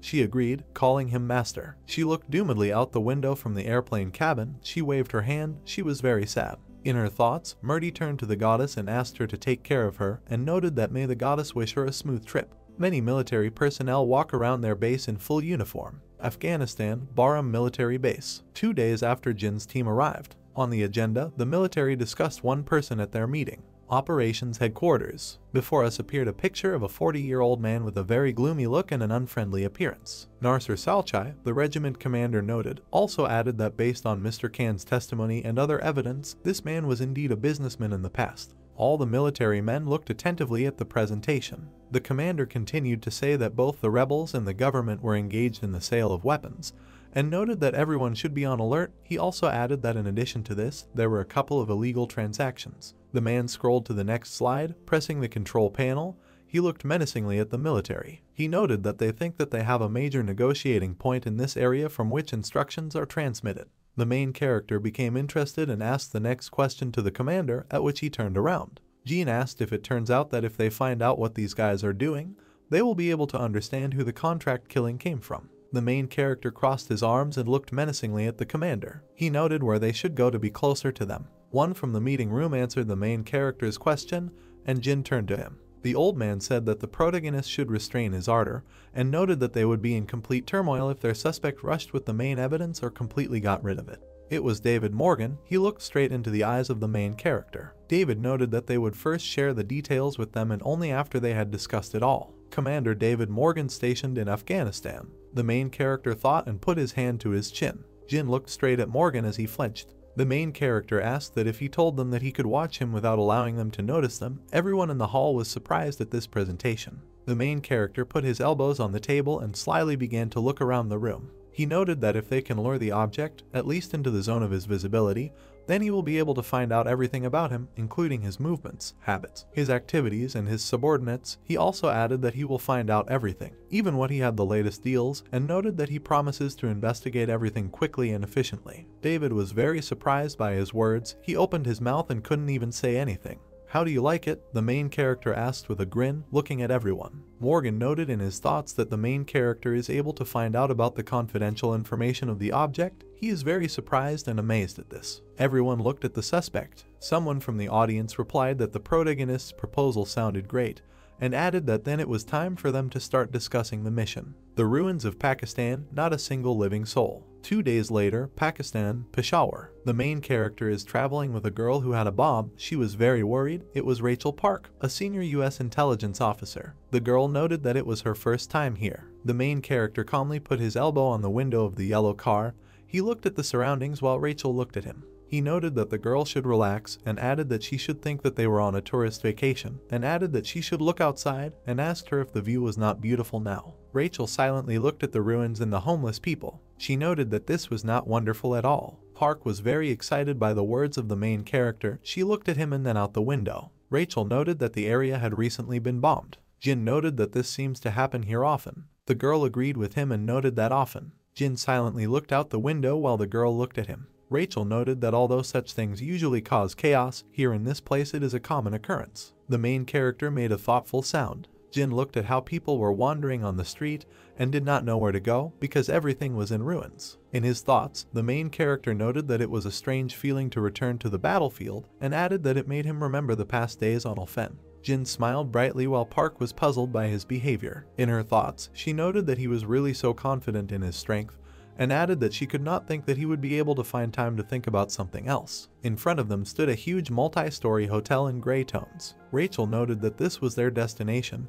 and added, asking him that by the way, the main character should avoid those actions that will attract the attention of others. They arrived at the restaurant, which was brightly lit and looked very elegant. The main character cut his steak midi-rare. Rachel sat with the main character, and not far from them sat a man in a blue shirt. Park noted that it was him, and added that this man in the blue shirt at the second table was behind her. The main character looked at him silently. The main character raised his fork and looked carefully at his companion. He noted that the food here was simply excellent and added that it was exactly to his taste. The girl was very surprised. The girl looked at the main character with a serious look. She reproached him and noted that Jin, while they had time, should install his tracking device on this person. Jin noted that he had already done this. The girl was very surprised by this. In her thoughts, she began to ask herself if he had time to do this because she didn't even notice it. The main character was looking directly at Rachel, looking at him, and in the background the suspect was visible along with his companion. The main character noted that the girl should follow him when she finished and noted that he would be waiting for her outside. Park accepted the order and told him one moment. A black cloud of Jin's energy appeared under the suspect's feet. The shadow pursuer laughed and noted that it had been a long time since he had felt this feeling of persecution. The main character used a summoning spell, which was recognized as a shadow stalker skill. The main character was standing near the building. He looked at the cars and buildings of the city passing nearby. He noted in his thoughts that this place would still be better than Ulfen. Children ran up to Jin, speaking in a language incomprehensible to the main character, and with outstretched arms they asked him for something, and he looked at them. He looked at them in disbelief. He asked them if they were really asking him for money. In his thoughts, he noted that as expected, these children who lost their guardians were having a hard time surviving. The main character pulled out money from his wallet and began to hand it to the kids. The children were very happy about this. They told him something, but the main character still didn't understand them. But they clearly thanked him. Suddenly he noticed that there was a building around the corner, little girl hiding. He was surprised at her. The girl was very small, she was all shabby. The hero noted that he did not expect to see such a bright girl in such a place. Jin looked at her sparkling brown eyes. Jin noted that this is a rare chance to meet a child with such a radiant soul. The main character waved to the girl, calling her to him. She was very surprised by this. The girl ran up to him. She blushed from the beauty of the main character, and with a stutter greeted him in his native language. The girl looked at Jin, and he looked at her. Her gaze sharply saddened and she lowered it. The girl extended her hands to receive the money, like the other children. The main character smiled at her with a grin. The girl looked at him in surprise, and Jin asked her to wait a little. The girl with a bright smile began to watch as the main character began to take out his money from his wallet.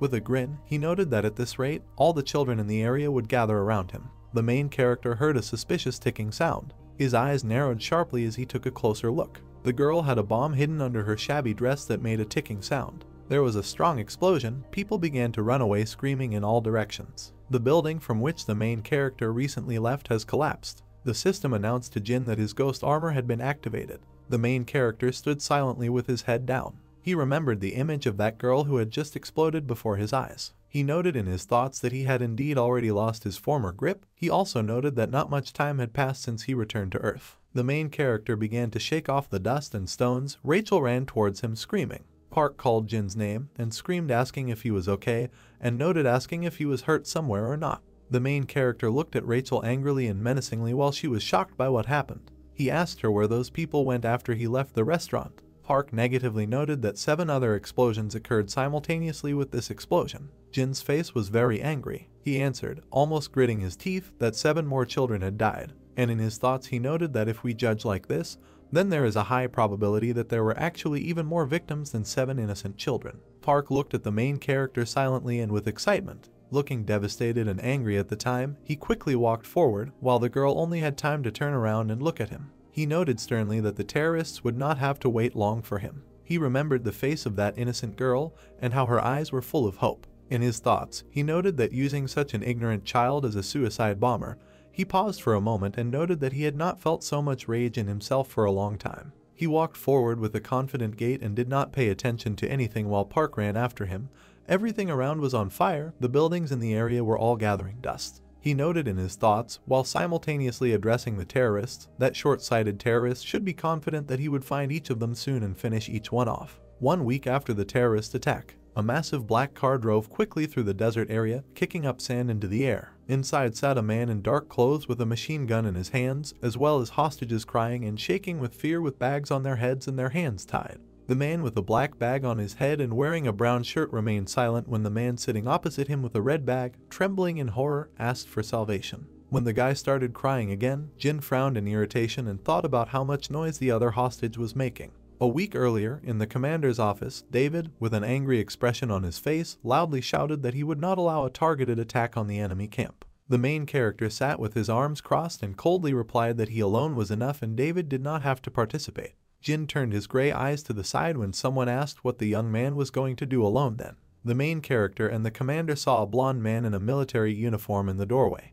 who said that it would be difficult to distinguish ordinary civilians from the rebels, and eliminating everyone who caught their eye was a bad idea. Roger, who had a longitudinal scar running through his blind eye, asked the main character if he had a burning desire to become the most dangerous and brutal terrorist among the locals. Jean and David looked at the colonel in disbelief with furrowed brows as he said that the rebel leader was highly likely to simply go into hiding if the protagonist was planning to mindlessly invade their territory. David waved his hand in the air and told Jean that Roger's words made sense, and insisted that this was not a problem that the protagonist could solve on his own, despite his rage. The main character lowered his head and sighed heavily when the commander began to talk about how their superiors had decided to send reinforcements. David looked at Jean dumbfounded when he interrupted the commander and stood up abruptly, saying that they had nothing more to talk about. The main character left the office, but Roger ran after the young man and asked him to stop. The genie turned around and angrily asked if the colonel really wanted to die by his hand, since he pestered the main character so much. Roger looked at Jean with hostility, sighed irritably and hinted that he could help him.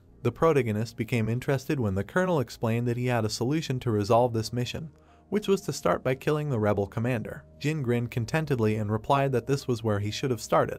The main character looked intently at a photograph of Roman Baker, who is engaged in the business of selling weapons on the black market, and he is the only one who can prevent Jin from gaining the upper hand over the rebels and the government since he cooperates with them. Roger explained that the rebels are planning to capture Roman soon, and the main character's task will be to ensure that he, too, is captured and can follow the weapons supplier. As the car approached the tall buildings, Jean recalled Roger's words that the main character would most likely be able to enter their headquarters camp without any problems. One of the men with a gun in his hands led 3 prisoners out of the car and kicked Roman from behind, while a bearded man in a cap shouted something loudly in a foreign language. 3 prisoners with bags on their heads sat silently on the floor in a dark room. The main character grinned with satisfaction, thinking that the penetration into the camp was successful without incident, and now we can begin. The system reported that Jin had received an achievement point and his shadow goblin had reached level 50th.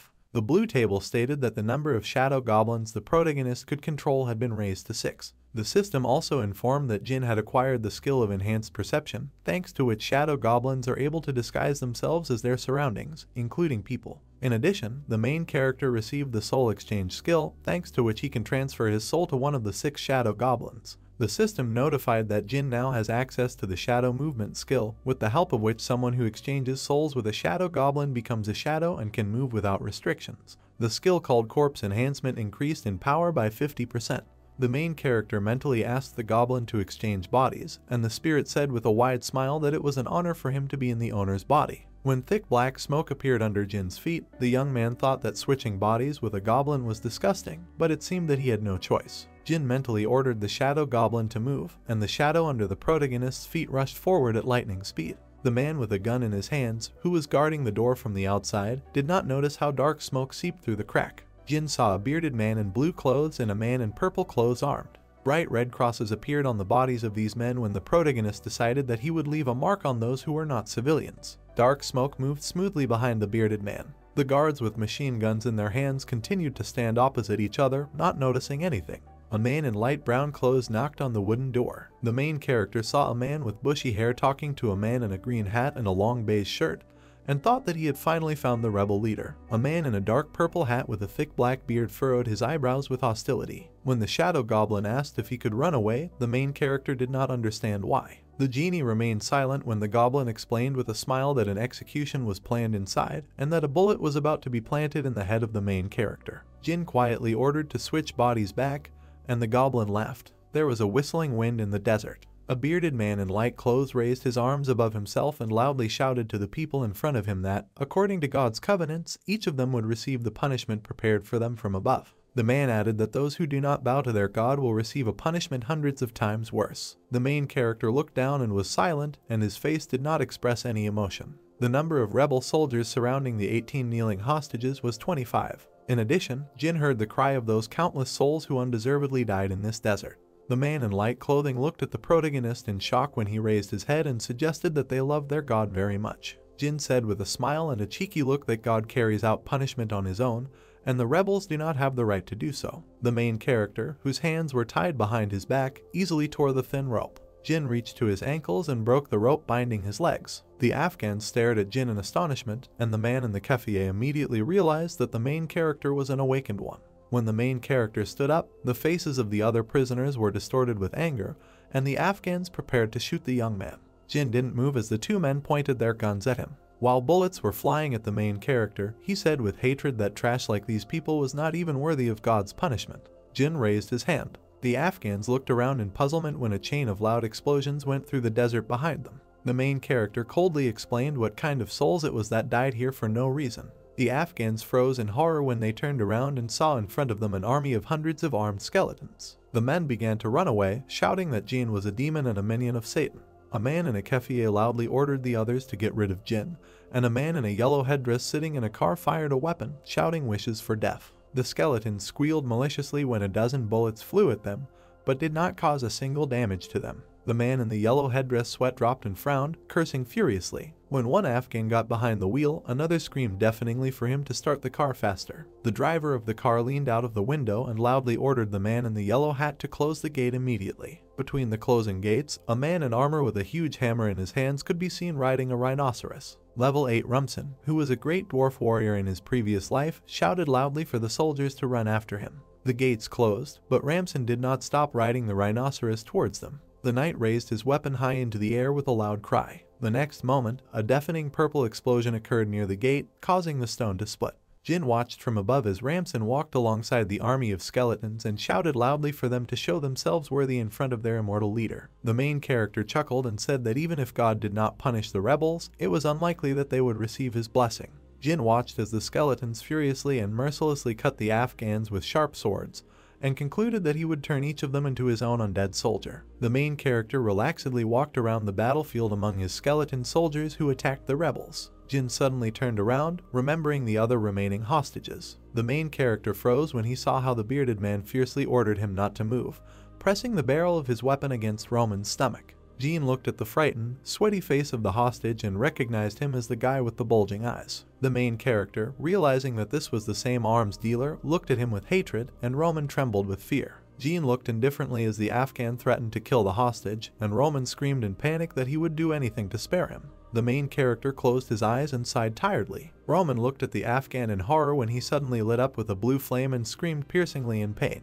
Jin, frowning his eyebrows, looked at the enemy with hostility, raising his index finger sparkling with lightning. Roman broke the ropes that tied his hands. Roman rubbed his wrists and asked if Jin was an American soldier, promising that he would definitely pay if he told him his name. When the main character refused this offer, Roman laughed and said that he would send the reward secretly. The arms salesman fell silent and looked at Jin in fear when he called him a talker. The main character, looking at Roman with anger, put a dagger to his face and rudely ordered him to shut up. Roman, sweating with fear, said that it was wrong for an American soldier to be rude to his civilians. The main character remained silent when Roman threatened that he would not leave it just like that when he returned. The arms seller fell silent when Jin suddenly lowered his hand with the dagger. The main character suddenly put on a smile and apologized to the man, but Roman laughed and said that Jin should not apologize. Jin, not allowing Roman to finish speaking, struck him in the throat with a sharp movement, and scarlet blood sprayed in the air like a fountain. The protagonist's hand froze in the air. Jean, grinning at the falling man, said that he was not an American soldier. Roman fell face down on the ground with a loud sound, and Jin silently looked at his body in a pool of blood.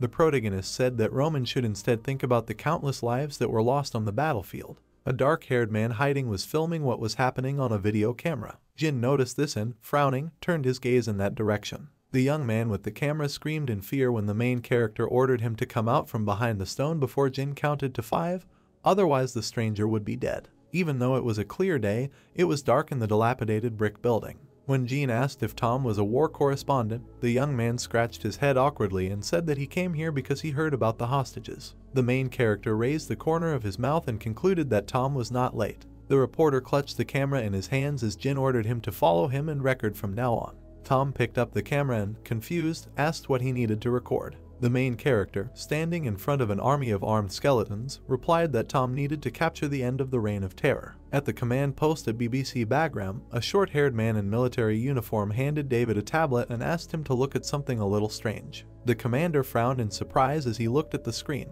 David looked at several dozen tanks that were moving towards the base and did not understand how the rebels could have so many tanks. As David put his hand to his chin and suggested that the rebels had begun fighting each other, the subordinate explained that the report had been sent by hostage rescue team. David watched as the group of men were surrounded by military personnel while the subordinate explained that the arrival at the compound the rebel man responsible for taking 37 hostages was captured. The subordinate also reported that Roman's corpse was discovered. David, concluding that this was expected of their awakened warriors, asked what losses they had suffered, and the short-haired man replied that they had none. The commander furrowed his gray eyebrows and looked at his subordinate with a puzzled expression. When David clarified that there were no casualties, although they were fighting on their territory, the subordinate explained with excitement on his face that there was no resistance, and the commander could not believe it. The subordinate pressed his finger on the tablet screen and said that right now some videos and images are being distributed on the internet. David's eyes widened in shock. The commander recognized the dark-haired young man on the screen as the main character who had arrived on a war-infested land.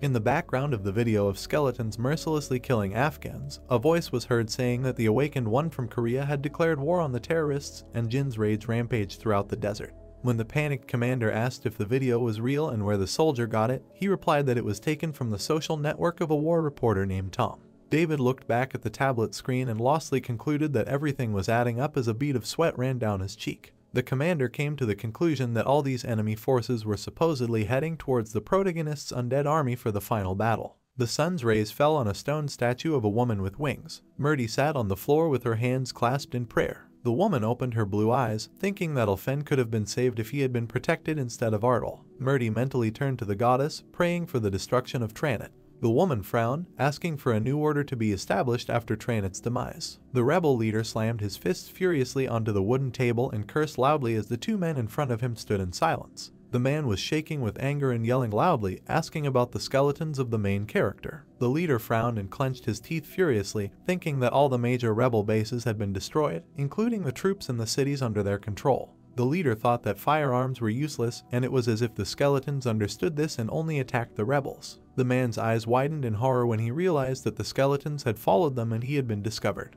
The subordinates looked at the leader in fear when he pressed his palm to his forehead and said that they could not die like that, just with folded hands. Covering his lips with his fingers, the man frowned and ordered his subordinates to prepare this. While the tanks moved through the desert with a dull sound, someone's voice announced a warning to the terrorists, and an announcement to the whole world from Jin. Jin smirked as it was reported that the joint United Nations and United States forces had just begun discussing troop and humanitarian aid, and nothing had been decided yet. The main character and his 10,000 army of soldiers stood on the threshold of the final battle when enemy tanks approached them. Someone's voice said that there might be people who doubt the Necromancer who controls such a large army. However, a war reporter with 15 years of experience added that among the abyss of despair, he was able to notice a ray of hope. The reporter wished for Jin to be reborn as a god who would surpass the king of the undead, and this victory would truly transform him into the supreme one. The main character said with a smile that the goblin energy was coming. Jin wondered how long his opponent would run and finally emerged from his bunker. The main character with a confident smile decided to start. Jin, standing between his assistants, ordered them to burn the remaining trash. Ghostly horses in armor were eager to fight. Kibi said that he never thought that the day would come when he could fight shoulder to shoulder with the king, and Jin replied with a smile that he would not let the warrior down. The dwarf king raised his hammer in the air, laughingly announcing that the prince had indeed become king, and led a squad of skeleton soldiers behind him, wanting to enjoy this bloody festival to the fullest. While the Necromancer rode ahead on a purple horse, he shouted loudly, ordering his large squad to kill everyone. Skeletons with weapons in their hands began to growl menacingly at their opponents while they tried to shoot them. They surrounded their opponents, piercing them through with their swords, causing the battlefield to fill with blood. One of the rebels looked down the sight and screamed furiously, demanding that the terrorists tear the undead to pieces. The tank's gun began to turn towards the dead squad led by the immortal king. Stunned, Jin turned to the place where there was a strong explosion from a tank shot. He screamed furiously, calling out to Ramson and holding tightly to the horse's bridle. The former dwarf king, riding a rhinoceros with glowing red eyes, began to raise a heavy hammer, asking the king to give everything to him.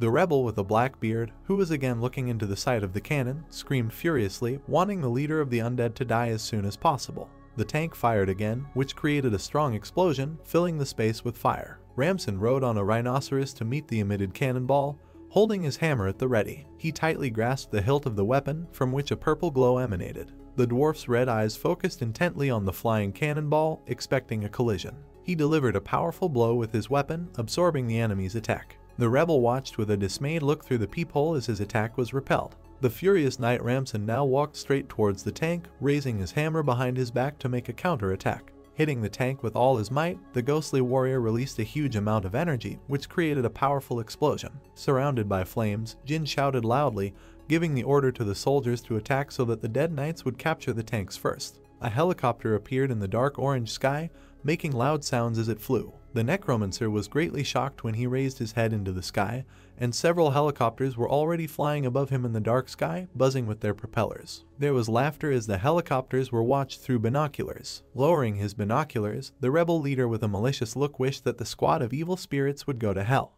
The man ordered fire on the opponents, and one of the rebels said that it would be God's will. The helicopter pilot next moment pressed the lever button with his thumb. Bombs immediately began to fall from the helicopters, leaving trails of smoke in the sky. Now many rockets with fire were flying across the sky at full speed, heading straight for the enemy squad. In helicopters, the lower part of the hull moved apart, from which large stocks of bombs stored there also fell out. Now missiles rained down on the battlefield like rain while the skeletons took the lives of the rebels, and Jin watched from the sidelines, concluding that the terrorists had gotten off. Necromancer said with a malicious grin that the rebel troops are surrounded, so it doesn't matter to them who is friend or foe. He ordered the skeleton wizards to prepare magical missiles, and bright blue balls of energy appeared above the staves of the robed dead. When Jin announced the interception, a huge number of blue projectiles flew at the enemy in one stream at high speed. Strong explosions began to appear throughout the battlefield, covering the area with fire, over which helicopters circled. One of the pilots shouted indignantly that the undead squad had intercepted everything, ordering them to prepare for the second launch of bombs and keeping his hand on the lever. Suddenly, the immortal King Jin himself appeared in the air in front of the glass of the pilot's cockpit on a purple horse, raising his long weapon to strike.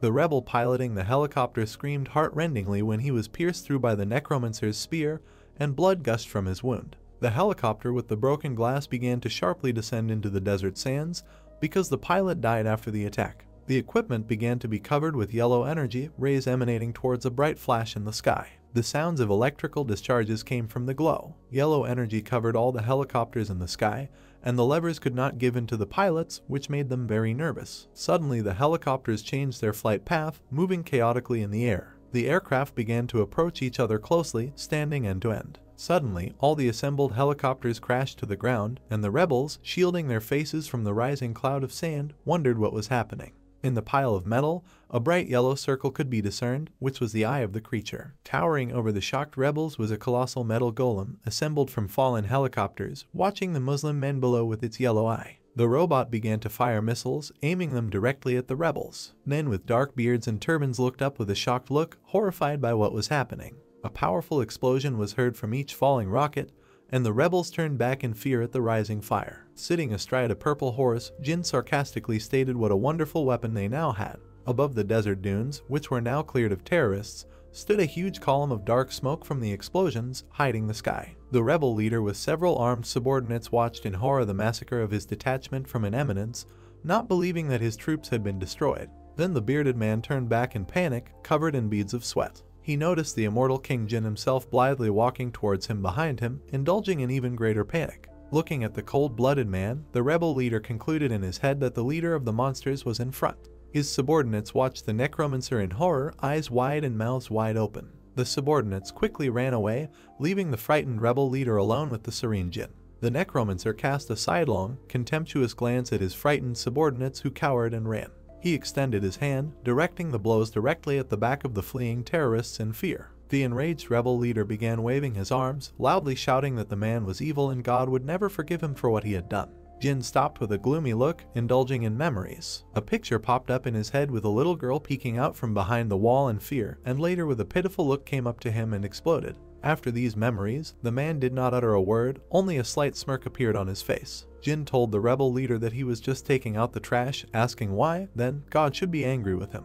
The head of the terrorists shouted angrily and insulted his opponent. At that moment, the Necromancer raised his weapon with a furious look, sharply cutting off the head of the Muslim man, causing streams of blood to appear in the air. Surrounded by scarlet drops, Jin gloomily stated that the rebel leader was talking too much. With his hands on his side, the main character watched the clouds of smoke that appeared. After the battle with the rebels, the news is that one man was able to end a war that even the United States could not cope with. Approaching Jin, the soldier shook his hand. The Americans, who were exhausted by the long war, and the people on the battlefield, rejoiced for Jin. He became a hero throughout the world. The newspapers were filled with news about the main character. However, there were also those who feared his strength, comparable to an entire nation. The plot showed us a piece of land shown on the map. It's ironic, but most of all they were afraid of power. On the office door it was indicated that this was the Ardal Guild. Someone sitting in the room asked if the director knew about this. Jin stated that he knew about his power, noting that he was surprised by what happened. Jin's face was shrouded in anxiety and excitement.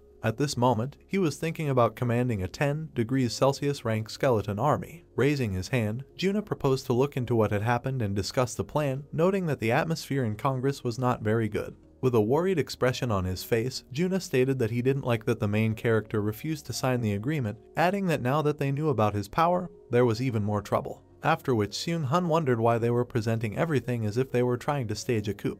With an excited expression on his face, Jemin said that he had heard that some members of Congress want to ban the main character from entering the country. Next, Seung-hun's attention was drawn to the phone on which a message arrived. The phone indicated an emergency situation and a warning from the Ministry of Defense that a dungeon in Daegu would be breached on November 29th. Looking at the dumbfounded Juna, he informed him that there had been a breakthrough in the Daegu dungeon. Hearing this, Juna could not believe that this happened. Turning on the TV, he noted that there was not a single dungeon in Daegu on the verge of a breakthrough. The TV showed footage of the city square shaking from powerful tremors. The presenter said that this happened at 8 o'clock, and the report began with an unexpected dungeon in the Jukjeong subway. The presenter stated that the metro area is now in a state of emergency and is currently inaccessible. The cameras showed footage of frightened people trying to run away from the scene. The presenter said that soldiers in the immediate vicinity were deployed to evacuate citizens, noting that monsters were constantly rising and the situation was unfavorable. The presenter further said that the government declared martial law and contacted the guild.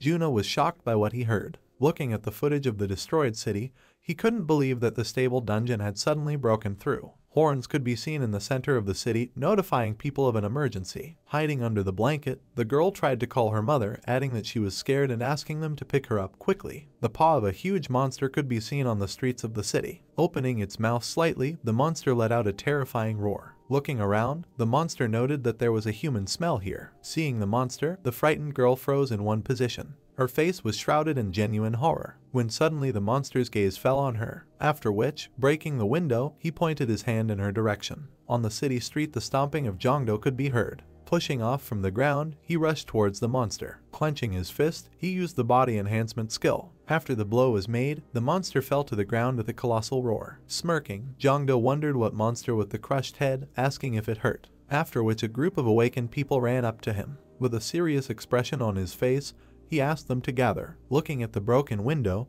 Jongdo reported that there was a child there. Placing his arms on his side, he tried to find out where the army was, wondering why there was still no one there. Jung said they were all still on search and suppression operations in the east, noting that many civilians could not find shelter, making it impossible for them to wait for them. Turning to the side, Jongdo was glad that only B-rank monsters were appearing. Wary, he thought they might be able to get through this pretty quickly. Enraged monsters continued to rage on the streets of the city. Continuing his thoughts, Kondo suggested that this unexpected dungeon break might not end up as a one-time occurrence. Looking around, he said that it would be good if this was a normal incident. Clouds of black smoke came from the destroyed buildings. History told us that 47 people died and 512 were injured, and the damage was equal to 50 billion won. The impact of this mysterious dungeon breach is as great as the damage. A traffic jam formed in the city in which car horns could be heard. Memories of breaking through the dungeon 5 years ago returned to people's minds. Many of them left the city due to fear. Rays of sunlight fell on the protagonist's headquarters. Jun reported that he was too nervous, noting that he didn't think he could sit still.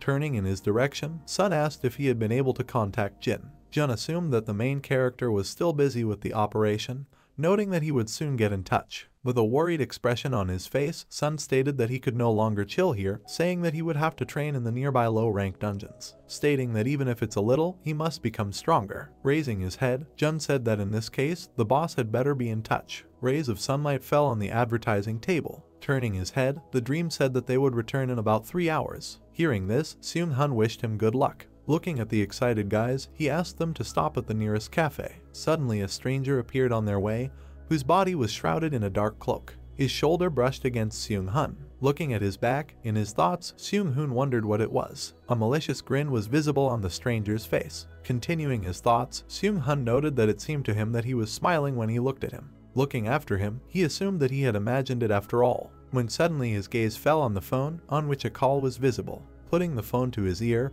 he tried to find out the nature of the call. Crying out in excitement, Jemin asked if Seho and Sun had entered the dungeon. Seung-hun reported that it was, noting that it just happened. Seung-hun's face was shrouded in confusion. Jemin stated that they were having problems, wondering what they should do, after which Seung-hun tried to find out what happened. Jemin reported that the Saturn station had recently broken through. Seung-hun was shocked by what he heard. The battle was visible on the plain. Extending his hand forward, Sun prepared to strike. His strong attack caused Seho to slip to the side. Getting down on one knee, she tried to catch her breath. Next, Sun extended his hand to her. Helping her up, Sun noted that it wasn't bad. Smiling, Seho said that Sun's skills amaze her no matter how many times she sees them. She thought he was as good as those who awakened with abilities based on physical strength. With an embarrassed expression, Sun said that he still has room to grow, noting the comparison with his boss. After which he decided that it would be better to compare him to a Death Knight. An image of a terrifying monster appeared in his head. Lost in his thoughts, Sun stated that he almost died then. Turning towards Hiso, he invited her to leave this place. Sun's feet gradually moved along the steps of the escalator. He was shocked by what he saw. An almost completely destroyed city appeared in front of his face. Streams of raging wind could be seen in the city. Approaching the wounded man, Sun tried to find out how it happened. Looking at the stunned Sun, he reported that there had been a breakthrough at Saturn Station. Baring his teeth, the man said that it all started when the 6-star dungeon broke through, adding that then the 4- and 5-star dungeons began to break through. With a worried look, Sun marveled that high-ranking dungeons began to break through just like that, noting that he had many relatives in Saturn. Turning to the worried Hiso, he tried to find out if she could handle it. With a serious expression on his face, Sun stated that he needed to go to Saturn. The city's emblem was enveloped in the rays of the setting sun. Standing at the entrance to the building, the stranger asked people to run faster. Behind them could be seen a horde of angry monsters. Putting his hands forward, the unknown person used one of his techniques, after which, the army of monsters flew away. Many cars collapsed on the crowd of monsters. Continuing to support the equipment, the unknown person stated that they were all continuing to arrive. The plot introduces us to the president of the Hammer Guild, who was in a rank of the Republic of Korea, whose ability was wind. San's gaze fell on the crowd of people who were awaiting evacuation. Screaming, Jun asked people to go to the headquarters of the Hammer Guild, noting that staying in the bunker was much safer than in any other place. Next, San approached the alarmed Jun. Smiling, he was surprised that they had met again in a similar situation, thinking it strange in his mind. Continuing his thoughts, he noted that Jun had once been one of his best subordinates, adding that he had now become the vice president of a rival guild. Jun's face was filled with anxiety and excitement. Turning to San, whose hands lay on his sides, he stated that the awakened ones from their guild would arrive soon, asking them to wait a little longer. Agreeing, Sun stated that it was dangerous here, inviting Jun to go into the shelter. Turning around, Jun said that he was going on business. While thinking about all this, Sun revealed that in the Ardal Guild, only Jin deserves attention, stating that because of this,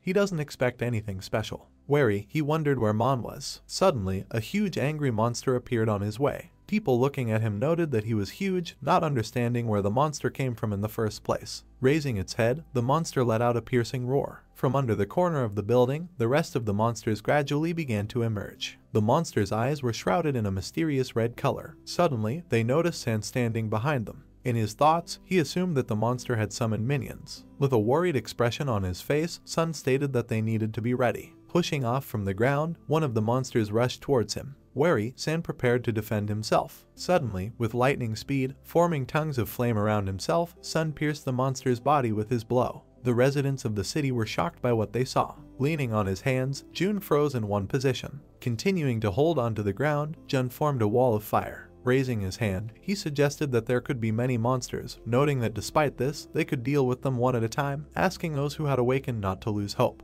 Squeezing the blade in his hands, the guy declared that it was so. Inspired, the young man said that they would do it. San's face was shrouded in bewilderment at what he saw. Looking at the smiling Jun, in his thoughts, he wondered who this young man was, asking himself if there were a fire mage of such power in soul. The fiery volley continued to be fired at the monster's body. Seeing something, one of the awakened people tried to call out to the guys. Looking at the many helicopters hovering in the air, he declared that it was Kos, adding that they had arrived. Looking at the frightened awakened ones, the monster spoke about explosive metals along with the warrior magicians. With a grin on his face, the monster declared that the earth was indeed an interesting place. Raising his head, the young man tried to find out if it was the wolf speaking. Looking at the colossal monster in his thoughts, Sun noted that this was not the case, stating that it did not make any sounds, suggesting that the voice was coming from within. Baring his teeth, the monster said that he would use the Earthlings as an offering and would rise to the 3rd level. The plot told us that it was one of the 172 commanders of Tranit, the 2nd level, Uriel.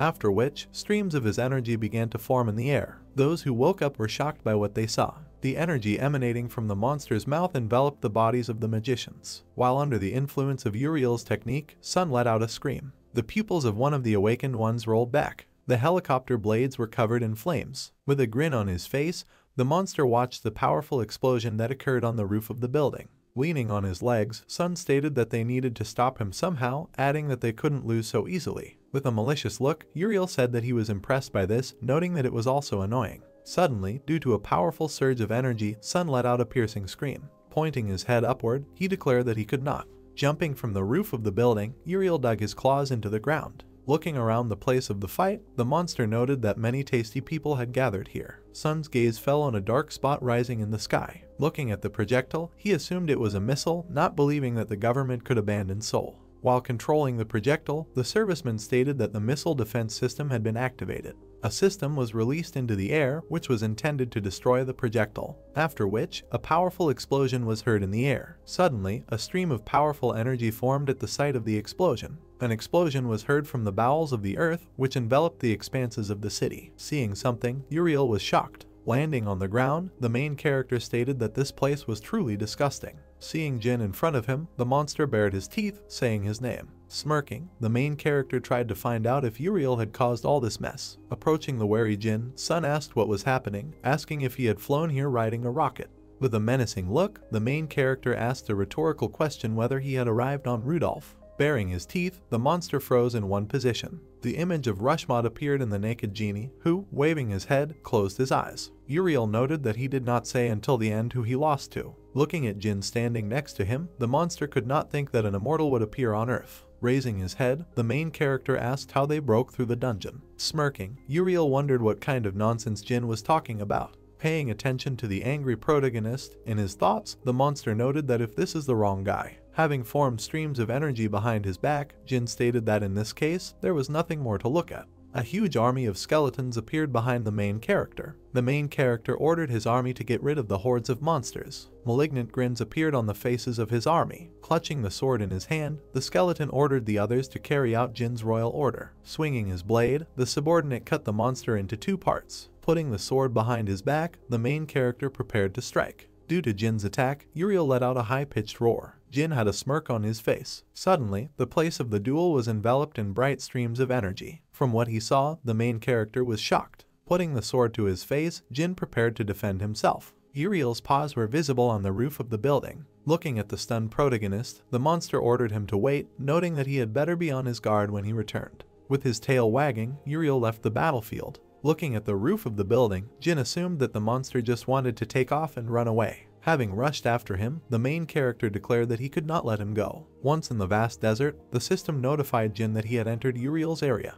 The system reported that the protagonist could choose to duel or battle for dominance, as this had not yet been determined. Next, the system asked to select a mode, visit, penetration, or conquest. Looking at the screen, Jin wondered what this all meant, noting that last time with Rushmod it was a little different. Putting his finger on the screen, the main character said that in this situation, only conquest was suitable for him. Looking at the beam of energy that appeared, the main character heard the system notify him of his choice of mode, adding that if he completed the task, he would receive achievement points. With his paws folded, Uriel was in a dream. A stone slab was visible next to his sleeping body. Approaching the monster, the main character stated that he had escaped, asking if he was giving up now. Uriel's gaze was shrouded in genuine anger. Looking at the grinning Jin, he stated that creating a gate on Earth was definitely a mistake, noting that he did not know that there would be an immortal there. Raising his hand, the main character said that this place was perfect for hunting, adding that he would come here often in the future. Turning his attention to the stunned Jin, Uriel wondered what kind of nonsense he was talking about. Laughing, the monster said that the main character knew nothing. Rising to his feet, he declared that if this place was conquered, the gates would disappear. Streams of energy enveloped the monster's body. Uriel said that based on this, he would never encounter Jin.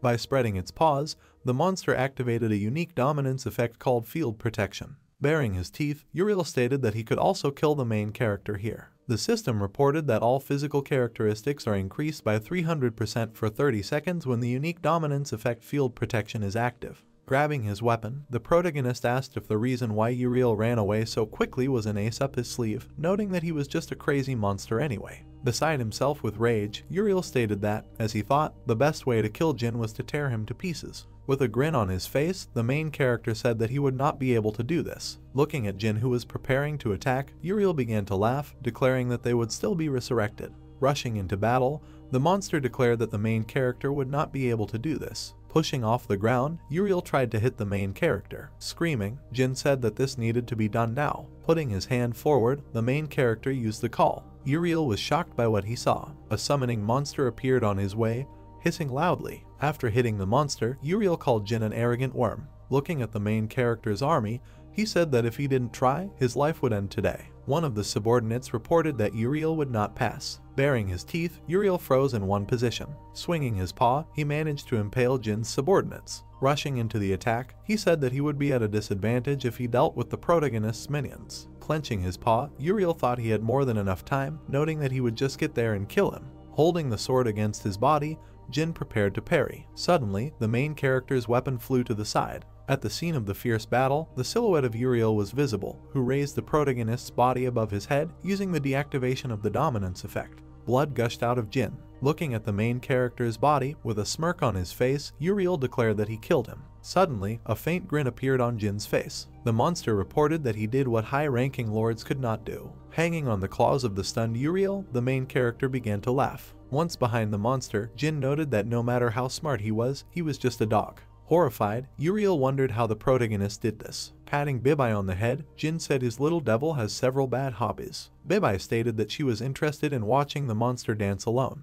Wary, Yuri thought that in front of him was a hallucinatory witch. An image of a cat appeared in his head, which appeared before him during the fight. Smirking, the main character tried to find out how long the monster would stand like this. Suddenly, numerous cuts caused by Jin appeared on Uriel's body. Due to the unimaginable pain, the monster let out a piercing roar. Looking at the defeated enemy, the main character ordered him not to even think about setting foot on the ground again after returning. A glow began to emanate from the portal that appeared on the guy's path. A mysterious blue crystal appeared before their eyes. Taking it in his hand, Jin said that they had finally collected them all, telling them about a fragment of the third dimension. After which, many pieces of the crystal began to fly upward. The system reported that a fragment of the third dimension had been received. The crystal particles, rising in the sky, began to rotate around the guys and join together. The system notified them that the fragments had entered into resonance, and a dimensional proof was created. After their merger, a bright flash appeared. Once reunited, the particles turned into a bright pink crystal. Further, the system reported that spatial proof allows you to become the owner of a dimension or dungeon that has lost its owner and will look for a new owner and respond to him. Smirking, the main character finally realized what they had been missing all this time.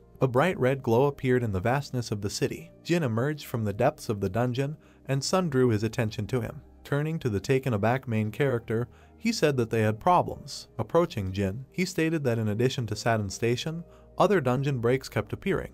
With a worried look, Song said that they keep breaking down after the 4th subway line. He heard on the radio that dungeons were already being broken at Sukmang Women's University. From what he heard, the main character alerted his gaze, lost in thought. Paying attention to the sky, which was covered with red clouds, Jin stated that he would go check the area, asking Sun to take care of the surrounding area. Agreeing, Sun asked the protagonist to be careful. Swinging his blade, the awakened one cut the monster's head off his shoulders. Turning his attention to the horde of monsters, he wondered how many of them were still there, asking if reinforcements had arrived yet. A fiery whirlwind appeared behind the monster, cutting off its head. Those who woke up were shocked by what they saw. An explosion occurred at the scene of a fierce battle. Powerful claws emerged from the depths of the earth. A powerful roar came from the golem's mouth. Uniting into one golem, he continued to destroy the enraged monsters. Jin was visible in the sky, riding a demonic horse. With a serious expression on his face, the main character said that they needed to buy a little more time. An image of a subway route appeared in his head.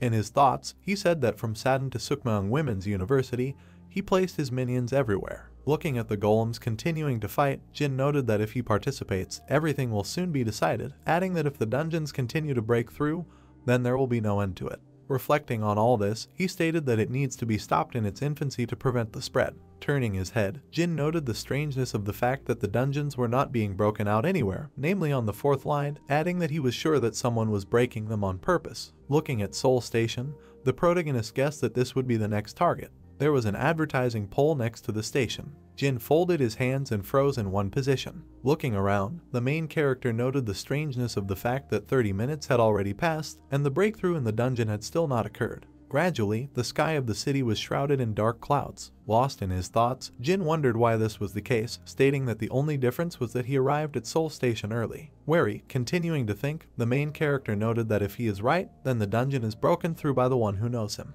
Paying attention to the thoughtful Jin, the awakened ones tried to call out to him. Smiling, Myung Jin introduced himself, noting that he was the vice president, adding that he had heard a lot about the main character. Further, Faye also introduced himself and said that he was the president of the Joa's Guild, stating that he was honored to meet a person whom he had only seen on TV. The crowd of awakened people discussed the fact that the main character had come. Someone in the crowd said that it wouldn't be a problem even if Seoul Station was breached. From what he heard, Jin's gaze became wary. Raising his head proudly, the main character headed forward. Approaching the guy, Jin bowed his head. The guy's gaze was shrouded in bewilderment, after which, with unimaginable power, the main character struck him. From what they saw, the awakened ones were shocked. Running up to Jin, the guys tried to find out what he was doing.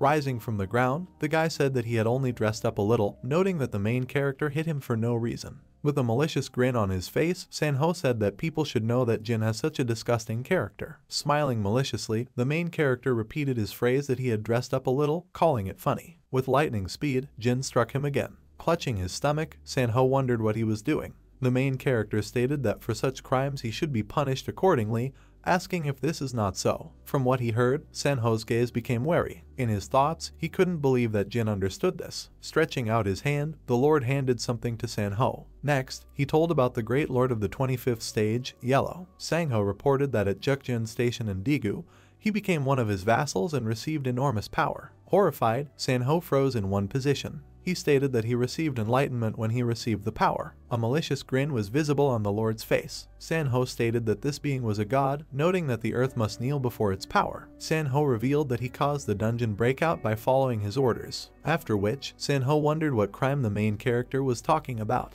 Forming a powerful stream of energy in his hand, he declared that Jin was trying to kill him. Bowing his head, the main character dodged the projectiles flying at him. Turning around, Jin guessed that it was a telekinesis technique, noting that Sanho had good control. Looking at the grinning Sanho, Jin wondered if he had always been so strong. After which, many blades flew towards the main character. With unimaginable speed, Jin parried Sanho's attacks in every possible way. Looking at the stunned enemy, the main character said that these were just minor dirty tricks. After which, with lightning speed, Jin rushed towards him. Those who woke up were shocked by what they saw. Blood gushed out of Sanho's mouth. Landing on his knees, he noted that the world is indeed unfair, adding that he cannot compare to the main character, despite the fact that he has become stronger. Smiling, Sanho said that all of Jin's actions were pointless, since nothing could be changed, adding that if not him, then someone else would break through the dungeons. Surprised, the main character tried to find out if Sanho was the one who broke through the dungeons. With a shocked look, Sanho asked if Jin knew this, not understanding why. Interrupting him, with a smile on his face, the main character called him a cheerful guy. Looking at the agitated Sanho, Jin wondered if he was the one who ordered his murder when he was in the Middle East. Placing his hand on his side, the main character noted that now everything had turned upside down, adding that the two of them should have a friendly chat sometime. We are transported to a low-ranking dungeon. Sanho's body was thrown like a sack and his back collided with the floor. Sanho's face was full of expressions of pain. Jin stood in front of the lying Sanho and asked him how he was able to break through the dungeons. Jin also threatened him if he remained silent, then he might not count on a painless death. Sanho smiled at his words. Looking at Jin, he asked if he really thought that he would tell everything so simply. Hearing his words, Jin smiled predatorily. Sanho, seeing Jin's crazy face, got scared and backed away. His hands began to tremble. Sanho found himself in a dark space. He ran in this space with a frightened face. Sanho did not stop running in the dark space. A faint glow formed under his feet. He was sure that he was in the dungeon with Jin. Sanho looked back in shock, noticing Jin emerging from the darkness. Sanho decided to run quickly, but Jin came out in front of him with a staff in his hand, blocking his path. Jin asked where Sanho was in such a hurry. Jin, playing with the staff in his hands, came out of the darkness and looked at Sanho. Many figures of Jin surrounded Sanho. Sanho looked around looking for a way to escape. Sanho's jaw clenched with tension. He continued to look on the sides while his whole body was trembling. We were transported back to the dungeon. On the ceiling there were signs indicating the direction. Bibai, who was wearing a new cloak, was happy. She never thought that she could find this cloak on Earth. Jin stood and looked at joyfully spinning opposite Bibai, while Sanho, leaning on a column, experienced the beating in his subconscious. His body trembled, and barely audible screams escaped from his mouth. Bibai watched this without surprise. Sanho's whole body trembled, and a stream of saliva escaped from his mouth. Bibai laughingly explained to Jin about the dream in which Sanho would be beaten to death every time he was caught. Sanho's eye suddenly opened. He woke up from his sleep. Seeing Jin and Bibai in front of him, Sanho was horrified. His hands raised in fear and his mouth fell open. Sanho sharply knelt down in front of Jin with a sling for mercy. Jin looked at him with a smile on his face. Jin's words made Sanho stop begging for mercy and look at him without understanding. Jin said that he had already found out everything. Jin struck with his weapon, killing Sanho. Holding an axe in his hand, Jin watched as Sanho's body began to dissolve. He realized that even the people of the earth began to gradually become involved in this. When Sanho lost consciousness and fell into Bibai's magic, Jin already found out all the information. Sanho told how he became a vassal yellow and went into the snowy dungeon where none of his monsters dared to touch him. But since he was a man, he could only cause the dungeon to split with the help of the return stone, after which many monsters broke out of the dungeon. Sanho's body completely disappeared and only his clothes remained. Now he has become a vassal of the Lord of the Dimension, so he will still be resurrected. Jin, looking at the disappeared body of Sanho, told Bibai that after the resurrection Sanho would become a full-fledged vassal and would not be able to pull off this trick with dungeons. In another dimension filled with terrifying wyverns, chaos reigned. These creatures were flying in the air, growling and looking down. In the middle of the dimension, a spatial portal to the dimension appeared. Jin and Bibai came out of the portal and stood watching the castle and the dragons in the distance. In the middle of the dimension of the flying dragons there was an eerie-looking castle over which wyverns were circling. Inside the castle there were various statues of the heads of different animals. A huge head of a stone lioness was one of them. There was also a statue of a terrible gargoyle with wings sitting on top. Bibai looked around and was frightened by the sight of these statues. Jin opened the huge entrance doors to the throne room. Jin and Bibai stood looking on the throne at the top on which the return stone was located. Jin walked up to the throne and extended his hand to grab the return stone. A system notification sounded about spatial evidence reacting with the Wyvern Nest Dungeon's return stone.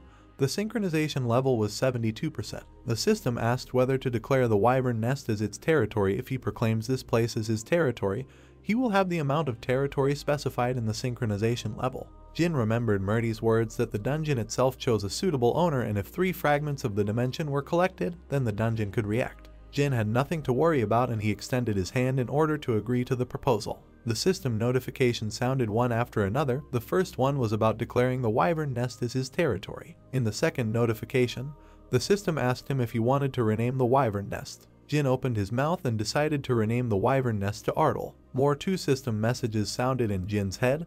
The first one spoke about the creation of a manual for managing the measurement territory. The second message talked about automatic reading of the manual. After that, many system messages were heard talking about the 30-day stabilization of his territory, then saying what would happen after the 30-day period and told about the characteristics of the territory. A lot of system messages poured into Jin's head, making him surprised. Jin grabbed his head and rested his hand on the throne, experiencing a headache from the large amount of information. Bebai was worried about this and asked him about his well-being. Jin squeezed the throne tighter with his hand. He was angry because the lords were always one step ahead of him. Now Jin understood everything.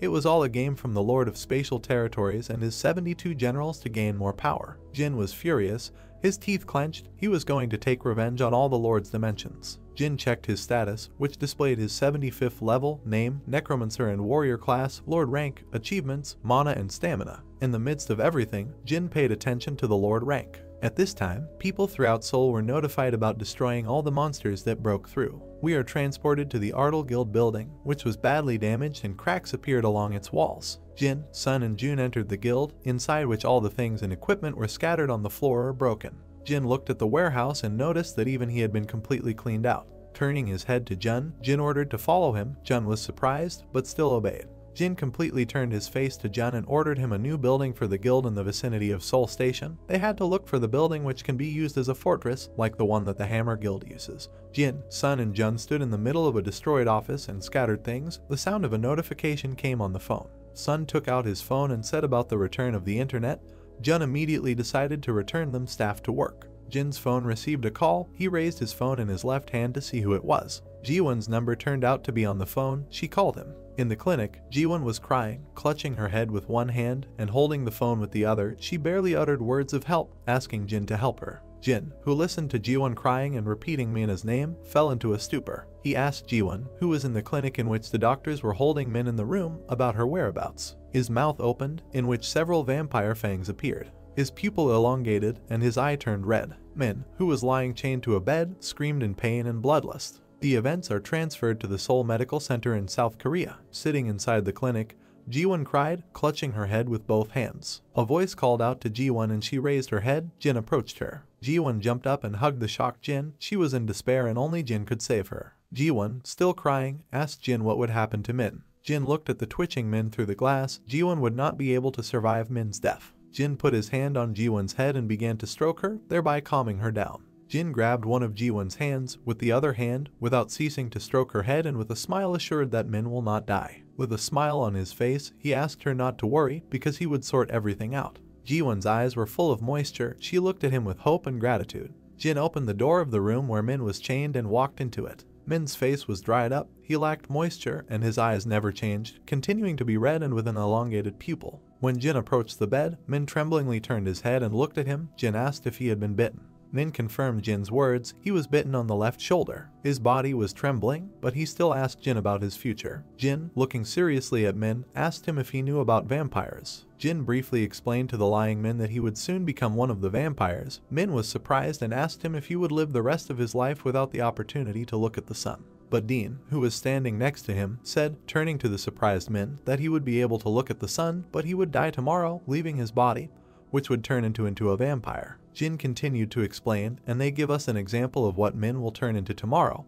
What Min thought about is a real vampire, but he turns into an ordinary bloodsucker. As the name implies, you will become an ordinary monster. Unfortunately, after that, as he was bitten, it is impossible to become a human. Min, who was lying on the bed, began to cry. He was scared. Min's tear-stained eyes looked at Jin, who said that there was a way to avoid death. Jin looked seriously at Min and asked if he wanted to survive. Min cried, crying. He wanted to live and shouted to Jin about it. In a night alley between the houses, a vampire grabbed the girl's shoulder with his teeth. The girl couldn't even scream because of the vampire's hand, who covered her mouth, and he himself drank the blood. The vampire threw the girl's body on the ground, wiping it blood from his lips on his sleeve. For the golden-haired vampire, the earth was a paradise. He scratched his chin with his hand, thinking about the people who filled this world. The system said that he was a great lord of the 7th stage, Ryler's vassal, the vampire Waymort.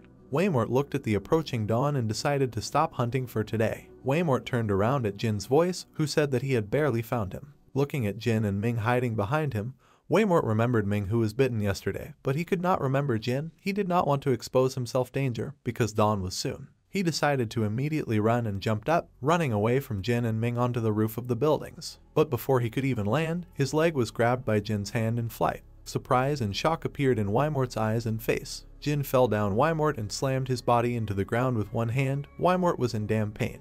With the next movement, Jin turned Waymort's body and tied the chain around Waymort's neck with his hand. Jin stepped on the vampire's chest with one foot and pulled the chain on his neck with his hands. Waymort tried to remove it with his hands. Chain from his neck as his face contorted in pain and anger. Jin turned his head towards Ming and called to him to come over. Jin took out a dagger and handed it to Ming. He ordered him to take it and pierce the vampire's heart with this blade. Ming grabbed the dagger. Not understanding what to do, Jin, who continued to hold Waymort, asked Min if he wanted to live. Min hesitated, but still asked Jin how to pierce him. Could Jin do it himself? Jin closed his eyes and exhaled the air from his lungs. Jin looked on at the approaching dawn. He explained to Ming that this vampire would die anyway, as soon as the sun rose, and as soon as this vampire died, he would die too, because Ming was his henchman. Waymort desperately resisted, trying to pull the chain away from himself. Jin did not stop explaining to Ming that he could die along with this vampire, or he could absorb him alive, although he would still turn into a vampire. Min was nervous, his face was full of uncertainty.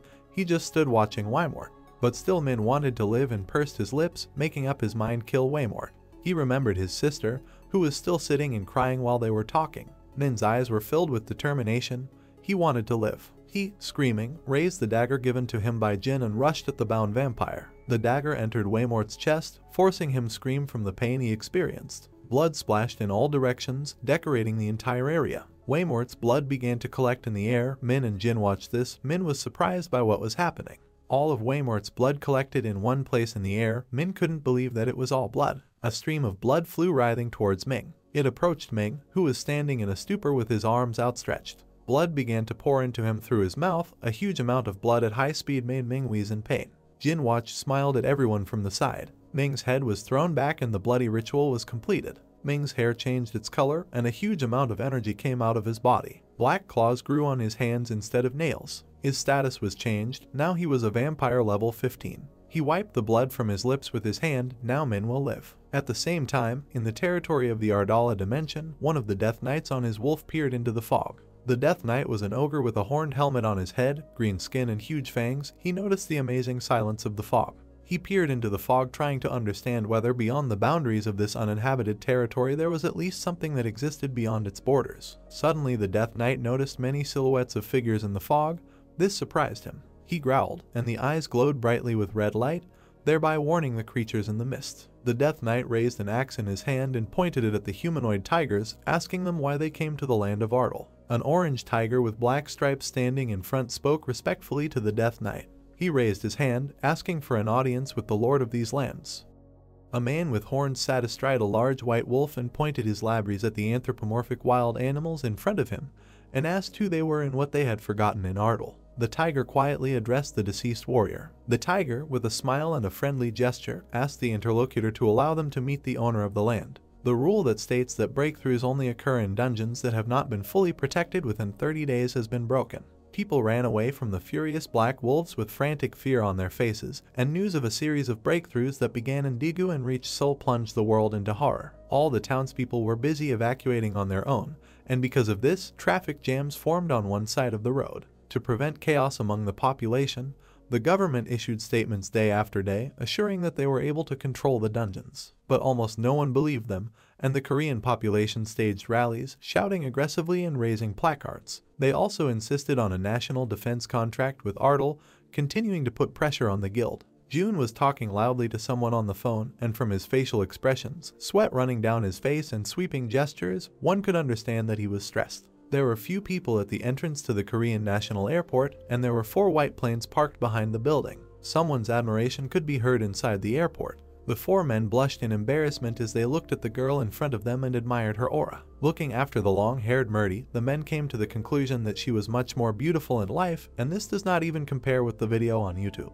June, who was talking on the phone, fell silent and tensed when Murdy walked up to him and said hello. When June offered to take Murdy's things, who had traveled a long way, the woman politely refused. Murdy clutched a brown bag to her chest with the words that it contained the documents that the immortal had so asked for. Murdy, with a slight smile and half-closed eyelids, insisted that she would hand over these documents herself. Behind the back of a man in light pants and black sneakers, a hole in space resembling a portal could be seen. The main character frowned and, while a drop of sweat was dripping from his cheekbone, looked around the place in which he was in puzzlement. Jin, with one hand on his waist, looked at the gate with the iron bars and was surprised that there was such a thing here. The main character turned around when he heard Bibai calling his master in a ringing voice. When Jin, looking at the surroundings, asked what it was, the demoness laughed joyfully and said that it was beautiful. Bibai, her cheeks pink with admiration, explained with a wide smile and raised hands to her face that there was so much in this dimension's trading post that it was difficult to choose them all. The system notified Jin that in the spatial dimension of Ardal the demoness was a butler. The main character looked at the blooming tulips and thought that he told Bibai to take care of the palace, and here she created a flower field. Jin scratched his forehead with a haggard expression when he thought about the fact that spatial energy is directly related to the level of the army protecting him, and the demoness had already spent 10,000 points that he gave her just yesterday. Bibai noticed the sadness on the protagonist's face and suggested that he didn't like the garden, but he, come palm to your forehead, mumbled that it was, in principle, not bad. Suddenly, Jin lifted his hand from his forehead and took on a concentrated expression when he heard something. The main character warily asked what sound he had just heard, and Bibai explained that she had built something here for Ramson at his request. The demoness said that Ramson, according to him, needed to acquire a hobby, and now the man was noisily knocking with a hammer on a red-hot sword. Jin then pointed his finger at a small building with a wooden door and asked excitedly what was there. When Bibai said that this is a tavern, and it turns out that you can buy alcohol for the energy of dimensions, the main character was horrified by this and came to the conclusion that he would have to waste energy for some time. Jin asked about Ming's condition, and the demoness clarified whether the main character was talking about that low-level vampire. Bibai said that it seemed to her that Min was in rather upset feelings, so she gave him a house and took several packs of blood, but the vampire did not drink them, convincing himself that he was a human. The demoness and the protagonist turned around as the man in dark armor called out to his king. The stranger said that they were asking for an audience with Jun. A creature with glowing red eyes and twisted horns stood in front of a crowd of humanoid animals from the family of humanoid tigers. A round clock hung on a tall tower made of dark brick with small and narrow windows. The main character, sitting on the throne, asked the reason for the tiger's visit to Ardal, and he asked Jin to allow his family to stay here for a while. The main character pursed his lips and hummed thoughtfully. Looking at the kneeling humanoid tiger, Jin saw in the blue information window that these creatures were exhausted by the life of refugees, and the protagonist could either drive them away or accept them as inhabitants of the dimension. When the main character concluded that he didn't mind, but wanted to ask a few questions in return, the tiger sincerely thanked Jin, asking what exactly he was interested in. After thinking a little, the main character began with the question of how humanoid tigers got here. The tiger's face showed concern and he asked if Jin had become the owner of the dimension just recently. When the main character clarified that he had become the owner of this dimension since yesterday, the tiger frowned. The stranger said that before coming here, they were in the Orc dimension, which was dominated by the head of the orcs, but because of the unbearable tribute, the tigers had to leave that place, and so they ended up here. When the main character asked if the tigers came from another dimension, the man confirmed this and explained that the boundaries of dimensions can be moved anywhere. Jin, looking down at the tiger, asked what kind of tribute it was and how these creatures paid it. The tiger, sweating with excitement, replied that the feudal lord imposes a tribute on the settled inhabitants of his dimension, which is usually paid in bloodstones received as a reward during the hunt. Jin touched his chin with his fingers and frowned thoughtfully, doubting that there was anyone to hunt in this wasteland. The tiger raised his paw and reassured the protagonist with a smile, saying that he had nothing to worry about because the hunt was happening outside the gate. Jin asked what world the gate led to, and with a gloomy expression on his face, he plunged into thought. The main character thought that for the spatial dimension there are 4 ways to obtain energy, and the first of them is to kill and absorb the energy of a wanderer who came to hunt in the dungeon. The second method was to release troops and the population of the dimension into the outside world, that is, to make a dungeon breakthrough. The third way was to grow plants or animals that contain bloodstones, but this energy farm has too little efficiency. The last method was wars between dimensions, which has the highest reward, but also very serious consequences. Jin concluded that the easiest way would be to force the inhabitants to pay tribute by allowing them to hunt. The main character abruptly came out of his thoughts and frowned when he was called out. Jin stood up from his throne and declared that the gates would not open, and the tiger went into shock, saying that then there would be less energy and they risked being conquered by other dimensions. The main character sighed and with a soft smile replied that this must be avoided, because the world beyond the gates is his home. Hearing these words, the tiger immediately apologized to Jin. The stranger looked with a smile as the main character waved his hand before leaving and said that the tigers should decide for themselves whether to stay or leave, but only after they have rested. On the stone walls of the palace hung stone lanterns with a blazing bright fire inside. Jin thought with furrowed brows that after someone obtains a dimension, it is protected for 30 days, but at the same time, as the tiger said, they will only become prey for those who hunt for fresh territories. The main character, walking along a spacious corridor, concluded that before this happens, it is necessary, be that as it may, to find a way to increase not only military power, but also dimensions. After 20 days in the spatial dimension, which in the real world was equal to 5 days, in preparation for taking over other lands, the Ardal dimension quickly built its base system. At the same time, the Ardal Guild was busy moving its headquarters closer to Seoul Station. June reminded the main character that he must attend a meeting of parliament today at 2 o'clock, and Jean, crossing one leg over the other and crossing his arms, asked Murdy if she had brought what he asked for from the United States of America. When the woman responded positively and handed the protagonist a black folder,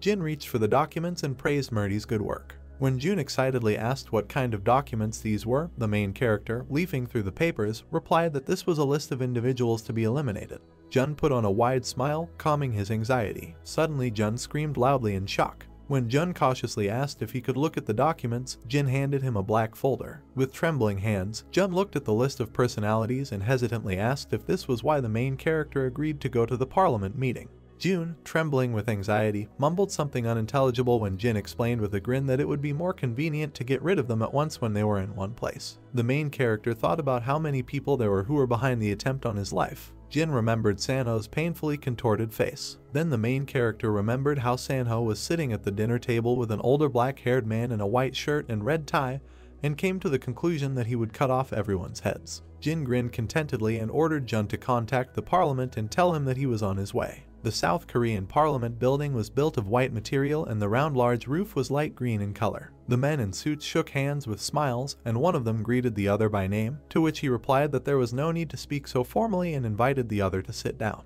A lawmaker named Park Seoguk laughed when he said that according to rumors, Jin had finally decided to show up. The MP, named Chwe Thao, replied with a malicious smile and laughed that the protagonist had no choice. Seoguk sighed displeasantly, saying that if the state demands, it must be done without further ado, and Teo completely agreed with his colleague, adding that Jin was simply mocking the sacred duty of protecting the country. Teo did not understand why the main character was not pleased with their terms for considering the agreement on the formation of a national defense guild because they proposed to recognize them as an association equal to the Ministry of Defense. Seoguk said with a grin that Jin will not go anywhere if he continues to live in Korea, and this whole pathetic performance of his is only to increase his worth. Teo laughed delightfully and said that in this case in the morning he would certainly bring the main character to clean water, and Seoguk replied that the deputy could be trusted with this without a doubt. A white car with tinted windows was driving quickly through the city. Seung-hun, sweating with excitement, delicately asked his boss if he was sure he wouldn't kill anyone. When Jin, with crossed arms and a cold gaze, replied that he would destroy everything there if Seung-hun asked about it again, the subordinate turned away with lightning speed and fearfully said that he understood.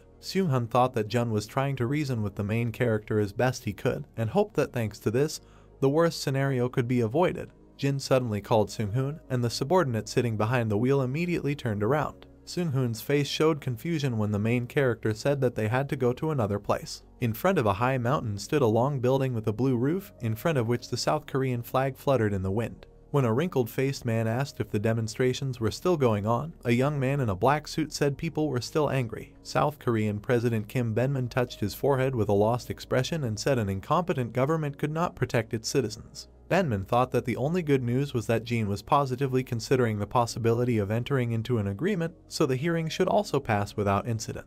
When a young man in a black suit and gray tie burst into the room and loudly called for the president, Benman turned around and concluded that it was time to hurry to the meeting of Parliament.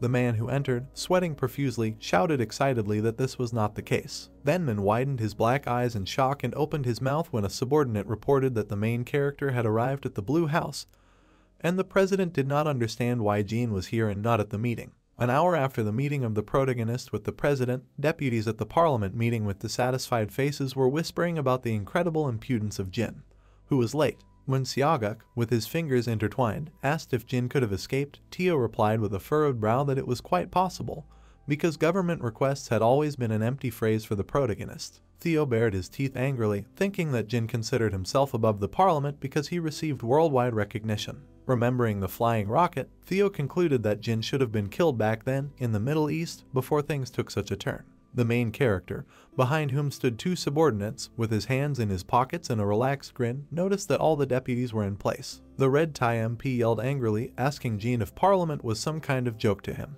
The main character silently grabbed the back of the white chair. When the main character sat down at the table in front of the deputies, they shouted indignantly so that Jin would not pretend not to hear and answer them. When the main character asked a prosecutor named Lee Kangjin to give him the verified materials, a young man with round glasses handed Jin a black folder with documents. Ignoring the outraged deputies, the main character looked through their profiles and decided who to kill and who was useless. Jin frowned thoughtfully and came to the conclusion that there were a lot of people here, but he could not kill them all, but nevertheless, the number was large. Suddenly, the main character got up from his chair and told Khan to get out of here. When Seung-hun was surprised that everything went so quickly, Jin threw the folder to Kang and replied that he went over the faces and that was enough. Seoguk, angry that the main character does not care about Parliament, screamed deafeningly, ordering Jin to return immediately. The main character chuckled and replied that the deputies were planning here to convince him to found a protective guild for their stupid government.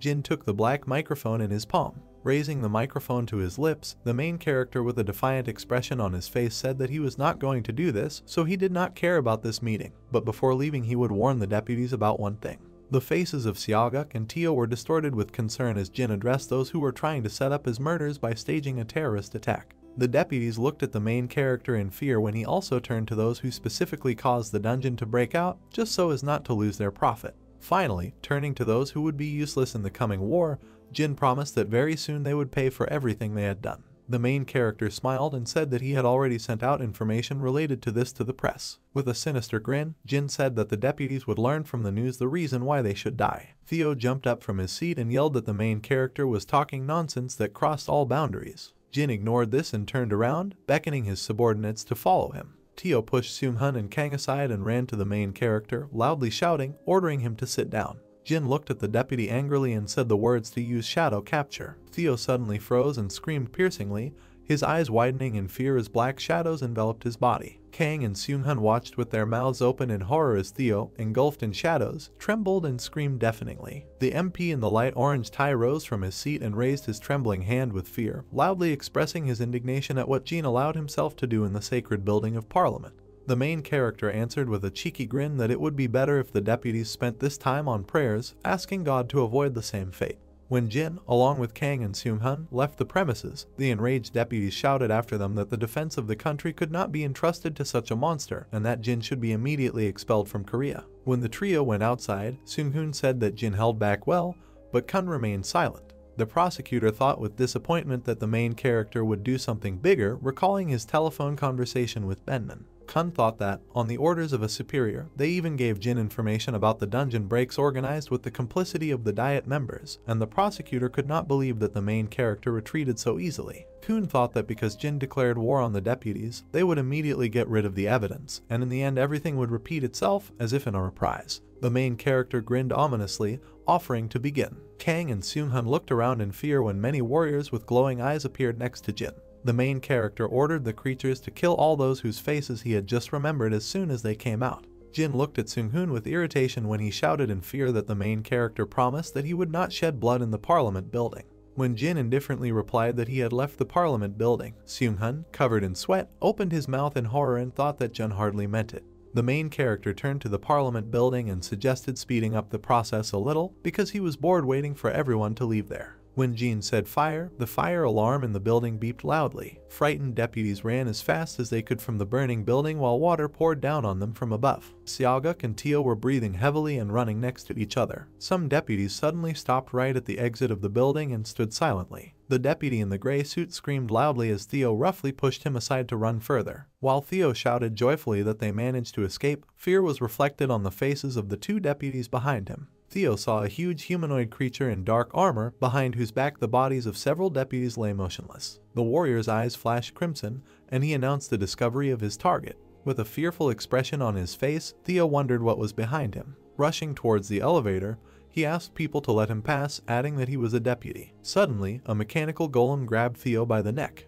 While in his chains, Theo ordered him to let him go. Suddenly, the main character hit his foot on the floor. With a malicious grin on his face, noting that there was a deputy in front of him, Jin ordered him to be killed. Horrified, Theo tried to find out why the main character said that. Jin said the deputy would find out on the news. Looking at the grinning protagonist, Theo wondered how he would offer him to find out if he died. After which, Jin noted that everything turned out quite unsuccessfully. Baring his teeth, Theo suggested that because of the power he received, the main character imagined himself to be a god. Raising his head, the deputy screamed that he should at least know the reason, calling Jin a pathetic worm. Looking at the dumbfounded Theo, the main character said that the reason was the connection with Sanho. Smiling sarcastically, Jin said that the deputy deliberately caused a dungeon breach and profited handsomely from it, illegally acquiring billions, adding that he also had a hand in the attempt on his life. With his hand on his side, the protagonist asked if this was not enough grounds for murder. Screaming, the deputy said that he had nothing to do with this, noting that he was not guilty. After which, Theo wondered whether it was possible to kill an innocent person,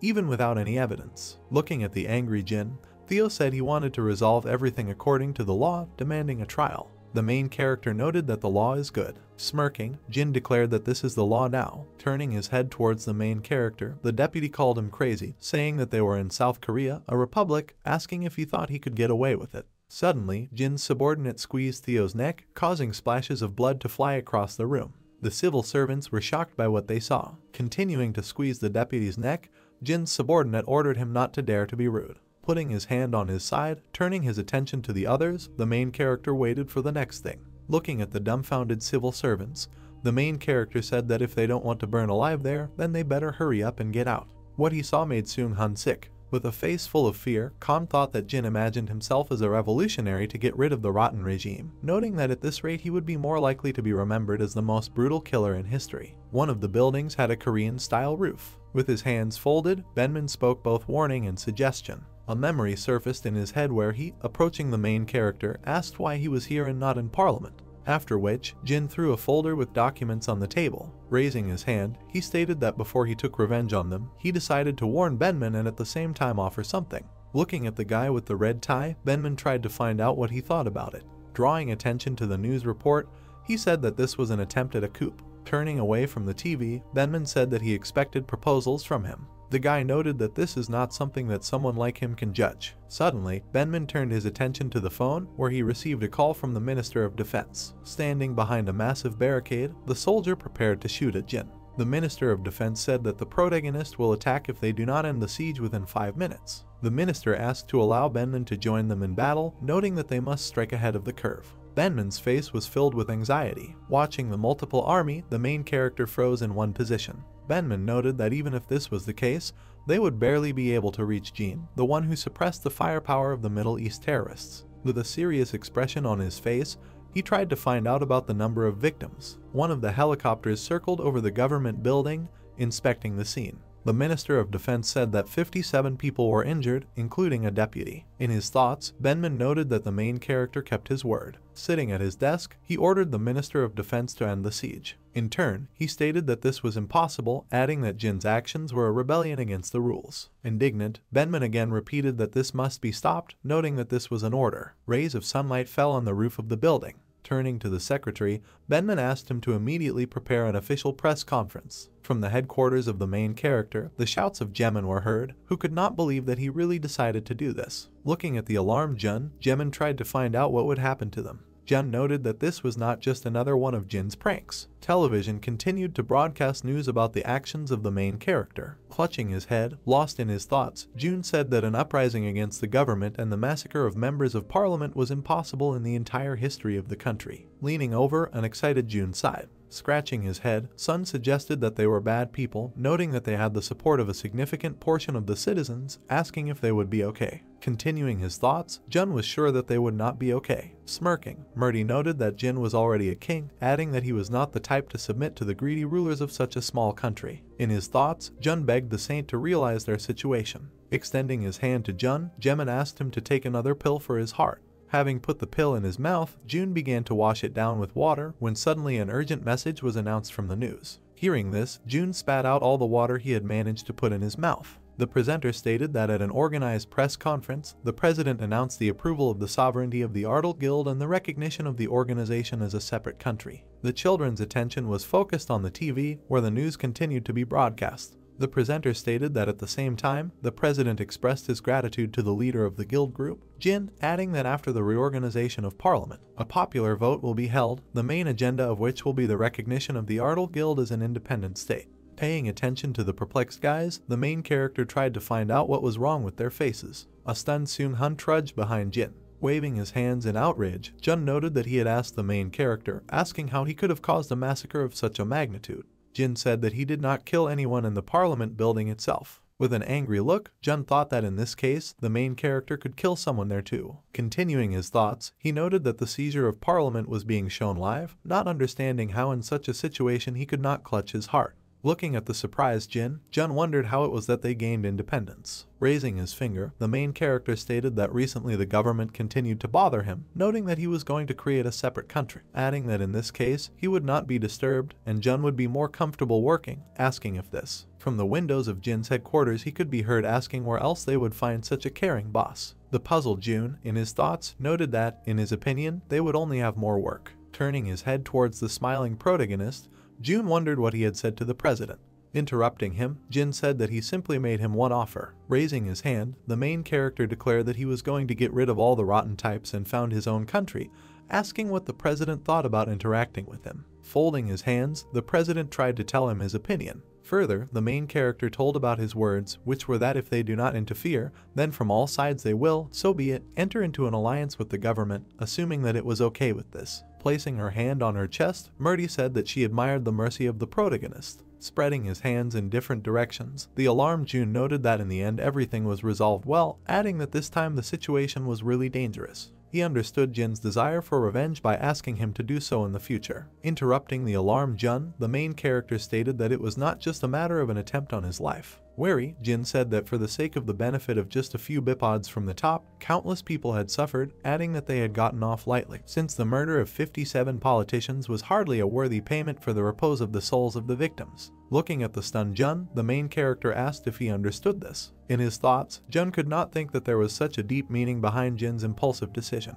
Next, with a serious expression on his face, the main character turned to Jun. Looking at the surprised subordinate, Jin declared that from today he will be the prime minister. From what he heard, Jun was shocked. Continuing to observe the puzzled subordinate, the main character said that he needed to found his own state, noting that he would have to take over responsibility and lead everything instead of him. Continuing to think, Jun noted extreme surprise at the protagonist's ambitions. With a worried expression on his face, Jun was lost in thought. The main character stated that Song will become the supreme general. He, in turn, noted that he needed to post this news on the internet to brag. In his thoughts, Jun was sure that it was a complete disaster. From the windows of the headquarters, Jin's voice was heard asking Seung-hun what he would do. Taken aback, Seung-hun wondered if he would entrust him with the Ministry of Foreign Affairs, noting that he had a good tongue, which is why. Interrupting him, the main character agreed with his proposal, asking whether he would be the chairman or the director, adding that the matter was up to him. Seung-hun noted that their king's generosity knows no bounds.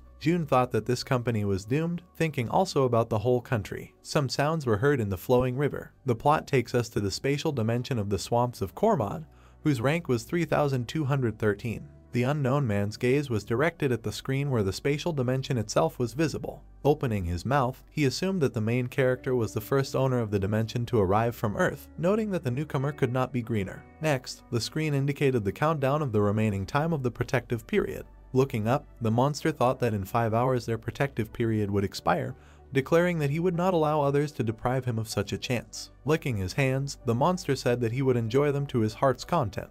At the base of the tower was a flag that fluttered due to the flow of wind. With his hands on his side, the monster froze in one position. Raising her head, Murdy reported a spatial dimension. Smirking, the main character wanted to know what Murdy thought about his third idol. Looking around the nearby castle and her thoughts, Murdy noted that she expected this from Jin, talking about the incredible speed with which he arranged everything here. Crossing her arms, the messenger of God asked for forgiveness for her insolence, noting that the main character also needed to strengthen the defense of the dimension. Jin said that he also has an army of skeletons, adding that there are enough of them. Looking at the surprised protagonist, Murdy waved her head. Looking down, the god's messenger considered it certain that no one could match the Death Army in combat power, reporting that the problem was that territory battles were completely different. Standing surrounded by passing townspeople, Murdy stated that once the protective period expired, they would fall on them one after another, noting that only Jin would not be able to use the Army of Death for defense. Looking up, the main character wondered what this meant. Having imagined an image of a chessboard in her head, the messenger of God said that it was like a game of chess, saying that the owner of the dimension cannot independently participate in the battle, but only competes with the enemy using exclusively the resources of the dimension. After hearing this, Jin said that he could not understand why they could not fight on their own. Drawing attention to the surprised protagonist, Murdy suggested that he conduct a practice battle. A clock dial could be seen in the center of the ancient tower. Sitting on a chair, the main character discovered how a magical seal had formed under his feet. Watching the multiple magical bursts, the protagonist's face was shrouded in surprise. Further, the system informed him about the launch of instructions for equipment for the territory. The system asked Jin to select energy to bet. Then, the system announced that it was selecting a conditional opponent, further informing that its opponent would be Count Written, whose race was human. The sun rose over the mountainous area, next to which there was a small stone structure. In his thoughts, Jin wondered what was going on. His shocked gaze fell on the monsters standing in a checkerboard pattern. The main character suggested that they were humanoid tigers. Bowing his head, one of the tigers asked Jin to give an order. Presenting themselves in front of a small stone structure, the warriors froze in one position. Continuing to think, the main character noted the base, consisting of structures and workers located in them. Looking around, Jin spoke about the indicators of resources and population. The main character believed that it was a tactical simulation. Paying attention to the tigers diverging in different directions, Jin ordered them to collect blood plants. Paying attention to the panel where various types of structures were indicated, the main character wondered what he could build right now, assuming that there was only what was already on the territory. Continuing to examine the virtual world, Jin stated that in order to prepare for the battle, he would need to better arrange everything in reality. Having recreated the wooden barrier, the protagonist announced that the first thing he would do is establish a training camp for the orcs and additionally create more workers and orc warriors. The system notified him that he had reached maximum population, noting the need to build a hut. Wary, Jin thought that he had not done this for a long time, adding that he had already forgotten how annoying it was. Turning his head, the main character froze in one position. His gaze fell on the huge army of the enemy. In his thoughts, Jin could not understand when they managed to break through here. The system stated that the main character lost the battle for the territory, adding that the training mode does not support the duel option, and in case of loss in a real battle, he will be able to take revenge through a duel. Holding his head, with an angry expression on his face, Jin declared that he had failed, believing that he should have entrusted it to others. Turning her attention to the pensive protagonist, Murdy tried to find out what he thought about it. Turning his head, Jin revealed that he could not fight on his own, which made him feel like he was tied hand and foot. After which, the main character asked if all the rulers suffer from this nonsense. Jin never thought that invading and collecting bloodstones would turn out to be some kind of strange game of toy soldiers. Standing next to the protagonist, Murdy stated that dimensional battles are important to them, noting that the stakes are low and in return they can gradually increase their rank without putting themselves in danger. Raising his head, Jin tried to find out what kind of fight he was talking about, telling him that he could use it to get revenge. With a serious expression on her face, the messenger of God said that battles for territory are battles that take place between dimensions, noting that the duel is a competition between the rulers of dimensions in the struggle for primacy. After this, the main character noted that this is where they will start.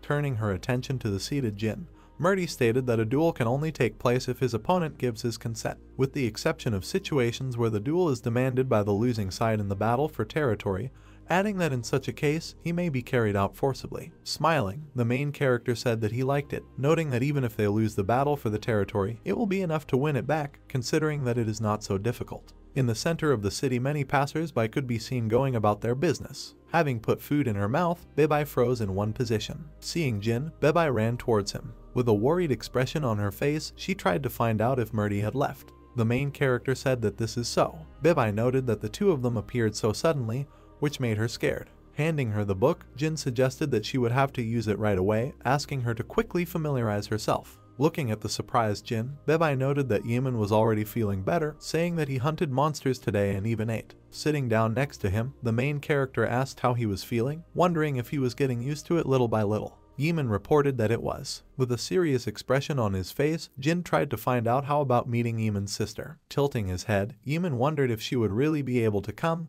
noting that the places were still crowded for him. Interrupting him, folding his hands, the main character stated that it would be difficult for her to get here, adding that she was not awakened, which is why she was not even able to pass through the portal. With a worried expression on his face, Yemen said that sooner or later he would have to go out, asking him to convince his sister to wait a little longer. Raising his head, Yemen called out to the surprised Jin. With a worried look, he asked if the main character was a god. Putting his finger to his chin, Jin asked if he was saying that he was a god. Looking at the taken aback Yemen, being in his thoughts, the main character noted that in his eyes he could really seem like that, adding that the ruler of the dimension creates everything from spatial energy. Smiling, Jin said that this was not so, saying that he was just a person. After that, Yemen breathed out a sigh of relief. Turning his attention to the surprised male lead, Yemen began talking about people being quite anxious lately, asking if that was bothering him. Next, Jin tried to find out what he was talking about. Yemen said that he was talking about the inhabitants of the dimension. An old man appeared in front of the two beastmen, telling them something. Yemen said that many are worried that since the ruler is a weakling, unable to collect taxes from the people, they wondered whether their territory would be taken away from him at such a rate. Smirking, the main character asked if he seemed weak. Taken aback, Yemen stated that this was not so. Looking at the shocked Yemen, Jin said that soon everyone will know who is really a weakling and who is not. Placing his hand on his side, the main character asked Yemen not to worry about such trifles, noting that he only needed to focus on getting used to his form. Against the background of an ancient building, the sun gradually went into sunset. The system reported that a request for a battle for the territory had been received from Cormod, asking if Jin would accept it, adding that he could refuse a maximum of 3 times, after which the battles would be forced. The system stated that in case of victory, the protagonist's protective period would be extended by 4 days, and in case of loss by 12. From what he saw, Jin's face was enveloped in a satisfied grin. Having pushed Bebai, the main character said that it doesn't matter whether she wins or not, asking him to give them a hard time. Stating that she was going to win, Bebai told Jin not to worry. Smiling, she asked if she wins, then whether the main character will allow her to dispose of half of the energy, as promised. Jin reported that this was true. With a passionate expression on his face, the main character thought that if they win, it will be good, noting that they are not afraid of losing either. Continuing to think, he said that they would immediately take revenge through a duel. Sticking his tongue out, the monster said that he could not believe that Jin immediately agreed, calling him foolish. The monster said that he would take away everything he had. A group of tigers carried out all sorts of work to build the facility. A group of orcs were guarding the settlement, in whose hands blades were visible. With a surprised expression on his face, the main character was amazed at Bebai's actions. In his thoughts, he thought it was pretty good for the first time. From what they heard, the orcs took a fighting stance. Bebai's body was enveloped in streams of mysterious magical energy. The system told about the enemies who arrived at the place. Troll warriors appeared before the eyes of the orcs, bats in their hands. Smirking, Bebai wondered if they had decided to attack first. Shouting at the top of her lungs, Bebai ordered her huge army to attack. Opening their mouths, the trolls let out a terrifying roar. Watching the fierce battle, the main character noted that in terms of control, Bebai was lagging behind the enemy, considering that at this rate. After which, the system informed her that she had lost the battle for territory. Clutching her head, Bebai was shocked. Continuing to think, Jin noted that he had expected this. The system reported that 10,000 units of energy were lost. Further, she said that Cormod was awarded the privileges of the winner. The system then stated that the Dimension's vault had been looted, adding that the protagonist had lost a power-up stone, a protective cape, a wolf's claw, and a giant ant's poisonous tooth. Indignant, Jin called his opponent a pathetic worm. In his thoughts, the main character suggested that the enemy not only gets the bet, but can also rob the storage. Continuing to think, Jin noted that fortunately, judging by the fact that they collected all sorts of rubbish, apparently things are given out randomly. Frustrated, Bebai rushed into the arms of the protagonist. With tears in her eyes, she asked for forgiveness, said that she wanted to win, but interrupting her, Jin said that everything was fine, noting that in any case they would take revenge and return everything back. Smirking, the protagonist wondered if they would retaliate to the enemy twice as much. The system notified Jin that he had requested a duel from Cormod. The system reported that the losing side would carry out revenge. Looking at the panel that appeared in the air, Cormod began to grin, noting that the main character used another strategist in his place, suggesting that he had managed to spy somewhere. The system notified Cormod of the victory in the battle for the territory. Sticking out his tongue, Cormod declared that all this was pointless. Suddenly, a panel appeared before his eyes again, indicating that the main character had requested a duel. With an evil grin on his face, Cormod revealed that this was the reason he liked teapots, reasoning that if Jin lost, he would need to get busy equipping the army while the protective period was in effect, noting his opponent's intolerance. The system said that the Ice Expanse's terrain would be used as an arena, after which, the system noted that if he wins the duel, Jin will be given the appropriate privileges, and he will also be able to take revenge. Further, the system stated that if they lose, the main character will temporarily die, adding that rebirth occurs after 12 days. With his hands on his side, Jin said that he understood why everyone avoids participating in fights as much as possible. Wearying his gaze, the main character thought that having lost in the battle for the dimension, they would receive a 12-day protective period, declaring that if they also lost the duel, then all that time spent on arranging the dimension would go to waste. Continuing to think, Jin said that there was no guarantee that they would be able to cope with another attack immediately after their revival. The system announced the calling of the protagonist's opponent, who was Cormod. His opponent gradually began to form before Jin's gaze. Opening his mouth slightly, Cormod began to laugh. Raising his hands and addressing Jin, whom he called the newly declared lord, Cormod asked if he had something to offer. Looking at the main character, Cormod noted that it is unpleasant when you lose valuables in battle, asking if this is so. Then, he suggested that Jin do the manly thing and bet on the dungeon. Wary, the main character froze in one position. Turning his attention to Jin, Cormod wondered if he would survive losing, noting that with such an attitude, he would never achieve a high rank. With a grin on his face, the main character thought that he could see right through his opponent. With his hands on his side, Jin said that he agreed, noting that if they were raising the stakes, then they shouldn't waste time on trifles. Stating that the main character was a pleasure to deal with, Cormod added that they would do so. With a distraught look, Cormod suggested that he add 100,000 units of energy to the reward, asking what he thought. With a malicious smile on his face, Jin agreed to this proposal. The system reported that the protagonist's bed is the output of the first Sol station of planet Earth. Then, the system notified the enemy's headquarters, which was the Najin column. With lightning speed, rushing towards the main character, Cormod asked if they would start a duel. Looking into space, Jin was lost in thought. Looking at the wary Cormod, in his thoughts, the main character noted that he had fallen for his bait, saying that if other Lords of Dimensions were also something similar, then he would instantly climb to the top. Squeezing the magic weapon in his hand, Jin suggested that this was not so, adding that such foolish people still need to be looked for. Pushing off from the ground, the main character rushed into the attack. Stepping back, Cormod thought that for an Earthling, Jin had decent strength. Having tuned in, he thought that he, too, had once been the leader of an entire race. Putting the weapon behind his back, Cormod declared that no human could ever compare with him.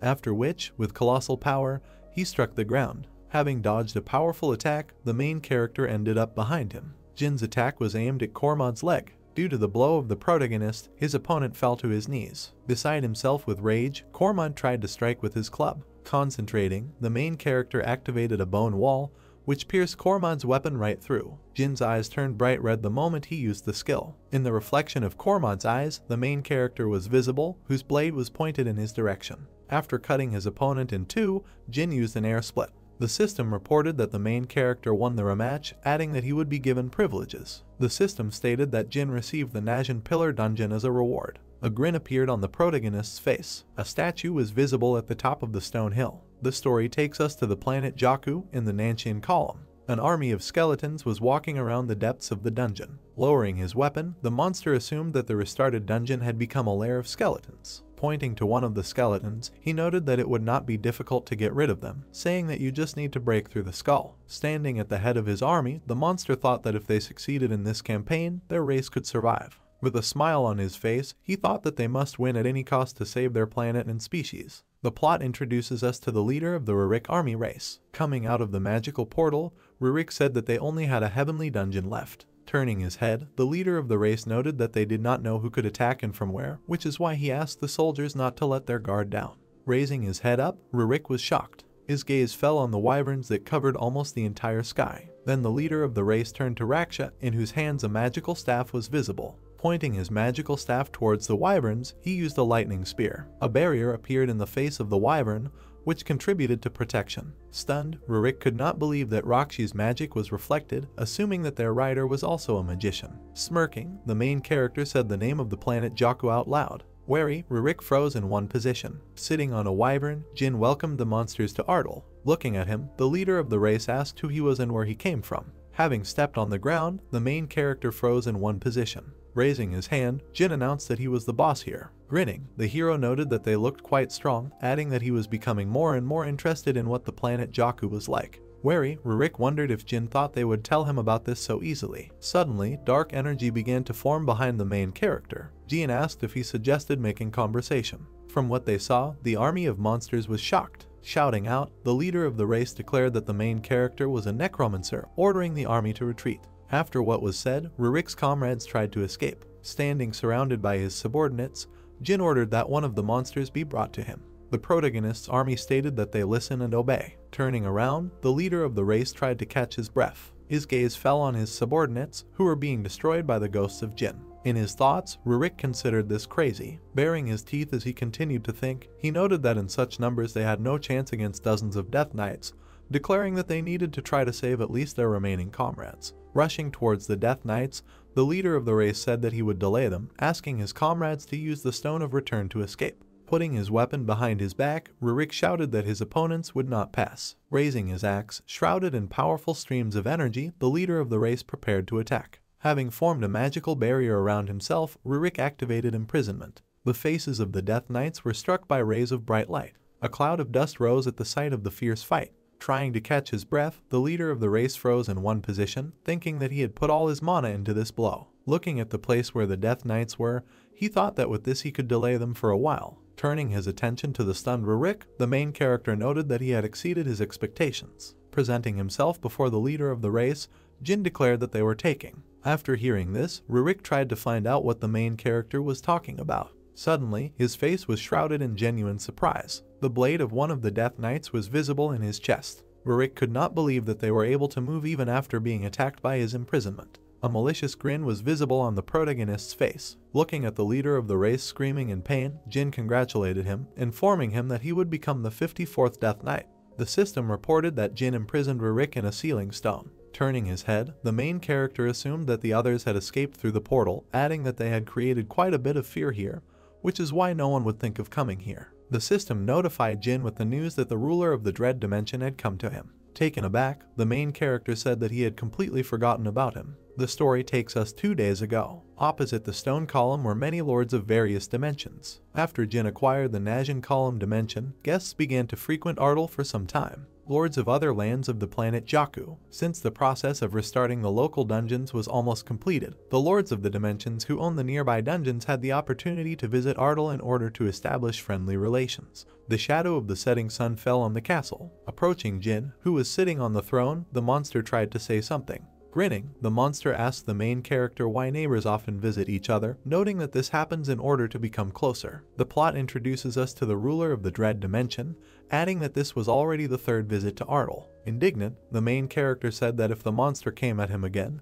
he would go to his dungeon and smash him into small pieces. Squeezing some figurine in his tentacles, the Lord of the Dread Dungeon asked him not to be angry, adding that he had prepared a gift for him. The system reported that if Jin installed a petition in the dimension area, the artifact would accelerate the growth of bloodstones and add 1% to the restoration of plant levels. Taking the ruler's gift in his hands, in his thoughts, the main character was surprised by this little thing.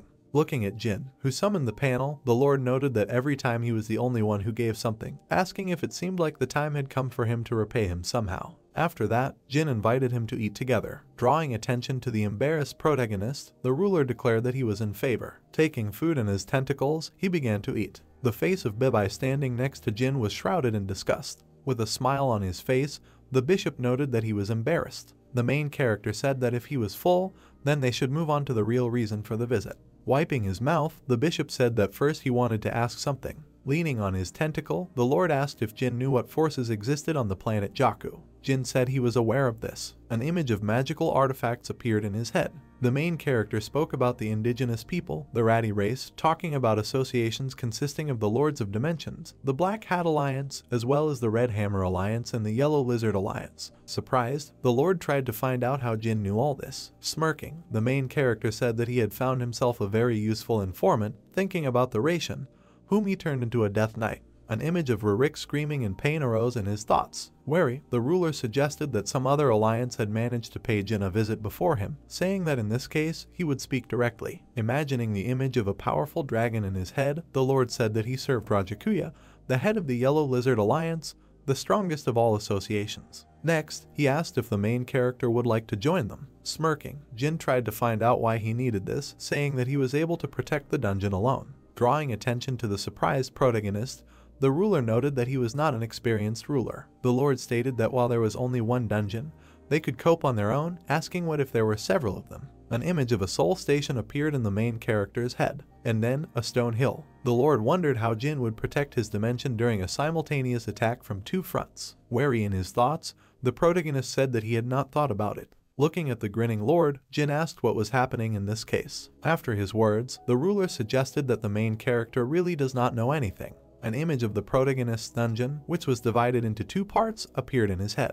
The Lord said that if someone suddenly enters both of Jin's dungeons, the territory will be divided into two separate dimensions, noting that the same will happen to the military forces, adding that the ruler himself will be able to choose only one of the sides for protection, since the second side will have to be entrusted to another subordinate.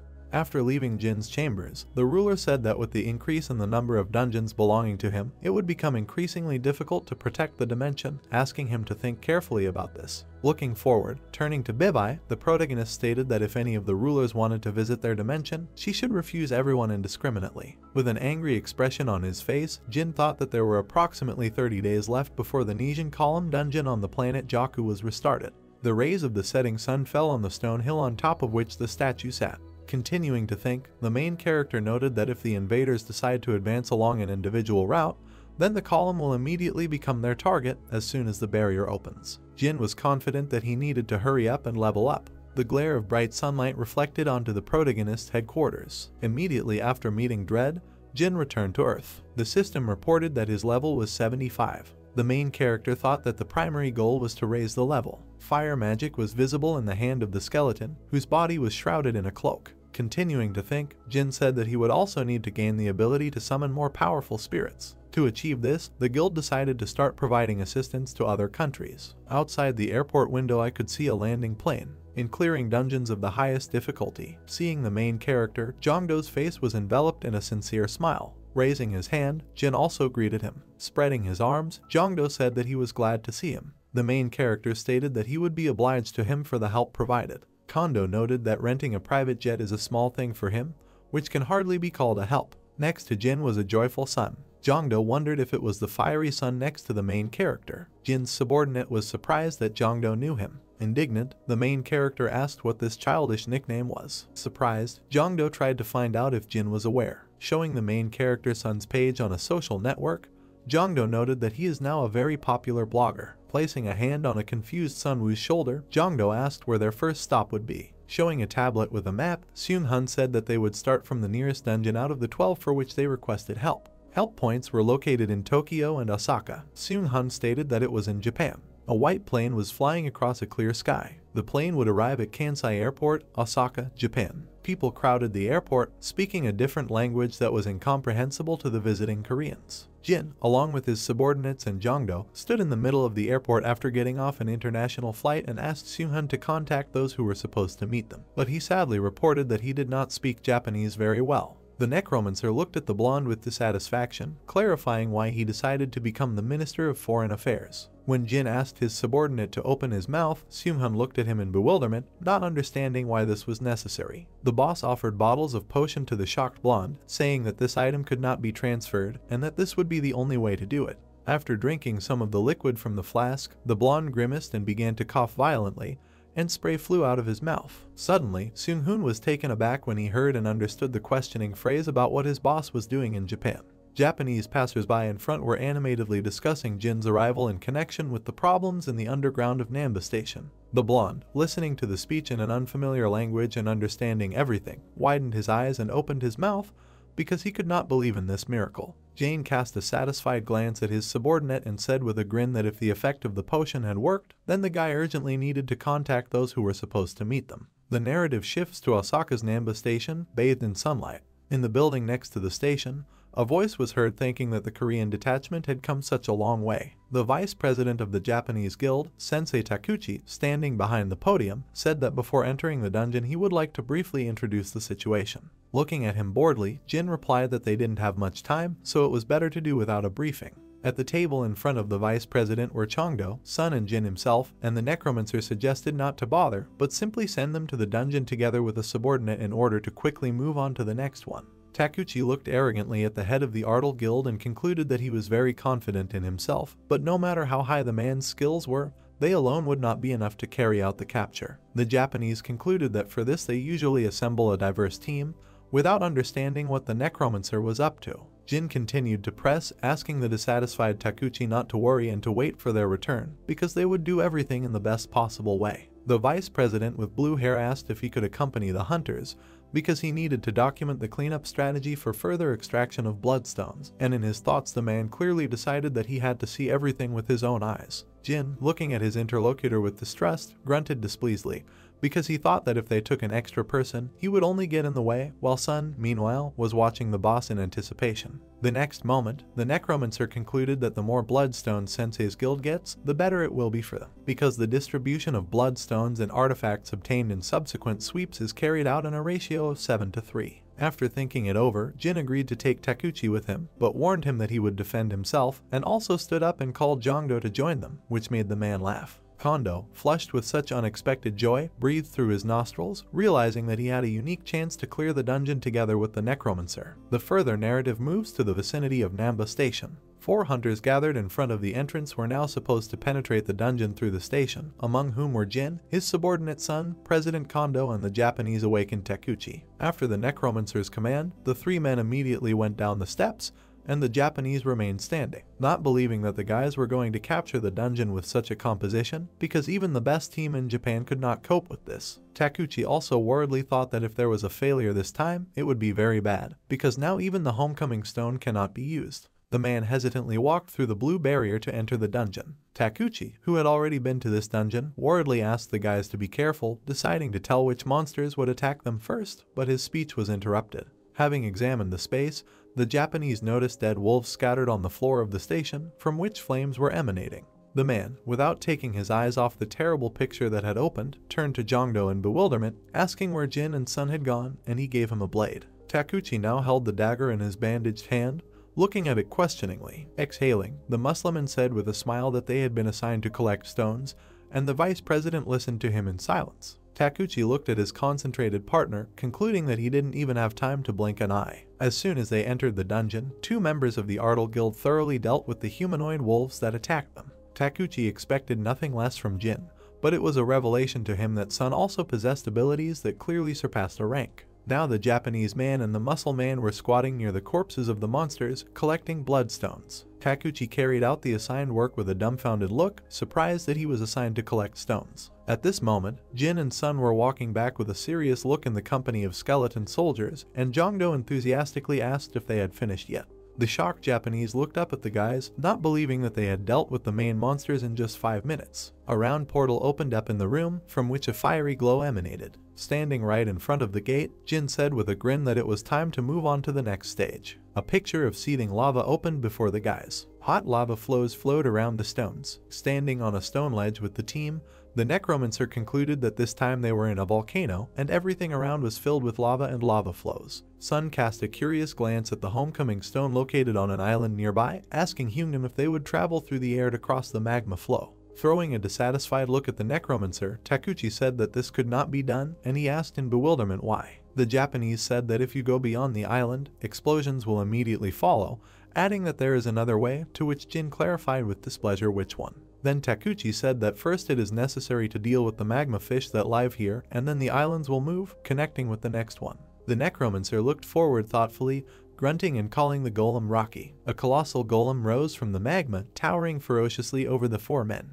Also, a purple ghostly horse appeared on the stone island and strode towards its owner, clattering its hooves. Jin grabbed the horse's bridle tightly, lifting it towards himself. When everyone except the Japanese had saddled their horses, the Necromancer asked them to hurry up so that Rocky would clear the way and they would immediately follow him. Takuchi began to enragedly ask if everyone had not heard what he had just said, repeating that if they left the island, an explosion would follow. The next moment the man looked at the sky in bewilderment when he was told about disruptive mosquitoes. These creatures were difficult to notice with the naked eye, but they fly in the air, remaining barely noticeable. Jin, without turning around, explained that these insects live near volcanoes and it is because of contact with them that explosions occur, adding that the squad was lucky, because mosquitoes do not fly close to the magma. The Necromancer glanced at Takuchi, contentedly declaring that if they stayed close to the golem, then nothing would threaten them. The guys, riding on ghostly animals, followed the golem Rocky, walking through the magma, adhering to Jin's plan. Holding on to the rider in the hat in front,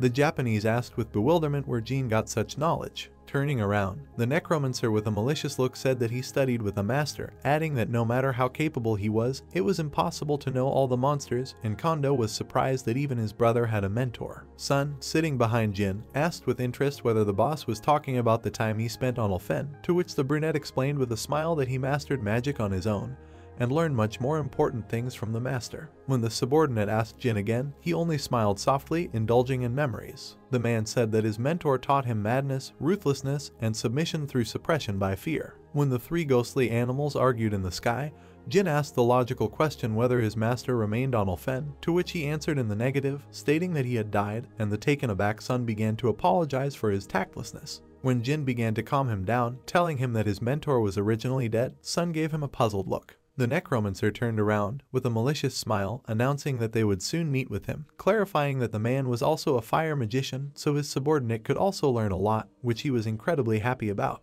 Remembering the skeleton with glowing red eyes and patterns on the skull, Jin said that the main thing for the joyful guy was not to die while training with him. The Harris Memories artifact has been activated, which allows you to record audio and video inside dungeons. There were magic chains and bright green flashes all around, causing the beast-like monster to make a loud roar. The masked ghost, placing his hands on the magic circle, controlled the capture process. A warrior in a bird mask held a bow in his hands and, pulling the string, released magical green arrows. The former dwarven king also participated in capturing the monster, striking it furiously with his heavy hammer. The huge monster from the dungeon was attacked from all sides, causing damage and preventing it from moving. When Jin activated the skill, the beast-like creature let out a loud roar, looking with yellow eyes full of rage. Raising his sword, the Necromancer made a powerful cut in two, causing fur to fall off the monster and splashes of blood to rise into the air. Lowering his weapon, Jin looked at the defeated creature with a sly grin, announcing that the clearing of the Osaka dungeon was completed.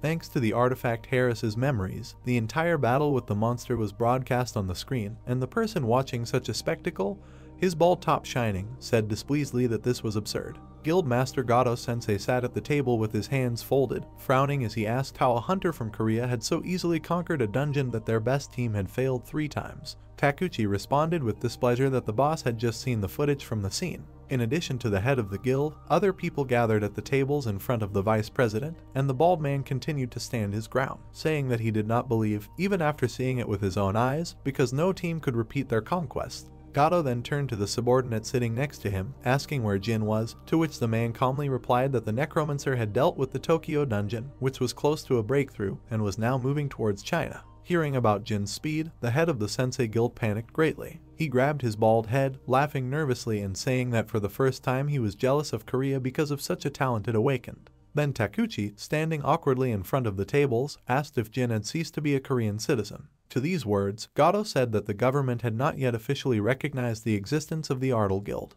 The head of the Sensei Guild looked dumbfounded at Takuchi when he indignantly asked who else should recognize whom. The vice president, twisting his mouth, said that in this case it would turn out that the weak would recognize the strong. After Jin cleared the Osaka and Tokyo dungeons, he successfully cleared 3 more in China, and it only took him 24 hours to conquer a total of 5 dungeons. Jin's group immediately took the plan to the next location. When the Necromancer, sitting in a chair, received a question from Brother Kondo about what he was going to do with that proposal, Jin was perplexed, not understanding what was being said. Kondo clarified that he was referring to proposals from Japan and China to change citizenship. After Japan and China independently became convinced of Jin's brilliant abilities, each country wanted, ahead of the other, to be the first to contact the Ardal Guild in order to lure the hunter to itself. They pledged to provide him with land and also to recognize Ardal as an independent state, an exceptional proposal that had previously been unimaginable. Jin smirked slightly as he decided to answer Jongdo's question. The Necromancer confidently said that he was not going to agree, which Kondo expected, joyfully noting that the guy has patriotism, although you can't tell from it.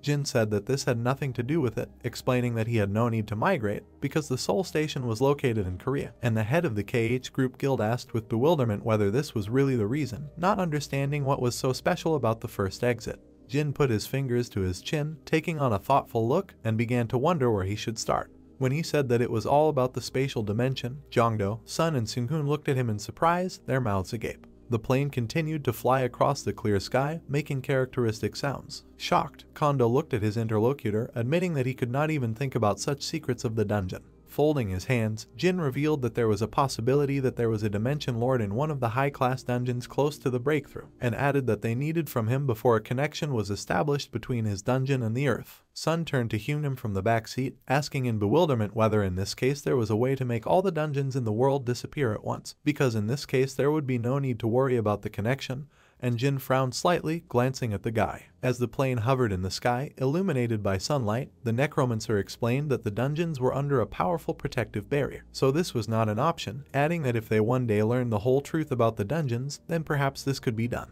The action moves to the next point in Asia, the capital of India, New Delhi, where the flight arrived. The Korean party met the Indian hunters, and the guild heads from both countries shook hands when they met.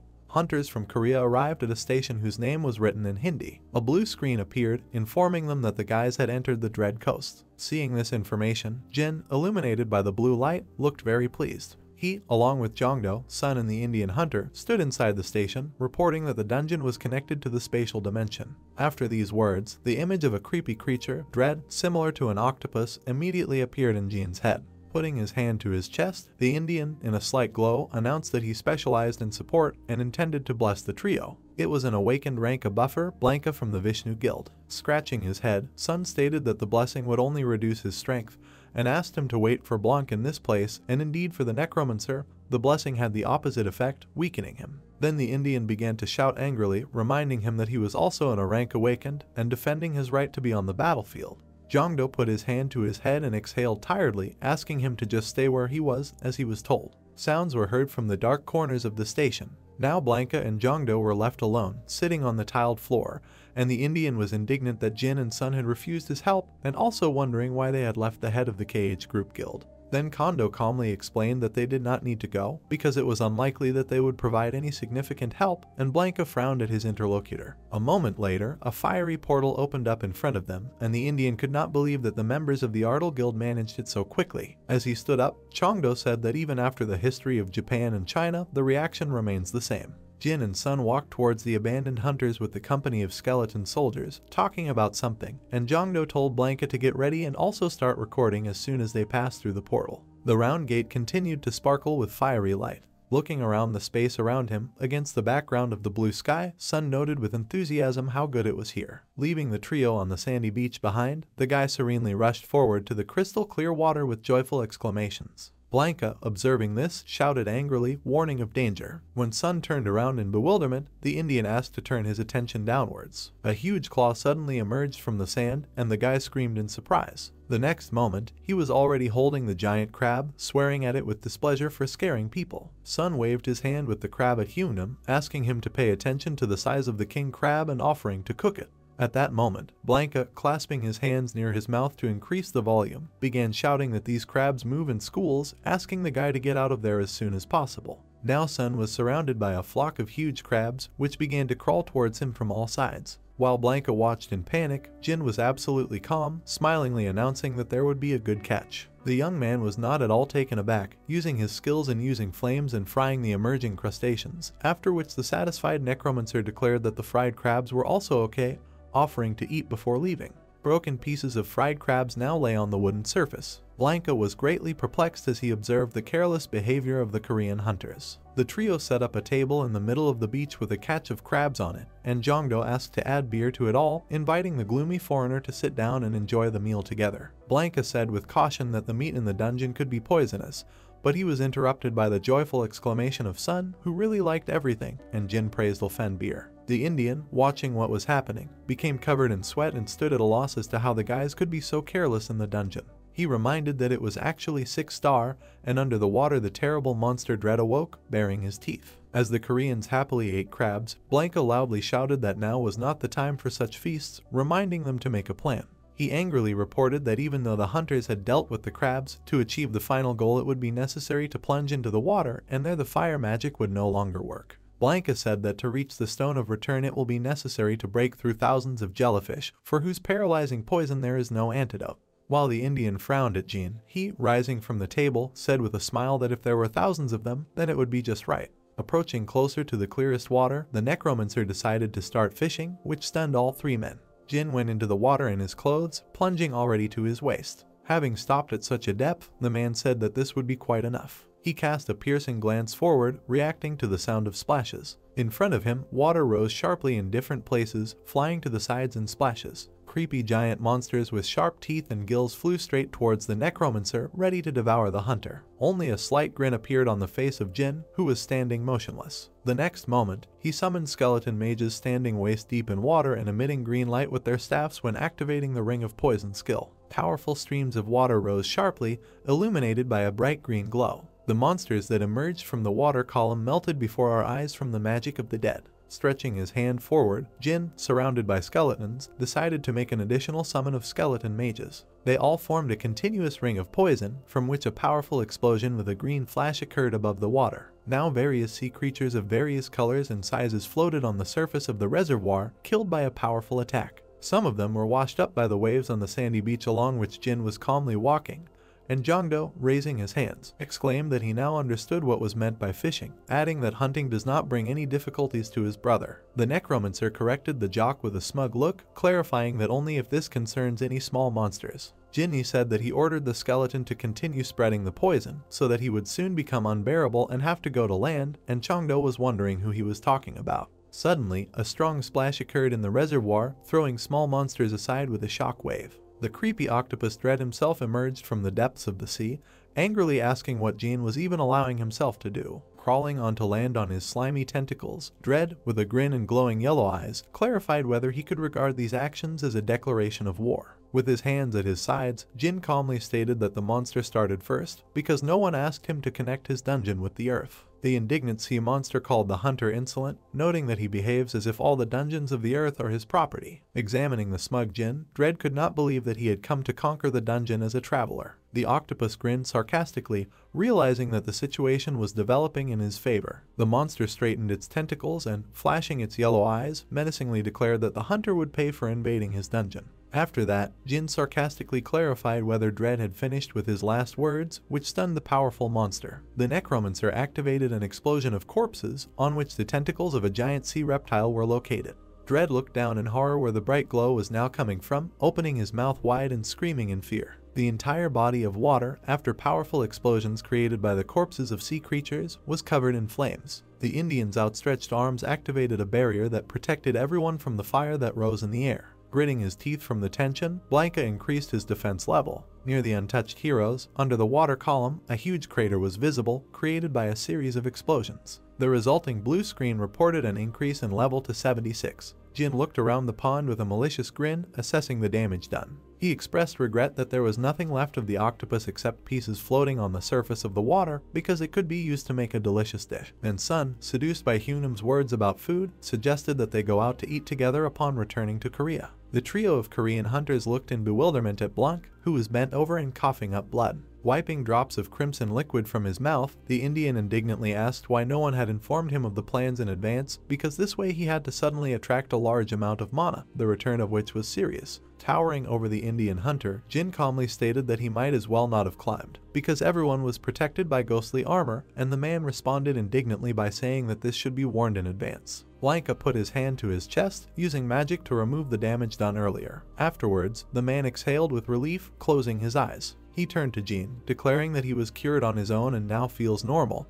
and the Necromancer was very surprised that the Indian could not only enhance rank A, but also heal himself. In his thoughts, Jin concluded that the man's last ability could be useful to them. He turned to Blanca, asking what his name was. After asking how much he gets, the Indian gaped in surprise. The genie, with open arms, kindly invited the man to join the Ardal Guild, promising conditions many times better than in the Vishnu Guild. Blanca was completely bewildered by what was happening. He looked at the careless Jean, not understanding why he decided to recruit him so easily. Blanca thanked for the offer, but refused, citing that he has a strong connection with the head of his guild, and Vishnu is the place to which he should devote himself. Frowning, Jin concluded with a smile that Blanca was quite loyal, but the Korean hunter also had his advantages. Now all the hunters who participated in the cleanup of Dread Beach were racing along the road on a white gazelle, discussing the successful completion of the mission. Sitting with the guys, Kasim, who is the head of the Vishnu Guild, thanked them. Folding his hands to his chest, Jin decided to finish the formalities with a smile, saying that he wanted to offer the man something, and Kasim clarified what he was talking about. The Necromancer without hesitation asked to transfer Blanca to the Ardal Guild. Blanca himself and Kasim, who turned to him, opened their mouths in severe shock. The head of the guild, Vishnu, indignantly asked Jean, declaring that Blanca was his sworn brother. When the Necromancer asked how much money Kasim was interested in, the hunter in question looked questioningly at the man, opening his mouth. Kasim confidently said that he would not sell his brother for any money, and Blanca was very touched by the words of the human. When a proposal was received to transfer the rights to the cleared dungeon, Kasim was already thinking about the proposal. Next, the head of the guild, Vishnu, listened dumbfoundedly to the lucrative offers from the deal raining down on him. Kasim took on a thoughtful look, covered in drops of sweat, and Blanca sensed something was wrong in this behavior of his sworn brother. Putting his finger to his chin, Kasim said that he had long been thinking about how, instead of keeping him close to him, he would let his younger brother grow to reach new heights, which made Blanca look terribly indignant and even betrayed. Jin turned to the Indian hunter, greeting the new member of the Ardal Guild, and he, covered in sweat, declared that he had been sold like a pig for slaughter. Then Sun patted the guy on the shoulder in a friendly manner, laughingly saying that he also got into the organization because of the money and asking him to think more positively. Remembering the newly minted assassin Assad, Jin said with a smile that the guy should be glad that he didn't have to die to join. Blanca sat tensely, with a gloomy expression, asking in his thoughts for someone to wake him up, while he felt as if his hands were chained. The news was now talking about the ongoing clearing of the dungeon close to the breakthrough. The news of how Jin cleared the dungeon an hour before the split in Paris spread with terrifying speed. Many talked about traveling around the world. They called it an operation to save the Earth. In the third news, they talked about the last hope of humanity, the defender Jin. It took Jin only 3 days to conquer dungeons scattered throughout the world, which no one could cope with before him. In a building made in ancient Korean style, the presenter in a suit moved on to the latest news. On the screen behind the presenter, June and a diplomat from the United States were visible who were entering into diplomatic relations with the Ardal Guild. Benman looked at the TV, which was showing news about Jin and the Ardal Guild. He could not believe what was happening. The president of South Korea, Benman, without taking his eyes off the TV, began to massage his head with his hand, because now the signing of the Ardal Guild contract with them made no sense. The Prime Minister of South Korea, sitting in a luxurious black chair opposite the president, reported the impossibility of changing the situation. The president asked him what the people thought about this. The Prime Minister with glasses told how the people did not take the latest news badly, but rather as a matter of course. Benman looked at the Prime Minister thoughtfully. They could no longer hinder the Ardal Guild. In this case, it was necessary to at least become Ardal's strongest ally. Another plane landed at the Korean airport, where people kept coming and going. A huge number of reporters crowded around the airport exit, waiting for Jin. Sun, Seung-hun and Jongdo walked out of the airport, accompanied by 2 bodyguards, and videographers immediately began taking pictures of them. Sun was happy, his smile was shining, he was happy that he had become a celebrity. Seung-hun, walking next to him, praised Sun, calling him the second most powerful person in the guild. Sun looked at Seung-hun and praised him for the clothes that suited him. Seung-hun grabbed his coat, smiling and boasted a little,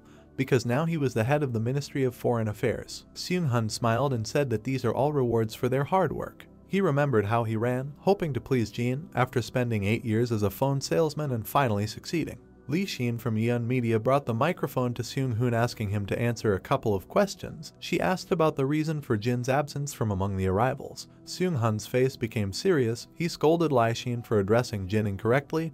He was now the king of the Ardal Kingdom. A little hesitantly, Lee Shin asked about the king's whereabouts. Seung-hun looked down on Lee Shin and told her that Jin was in the dungeon.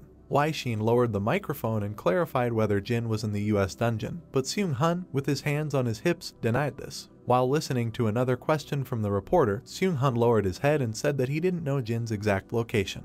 His answer surprised Li Xin. She was amazed, her eyes and mouth opened wide in surprise, because Seung Hun claimed that Jin could now be at Seoul Station. We are transported to the second exit of Seoul Station, inside the castle tower located in Jin's dimension. On the ceiling inside the throne room there was a chandelier with burning candles. Jin, sitting on the throne, watched as many system notifications appeared in front of him. All of them were about invitations to battle. One of these notices was of a red-haired girl who relied more on her own strength than winning in dimensions. Looking at her, Jin decided to choose her. Jin crossed his arms and wished Bibai good luck.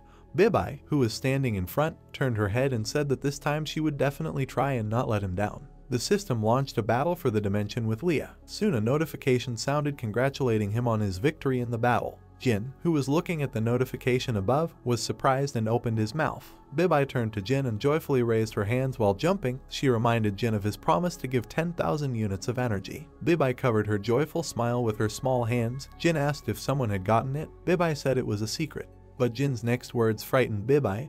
Her whole body trembled, and her smile turned into her mouth open in surprise. Bibai looked at Jin in shock, who realized that it was Min. Jin, who was sitting on the throne, smiled contentedly at his correct guess, and Bibai awkwardly scratched the back of her head with her hand. Jin was not surprised. Jin knew that although Min was a diligent student, he went to computer clubs from time to time to play. Jin stood up and asked Bibai if he could now entrust the battle to Min. Bibai began to wave her hands and whine. She did not agree and protested, because in her opinion all the balls belonged to her. Jin looked up at the system notification. Jin and Bibai raised their heads and looked at the blue screen from above with a little surprise. The system reported Ms. Leah, who requested a duel.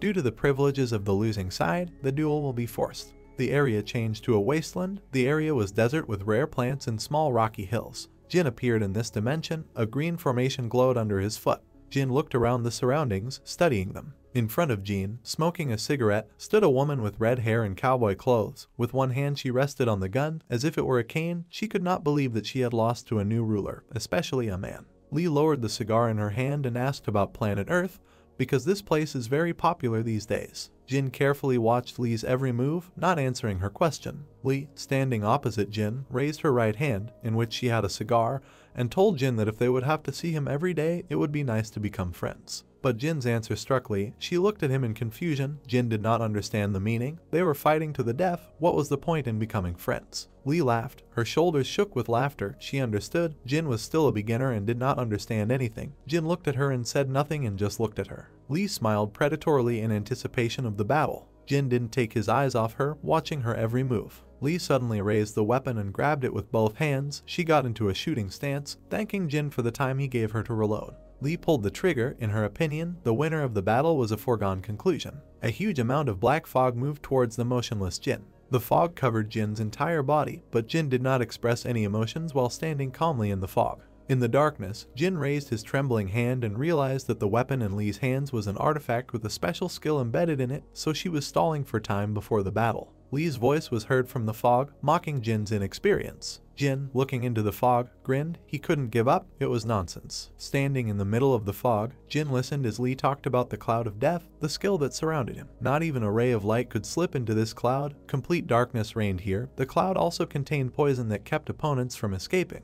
Lee, in a fog, took out a revolver and, pointing it at Jin, fired. Jin summoned his warrior weapon in the form of a staff and it immediately appeared in his hand. Jin swung his staff twice, deflecting all the bullets Lee shot at him. There was fog all around, and out of it came Lee's praise for deflecting the shots, despite the fact that his body was paralyzed. Jin watched his surroundings, trying to find Lee by her voice in this fog. Lee smiled in the fog. She wondered if he would be able to withstand if she started attacking from all sides. Lee's blade was flying towards Jin from behind. Jin noticed the blade flying towards him and turned around. A hand clad in dark armor grabbed the blade flying towards Jin. Seeing the scene in front of her, Lee, who attacked Gina, fell into shock. Jin, next to whom there were dozens of skeletons and one of the Death Knights in whose hands was Lee's blade, mocked Lee's words. Jin, with a smile on his face, ordered his skeleton warriors and the Death Knight to capture and bring Lee to him. The Death Knight, whose eye sockets shone with a bright blue light, followed by hundreds and possibly thousands of skeletons, blessed the enemy of his lord with death. Skeleton warriors with shields and swords in their hands attacked Lee, wanting to carry out the order of their master. Seeing such a scene, Lee turned around trying to run away. Her teeth clenched and a dissatisfied exclamation escaped from her mouth. One of the skeleton warriors had already approached her and attacked in a jump, striking with his sword from top to bottom. Lee blocked the sword with her small revolver, briefly saving herself from imminent death. She turned the revolver in her hand and shot at the head of the skeleton warrior. The skeleton's head shattered into pieces, his body fell back. The other skeleton warriors had already approached them and raised their swords in an attempt to strike at Lee. Lee spread her legs and arms wide, holding a revolver in one hand. She stopped and waited for the skeleton warriors to approach. Two skeleton warriors stabbed with their swords at the place where Lee had just been, but they only hit the ground. Lee jumped away from her previous place. She was in shock and did not understand why they moved so freely in her cloud of death. Lee slid. After landing on her feet, she could not fight with each of the skeletons. There were too many summoned skeletons. She needed to direct all her power to Jin. Suddenly, the figure of a Death Knight appeared next to her, and Lee exclaimed in surprise when she saw her. The Death Knight towered over her and raised his sword, wanting to pierce her. The hat flew off Lee's head and fell onto the sand, at which time her Death Cloud skill began to dissipate. Lee screamed in pain, her blood gushing out everywhere. Lee was on her knees. 3 swords and a halberd were pierced into her body. Skeleton warriors surrounded her, not giving her a chance to escape. Jin's voice, happy because of the appearance of light, made me pay attention to him and look in his direction with wide open eyes. Smiling, Jin scoffed at the name of the Death Cloud skill. Jin stood in front of Lee with his hands on his hips. He asked if such a technique would work on creatures that do not need either vision or hearing. Lee, who was on her knee and holding one hand with the other, angrily insulted Jin standing in front of her. A warrior's weapon appeared in Jin's hand, which he summoned after Lee's words. He swung his axe, cutting Lee's head from her body. The face of Lee's severed head showed horror and a wide open mouth. Jin, still standing, told Lee to come and get even with him. Several system notifications sounded, the first one indicating a successful victory in the duel. The second reported the failure of Lee's revenge, and the last notice offered to choose one of the 2 privileges for the winner. Jin could either plunder the territory or plunder the vault. Jin reached out and decided to check what was in Lee's vault. The system notified that the storage facility had begun to be looted. She also said that the items will be selected at random. Many objects on the system window were spinning at high speed.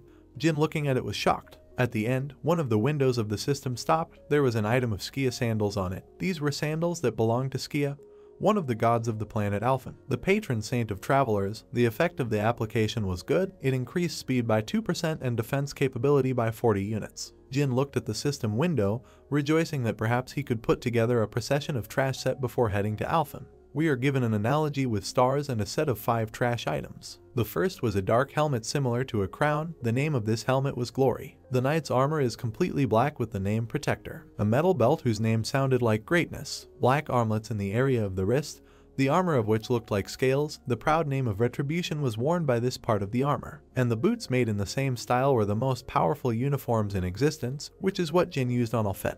Remembering himself dressed in this armor, Jin thought that if he again mastered a set of trash that increased the magical power and overall power of the wearer to the maximum, it would be possible to say that he would actually return to the strength that he possessed during his life in Alphen. Jin, looking at the fallen boots, recalled how one of the things necessary for making the procession was Skia sandals.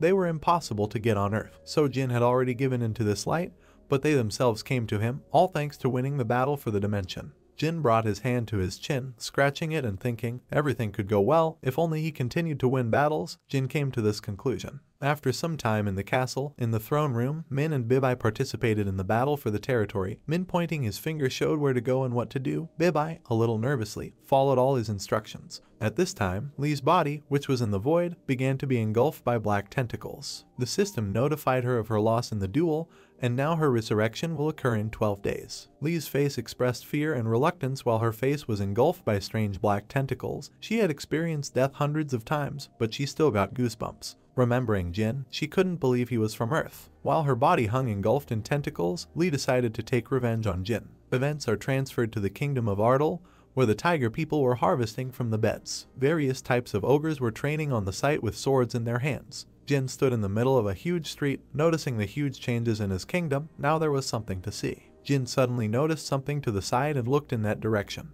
There, Min was sitting near the cafe drinking a drink. Min and Jin greeted each other. Jin extended his hand and asked to make him a drink. He was surprised by the appearance of the cafe in his absence. When Jin brought the drink to his mouth, Min asked if he was sure he could drink it. The next second, Jin spat out everything he had drunk, his body shuddering from the taste of the drink. Min told Jin, who was standing next to him, that it was blood. Events are transferred to a small coffee drink cafe. Jin and Min were sitting on chairs talking to each other. Jin asked how Min handled the battle for the dimension. Judging by Min, he should have had experience in games. Min confirmed this, since the last class there was no time for games, but before that he hung out at computer clubs. Jin turned his head to Min and asked if he wanted to become the person in charge of the battles. Ming looked at Jin uncertainly. He asked him if he could hire a professional player for this. Jin smiled at his words and simply asked in response how he could trust someone else. He explained to Ming with a smile that he wouldn't lose anything or not. That wasn't the main thing. The important thing was that he could count on Ming. That's enough to entrust something like this. In the cafe between the houses, Jin's loud voice sounded that the battle would take place only in 4 days, so they could spend the whole day on Earth. Jin invited Min to meet with Jiwon. Min looked at Jin in surprise after his words. At the same time, in the border of death, one pitiful soul tried to wake up again. She screamed that she wanted to live. The ice crumbled into pieces and flew in different directions. Sanho was on his knees, and his whole body did not stop trembling. Yellow's voice startled Sanho. He was surprised and shocked. The ice giant Yellow stood in front of the bowed Sanho, who thanked him for saving him and promised that this time he would be able to break through the dungeon. Yellow's loud voice made Sanho close his eyes in fear and shrink. Yellow stood in front of Sanho and explained to him that after he went through death and resurrection, his connection to the earth was lost. Now he was only a minion and therefore could not capture the Stone of Return and cause a breakthrough. Yellow smilingly spoke about the reason for the resurrection of Sanho. The reason why he resurrected him was that, besides this, there was another job for Sanho. Yellow extended his hand in which the object shone and hovered. He ordered the astonished Sanho to take it and go to the planet Jakku. Sanho listened with his eyes and mouth wide open as Yellow ordered him to find Rajakuya and give him a message. Yellow, with a strange smile, promised Sanho that if he could complete the task, he would grant access to a planet similar to Earth, to the planet Ifrin. Yellow raised his icy hand and began to talk about Sanho's second task, after which he had to go to Earth, divide the Earthlings among themselves and sow confusion among them. Yellow lowered his hand, but the luminous ball did not stop floating in the air. This was the force that would make it easier for Sanho to complete the task. Sanho from his sitting position extended his hands up. Sanho's eyes were full of determination. He listened and obeyed Yellow. A blue ring with intricate patterns appeared in Sanho's hand. It was the Yellow ring, a ring containing the magical power of the Lord of the Dimension Yellow.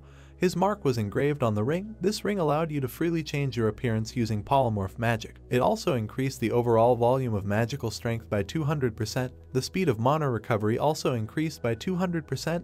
There was only one condition: you had to be a minion of Yellow. The kingdom in the Ice King's spatial dimension is Yellow. The throne room. Sanho was kneeling and putting his hands out in front of him while the king was looking at him with a sly smile, and some kind of energy blob was hovering above him. Yellow noted that the power contained here would help him. Guild leader H. Waring looked at one of Tranit's generals warily.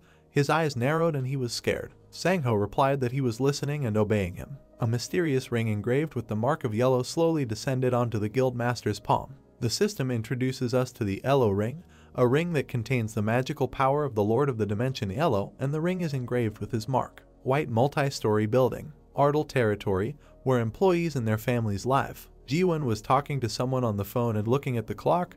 It was 9:10. The girl agreed with the person on the call and asked a clarifying question. The meeting will be held today at 7 in the evening. Yvonne was walking around her apartment in her house clothes, looking around while listening to what the other person was saying on the phone. The girl agreed and noted that it is not surprising that the main character will not be able to come because he is busy in those days. After some time, the girl agreed to meet today at 7 in the evening.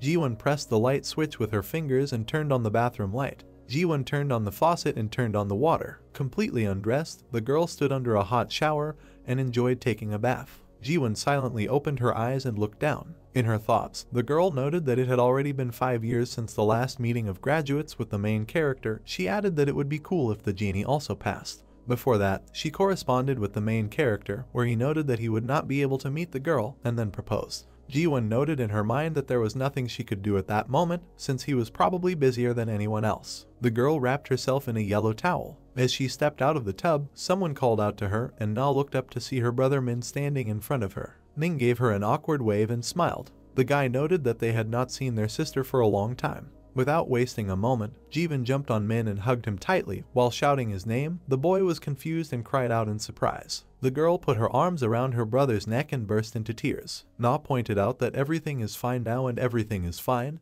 and added that there is nothing wrong with him being a vampire. Jiwon noted that he is still the same person as the girl herself and added that she will accept anyone. The girl was shaking and crying while Ming felt very uncomfortable while looking at something in parallel. The guy asked if his sister could let him go. Min's next words startled her, and she stopped crying. He noticed that Jin, who was standing behind her, had also come with him. The main character was standing right in the aisle, waving at Ji-won and smiling at her as his siblings looked at him. Jin remarked that the reunion of his brother and sister is a beautiful sight for him. Ji-won blushed, and with shaky hand movements, she started to let go of her brother as he laughed awkwardly, both of them looking directly at the protagonist. With a loud cry, the girl screamed and ran to her room, quickly closing the door behind her while Min and the main character looked at her awkwardly, and the main character followed her with a blank look all the way to her room. The main character looked at the vampire Ming with an uncomprehending look and with his hands in his pockets. He asked him why Ji-won was so surprised that she screamed. In his mind, the vampire noted that the main character really didn't understand the reason for his sister's behavior. The main character started to walk away, waving at Min as he looked at Jin.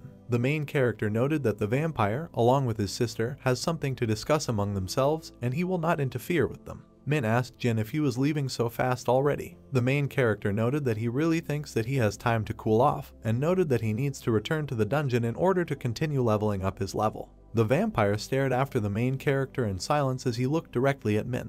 Jin noted that he had gone. The main character closed the door behind him. Ming stared blankly at the locked door, confused. Dumbfounded, he asked himself that he was going to level up, and noted that why would the main character need to level up if he was already strong. The main character was heading straight for Seung-hoon. He asked him if he had found out about that dungeon. The second one responded positively, saying that he would conduct it. Min kept thinking while he was at home that even though Jin didn't look like it, he was very conscientious when it came to this kind of thing. The sun was shining brightly outside. Mokdong Station 4 exit. The main character started to get out of the car. Jin walked forward, followed by his subordinates along with Seung-hoo. The subordinates stopped and looked directly at their boss. The main character noted that he would spend the whole day inside the dungeon, so for now they should go and eat, and added that they did not need to stay in this place all the time and wait for him. Seung-ho responded positively that the main character can rely on them, and added that they will guard the entrance and not let anyone pass. The main character noted that he counts on his subordinates. In front of the protagonist's eyes, there was a grid that sparkled with lightning. The system announced that he had entered the Mabichi Garden. The system also noted that the main character should choose one of the following modes: Duel, Battle of Dimensions, Visit, Penetration, Conquest. The main character looked at the system blocks that displayed all this information. He noted that he had thought that this was where the Lord of the Dimension was located. The main character was thinking of Ramshot and Uriel, his eyes serious. The main character pointed out that based on his experience, dungeons with ranks up to 6 stars were usually run by ordinary owners. However, he added that those with higher energy levels almost all belong to dimensional lords. The main character noted that this time everything will be the same. The main character recalled a number of places where dungeons were located. Jin pointed out that the connection between dungeons and the spatial dimensions is ubiquitous, and added that it is therefore only a matter of time before one lord makes his way to Earth. The main character imagined how the city was attacked by a huge wyvern, which let out a fiery flame from its mouth. Jin pointed out that of course, the connection itself could be broken later by conquering the dungeon itself, and added that if the Dimension Lord managed to reincarnate before then the Earth would suffer a huge amount of damage. Jin pointed out that he couldn't protect the entire planet at the same time. After entering the dungeon, the main character stood and pondered over it while his hands were hidden in his pocket. He noted that he liked this dungeon less and less, and added it's not clear where all the monsters are located. And did the local lord decide not to pour his energy into this dungeon at all? The main character asked himself. A portal suddenly opened in front of him, which lit up the entire station with a red color. The main character was very surprised by this. Jin seemed to smile mockingly as he looked directly at the mysterious portal. He wondered if the master of this dungeon was really suggesting that he not bother with the small things of the monsters themselves, but get straight to the point. It was very cold outside, even though the sun was shining brightly, and Seung-hoon was standing outside, shivering, his hands clasped tightly together, but it didn't help him warm up, and Sun was looking at him. It had already been 6 hours since Jin entered the dungeon. Seung-hoon complained that he was very cold. Sung started to speak as Seung-hoon looked at him intently. He noted that there is nothing wrong with the fact that they are walking around here. Supervisor Seung-hoon asked him what he was talking about. Sung looked at his supervisor with a puzzled expression. The subordinate replied that Ardal had not become an independent state, and added that it was still Korean territory. Seung-hoon looked at his subordinate reproachfully while shivering in the cold. Seung-hoon replied that the agreement hadn't even been concluded yet, and added that besides, they were like North Korea or something. The supervisor took a serious stance and began to explain to Sun, giving him his answer while Sun listened intently. Seung-hoon noted that his subordinate says everything correctly because they are still a separate country, and added that as a result, when joining Ardal, a person not only acquires local citizenship,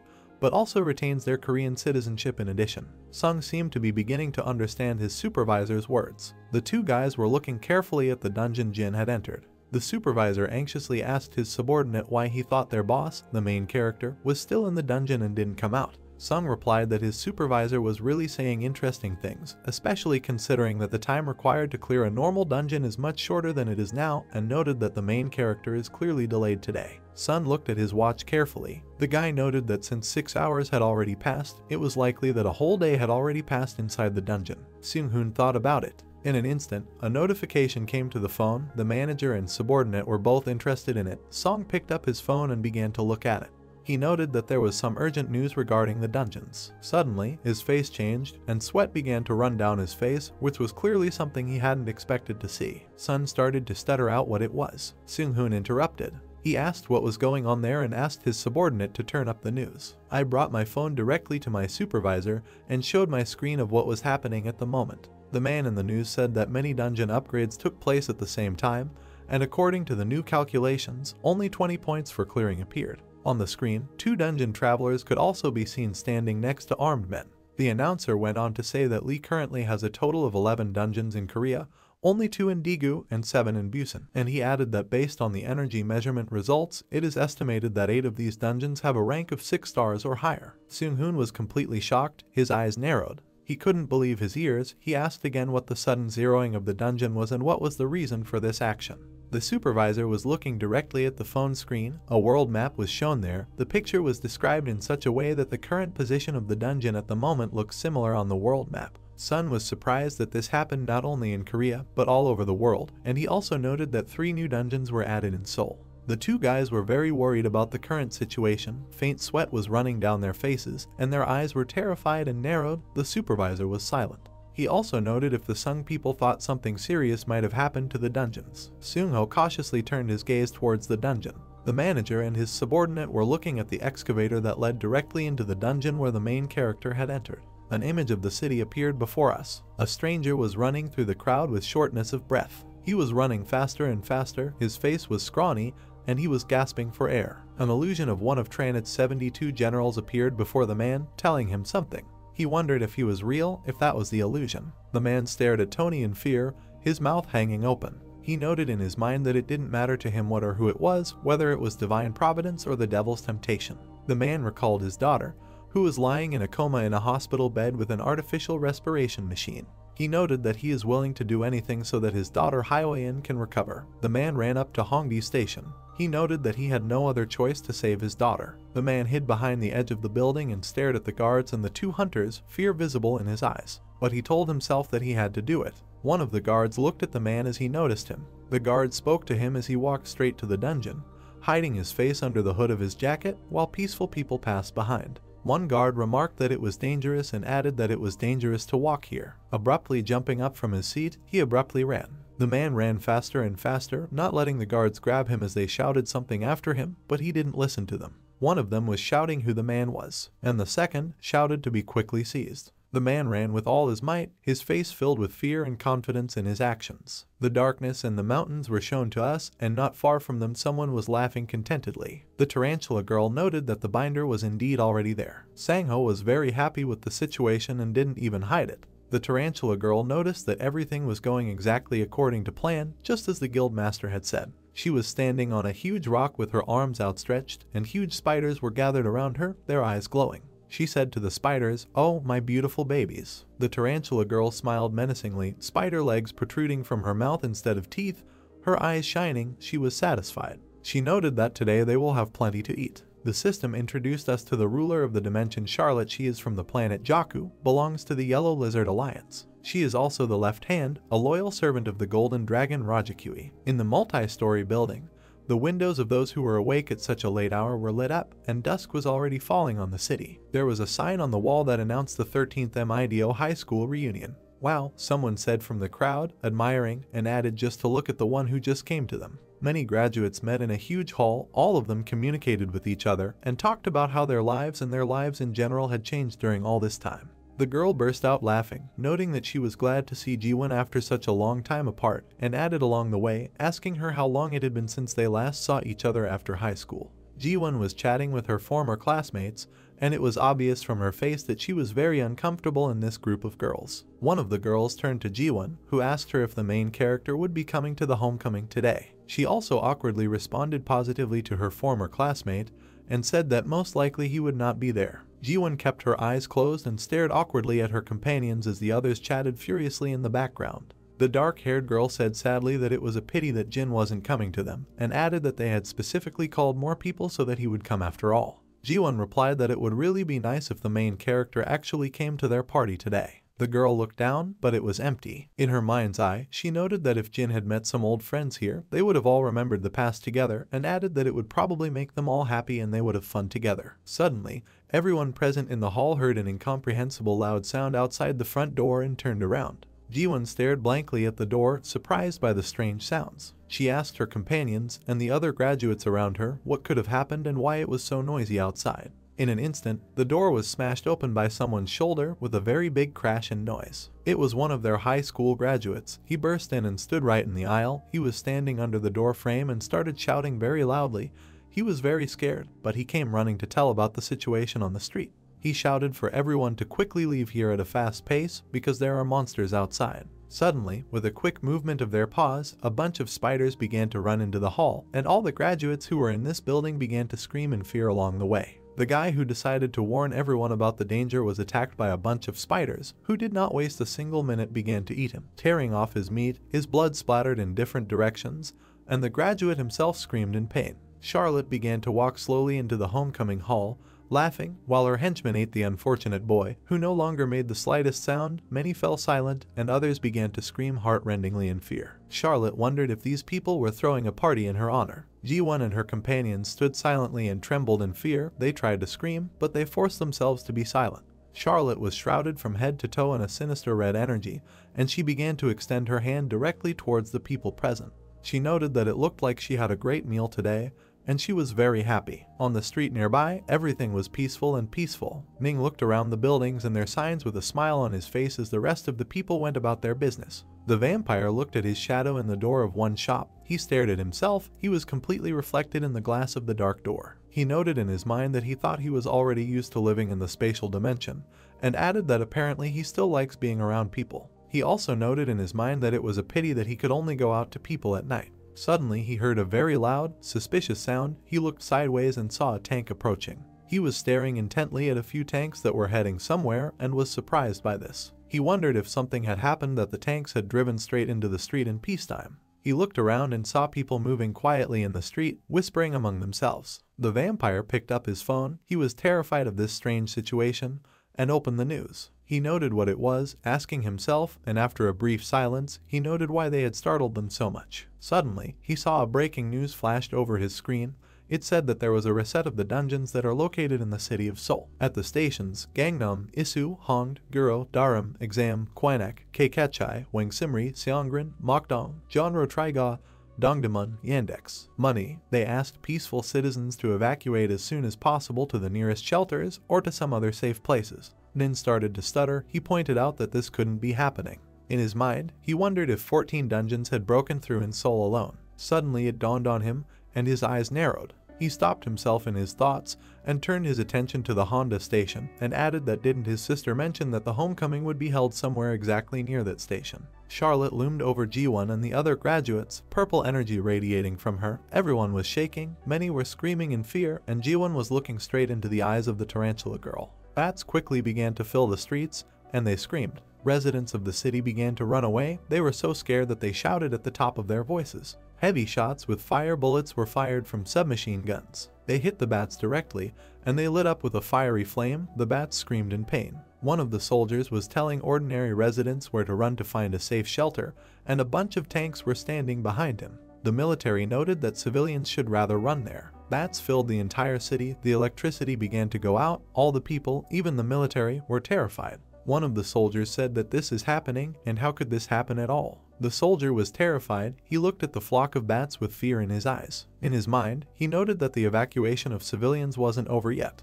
There were more and more bats covering the entire sky. The soldier continued to point out in his mind that it would be difficult for them to attack the bats indiscriminately, and added that because too many dungeons had been breached, they were definitely lacking awakened ones. The soldier lowered his helmet on his forehead lower so that the residents of Ili could not see his horror in their eyes. He noted that the situation is really quite unpleasant. Suddenly, the soldier turned to his colonel with a shout, and the colonel in turn turned to look at him. The military man noted that his colonel should look in the direction where the military man himself points. The colonel's eyes narrowed in horror. On one of the towers of the city hung a huge dragon. The colonel was overwhelmed with emotion. He asked what it was and added where this huge thing came from. It was a huge dragon. It was dark yellow in color. Its eyes shone blue. It looked directly into the colonel's eyes and smiled menacingly. At the same time, Jin entered Mabich's spatial domain. In front of him was an old church building that had been completely destroyed and was already overgrown with leaves and moss. The main character began to approach the mysterious man who was hiding his identity under the mantle. Jin calmly looked straight into the creature's eyes. The main character remarked, asking if it was Mabichi. The robed man was silent,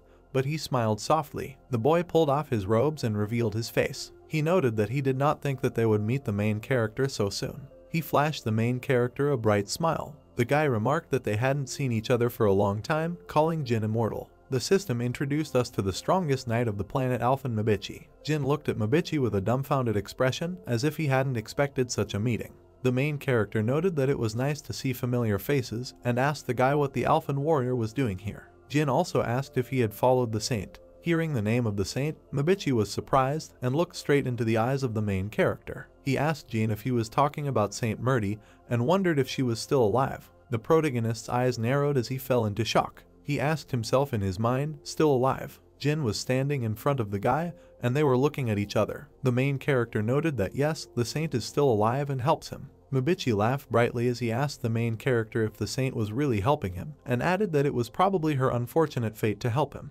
Raising his hand, he started laughing into his fist. Mabichi went on to say that he couldn't believe it, that Murdy had left the Alliance and joined the main character, especially the Immortal, and he laughed and remarked that it wasn't really her who had done everything to save Alphan. The main character asked him who Mabichi was talking about, if he was talking about himself. The guy stopped laughing and looked at the main character. The main character looked at Mabichi with a smile while putting his hand on his waist. Jin noted that rumor has it that this particular guy betrayed the Alliance and joined Tranet. Did he really want to become a hermit so much?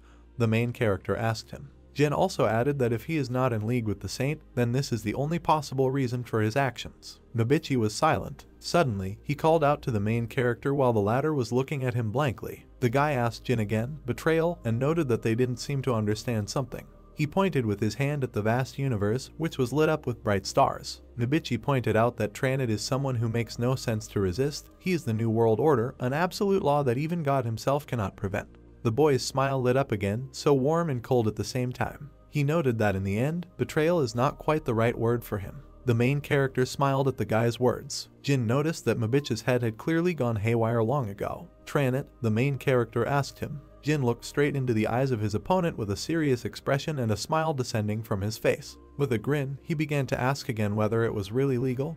He added that he would level them all to the ground, and that would be the end of it.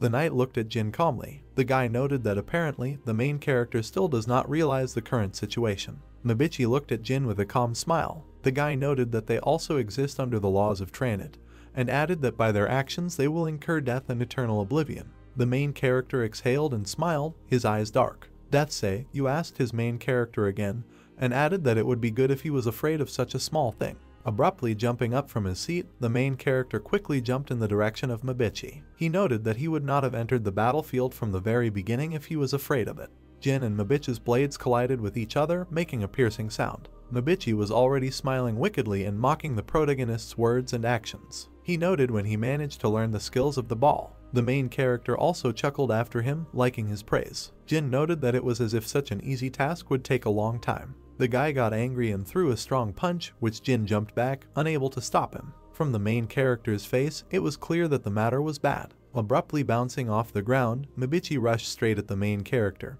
holding out his sword in front of him while the main character only had time to look to the side. Abruptly, Mibichi's eyes narrowed, not expecting to see what he saw. Unexpectedly, the strongest knight was attacked by a dark guard. The guy only managed to put up a defensive position in front of him so that the enemy's sword would not hit him. With a quick movement, Mibichi jumped back a few steps from the guard, his cloak swirling in the wind as the dark knight looked directly at him. Mibichi already had time to sweat from surprise. He knew that he would have been overpowered just a little more. Leaves flew behind him, which fell off due to the strong impact of the dark knight's strike. The guy noted that apparently, the main character is still not shy about these cheap tricks. The main character summoned almost all of his minions. All of them had burning eyes and the desire to defeat the strongest knight from Alphen Mibichi, while the main character was on his knees with his hand behind his back, holding his sword along the way. The main character looked straight at the knight with a haughty smile. Jin noticed when they had agreed on a sword fight. With a surprised look, Mibichi noticed that the main character is not shy about tricks. Turning his attention to Jin, who was surrounded by many death knights, Mibichi wondered if he was going to fight 30 against 1.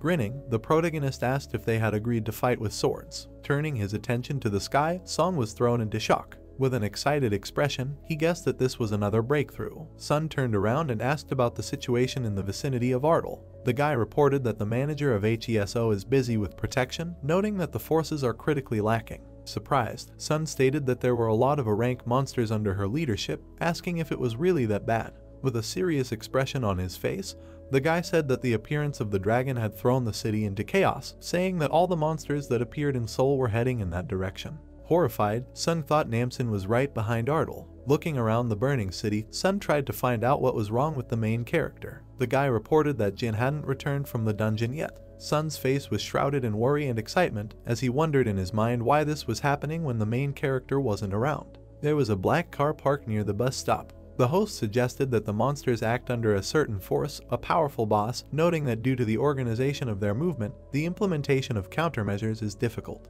Looking at the radio from which the presenter continued to broadcast, the guys heard that the firearms also had no effect. Hearing this, Seung-hoon let out a cry of indignation. Putting his hand on his head, Seung-hoon thought of the monsters gathering in organized groups, thinking of Namsen, Kodong, Hongdae, Gangnam, Seoul National University Station, and Hwaesong Fortress. Continuing to think, he noted that this was no longer just a one-time attack, but a real war. Looking at the angry Seung-hoon, Sung informed them that if they continued to stay here, they would put themselves in danger. Noticing the burning buildings, Seung-hoon asked him to give him a piece of paper. The main character who had just arrived appeared on the escalator steps. Putting his hand to his side, he wondered where everyone had gone. Turning around, he stated his wish, which was to get home as soon as possible and get into a warm bath. On the attached piece of paper was a message from Seung-hoon, in which he wrote that they had an emergency situation, telling them that about 14 dungeons had been breached in Seoul and that monsters were moving around the city and forming groups, noting that their main gathering places were in Namsen, the BB Hotel in Hongdae, and a lot of other places, saying they'd go back to Ardal first. Next, Seung-hoon asked Jin to contact him after reading it.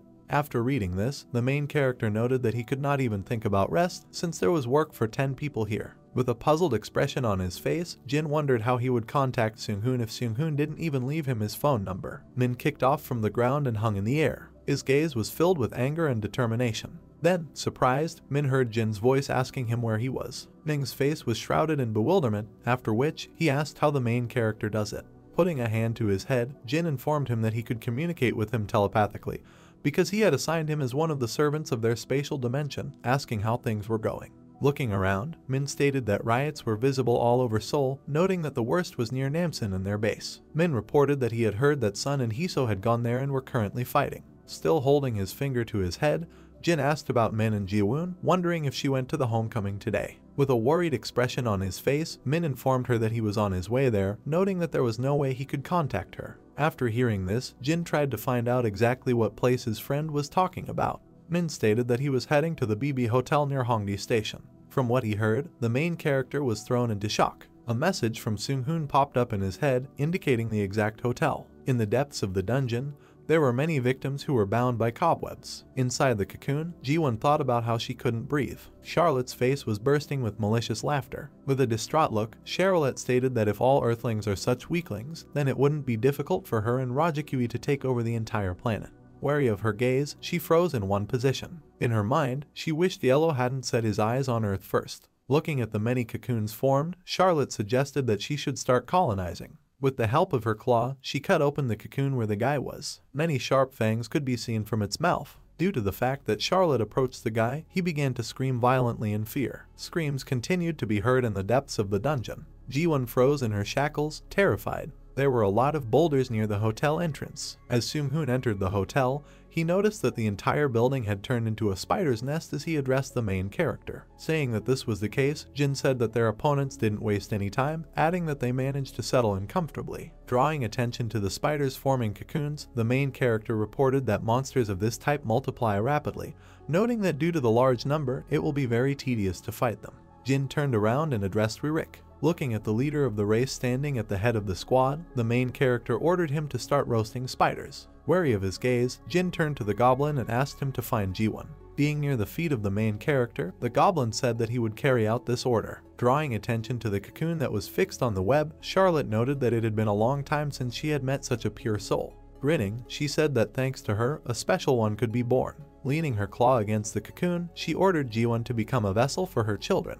Her spider legs gradually began to devour the cocoon. Suddenly, there was a huge explosion in the depths of the dungeon. Alert, Charlotte froze in one spot. Looking at the terrified Ji-won, the protagonist apologized for arriving so late. With a smile on his face, he assumed that she was waiting for him. Min pulled Nuna out of her cocoon and tried to find out if she was okay. Nuna said she was fine. Looking at the many open cocoons, Nuna repeated that she was fine, noting that they were friends. The main character's face was shrouded in genuine anger. An image of people dancing in the hotel grounds popped up in his mind. In his mind, Jin reported that their classmates were gathered, happy and anticipating that maybe he would come too. Continuing to think, the main character noted that if he was here, they would most likely have survived and returned home. Spreading her arms, Charlotte said that she couldn't believe that there were such warriors on Earth, not understanding why the Lords of Dimensions still couldn't get a link to the dungeons here. Looking at Charlotte's indignant expression, Jean tried to find out her name. Wrapping a new web around the room, she revealed that she was the Lord of the Dimension, adding that she belonged to the Yellow Lizard Alliance. After saying this, the main character noted that Charlotte is from the same place where the octopus was from. Grinning, she wondered if Jin was the new Overlord Dread had mentioned, noting that he had mentioned that Jin was an Earthling. Opening his mouth slightly, the protagonist declared that he would remember her name. Furious, Jin informed her that she couldn't expect to die easily today. With an angry expression on her face, Charlotte wondered how the main character dared to say such a thing, calling him a pathetic little human. Turning to the spider army, Charlotte ordered them to devour the genie so that not even a bone was left. Grabbing onto the magic weapon with both hands, the protagonist asked Min to protect Ji-won. Swinging his hammer, the main character froze in one position. Due to the unimaginably powerful impact, a shockwave appeared on the battlefield. The bodies of the spiders were torn into small pieces. Charlotte was shocked by what she saw. Kicking off the ground, Jin delivered a lightning strike to the monster. Due to the force of the attack, Charlotte was sent flying into the wall, where a hole was formed. Stretching his arm out, Jin unleashed bone projectiles. The protagonist's projectiles pierced through Charlotte's body, causing her to cry out in unimaginable pain. Looking at the exhausted Charlotte, Jean noticed that she looked like a stuffed spider. Looking at the main character with his hair covering his eyes, Charlotte called him a pathetic worm. After that, with the help of a bone projectile, the main character pierced the chest of his opponent. Continuing to maintain the technique, Jin ordered Charlotte to hold on, noting that it was still early. Further, the main character reminded her that if she died so easily, it would hardly help him let off steam. A huge fire sphere was formed in Sun's hand. Releasing a ball of fire at the monsters, a powerful explosion rang out at the scene of the battle. The humanoid tiger bit into one of the opponents with its teeth. Opening their mouths, the horde of monsters let out a terrifying roar. Alert, the boys prepared to attack. With a worried expression on his face, Sung wondered what they should do, noting that his magic supply was almost running out. Looking back, continuing to think, he calculated that it would take time to recover, adding that if he retreated, then all the families living in Ardle would. Suddenly, with lightning speed, one of the monsters rushed towards him. Horrified, Hayaso tried to call out to Sung. Sung clenched his fist and prepared to defend himself. Suddenly, he was shocked by what he saw. A massive explosion rang out at the scene of the battle, causing a huge cloud of dust to form. Rokia's foot was standing in the place of a trampled monster. Raising his head, Sung praised him for his efforts. The golem's eyes were shrouded in a bright yellow color. Sung's gaze fell on Bibai, who had a big smile on her face. Murdy's hands were wrapped in the healing technique she had used on Suna. Crossing her arms, the messenger of God reported that her tone hadn't fully recovered yet, noting that he shouldn't overdo it too much. Saying that at least she could live now, Sung thanked her. Turning to Bibai, who was standing next to him, Sung asked about the situation with the main character. Devouring said he would be here soon, too. Overjoyed, Sun stated that they were all saved, noting that Jin would sort it out somehow, asking if that was the case. With colossal power, Rocky continued to destroy the advancing monsters. Devouring had heard that the summoning of the Lick wasn't long away. Murdy froze in one spot, alert. Looking at the surprised Sun, the messenger of God told her about the King of Plague, suggesting that he finally showed up. With a serious expression on her face, Murdy revealed that he held a high position even among the protagonist's soldiers, talking about the Plague King, adding that this is how the Lick is called by the name Janus. Raising his hands, the Lick climbed up the mountain of bones. The messenger of God stated that Janus had killed 30 million people over the past 200 years, noting that his very appearance could be said to portend a plague, which gave rise to this nickname. Sun was shocked by what he heard. Looking down, he thought about Jin's words telling him to learn magic from the Lick, wondering if he would be alright. Sung laughed uncomfortably and remarked that the main character was his teacher after all, suggesting that the Lick was superior in killing power to their boss. Murdy said that wasn't the case. With a worried expression, the messenger of God stated that the number of people killed by Jin was close to 100 million. As Sun continued to think, he wondered if he should continue to honor the main character. Jin walked over to the surprised kids and tried to find out what the discussions behind his back were all about. Smiling, the protagonist praised them for holding their defenses while he was gone. Looking at the dragon perched on the huge tower, Jin suggested that they go get its head. Suddenly, a mysterious green-colored energy appeared in the path of the monsters. Surprised, Sun noted that he expected this from the main character. Hanging in midair, Jin prepared to strike. Grinning, he guessed that even from the Namsen area alone, he would be able to gain a lot of experience points. Looking at the screen that appeared in front of him, the protagonist noted that he would finally be able to reach the 80th level. There were multiple holes in the dragon's wing. Watching Jin standing next to him, the monster froze in one position. A huge cloud of powerful energy began to form in its mouth. Horrified, Jin noticed that the fire breath was already too intense for him. Looking at the dragon that was preparing to attack, in his thoughts, the protagonist reported that he would be protected by spiritual armor, stating that the awakened ones and Ardal were at the back. After finishing the formation of the technique, the dragon prepared to attack. After which, with lightning speed, Jin pushed off from the roof of the building. An incredibly powerful volley of energy shot towards the main character. He held his hands out in front of him and tried to avoid the powerful glow. Over the center of the city hung a cloud of energy that was formed by a dragon. Barely able to stand, Sun wondered where the explosion had occurred. Particles from the monster's projectile could be seen in the air. Looking at the dumbfounded dragon, Jin was glad that he was able to block it. Streams of red aura radiated from the magic staff. With a smirk on his face, the protagonist noted that Janus had arrived just in time. Noticing the dragon hanging in the air, Janus assumed that Jin had decided to get a new pet. Standing behind the Lick, the main character reported that it was Trunnet 6, adding that he was useless to them, asking him to get rid of it. There were glimpses of blue in the dragon's eyes. The system has notified us that this is the golden dragon Rajikui, which is the lord of the dimension on the planet Jakku and the head of the Yellow Lizard Alliance. Looking at his opponents, Rajikui stated that his fire breath was so ancient that it had existed for ages, noting that he couldn't believe that the Lick was able to repel it. The dragon pointed out that Janus was someone who wouldn't die even if killed by asking him for a name. Opening his bony mouth slightly, the Lick said that there was no point in exchanging pleasantries. Enraged, the Lick clenched his magic staff in his hand and ordered Rajikui to shut up, calling him a vile follower of Trunnet. Rushing to the attack, Janus said that he would incinerate him, duck so that not even a bone would remain. From what he saw, the dragon was thrown into shock. A huge cloud of smoke formed at the sight of the Lick's attack. The gusts of wind gradually dispersed it. Baring his teeth, Rajikui called the Lick stupid. Enraged, the dragon claimed that his body had infinite resistance to magic, noting that it was pointless to attack him with it. Grinning, Janus wondered if the dragon still thought it was just a normal flame. The scales on Rajikui's body gradually disappeared. Horrified, in his thoughts, the dragon assumed that this infernal flame was the one that would never be extinguished as long as its spellcaster lived. With a flutter of his wings, Rajikui reported that it wasn't enough to break through his scales. Pointing the magic staff at him, the Lick assumed that his firepower wasn't enough, noting that in that case, he would add a little. With a dumbfounded expression, the dragon froze in one position. A huge array of magic seals that Janus had recreated appeared before his eyes. Looking at the monsters that appeared from the seals, the Lick ordered them to show Rajikui what a real hell is. The system reported a 9-headed dragon burning in hellfire. An even more startling number of magic seals appeared in front of the dragon's eyes. Alert, Janus used hellfire. Clumps of dark energy began to form in the monsters' mouths.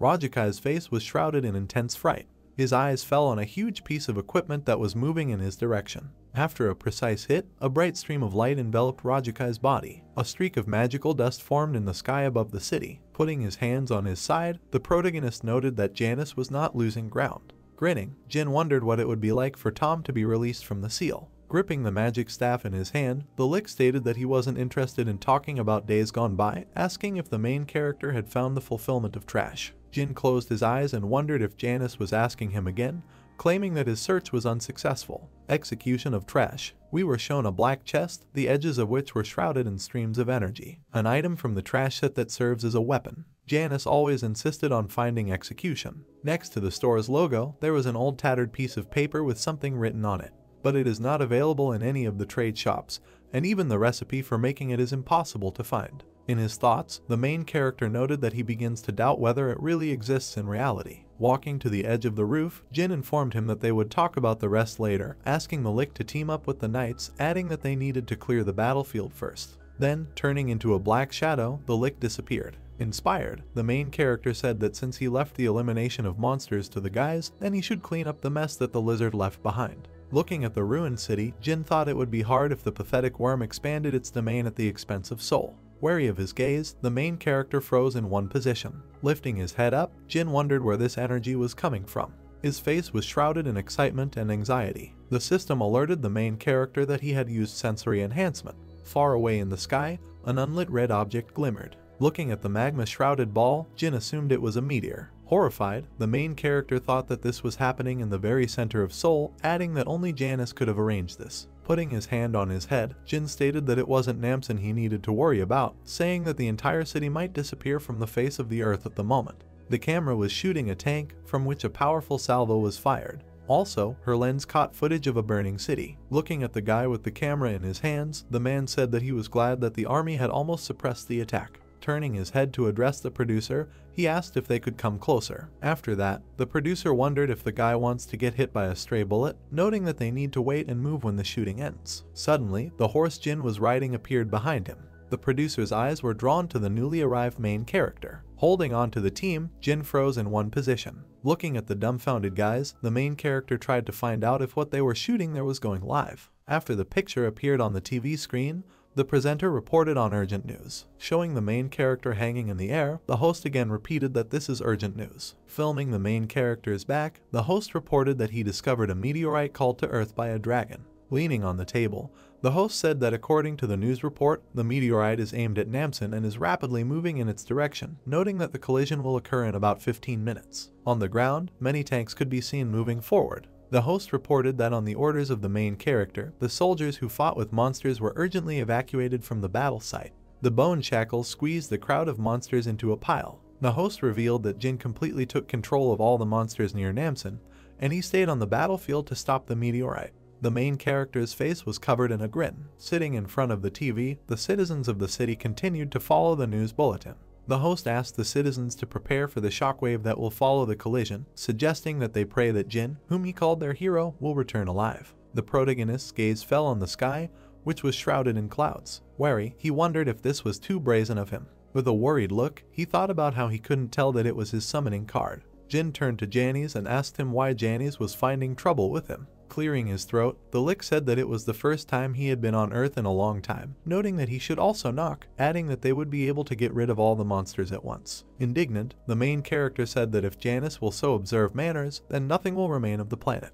Looking at the incinerated tower, Leech reported that it was a small pebble, noting that they would do without human casualties. After saying that, Jin stated that people can die even from a single shockwave. Suddenly, the same meteor appeared in the sky. Grinning, the main character asked the Lick to finish with the idle chatter and get ready. The flying meteorite that was shrouded in flames left a trail in the air. Laughing, Janice said that he hadn't thought about using magic to save people. Looking at the meteor flying at lightning speed, Jin asked him to hurry up as the meteorite would soon collide with the Earth. Magical energy began to form at the tip of the Lick's magic staff. Hanging in midair, Janice activated the Great Barrier technique by applying an extension. The monsters were shocked by what they saw. Gradually, the meteor flying towards the city began to collapse. With a smirk on his face, the main character watched all of this. After it landed, a powerful shockwave rang out in the center of the city, accompanied by a blinding flash. There were a lot of cars in the city recovering from the explosion. The main character said that 2 days after the dungeon was breached, the destroyed infrastructure is still being restored, starting from Seoul and Gyeonggi-do district and ending in Busan, Daejeon and Daegu. An almost completely destroyed building was located on the outskirts of the city. Jin talked about how other countries destroy monsters using nuclear weapons, noting that their country has become an example of how to overcome the crisis with minimal damage. Jin had a genuine smile on his face. The plot told us that all this is, in no other way, as the merit of the outstanding abilities of the main character. No one doubts it. With a serious expression, the news anchor reported on the current news. He said that day after day the dungeons are exploding and monsters are falling in heaps from them, noting that the inhabitants of the country are facing the most important decision in their lives.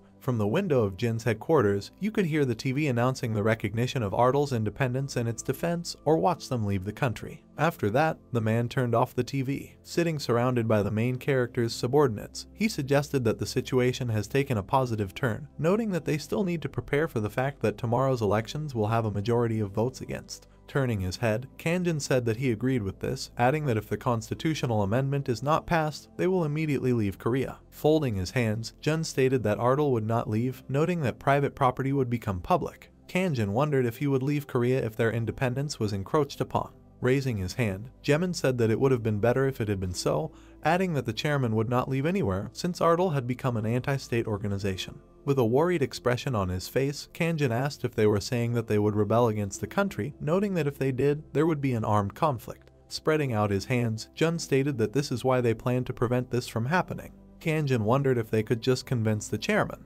Sun laughed and said that it was easier to carry out a coup in the country than to convince someone by asking if that was the case. From the windows of the headquarters, Kanjin's voice could be heard saying that they would have to pray to heaven that he could accept the outcome of the vote. A plane was visible in the sky of the city, at a time when the Ardle Guild members were racking their brains to come up with something. The main character, who had dealt with all the dungeons in the country, received an invitation from abroad and was heading to the base. Turning to Jin, Murdy told him about the Lord of Dimensions, noting that everything was real now. Folding his hands, the protagonist wondered if it was like Alphen. With a worried expression on her face, the messenger of God revealed that she had had a terrible dream. Imagining a horde of monsters in his head, the main character assumed that monsters were constantly appearing on the base. In his thoughts, he noted that presumably the base is the place where the Overlord uses his power. In the center of the city, the silhouette of a charred pillar continued to be seen, which was shrouded in streams of red energy. As Jin continued to think, he reported that the Dimension Lord buys monsters from the Dimension Shop, adding that he can sell these monsters through Banu. Sitting on the throne, the main character said that on the planet Alphen they only destroyed monsters that invaded the territory, noting that now the situation is completely different. With an angry expression on his face, Jin thought that in order to protect Earth, he should quickly destroy all the bases where these pathetic worms had taken root. Gradually, the sky of the city was shrouded in dark clouds. The story takes us to Rome, to the expanses of Italy. The streets of the city began to be covered with bright flashes of light. Holding his hand out in front of his face, the orc tried to hide from the glare. With a cry, the monster tried to grab the soldier standing next to it. Suddenly, there was a massive explosion at the scene of the fierce battle. Holding a walkie-talkie to his mouth, the soldier said that all the wounded should be loaded into the car, ordering the rest to immediately retreat. Heading towards the car, the serviceman tried to hurry his comrades in every possible way. Suddenly, the city street was covered in a thick fog. Horrified, the soldier said that there were only 4 minutes left. As he looked up at the sky covered in black clouds, he thought about how bombs had been planted all over the city, noting that they wouldn't help destroy all the monsters, but they would delay their attack. From the sudden braking of the car, the soldier screamed. Turning to the driver, he tried to find out why they had stopped. The soldier was shocked by what he saw. His eyes fell on the flying monsters that were letting out a terrifying wail. The soldier screamed and ordered the soldiers to open fire. Suddenly, the soldier's attention was drawn to a flying monster hovering in the sky. With its claws extended, the flying monster prepared to attack. Baring his teeth, one of the soldiers closed his eyes. When he heard some sounds, he opened them again. In front of them were the corpses of flying monsters whose bodies were pierced by the protagonist's bone projectiles. Horrified, the soldier wondered who it was. His eyes fell on Jean and Murdy, who was sitting behind him. Turning around, the main character asked the messenger of God to stay and heal the injured, noting that he would immediately go to the base. Raising his hand, the soldier asked Jin to stop, saying that there were bombs in this alley. Alert, the main character tried to find out exactly when they should explode. With an alarmed expression on his face, the soldier stated that this should happen in 59 seconds, adding that after that he could go out. Jean interrupted him and said to Murdy, who was standing next to him, that they would see each other later. After that, the soldier again tried to tell about the bombs. Grabbing onto the sled, the main character raced at full speed. With a smirk on his face, he thought about how he couldn't lose his experience points like this. Opening his mouth slightly, the protagonist turned to Janice. Looking at the lick with a distraught look, he ordered it to destroy everything in 30 seconds. Janice declared that he would gladly destroy a city. Mysterious energy began to form under the monster horde's feet. From what he saw, the monster froze in one position. At that moment, Janice unleashed a large-scale explosion. As the lick towered over the center of the city, he watched the vast flames that engulfed the entire square. Even after the large-scale explosion of Janice, the huge tree roots didn't disappear and continued to wrap around the Colosseum. Jin and Janice were standing in front of the tree, looking at it, and they noticed that the tree had grown a little bigger. A system alert sounded in Jin's head. The huge tree inside which was the Colosseum that Jin and Janice were standing in front of now became the Colosseum base in Rome. Someone was approaching this place at high speed from the sky. Jin heard a strange sound and looked up. Someone landed right in front of Jin, sending up huge clouds of smoke and scattering the ground under their feet. In the smoke, the figure of a man with a long beard and mustache wearing a helmet was visible. He spoke in the language of Alphan. Addressing Jin as a person who behaves like a dead man, the newcomer asked if Jin destroyed Lord Rajakui. Jin's hair swayed in the wind, and a smile shone on his face. His eyes were fixed on the giant who had arrived. Jin confessed that it was he who killed Rajakui. Nictor tightened his grip on his weapon at Jin's words. Nictor lowered his weapon and pointed it at Jin, who was standing in front of him, his movement causing the wind to sway violently, and Nictor said that he would take revenge on him for Lord Rajakui with his own hands. The system notified Jin of the giant's identity. It was the Dimension Lord Nictor, a giant warrior from the Yellow Lizard Alliance of the planet Jakku. Jin looked at Nictor and asked how he was going to do it, if he was stronger than Rajakuya. The giant Nictor shouted at Jin in a rage. Lord Rajakui was a great lord who couldn't be compared to him. He only beat his servant. He shouted at Jin telling him this. But Jin's words made Nictor uneasy.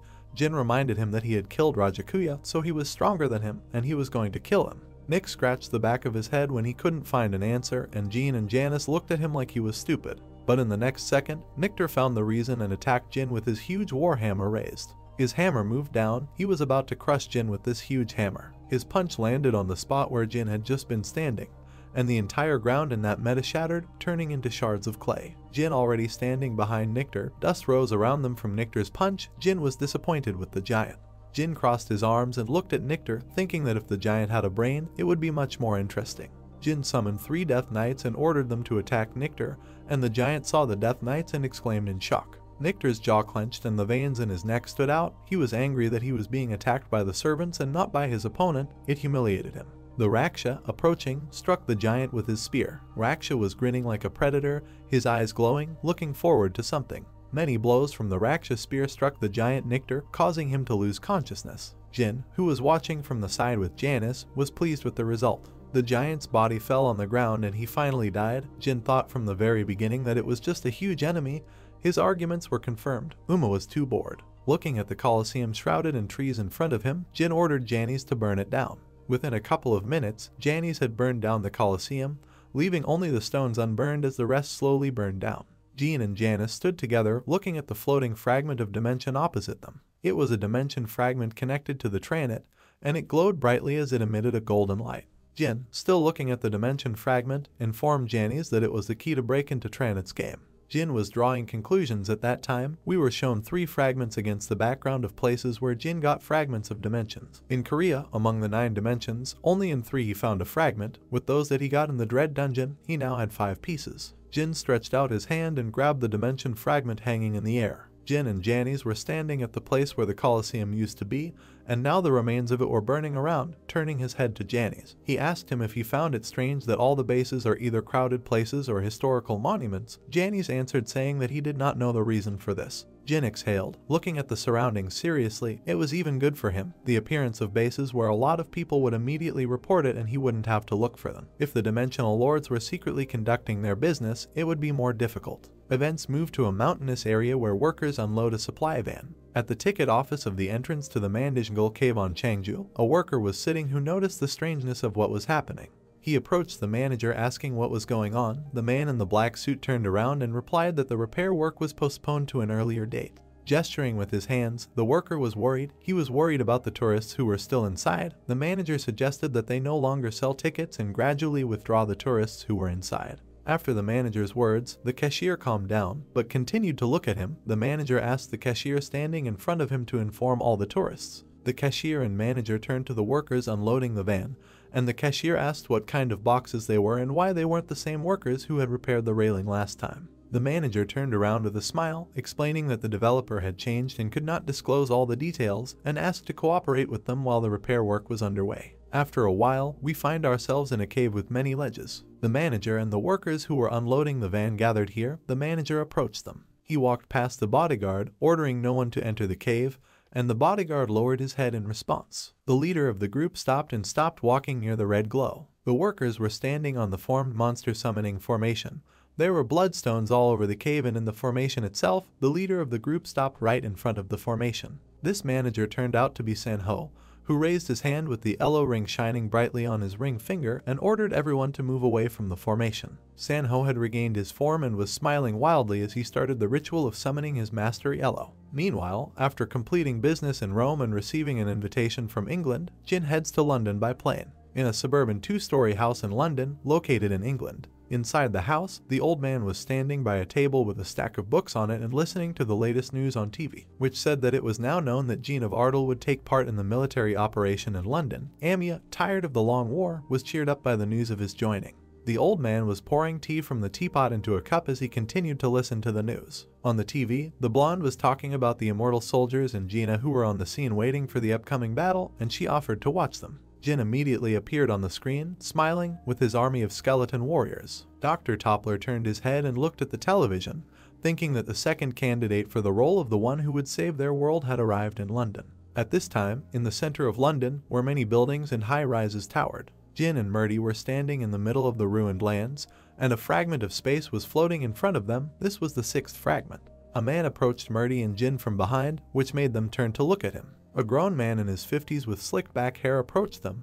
The system alerted Jin to his identity. It was the horn of the chairman of the Awakened in London Association. He said how scary it would be if Jin didn't come. Jin replied with a smile that it was good for both of them since he was getting experience points and a dimension fragment. Klaxon held out his hand and asked if Jin would sell the fragment of measurement he was holding to England. Jin was surprised and looked at Klaxon in shock. He asked if he knew about the dimension fragment.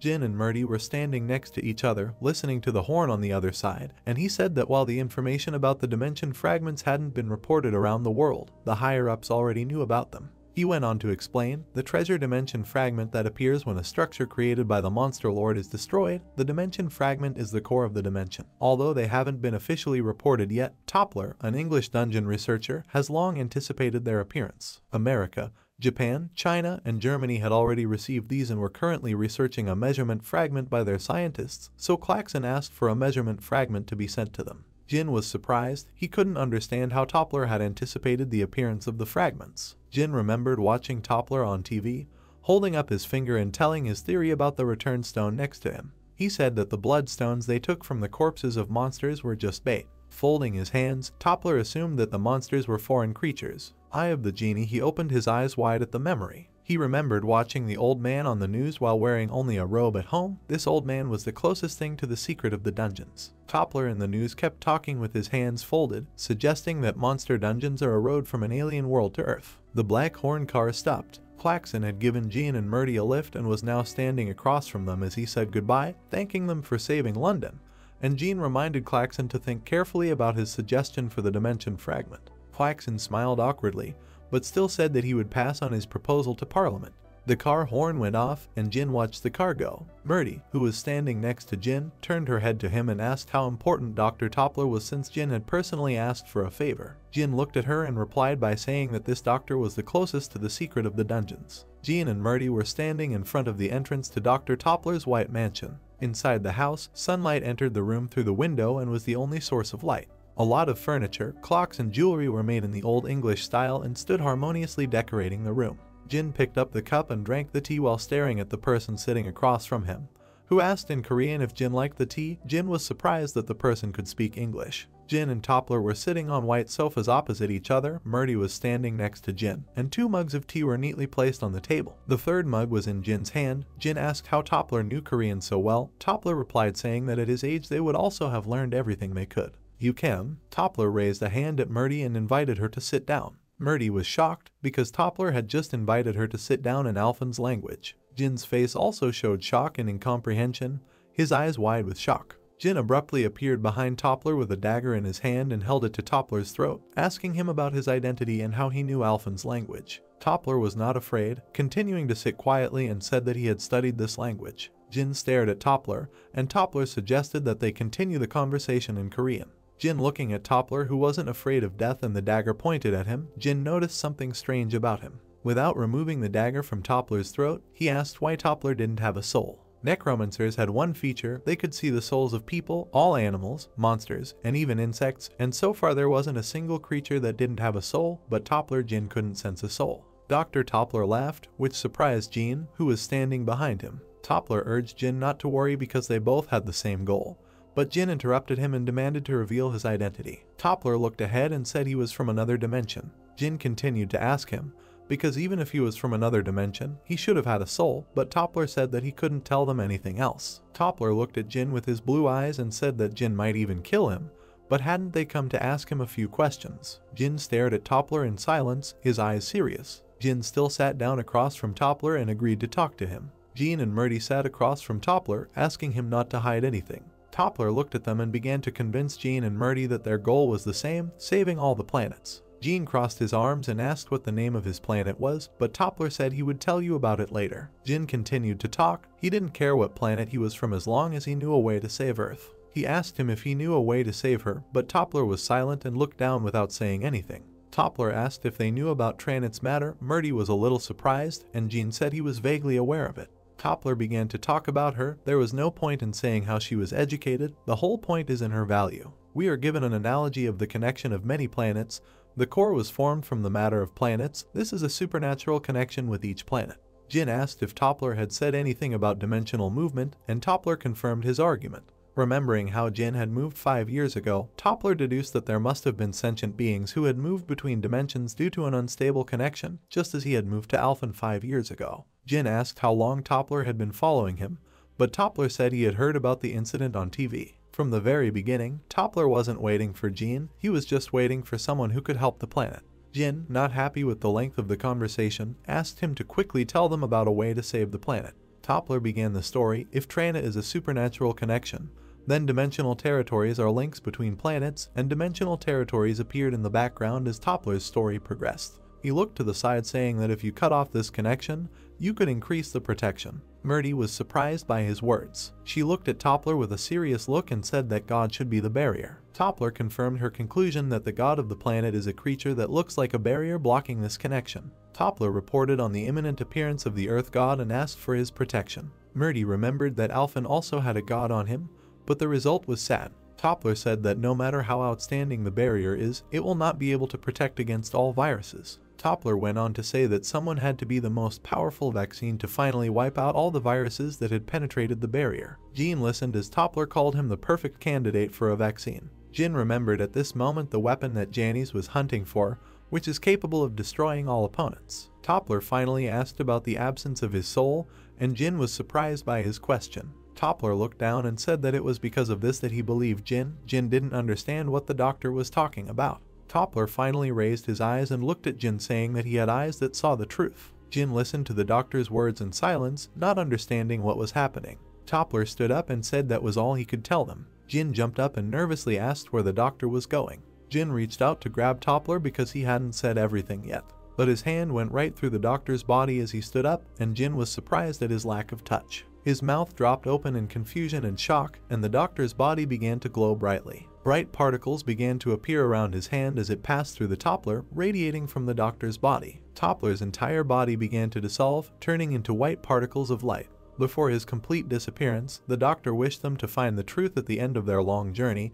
Jin stood silently watching his complete disappearance. Jin turned his head to summon Janice. Janice appeared next to him in the clouds of black energy around him. Jin decided to find Trash's execution and inform Janice about it, who agreed with him. Janice began to tell Jin, who was standing half a turn away, that the execution of Trash was the last weapon only a Necromancer could wield, but first they needed to put it all together before moving on to the mystery of finding Kazi Trash. Jin stretched out his hand and opened the spatial portal. He ordered Janice and Murdy to go with him to find everything that was left by trash. TV shows showed Jun and the president of Korea shaking hands, and news reports talked about Ardle's successful agreement with the Korean government and the official establishment of the new independent state.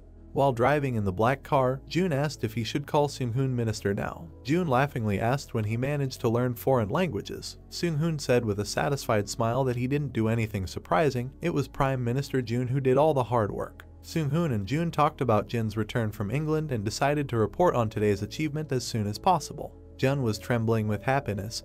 His lips were curling from an overabundance of emotions. He did not hope for promotion, but the title of Prime Minister was received by him. In addition, Ardle was a huge state that had a crazy influence on the whole world. Jun was beaming with happiness and self-praise, and he raised his hand and brushed his hair with it. Soon the car arrived on the territory fenced with a stone fence. This was the entrance to the state of Ardle, and there was a sign on the wall indicating this. Near the entrance to the territory, Blanca argued with the border guard who forbade him to enter. Jun and Seung-hoon were surprised to see their argument. Blanca was explaining to the bespectacled border guard that he was a well-known awakened person from India, but the border guard put his hands on his hips and asked him how he knew people from India. Seung-hoon called out to Blanca, who looked in Seung-hoon's direction. Seung-hoon stood behind the car and waved at him, telling Blanca to get in the car and come with them. In the hallway with many mirrors, Seung-hoon asked Blanca when he arrived in Korea. Seung-hoon explained that if he contacted them, they would send a person to pick him up. Seung-hoon pointed at Jun and introduced him to Blanca, and Blanca looked at Jun holding out his hand to invite him inside the rooms and introduced himself as well.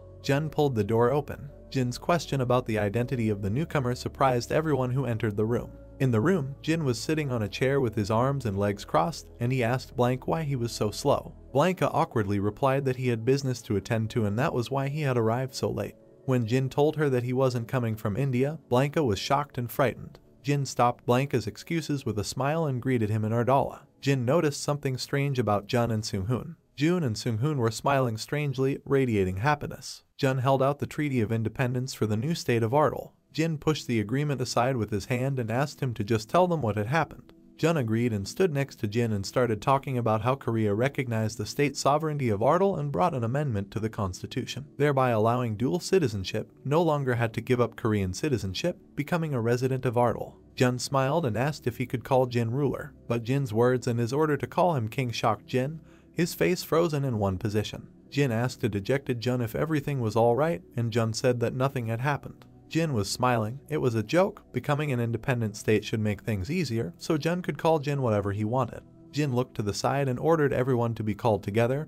He had a serious conversation with them. Jun looked at Jin, a little puzzled. Soon there was a room whose walls were made of glass. Sung and Hyaso walked into the room where Jin, Seung-hoon, and Blanca were sitting. Sun looked at Blanca and was surprised by his presence. Blanca greeted Sun. Soon, all the important officials of Ardle were gathered in the room. Murdy was also present, and Jun asked what the important conversation was. Jin's gaze became serious and spoke of penetrating the outside world. Jun was surprised by his words and a little nervous. Jin explained that so far they had tried to break the connection with the Dimensional Lords, but it had caused a lot of damage to the Earth. Because of this, enemies will endlessly form connections, and soon there will be nothing left of the cities. Jun, who was listening to him, was surprised. Jin's words that if the battlefield is Earth, they have their own military camps. Jin asked if they should fight on Earth. His words made everyone in the room open their mouths in surprise. Jin put his hands together and suggested that they attack the Dimensional Lords first. Sun nervously asked if they would go to Alphen. Murdy was glad to hear his question. Jin saw Murdy's joy and looked at her, but he destroyed her hope. Jin said that they would go to Alphen later and now they are going to the planet Jakku.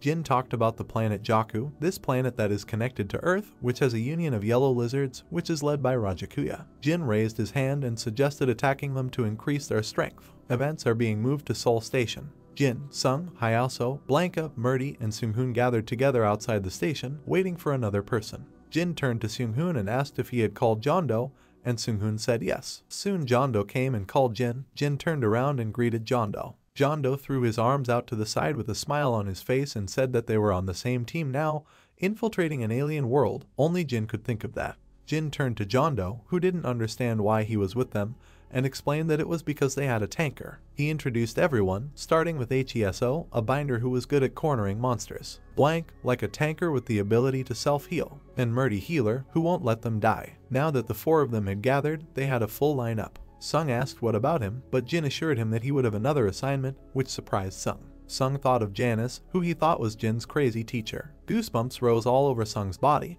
He was very nervous, and when he reached out to Jin, he remembered that they didn't have a dealer in the team. But Sung was taken aback after Jin said that he had contacted someone for the position and ordered Sung not to try to run away. He had already made arrangements with Janice. Sung became dejected. A shadow appeared on the top of his face. He couldn't avoid it. He imagined Janice holding out his hand to him, and he was afraid. A spatial portal appeared in the world of Ardal. Sung and Hyaso were surprised and opened their eyes and mouths in shock. Wyverns flew through the sky and various races walked the streets of Ardal, and soon Jin's entire group emerged from the portal. Kondo and Blanca were also shocked by the Ardal kingdom. Looking at the castle and the flying dragons in the sky, Jondo thought that Jin could only use dungeons, but it turned out that he was the ruler of an entire dimension. Bibai and Min walked up to Jin and called out to him. Looking at the people behind Jin, Bibai was surprised by the number of guests. Jin asked Bibai to show the land of his kingdom to the guests. Jin turned his head towards the group. He wanted to introduce the group's dealer and directly inform the group. He introduced the vampire Ming. Ming was surprised by his words. The group passed houses of medieval houses. A happy Bibai turned around and asked the group to keep up with her. Jin and Min were left behind, and Min turned to Jin and asked him if he could join the group and if he would be a hindrance to them. Jin exhaled at his question and smiled.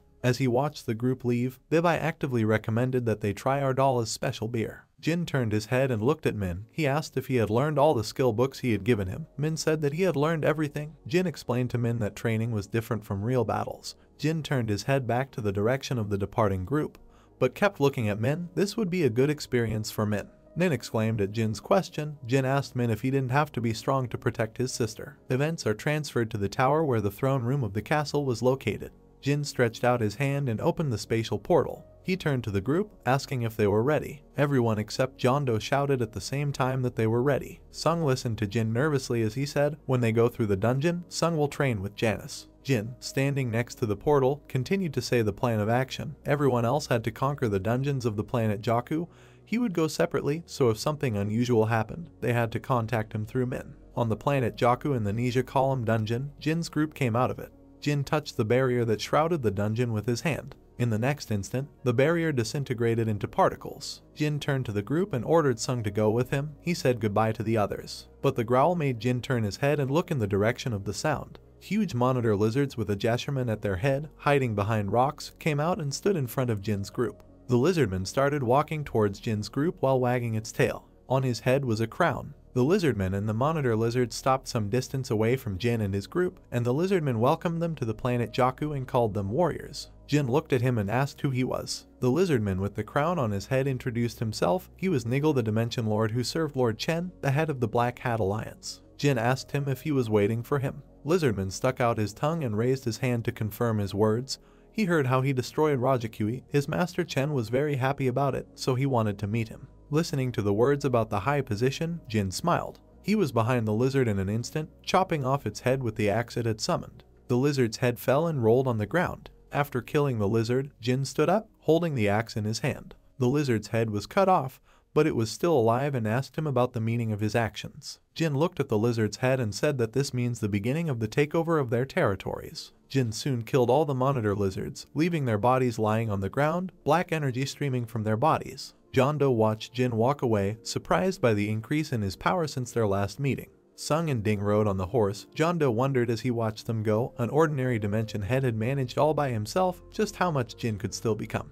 Hyaso turned to the group. It was time for them to go. Everyone knew that. Jondo asked how they would find the location of the dungeons if Hiso knew about it. Hiso nodded at his question and looked up. The next moment, she raised her hand and continued to look up. On yellow wings flapped in the green sky. A small purple bird landed on Hyaso's finger. She looked at the bird and told everyone that it would show them the way. At this time, Jin and Sun were flying on Jin's familiar. Jin saw a single lord's base in the distance. It consisted of various mechanical formations. Jin turned his head and told Sun to train with Janice while he destroyed the base. But as soon as he realized his situation, Sun became nervous. Sun was surprised and shocked by Jin's question. Jin asked why Jin hadn't gotten off the horse yet.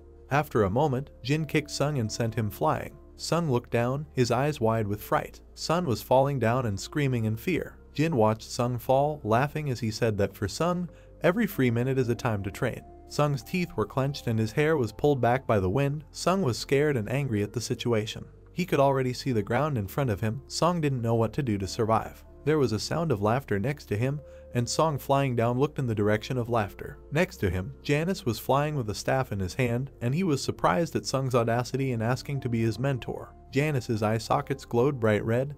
He wanted to see how good Sun was. Sung looked at him and clenched his teeth. He was nervous and scared. Janice, watching Sun fall and scream, decided to test him. The main character was looking at the multiple explosions in the sky as he sat on his pink horse that was looking into the distance. Jin grinned at what was happening. He noted that looking at it reminded him of the first time he met Janice, and added that he wished Sun would stay alive after his training. At the same time, Sung was strengthening his defense against Janny's attacks.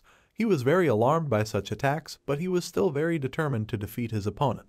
The main character in his thoughts noted that if he can return, he will easily become an SS rank player in the end. The main character turned his gaze to the side, carefully studying the object. Jin was looking at the metal city that was standing right in front of him and emitting a lot of steam into the sky, thereby polluting the air very much. But at the same time, his henchmen were standing behind him, and the hero himself was sitting on his faithful steed. The system noted that this is the camp of the Lord of Dimension Leah. A huge pile of skeletons that were ready to go into battle were laughing very hard while making their signature sounds. The main character turned to them. Behind him, there was simply a huge army of skeletons that were ready to charge in right now without wasting a single second, and in front of them was the main character who pointed his weapon directly at the metal city. Jin shouted that it was time for them to attack. The skeletons he summoned were very happy with this, and with the sound of their knuckles creaking, they rushed forward, simultaneously making their own laughing sounds. The main character was happy about what was happening. It was clear from his face that he had been waiting for this for a long time.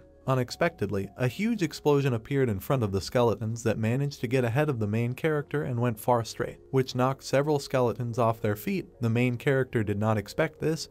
He was dumbfounded by this situation. Mechanical weapons began to spew out more and more bullets, throwing them with their fireballs in order to destroy all their opponents. These weapons aimed at the skeletons with chaotic movements, and when the attacking projectile hit them, they flew in different directions, and their knuckles broke. Jin watched with displeasure, holding his horse's reins. He noted that didn't he say that he wasn't going to participate in this? He asked someone. Yellow wisps of the protagonist's energy flew over the skeletal remains. He used a spell, ordering them to turn back to stone. The body parts of the injured skeletons were being assembled into a single entity. In an instant, the fallen turned into a huge stone golem, its eyes glowing yellow. The golem leaped up quickly and charged straight into the metal city, its footsteps splitting the ground beneath it. Mechanical weapons that fired fireballs began to attack their opponent faster and more actively. The stone golem was walking with a block that he placed in front of his face. These bullets couldn't do any damage to him. The skeleton golem placed its foot comfortably on the stone ground, thus putting it in a favorable position for itself, but suddenly the ground began to shake under its foot. The ground split into a bunch of pieces and formed a huge pit, into which the golem began to fall down. The main character, without losing his grip, smiled contentedly as if this was all planned by him. He uttered words that didn't keep anyone waiting long, attacking. A bunch of his summoned guides rushed into battle, simultaneously obeying their master, Jin. One of them was laughing heartily, the other was shouting, "Attack," to everyone else. And the third with a happy smile noted that it was time for them to kill everyone and destroy everything in their path. The burnt bones of the skeletons lay prostrate on the battlefield as the stone golem attacked one of their buildings with its shoulder, trying to knock it down. A member of the ratty race watched the entire battle from the sidelines and remained silent. Raksha looked at his former leader Rurik, his eyes watering with genuine regret. Rurik mercilessly attacked his enemy with a blow to the head, who was also a member of his race. Raksha pointed out how it was that the great warrior of the laddie race ended up being the enemy's pet. Raksha was watching the fight intently, and at the same time, he was horrified by what he saw. He noted that by nature, a predator consumes a predator. Raksha's gaze was redirected to the main character, who was sitting on his pink and black horse with a contented expression as he watched the battles of his summoned units. The system notified the protagonist that the base, which did not have a master, was conquered by Jin, and asked him which function he would choose, destroy it or occupy it.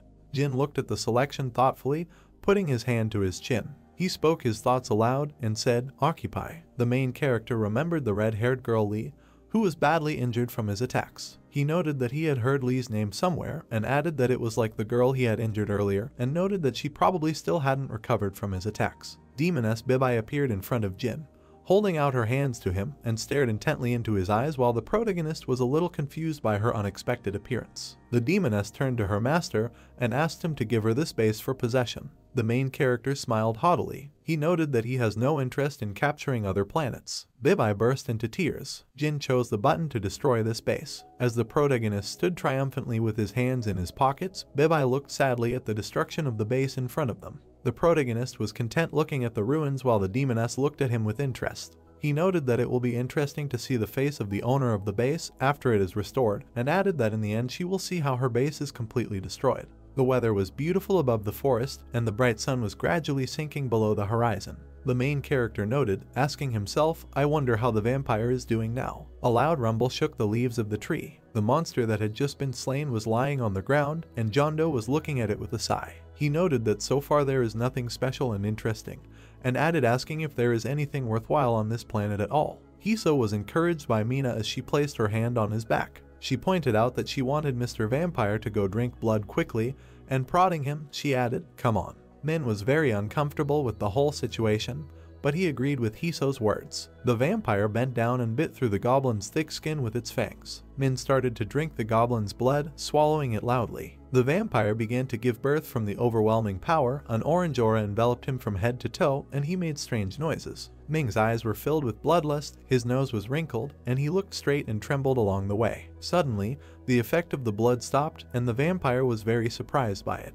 Min looked at Jondo awkwardly as he moved closer to him. The vampire noted that it was probably over. The man noted that apparently Min is already used to this action and the spread of energy throughout the body. Hiso looked up and was very surprised at what she saw. A bird that looked like an eagle was hovering above them. The girl pointed out that they needed to go that way. The group of four, which consisted of the vampire, Seho, Jondo, and Blanca, followed behind Hiso as they looked around. Alerted, the girl raised her gaze and was very surprised at what she saw. Their group was attacked by giant beavers, one of them leaping straight at them while the others hissed angrily. Hiso's face was covered in sweat. She was afraid of such a sight, but she kept her eyes steady. Seho pointed her palm directly at the mutated beavers as she used the mind-sharing skill. She took control of the minds of 3 of her fellow travelers, first taking over Jondo's consciousness. She noted that there were 3 huge monsters ahead of them right now, and added that Chairman Beak would go first and deal with the monsters. Then she reached into Blanca's subconscious. Hiso noted that Blanca will help him with her speed and strength. Then she snuck into the vampire's mind. She noted that Min will take on the remaining 2.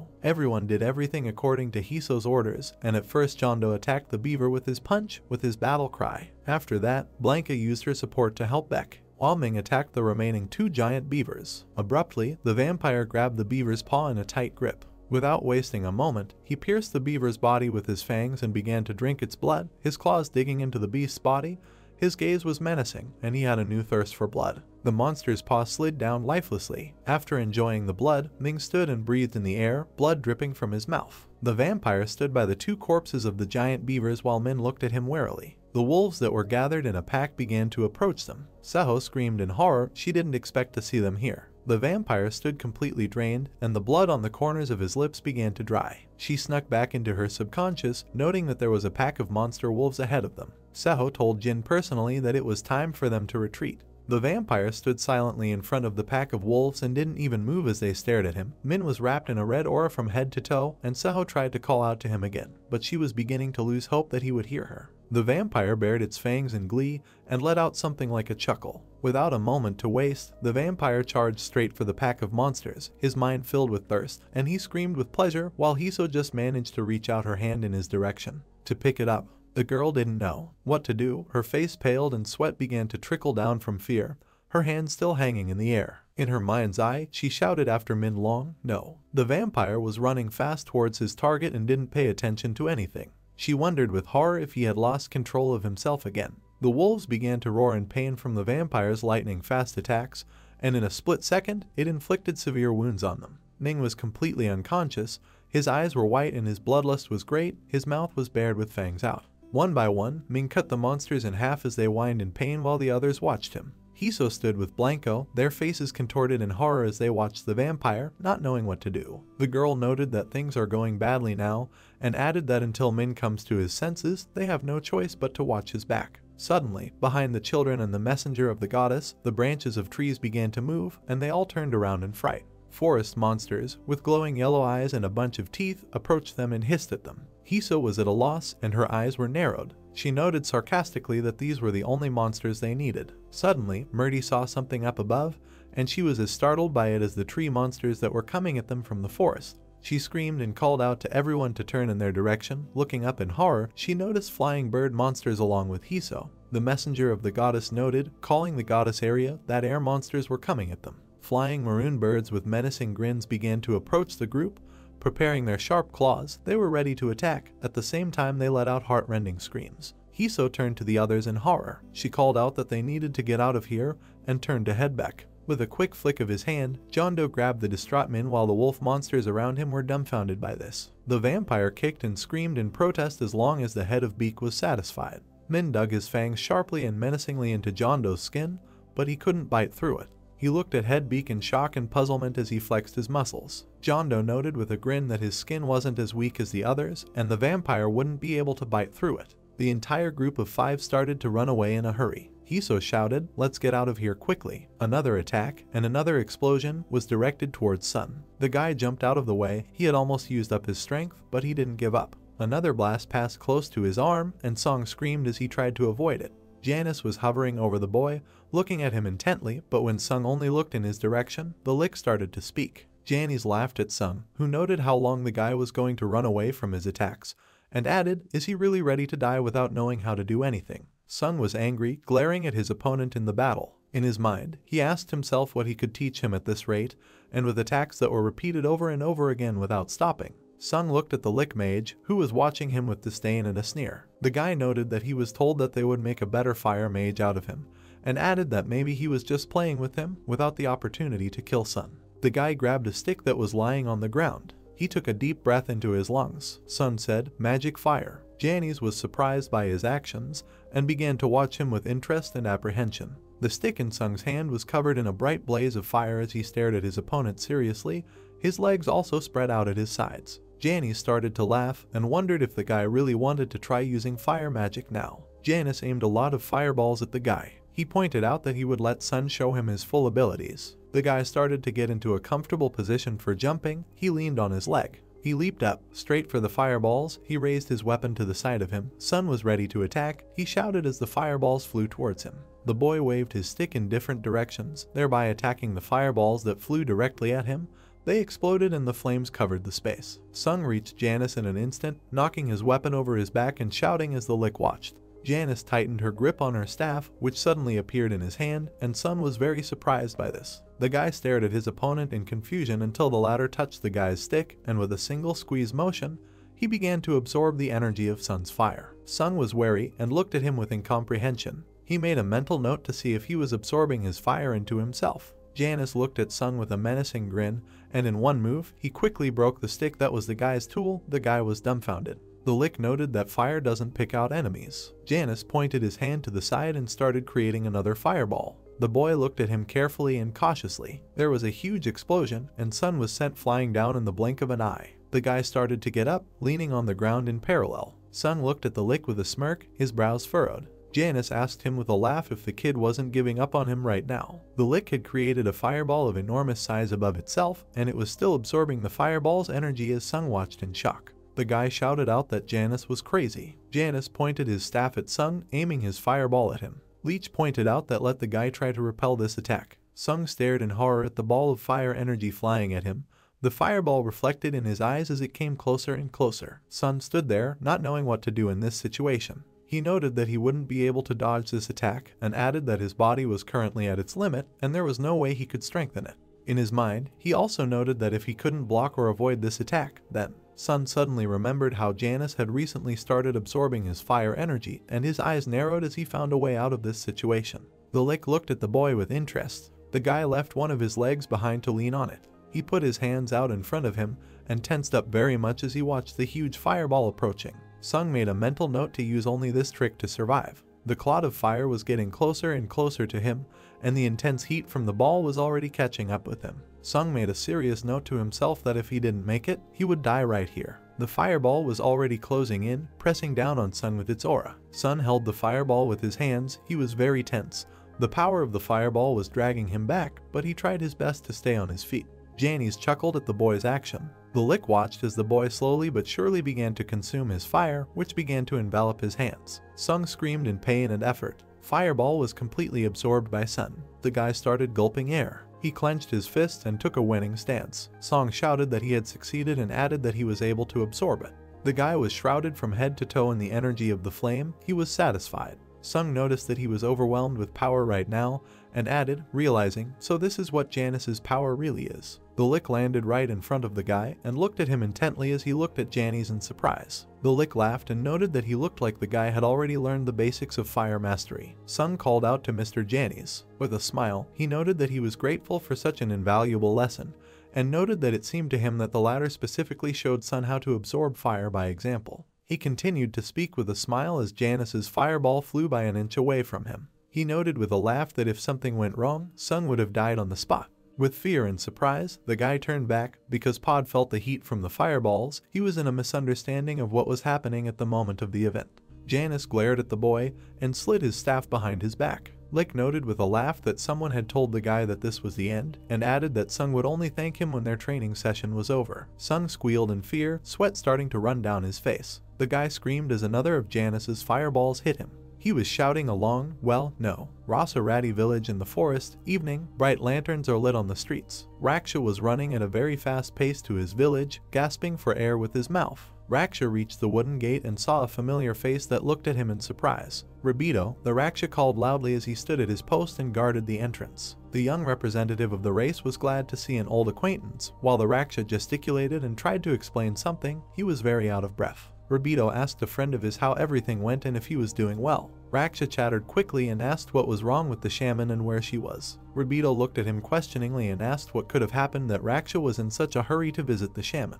The ratty mage calmed down and looked into Rabido's eyes. He replied that the savior, who had not paused long to catch his breath, had finally arrived, and asked him to go quickly to the shaman and inform her of this news. The young member of the ratty race was shocked. Thunderclouds appeared over the city, but the streetlights continued to shine. The shaman sat across from two ceremonial scented candles. Raksha ran into the shaman's room at a brisk pace and broke her silence by opening the door abruptly while she was still sitting with her back to him.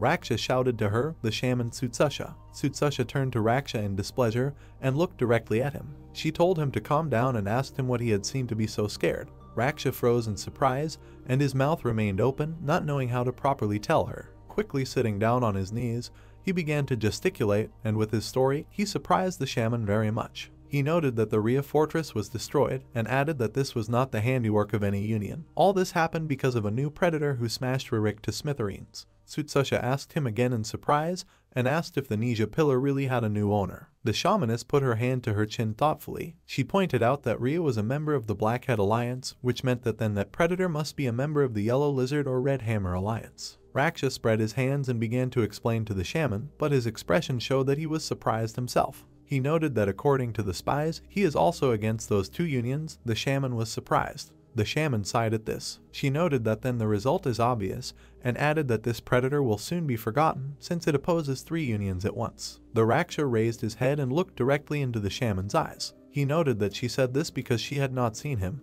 and added that it was this predator who had defeated the great warrior Ririk with his bare hands. Also, the representative of this race noted that perhaps he really is the person from the legend. The shaman silently lowered her gaze. She noted what a predator that devours other predators means. After a while, the shaman calmly closed her eyes, not believing the Raksha's words as he looked at her. She noted that he says that this particular person is unlikely to be able to save their planet. With complete confidence in his voice, Raksha replied that it was true. He was still beginning to smile sincerely. He also noted that finally their planet will be helped. With a sigh of relief, he turned to the shaman and noted that he was very happy about this. The shaman calmly said that Raksha was pathetic. Raksha opened his eyes, and he was so surprised by the shaman's words that he couldn't even say anything. The shaman calmly sat across from her fellow tribesman and looked into his eyes. She noted that his assumption is only false in order to give hope to others. She added that the real dowry from her ancestors was that she was quiet.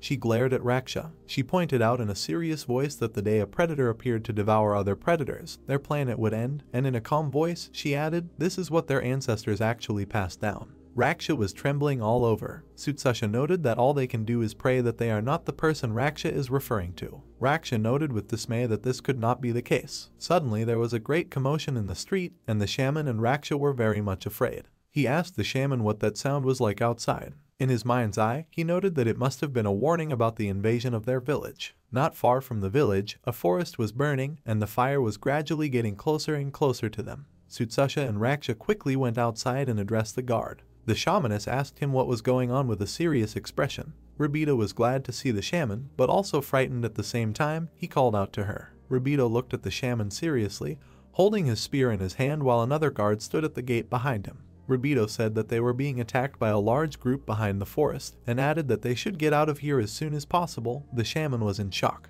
She stared with eyes that were filled with fear. In her mind's eye, she noted what might have happened, and added to herself that the alliances were fighting against each other, and they didn't think about small nations like them at all, so why did they attack them? Raksha looked at Ribito seriously. His voice did not tremble. The shaman looked at him in surprise, and Ribito listened. Raksha noted, calling his fellow tribesman by name, and asked him if the squad that attacked them by chance didn't consist of a pile of skeletons. Raksha was very much surprised by what he heard, and even a little scared. Ribito asked him in surprise how he knew, and added that they were skeletal monsters that he had never seen before in his life. Raksha was trembling, and there was a strange look on his face. In his mind, he noted that it was the one who had killed Rurik who had attacked them. A huge group of skeletons accompanied by the main character were getting closer and closer to their village. Raksha noted with dismay that this particular man had already reached them. The village guards stood in the way of the main character, defending their village. They put up shields in front of them, and others held spears. Jin stared at the area in surprise. He asked what kind of place it was. The guards looked at him menacingly.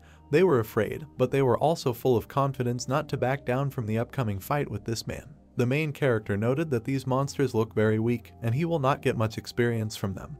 And the same ones began to growl at him menacingly for the words he said. Raksha quickly ran to the gate and opened it. He was standing behind the guards, and suddenly his eyes fell on the main character. He was startled, and sweat began to run down his body. In his mind, Raksha denied the presence of the main character in their village, but he saw him. He was looking directly at the main character and at his army of skeletons that were standing behind him. In his mind, he noted that it was he who had killed their clanman Rurik. The main character smiled as he looked at these pitiful monsters. He told his soldiers to take down everything in their path. The skeletons started walking straight. They went and made their trademark laughing sound. They were happy. Ribito looked back at the guards, who were at a loss. He noted that they should buy as much time as possible so that the rest of the villagers could escape from the village, and added that everyone should prepare for battle right now. A dark aura emanated from the skeletons, which made the villagers even more terrified. The main character looked at it with interest. In front of the main character was his summoned monster, which called itself it was Rurika. He bowed to Jin and addressed him as the king. The main character looked at the summoned in surprise. Rurik began to ask the main character to show generosity and let his people live. Jin was very surprised to hear such words. In his mind, he made a mental note to have everyone look at him at his calling. Rurik was on his knees and couldn't even raise his eyes to look at his master. The main character continued to note in his thoughts that he was really asking for the benefit of a loved one in front of his master. His summoned monster, the Black Knight, was still on his knees, begging for mercy from the main character. The main character was sitting on his trusty steed, and the skeleton army was standing still. The main character asked him that it was really his tribesmen, and specifically asked one more question, and if he still wants to destroy this village, then what will he do? Rurik's gaze was a little malicious, but he calmly responded to his master. He noted that these are the inhabitants of the planet who have nothing to do with the power of Tranit, and added that he begs the main character to show generosity to his people. His tribesmen stood in shock and didn't even move, but it was Raksha who was most struck by this. In his mind, he called Rurik's name. The main character thought about it. He was surprised by this behavior of his summoned. In his mind, he noted that he hadn't seen such devotion in a long time. Jin thought of his other subordinates. He kept noting in his mind that he was wondering how each family member would resist, and he also mentioned that he could have subdued them all, but his thoughts were interrupted by his system. The system noted that the Black Knight Rurik cordially asks the main character to save his tribesmen. The system also added that if the main character responds positively to his request, the latter will repay him with all his loyalty. The main character chuckled as he looked at the Black Knight and sighed. He noted that so be it, and added that they are coming back. Rurik was shocked by what he heard. He couldn't believe his ears. The main character turned to face his skeleton army, and the Black Knight was still kneeling and bowing to him. He pointed out that he would definitely repay the king's generosity with all the loyalty he showed Jin. The system noted that Rurik swore loyalty to the main character, so the consumption of the submission skill was reduced from 320 points to 1 point. The villagers were shocked, they looked between each other, many smiled, they did not believe that they were alive. Some of them noted that it was Rurik who saved them right now. The main character flipped his reins off the horse to leave, but suddenly he asked them to wait. The tribesmen of his subordinate Black Knight were very surprised by his request, and the main character slyly and seriously looked at them. He shifted his gaze to some dark canvas that hung on their tower. Jin noticed that there was something familiar hanging there. Tresh's ruined robe hung from the tower. The main character asked in surprise, "Is it really possible to go back so easily?" He rode closer to Rurik on his pink horse and addressed him by name while Rurik listened attentively and stood at attention. Jin ordered him to bring the thing that hangs on that tower to their villages. The Black Knight looked at the protagonist in silence. The main character looked at his fellow tribesmen seriously and calmly. Jin made a point to let his subordinate kill anyone who tried to stop him. That's how this video ends. If you have sat through to the end, please don't forget to press the subscribe button and leave feedback. See you in the next video.